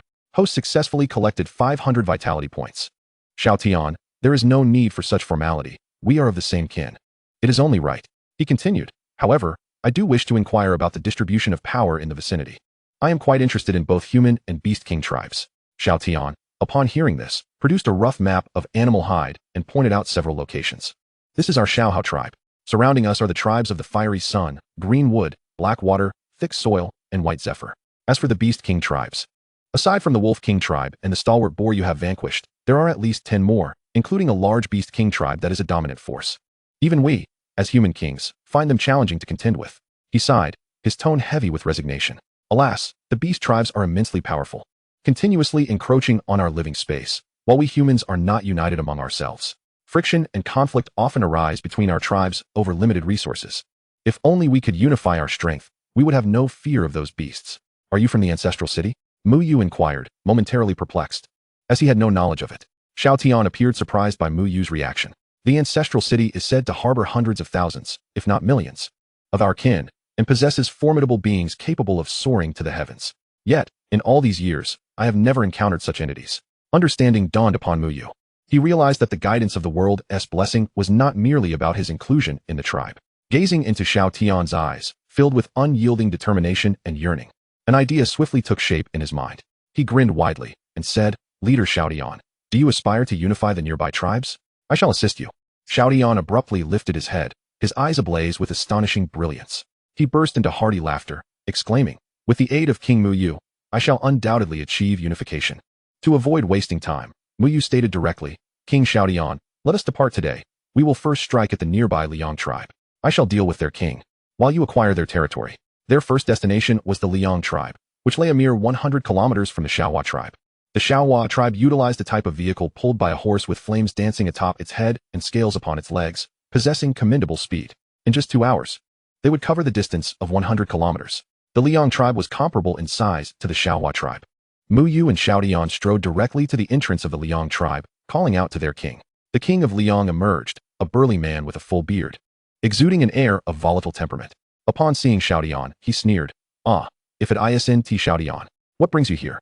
Xiao Tian replied, King Lai, I wish to unify the 5 great tribes and collectively resist the beast men. How about you, Liang join Xiaohua? King Lai scoffed, and who would be the leader? You or I? Xiao Tian, undeterred, retorted, King Lai, you have courage but lack strategy. You are unfit to be the foremost king. King Lai, infuriated, huffed, how audacious. Get lost. Mu Yu, growing displeased, turned to Xiao Tian. Enough of this nonsense. Since he refuses to comply, let us subdue him by force. If he cannot be subdued, we shall crush him. With that, Mu Yu activated the Tianqing 9 steps, channeling the celestial energy of the stars and the essence of the Fushi bones, embodying the true aura of a king. In an instant, he stood before King Lai. The king of Liang, taken aback by the young Mu Yu's imposing presence, felt an unexpected threat. As King Lai summoned the Liang battle mark, a peculiar golden pattern surged across his body, ignited by flames. He retaliated with a punch. A thunderous clash erupted, sending shockwaves through the air. Mu Yu's onslaught did not relent, as he unleashed his full might upon King Lai. With each blow, King Lai felt an escalating sense of dread. Xiao Tian, observing the battle, was astonished. No wonder Mu Yu had the prowess to slay 2 beast kings. After a few minutes of fierce combat, Mu Yu roared, invoking the 7-kill fist technique. He unleashed a barrage of punches, recklessly pouring out his vital energy. King Lai, caught off guard, was struck in the chest by Mu Yu's fist, sending him careening backward. Seizing the opportunity, Mu Yu followed up with a series of slaps, transforming King Lai's face into a swollen visage akin to that of a pig. Will you yield or not? After a while, Mu Yu paused, inquiring, Do you submit? King Lai hastily raised his hand. I yield, I yield. He staggered to his feet, tears staining his face, admitting, I yield. He had wished to concede earlier when he was knocked away, but Mu Yu had afforded him no chance. Mu Yu scoffed, Is your submission sincere or feigned? It is sincere, King Lai replied earnestly. In Chapter 60, the first Emperor King becomes Little Shin Master. Mu Yu finally ceased his assault upon the bruised and battered King Lai, realizing that had he known the man would prove so obstinate, he would have spared himself the effort. He casually picked up a red bubble that had fallen from beneath King Lai's feet. Ding. Host has successfully collected. Acquiring the Liang Savage battle mark. Ding. Host has successfully collected, gaining 500 units of vitality. A surge of knowledge regarding the manipulation and mastery of fire-based power, significantly enhancing one's offensive capabilities, flooded Mu Yu's mind. Nodding in satisfaction, he acknowledged that he had completed 2/5 of Task 2. He turned to the astonished Xiao Tian and declared, King Xiao Tian, I leave this place in your hands. Please expedite the consolidation. Xiaotian finally snapped back to reality, responding, understood. I shall return to recuperate for a few days and strategize on subjugating the other tribes. Yet Muyu, impatient, replied, there is no need for such complications. If the other tribal kings refuse to submit, we shall simply crush them and install new leaders. I shall proceed ahead, you follow closely. With that, he mounted his fiery steed and set off toward the next tribe. Xiaotian watched Muyu's retreating figure and then glanced at the now swollen King Lai, bursting into laughter. Pig-headed king, that will teach you to be arrogant. King Lai attempted to curse but winced in pain, taking a sharp breath as the agony proved overwhelming. A couple of hours later, Muyu arrived at the second tribe, the Qingmu tribe. The queen of Qingmu was a wild-spirited woman, clad in leopard print lingerie and tight leather pants, her skin a sun-kissed hue, her hair elegantly styled. She regarded Muyu with wariness. Who are you? And what brings you to my Qingmu tribe? Muyu chuckled, contemplating that should this woman prove obstinate, he would not hesitate to employ force. I have but one aim. The Xiaohua tribe and the Liang tribe have already succumbed to my might. Next, it shall be your Qingmu tribe. Do you possess the wisdom to yield? Or shall I compel your submission? The queen of Qingmu fixed her gaze upon Muyu, and after a moment, she spoke. I sense your formidable strength. My Qingmu tribe is willing to submit, but I have one condition. What condition? Muyu inquired, puzzled. I, Qingling, am drawn to strong men. Only a man of your caliber would pique my interest. I wish to become your queen. Muyu pondered. Are the women in the multiverse so bold? Yet, in this world, it is only logical that one would seek to unite with the strong to produce powerful offspring and perpetuate one's lineage. However, he had no such inclination. Ahem, marrying you is out of the question. Will it be combat, or shall you surrender? Qingling, visibly annoyed, replied. I have yet to refuse submission. I, Qingling, willingly submit. As Muyu bent down to collect the bubble on the ground, ding. Host has successfully collected, acquiring the Qingmu Savage Battle Mark. Just then, Xiaotian and King Lai, who had just arrived, witnessed this scene, feeling their worldviews shatter. They were all too familiar with this fierce woman. When had she become so compliant? Muyu addressed the three tribal kings. I shall now proceed to the next tribe. You are welcome to follow. After Muyu departed, Xiaotian turned to the now aloof Queen Qingling. Qingling, this is uncharacteristic of you. Submitting without a fight? Qingling snorted. You do not understand. I have never encountered such a handsome man before. It is surprising to find that a man can possess both beauty and strength. As night fell, the darkness in this world was not overly oppressive. It resembled the hour of 7 in the evening on Blue Star. Jiang Fan stood before the Beis tribe. After 5 or 6 hours, he had successfully subdued the Heishui tribe and the Huda tribe, leaving only the final Beis tribe to conquer. With the acquisition of the Heishui Savage Battle Mark and the Huta Savage Battle Mark, he had completed the core objective of Task 2. Under Muyu's fervent provocations, the king of Beis soon appeared. He was an elegant middle-aged man, his demeanor starkly contrasting with that of the other tribal leaders. He regarded Muyu without immediate aggression. Instead smiling, King Muyu, brute force is not the sole means to an end. Muyu was taken aback. You know of me? Haha, it is hardly surprising. I have learned of your conquests over the other 5 tribes. So what is your intention? Shall we engage in battle, or do you choose to submit? The king of Beis chuckled. I am Bai Chun, and I choose to submit. Muyu was astonished by the ease of his surrender, yet in the next instant, he felt a surge of mental force invading his mind. The king of Beis, with a serene smile, suddenly appeared to be utterly confident. Fool, thinking a bit of strength would elevate you above others. Before he could finish, a wail escaped his lips as blood poured from his 7 orifices. His eyes turned crimson, wide in shock as he stared at Muyu. Unable to maintain his balance, he staggered backward, fixated on Muyu before collapsing to the ground, lifeless. Muyu scoffed. You dare to challenge my mental prowess? You are woefully outmatched. The efficacy of mental attacks truly proved formidable, rendering one utterly defenseless. He stepped forward and retrieved the bubble that Bai Chun had dropped. Ding. Host successfully collected, acquiring the White Zay Barbaric Battle Inscription. Ding. Host successfully collected, gaining 1,500 calories of vitality. Ding. Host successfully collected, acquiring 200 mental energy. Muyu understood why Bai Chun was cultivating mental strength. It was due to the White Zay Barbaric Battle Inscription, which was linked to the mind. An hour later, Muyu gathered the kings of the 5 great tribes together. He addressed Xiaotian. Xiaotian, I have integrated the tribes for you. What are your plans moving forward? Xiaotian respectfully replied, Lord Muyu, after our discussions, the 6 tribes will unite into a new tribe, which we shall temporarily name the Human Emperor tribe. We nominate you as the first Human Emperor, symbolizing the ruler of humankind, commanding all directions. Muyu was taken aback. Xiaotian was indeed a talent. Just as he was about to speak, Xiaotian produced 6 items. Your Majesty, these are the finest cultivation resources from our 6 tribes, a token of our appreciation. While Muyu was indifferent to the title of First Human Emperor, the cultivation resources held significant value. They could aid him in breaking through to the profound realm. He addressed the 5 individuals. I have some cultivation techniques to share with you. Subsequently, he passed on some unwanted A and B grade techniques to them. But he bestowed a few extra on Xiao Tian. After all, he would need Xiao Tian to maintain order in his absence. The five felt a surge of joy as they sensed the entirely different knowledge entering their minds. These cultivation methods could be utilized by nearly everyone in the tribe. Unlike battle inscriptions, which only a select few could learn, Muyu then turned his gaze to the 6 items presented by Xiao Tian: Ancient Blood Essence, Stargrass, Spirit Mushroom, Centenary Red Fruit, Swordgrass, and Stone Blood Essence. Each bore a bubble. Ding. Host successfully collected, gaining 1,500 calories of vitality. Ding. Host successfully collected, gaining 2,000 calories of vitality. Ding. Host successfully collected, gaining 1,600 calories of vitality.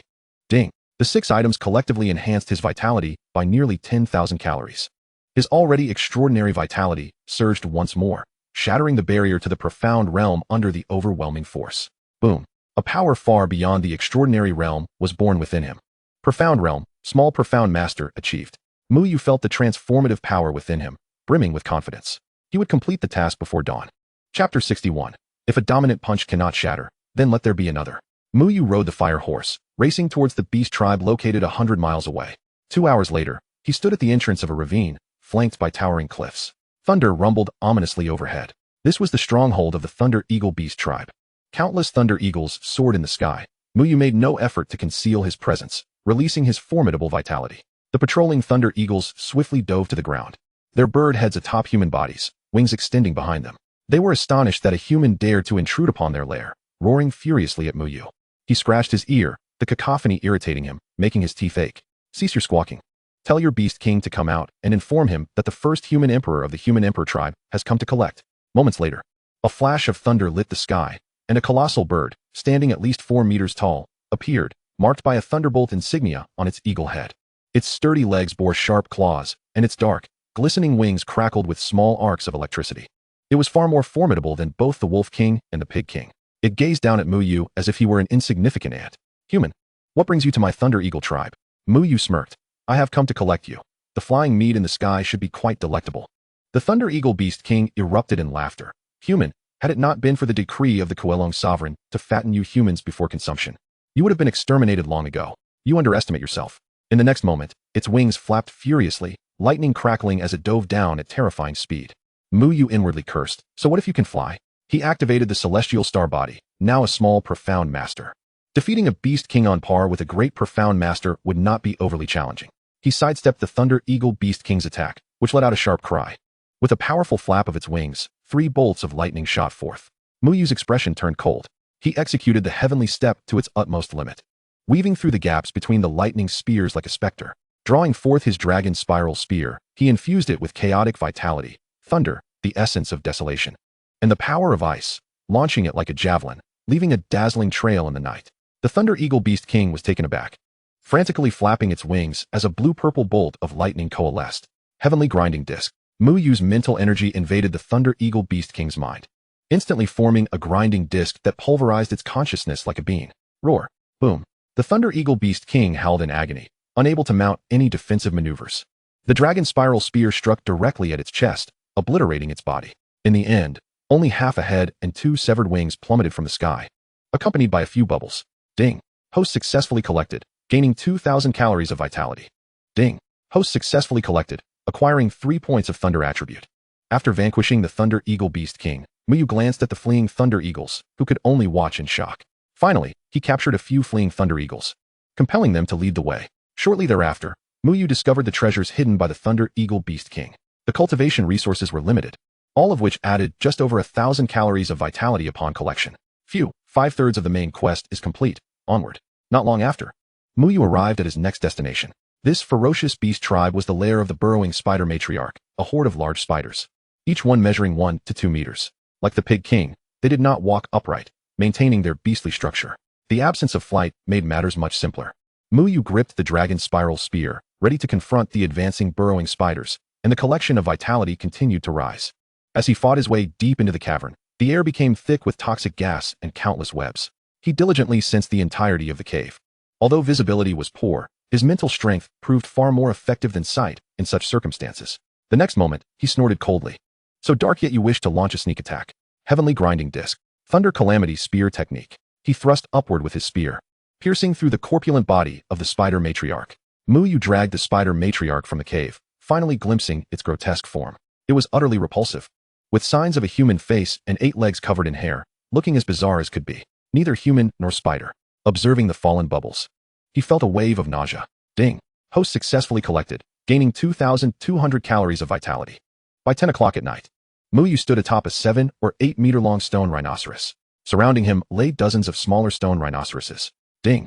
Host successfully collected, gaining 2,800 calories of vitality. Ding.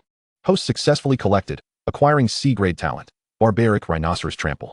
In a short span, 3 beast kings had been slain, including the previous wolf king and pig king. He had fulfilled the requirement of 5 beast kings. Next, he would confront the final formidable foe. Muyu's gaze drifted deep into the wasteland, where the true overlord of this region, the Kuelong tribe, resided. He leapt onto the back of a tiger beast, urging it to hasten towards the Kuelong tribe. The fire horse's speed seemed insufficient now. However, in the next moment, a terrifying pressure, akin to a primordial beast awakening, rapidly enveloped him. All of it bore down upon him, and Muyu furrowed his brow, gazing ahead. Rumble. The ground trembled slightly as a colossal creature emerged. A great lizard, measuring at least 30 meters in length, covered in dark metallic scales, slowly approached. With a single prominent horn, robust limbs, and a tail adorned with bony spines trailing behind. The creature exuded an aura of immovability and unmatched dominance. The Kuelong's vertical pupils resembled fathomless abysses, coldly scrutinizing Muyu. It spoke with human speech. Human, you have slaughtered numerous beast kings under my command. Your transgressions warrant 1,000 deaths. Muyu gazed upon the colossal being before him, instantly recognizing it as the chieftain of the Kuelong tribe, a formidable ancient species of apex predators.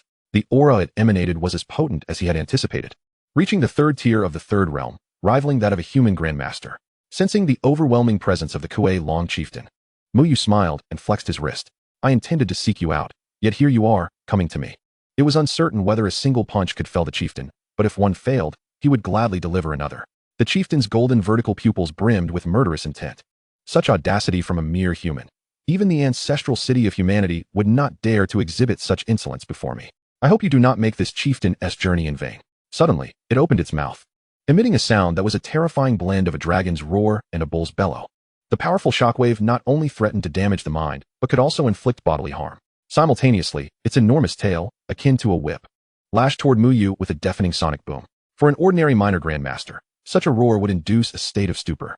However, with his S-rank talent, the divine barrier granted him over 3,000 calories of mental energy, rendering him unafraid of such an onslaught. As the Kuelong's tail approached, Muyu's eyes sparkled with determination. Instead of retreating, he advanced, channeling the star path of the universe to its utmost. Chaotic starlight emanated from him, augmenting his attributes immensely. He deftly avoided the chieftain's tail strike and leaped into the air. With a swift thrust of his spear, which was encircled by a golden dragon of vitality, he unleashed a fervent dragon's roar, infused with desolation, thunder, and frost. Like a golden meteor, he aimed for the chieftain's comparatively vulnerable neck. A flicker of astonishment crossed the chieftain's eyes as it braced itself with its hard horn against the attack. A resounding crash echoed, akin to the clash of metal, accompanied by dazzling sparks. The chieftain's head was jolted back, a fine crack appearing on its horn. Muyu staggered back a few steps, feeling a surge of vitality. Roach, you have enraged this chieftain. The Kuelong roared in fury, its body enveloped in dark energy. Lunging at Muyu with reckless abandon, Muyu adeptly evaded, realizing that engaging in a battle of strength would be unfavorable for him. It seemed he would need to employ some fierce tactics. With a steely gaze, he initiated an offensive, sliding behind the chieftain and positioning himself atop its neck. The vulnerable spots of beastly forms lay behind their limbs. Concentrating his mental power, he invoked the heavenly grinding disc. All 3,000 hecatons of energy transformed into a mental grinding force, mercilessly crushing the chieftain's head. The immense creature stiffened suddenly, emitting a pained howl. Its consciousness blanked, the excruciating agony nearly driving it to madness, causing its movements to falter. While it did not perish, Muyu seized several precious seconds. What a splendid opportunity. Muyu's vitality erupted in a golden surge. Godslaying, thunder tribulation spear technique. He thrust his spear into the chieftain's mouth, piercing through to the back of its head. Seizing the moment while the chieftain was dazed, Muyu leapt onto its back. With techniques like Purple Thunder Finger Scripture, 7 Kill Fist Scripture, and 1,000 Dragon Palm Scripture, he unleashed a relentless barrage of strikes, unaware of the duration of his onslaught. Only when the chieftain's skull was utterly shattered did he cease his frenzied assault. Gazing at the fallen chieftain, Muyu rubbed his sore fists. Truly formidable. Chapter 62. Emperor of Humanity, why do you not marry me? Because I do not belong to this realm of time and space. After soothing his aching fists, Muyu approached with delight to collect his spoils. The orbs dropped by the chieftain were large, radiant, and perfectly round, unmistakably of the highest quality, captivating his gaze. Ding. Host successfully collected. Vitality 18,000 calories. Ding. Host successfully collected. Acquiring A-rank talent. Kuei Long Dominance. Significantly enhances defense and strength. Ding. Host successfully collected. Blank attribute 5000. As the 18,000 calories of vitality surged into his body, Muyu's strength as a minor grandmaster soared once more. Reaching the second stage of the minor grandmaster realm.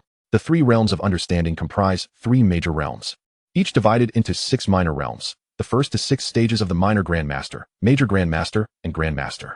The three realms of understanding encompass the majority of martial artists, and many dedicate their lives striving to transcend the grandmaster realm. Feeling the explosive growth of vitality within him, Muyu's spirits lifted. Suddenly, a voice resonated from the myriad realms. Player Zhu Tian, you have completed Main Quest 1, Main Quest 2, and a hidden quest. Will you return? Muyu pondered briefly before opting to decline for the moment. Departing so abruptly felt rather hasty. He ought to at least bid farewell to Xiao Tian and the others. Since the quests were completed, it would not affect his quest rating. Just then, Xiao Tian's voice echoed from afar. Xiao Tian and 4 other human kings, accompanied by a throng of elite warriors from the human emperor tribe, arrived breathless. Upon witnessing the mountain-like corpse of the Kuei Long and the stone rhinoceros, their eyes filled with astonishment. Who was this person? Their speed in traveling had not matched the pace of his slaughter. Dead? The Kuei Long chieftain is dead? Wang Lai's eyes widened, his voice trembling with disbelief. Relieved he had not been obstinate earlier, or he would have perished. Qing Ling's beautiful gaze sparkled with admiration, her eyes fixed fervently on Muyu. Xiao Tian took several deep breaths to steady the tumult within him. He hurried forward and bowed deeply to Muyu. Emperor of humanity, from this day forth, our people shall no longer bow to the beast tribes in this wasteland. Behind him, all warriors knelt in unison, fervently chanting, First Emperor of humanity, First Emperor of humanity. The resounding cheers echoed across the silent wasteland. The group returned to the Xiaohao tribe, which had now been renamed the Human Emperor tribe, filled with the joy of victory, accompanied by the corpses of the Kuei Long and the stone rhinoceros. Under Xiao Tian's guidance, Muyu learned that the remaining 5 major tribes were gradually migrating their people and resources. Hours later, as dawn broke, they arrived at the Human Emperor tribe. Muyu was met with a surprising sight. In the central square of the tribe stood a 10-meter-high, lifelike stone statue, freshly erected. At its base, numerous individuals were carving and polishing details. Those who had not completed their work were spontaneously coming forth to pay homage and worship, murmuring words of gratitude and reverence. Xiao Tian, what is this? Muyu inquired, gesturing toward the statue. Xiao Tian's expression was solemn. First Emperor of humanity, you are the founder of our Human Emperor tribe.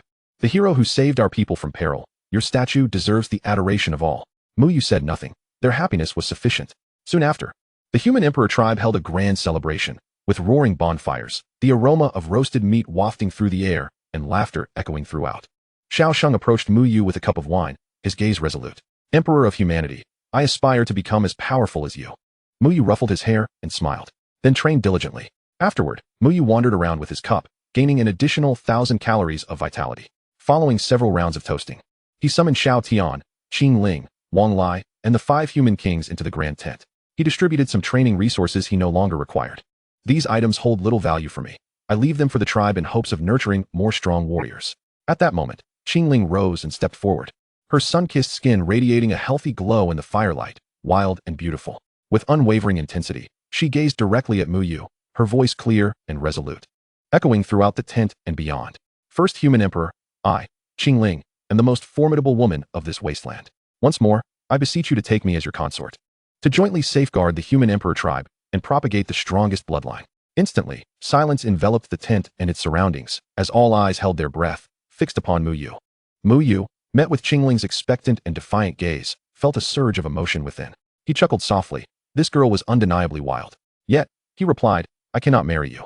A flicker of disappointment and confusion crossed Qing Ling's eyes as she pressed, Human Emperor, why will you not take me? Muyu shook his head, surveying everyone present before casting his gaze towards the brilliant, yet unfamiliar starry sky outside, his tone calm as he spoke. It is not for any other reason. Rather, I am not of this world, and do not belong to this space-time continuum. The expressions of Xiao Tian and the others turned to shock. Muyu, aware of their astonishment, had anticipated this reaction. However, he had already formulated an excuse. Fear not, for this starry expanse contains more than one world. In the future, you shall have the opportunity to explore the vastness of existence. He turned to Xiaodian. You are steady and decisive, possessing both courage and wisdom. I entrust the Human Emperor tribe to you. From this moment forth, you shall be the true leader of the Human Emperor tribe. Xiaodian's eyes reddened, an urge to speak rising within him, yet Muyu silenced him. Take care, all of you.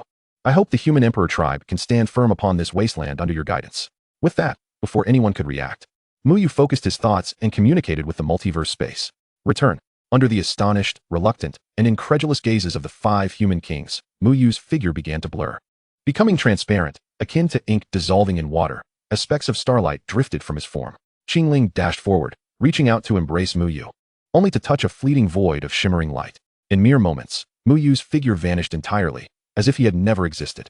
The only remnants of his presence were the towering statue in the center of the square and the tribe's newly unified name and structure, testament to his tangible existence and the profound impact he had on the fate of the human race in this wasteland. Thus began the era of the Human Emperor in the Beast Wasteland, a legacy crafted by the first human emperor, Muyu, who would become a myth whispered among the people. Outside the tent, Xiaoxing gazed upon Muyu's statue, clenching his fists. Human Emperor, one day, I shall find you. If not in 100 years, then in 1,000, or even 10,000. Little did Muyu realize that the ties of fate he had woven with certain individuals would transcend time. Chapter 63, The Unprecedented Perfect Reward, Authority of the Human Emperor. After the familiar sensation of weightlessness, Muyu returned to the multiverse space. The voice of the multiverse space resonated. Players Yutian First Scoundrel. Task completed in C-Class World Beast Wasteland, Hell Mode. Task completion, 200. Time taken, 17 hours. Comprehensive Performance Assessment, Super Perfect. Basic Rewards, 6,000 Universal Points, 1 Ancient Dragon Crystal, 1 Primal Intent Crystal, 6 Great Savage Battle Tattoos, merged into S-Class Mental Cultivation Method Dao Xianjing. Additional rewards for Super Perfect Evaluation, 3,000 Universal Points, Special Reward, Authority of the Human Emperor. The authority of the Human Emperor grants unconditional trust and admiration wherever humanity exists within the multiverse space, bestowing a natural leadership quality. And the generated aura of the Human Emperor can be carried beyond the multiverse space, significantly increasing the likelihood of triggering hidden task prompts. As Muyu beheld the information refreshing on the screen, he was taken aback, a grin stretching from ear to ear. The rewards this time were simply extraordinary. Setting aside the 9,000 Universal Points, the Ancient Dragon Crystal could fortify his physique, while the Primal Intent Crystal would refine his mental faculties. Furthermore, the S-Class Mental Technique Dao Xianjing compensated for his previous shortcomings. Even more astonishing was the authority of the Human Emperor. It felt mightier than the blessings of the human race. The will of the Human Emperor, condensed within the multiverse space, could be brought forth into reality. Eager to explore the exchange list, he focused on the higher-priced top-tier cultivation resources. Stellar Essence Liquid, 2,000 points per portion, he purchased 2. Dragon Blood Treasure Pill, 1,500 points each, he acquired 2. Tongxian Pill, 1,000 points each, he bought 2. His universal points were perfectly expended. Gazing at the 6 fragrant pills, Muyu chuckled foolishly. Time to collect. His eyes sparkled as his fingers deftly pressed each bubble. Ding. Host successfully collected. Vitality, 4,000 calories. Ding. Host successfully collected. Vitality, 4,000 calories. Ding. Host successfully collected. Vitality, 2,000 calories. Ding. Ding. Host successfully collected. Physique, 500. Ding. Host successfully collected. Spiritual power, 500 Hz. A torrent of vitality surged into his body. The imminent breakthrough to the second stage of the Minor Profound Master began to soar under this overwhelming influx. Minor Profound Master Stage 3, Stage 4. Muyu exerted all his effort to circulate the Chaos Indestructible Sutra to absorb the rich vitality. Minutes later, his aura stabilized at the 5th stage of the Minor Profound Master. Just as his vitality settled, a vast expanse of knowledge flooded his mind. It pertained to the cultivation method of the S-Class Mental Technique Dao Xianjing. With closed eyes, Muyu took some time to digest the contents of Dao Xianjing, feeling the unprecedented surge of vitality within him and the more refined and potent spiritual strength. He couldn't help but let out a long howl of exhilaration. Venturing into hell mode was worth it. Yet, he wondered why there was no physical evolution reward this time. It felt somewhat lacking. In the next moment, the voice of the multiverse space thundered like a clap of thunder. Global announcement. Players Yutian First Scoundrel has achieved a super perfect rating in C-Class World, Hell Mode. Special recognition awarded.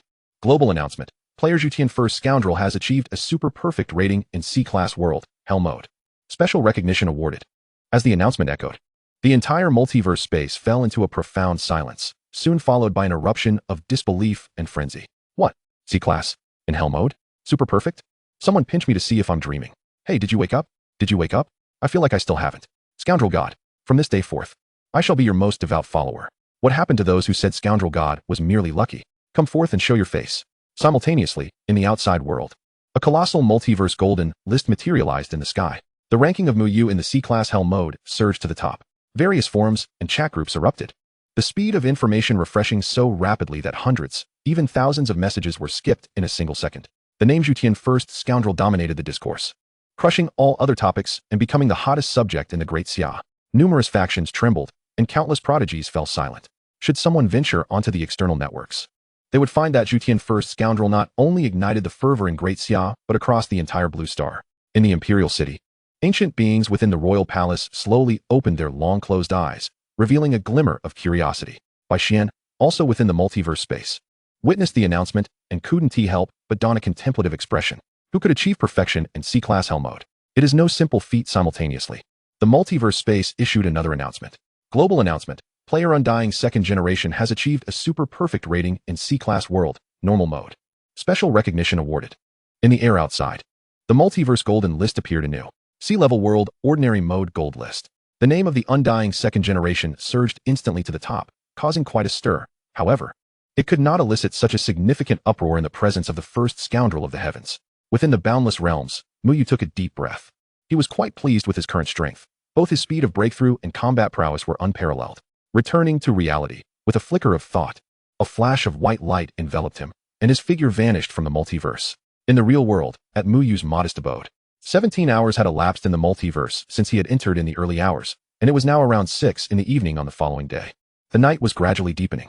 He stretched contentedly, pondering that in just over 10 days, the Royal City Grand Tournament would commence, and he should be able to break through to the Grandmaster level. Even the most extraordinary talents of the Royal City would find it quite challenging to reach the King's realm. He dashed into the bathroom for a quick shower and returned to the sofa, where he habitually activated his GZ wristwatch. The projected information was almost entirely devoted to the sensational news of the first scoundrel of the heavens creating yet another legend. Muyu glanced casually at the exaggerated headlines and the plethora of astonished comments below, unable to suppress a bemused chuckle. Was it really necessary? After all, it was merely an achievement of super perfection. At that moment, a series of loud knocks echoed from the door, accompanied by the distinctive booming voice of Dao Xiao Xiao. Junior, hurry and open the door. Something big has happened. My idol has outdone himself again. Come out and pay homage. Upon hearing this, Muyu sauntered over and opened the door, finding Dao Xiao Xiao outside, her face flushed with excitement. He feigned ignorance, inquiring, Senior, what is the matter at this late hour? Dao Xiao Xiao seized his arm, shaking the news interface on her GZ wristwatch. My idol, the first scoundrel of the heavens, has achieved super perfection in sea-level hell mode. He is simply my deity. I must go burn incense for him again. Muyu chuckled. Senior, incense is only for the deceased. Are you cursing your idol? Dao Xiao Xiao was taken aback, pondering that Muyu might have a point. If I can't burn incense, I'll just print his name on my clothes and wear them every day. Haha. The next morning, Muyu arrived at school bright and early. Along the way, students were abuzz discussing the first scoundrel of the heavens. He anticipated that he would become famous in such a manner. Qing Di, his classmate, rushed over, his face aglow. Brother Yu, I have good news. Last night, I challenged a D-level world and received an excellent rating. I am now a transcendent level martial artist. Muyu placed a hand on Qing Di's shoulder, patting him lightly, discreetly collecting the deep purple bubble that had appeared on his shoulder. Ding. Host successfully collected, gaining the dominant fist insight 10. Muyu was taken aback. No wonder this lad felt slightly different just now. It turned out he had comprehended an insight, akin to sword intent and spear intent. Nevertheless, he felt happy for Qing Di. That is quite commendable. Over the next few days, venture into the multiverse a bit more to enhance your strength. For the Royal City Grand Tournament, being at the initial level of transcendence may not suffice. Upon returning to class, he noticed that Qianyu was absent. Muyu didn't think much of it, as she typically sent him messages every day, saying she would return later. The afternoon was reserved for practical training. With most students engaged in free sparring, he collected a few fallen bubbles, which only added a meager few points, barely worth the effort. Jiba, sporting his gleaming bald head and clad in a snug tank top, strode confidently to the front of the class. His resonant voice boomed, Classmates, today I will discuss combat techniques. The vitality of us martial artists is precious. We must strive to minimize our vitality loss while defeating our opponents. This requires a martial artist's exceptional combat will and skills. While a few possess an innate combat awareness, most need to cultivate it through experience. The first lesson is prediction. Which student will come up? Scanning the crowd, Jiba's gaze finally landed on Muyu. Muyu, come here. You are now the pride of our class. Soon to participate in the Royal City Grand Tournament. Step forward. I shall personally guide you. Muyu observed Ji-Ba's expression of eager authority and felt a slight twitch at the corner of his mouth. With his current strength, he could easily pin Ji-Ba to the ground, yet he acknowledged the respect due to a teacher. Very well, teacher. As Muyu stepped forward, a benign smile graced his face. The students parted to form a makeshift arena in the center. Qingdi shouted, "Go, brother you. Defeat the old teacher." Ji-Ba shot Qingdi a glare, prompting him to promptly close his mouth. Firmly establishing his stance, Ji-Ba summoned his vitality with unwavering confidence. Use your utmost strength to attack. Remember, give it your all. Everyone, pay attention and observe how I predict. Muyu nodded, clenched his fists, and charged forward with impressive momentum. He aimed a punch at Ji-Ba's face, who stood resolute, a smirk forming at the corner of his mouth. As Muyu's fist approached, Ji-Ba sidestepped, delivering a palm strike to Muyu's arm, followed by a shoulder thrust, causing Muyu to stagger back. "Teacher, you are formidable," Muyu exclaimed. Ji-Ba was visibly pleased with Muyu's reaction. I feared this lad might become arrogant with a few accomplishments. I must apply some pressure to remind him that there are always greater heights beyond. He beckoned Muyu to continue. Muyu charged in again, utilizing both fists and feet. Ji-Ba adeptly blocked and countered while confidently stating, "Your power is decent, but your speed could be improved, and your angles lack finesse. Combat awareness hinges on prediction and explosive execution." After 4 or 5 minutes, Ji-Ba deemed the time ripe. He grasped Muyu's fist with one hand and propelled him back. Muyu blinked in surprise. "Teacher, you are incredible. Truly my idol, both handsome and powerful." Ji-Ba's grin stretched from ear to ear. "Back in my day, when I had hair and my muscles weren't so pronounced, I had girls chasing me from here." He suddenly recalled his role as a teacher. "Ahem, everyone, continue your practice." Then he addressed Muyu and Qingdi. "You two, follow me." In one of the school's martial arts halls, only Muyu, Qingdi, and Ji-Ba remained. Ji-Ba said, "Muyu, what we just did was merely a drill. Now, don't hold back. Unleash your full power. I will analyze your strengths and weaknesses. Don't worry about injuring me. You lack the capability to do so." Muyu blinked again. "Teacher, are you sure? Full power?" "Of course." Ji-Ba shot back, "Let loose." After a moment of hesitation, Muyu took a deep breath. The teacher's experience was substantial. Perhaps he indeed had some shortcomings. In the next instant, he moved, activating the Heavenly Sky 9 steps. He nearly teleported to Ji-Ba's front. A simple straight punch was unleashed. This time, the force behind it was no longer a mere performance. However, he refrained from employing any martial techniques or tapping into chaotic vital energy. It was solely the foundational strength of a 5th-level minor grandmaster. The oppressive force caused Ji-Ba's confidence to freeze in an instant. "Wait." Ji-Ba barely managed to utter a word before Muyu's fist collided with his crossed arms. Boom. A thunderous sound erupted as Ji-Ba felt an irresistible force crashing into him. He was sent flying several meters backward, ultimately landing in a decidedly ungraceful manner at the edge of the soft mat. Qingdi rubbed his eyes vigorously. "Wow, brother, you is truly amazing. Is the minor grandmaster really that weak?" He was clearly holding back. There's no way he could have been faking it. He rushed over to help Ji-Ba up. "Teacher, are you alright? I never expected you." He hesitated, not daring to finish his sentence. Ji-Ba lay on the mat, his gaze fixed vacantly upon the ceiling, his mind a blank slate. After several moments, he abruptly sat up, gingerly assessing his nearly shattered old bones. His eyes fell upon the innocent-faced Muyu, whose expression transitioned from bewilderment to shock, then to disbelief, ultimately morphing into a visage of indignation. He pointed a trembling finger at Muyu. "What? You didn't expect me to be this weak? Are you doing this on purpose, boy? Can't you spare an old man a little dignity?" Muyu scratched his head, offering a silly grin. "Teacher, I promise to be more careful next time." Ji-Ba's eyes widened in disbelief. "Next time? Forget it. Just get lost. You make me angry just by looking at you. Go to Wang City and fight hard for me." His gaze then shifted to Qingdi. "You, come here. I shall analyze your strengths and weaknesses." A few minutes later, a bruised and battered Qingdi was pleading for mercy. Ji-Ba felt a sense of satisfaction wash over him. This was more like it. Later that night, after Muyu returned home and finished his bath, his GZ wristwatch chimed with a new message. Upon opening it, he found it was from Njixia. "Muyu, are you home? I've made some snacks and wish to bring them over for a chat." Muyu raised an eyebrow at the message. After a moment's contemplation, he replied, "I'm home, come on over." Before long, there was a knock on the door. When Muyu opened it, Njixia stood outside, holding a beautifully crafted food box. She wore a white dress, her face adorned with a gentle smile. Once inside, she placed the box on the table and opened it to reveal an assortment of cakes. "Give it a try. I made them myself." Muyu, without hesitation, picked up a piece and took a bite, pleasantly surprised by the flavor. After a brief silence, he inquired, "Which city did you go to? Perhaps I might visit and you could show me around." "But why return to Xia City? Is it merely to revisit memories?" And Jixia nodded. "The city I visited is the Snow Rabbit City, a subordinate of the Qingqiu Imperial City. I will be returning to Xia City to participate in the Martial Arts College entrance examination. However, there is another reason for my return. My adoptive parents have both passed away." They spoke for quite a while, with Njixia sharing many details about her adoptive parents, the martial arts school they ran, and more. Noticing that Muyu was engrossed in his cake, she gently called out, "Muyu." Her tone carried an ineffable emotion. Muyu looked up at her. "What is it?" "Muyu, if, hypothetically, one day you discover that those around you are not as they seem, perhaps even those you despise, what would you do?" Muyu met her gaze, his eyes calm as he replied, "I detest deceit. I prefer straightforwardness. To deceive me is to disregard me as a friend. Not a friend." He smiled, leaving the implication unspoken. A fleeting ripple crossed Njixia's eyes. She rose and said calmly, "Muyu, I must take my leave. In this world, trust no one. However, you may trust me forever." With that, she turned and departed. Watching her retreating figure, Muyu fell into contemplation, sensing that something was amiss.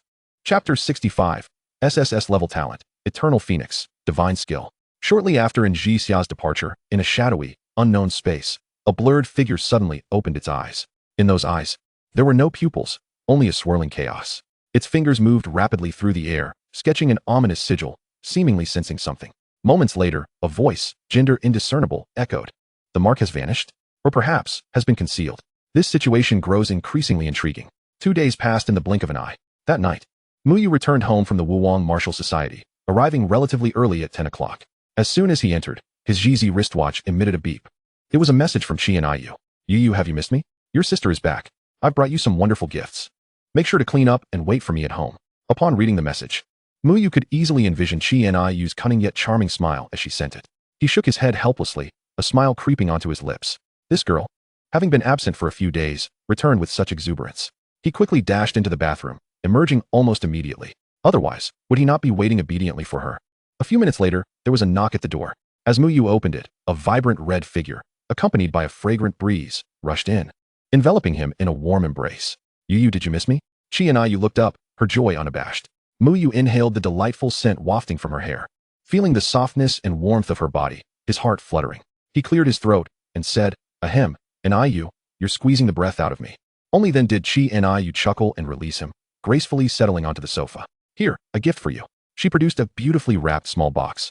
Muyu accepted the box, revealing a stunning pendant within. Inside the pendant swam a small blue fish, appearing almost alive, exuding a warm and vibrant aura. "And Iyu, what is this?" "Yu, this is a fire phoenix stone. It can nourish your physical veins and mend internal injuries." Before she could finish, Muyu's gaze instinctively fell upon a certain part of Chi and Iyu, just below her fair neck, at the center of her collarbone. A radiant golden bubble began to materialize, pulsating gently. Wow! Muyu's heart raced with elation. The golden bubble surely heralded a golden legend. Curiously, Chi and Iyu asked, "Yu, what's wrong?" Muyu's gaze was intensely focused on her as he declared, "And Iyu, there's something on your neck. Let me remove it." He reached out, his hand naturally extending toward her forehead, swiftly popping the golden bubble. Ding! Host successfully acquired SSS level talent, Eternal Phoenix. The Eternal Phoenix originates from the supreme bloodline talent of the ancient divine Phoenix, wielding eternal Phoenix flames, incinerating all, and experiencing rebirth through nirvana. Even though Muyu had anticipated this, he was still profoundly astonished. Chi and Iyu, feeling his fingertip brush against her skin, felt her cheeks warm slightly. "Yu, I'm all sweaty. I'll go wash up first. We'll talk later." Upon returning to his room, Muyu locked the door tightly. With a thunderous roar, a phoenix's cry resonated within him, as if a sun had erupted in his body. An overwhelming power, both destructive and imbued with boundless vitality, surged through his limbs and cells. Muyu felt as though his body had been cast into a furnace, every inch of flesh and bone consumed by flames. Golden red markings, resembling phoenix feathers, emerged on the surface of his skin. His bones, once refined by the heavenly stars, now appeared to be coated in fire. The pale golden chaotic blood surged as if ignited, transforming into a boiling gold-red hue, embodying an essence of nobility, eternity, and immortality. Muyu opened his eyes, realizing the SSS level talent, Eternal Phoenix, rivaled any of his other SSS level talents. In the next moment, an unexpected change occurred. The small sapling in his sea of consciousness rapidly grew a fourth branch, visibly sprouting. At the tip of the branch, a golden bubble emerged, adorned with phoenix patterns. Muyu scanned the 4 bubbles atop the sapling, noting their varying colors and distinct auras. However, he observed that the bubble representing the chaotic martial bone had transformed from a mere bubble into something resembling a glowing fruit. In the chaotic realm of his consciousness, a myriad of energies surged forth. After observing for a while, he concluded that, aside from looking more appealing, no other anomalies had transpired. Muyu furrowed his brow. This sapling was undoubtedly not as simple as it appeared, though I have yet to discern its proper application. He attempted to concentrate his mental energy and directed it towards the shimmering fruit. Upon contact, it felt as though something had seized hold of him, draining his essence with fervor.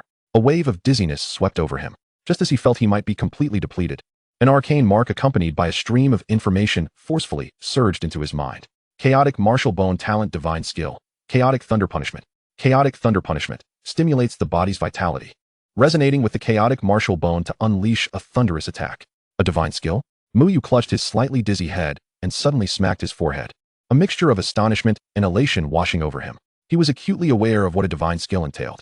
Many martial artists, through fortuitous circumstances or their own extraordinary insights, resonate with their innate talents, subsequently grasping certain skills that transcend conventional martial techniques, wielding immense power. The caliber of the awakened talent typically correlates with the level of the divine skill comprehended. In other words, my Chaotic Thunder Punishment rivals an SSS-grade martial technique. Yet, Muyu sensed that should he unleash this strike, he would surely be drained dry, relegating it to a mere trump card to be used at the right moment. He had been primarily focused on collection rather than personal cultivation, rarely utilizing his talent, which had led him to worry about missing opportunities due to insufficient mastery. However, it appeared there was no cause for concern. He cast his gaze upon the sapling once more. The fruit of the Chaotic Martial Bone had reverted to a bubble, its radiance dimming, while the other three continued to shimmer. Muyu's eyes brightened. This meant that as long as these bubbles transformed into fruit, he could harvest them, thus acquiring multiple divine skills rather than just one. With the realization of one of the sapling's functions, Muyu felt an uplift in his spirits. It was time for a refreshing bath. Muyu entered the bathroom, shedding his clothes. Just then, a message arrived. Upon opening it, he discovered it was from Qing Di. Brother Yu, I heard their essay performance at Wangjiang Park tomorrow noon featuring stunning beauties dancing. Shall we go take a look? Muyu was taken aback. The mention of beautiful dancers was enough to compel him to attend. Chapter 66. The Lascivious by Xian. Has the child of fortune been drained dry? The following morning, Muyu found it difficult to focus during class. Qing Di sent him several promotional posters for the performance, which were large, strikingly white, and round. His thoughts drifted elsewhere. Ding ling ling.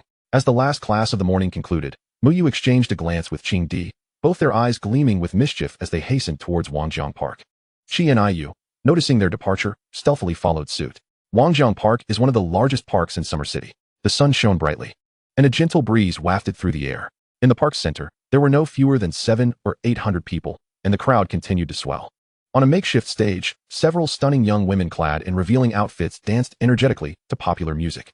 Their graceful movements, accompanied by pulsating rhythms, elicited waves of cheers and whistles from the captivated audience below. In the front row, Qing Di stood on tiptoe, craning her neck, her eyes wide as saucers. Brother Yu. Wow, look at those legs. That waist. This trip was worth it. Muyu gulped. It was clear why men were often rendered immobile by the sight of a beautiful woman. Even he, a man of restraint, found himself inexplicably intrigued. Suddenly, as he scanned the crowd, he spotted a familiar figure, Bai Xian. His expression was calm, dressed in a white t-shirt and denim jeans, complemented by stylish sneakers and striking features that drew the attention of many women. He stood quietly, but his gaze was fixed on the dancing beauties, a faint smile gracing his lips. Muyu couldn't help but chuckle, nudging Qing Di as they moved closer. Elbowing Bai Xian playfully, he teased, Brother Bai, I didn't realize you had an eye for beauty. I thought you were solely interested in martial arts. Should I inform the campus beauty that you're secretly admiring the dancers? Bai Xian stiffened slightly. Ahem, I was just passing by. Muyu flashed a knowing smile, fully aware that Bai Xian's gaze had followed the lead dancer, whose alluring figure caused his throat to involuntarily tighten. Qing Di giggled beside them. Brother Bai, there's no shame in admiring beauty. Just look at how lively that girl is dancing. Bai Xian's ears turned faintly red, and he cleared his throat, averting his gaze. Observing his reaction nearly made Muyu burst into laughter. It seemed Bai Xian, too, had his moments of levity. At that moment, a bubble fell from Bai Xian, which he casually collected. Ding. Host successfully collected. Vitality 100 points. Muyu raised an eyebrow. More vitality? He frowned slightly, as it had been quite a while since he had found anything of value on Bai Xian. Could it be that he had drained the Child of Fortune too thoroughly? If the Child of Fortune could indeed be depleted, perhaps my approach had been misguided. Bai Xian inquired. Muyu, Qing Di.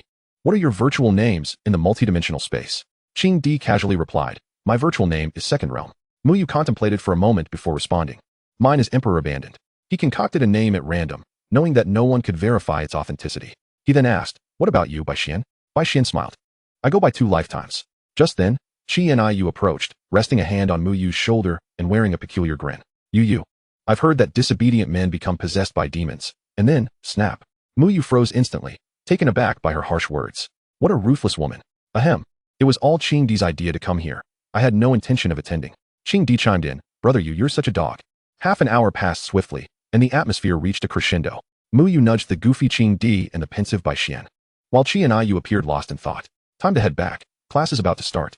As they departed, they noticed several enforcement vehicles from the Martial Defense Division arriving at the square. The division chief, Li Han, emerged from the vehicle and leapt to the highest point. His voice resonated like waves. Ladies and gentlemen, please evacuate the area promptly. Further details will be disclosed later through official media. I am the chief of the Martial Defense Division, Li Han. The crowd, bewildered by the unforeseen announcement, sensed something amiss and began to disperse rapidly. Bai Xian's eyes glimmered with a hint of excitement. Watching the throng flee, Li Han frowned, pondering the anonymous email he had received, hoping it wasn't a mere prank. Otherwise, 10 minutes later, nearly 1,000 people remained in the square. Li Han's unease grew stronger. Muyu, Bai Xian, Qing Di, and Qi and Iu had not moved far. A fleeting anomaly flickered in Qing Di's eyes, unnoticed by anyone else. Suddenly, a deep, thunderous sound erupted from the ground without warning. The central plaza of Wangjiang Park trembled violently. What is happening? The remaining crowd, numbering in the hundreds, was engulfed in panic. Shrieks filling the air.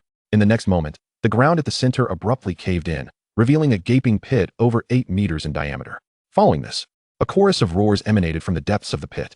Dozens of dark figures began to crawl out, and as they fully emerged, the crowd beheld their true nature. They were monstrous, akin to giant pythons, measuring over 20 meters in length, their bodies coated in dark green slime, with crimson compound eyes and fearsome mandibles. Each exuded an aura equivalent to a late-stage martial artist in the body refinement realm. As soon as they surfaced, they unleashed furious roars and lunged towards the remaining crowd.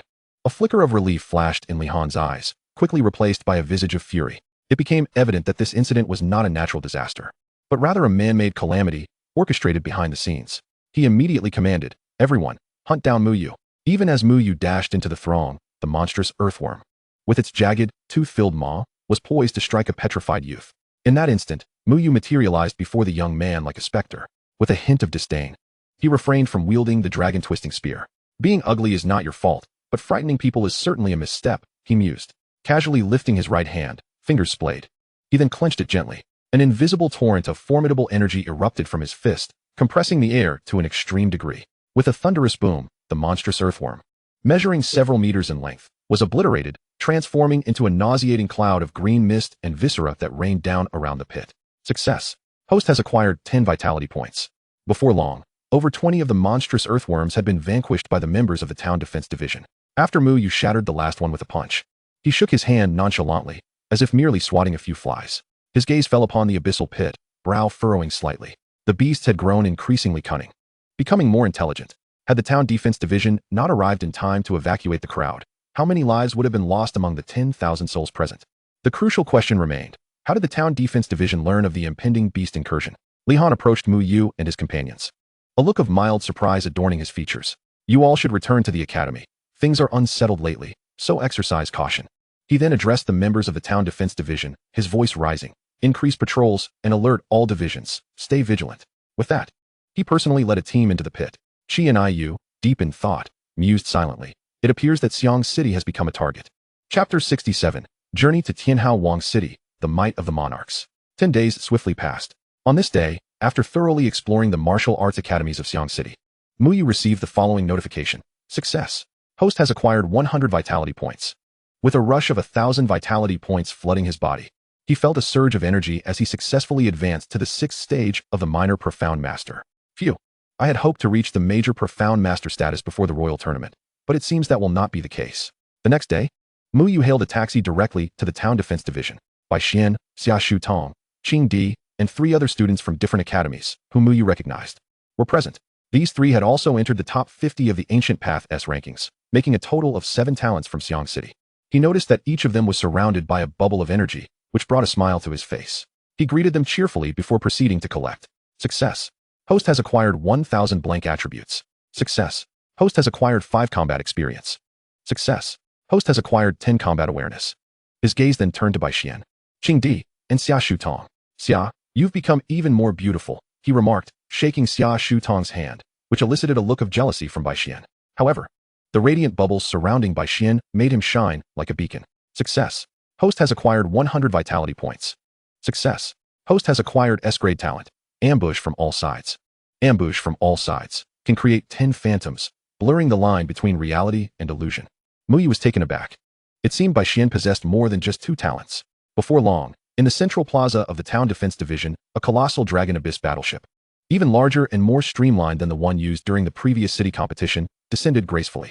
As the hatch opened, a middle-aged man radiating an aura of lethal intent stepped out, his mere presence instilling a profound sense of dread. He was a monarch-level powerhouse. Muyu felt a twinge of astonishment. Those at the third realm of the profound gateway did not evoke such feelings in him. Only a monarch could. The middle-aged man spoke in a calm voice. I am Xiao Xiao, the lead instructor for the royal tournament, tasked with escorting you all to Tianhao City. Board the ship, Muyu, Qing Di, Bai Xian, Xiaoshu Tong, and the other 3 prodigies from Xiang City swiftly entered the battleship. Once aboard, the top 50 talents of the Ancient Path rankings were nearly all present. The battleship was spacious, and each individual had their own designated seat. Muyu scanned the crowd, a glint of excitement igniting in his eyes. He needed to collect from these 50 individuals, taking his time as he ambled about. The other prodigies regarded him with a mixture of respect and awe. As he approached Lu Jiuzhou, the top talent from the city, he noted that Lu's aura was even more refined, indicating his growth and strength. Upon sensing Muyu's gaze, Lu Jiuzhou shot him a complex glance before diverting his eyes.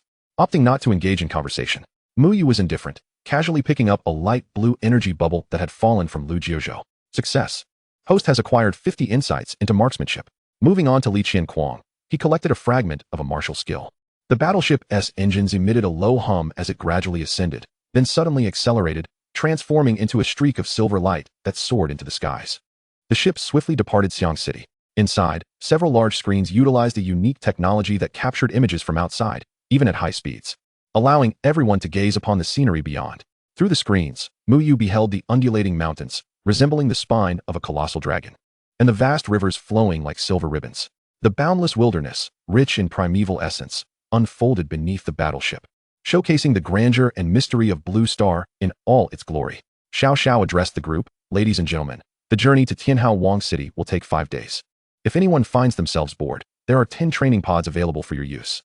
Furthermore, allow me to share some information about Tianhao City.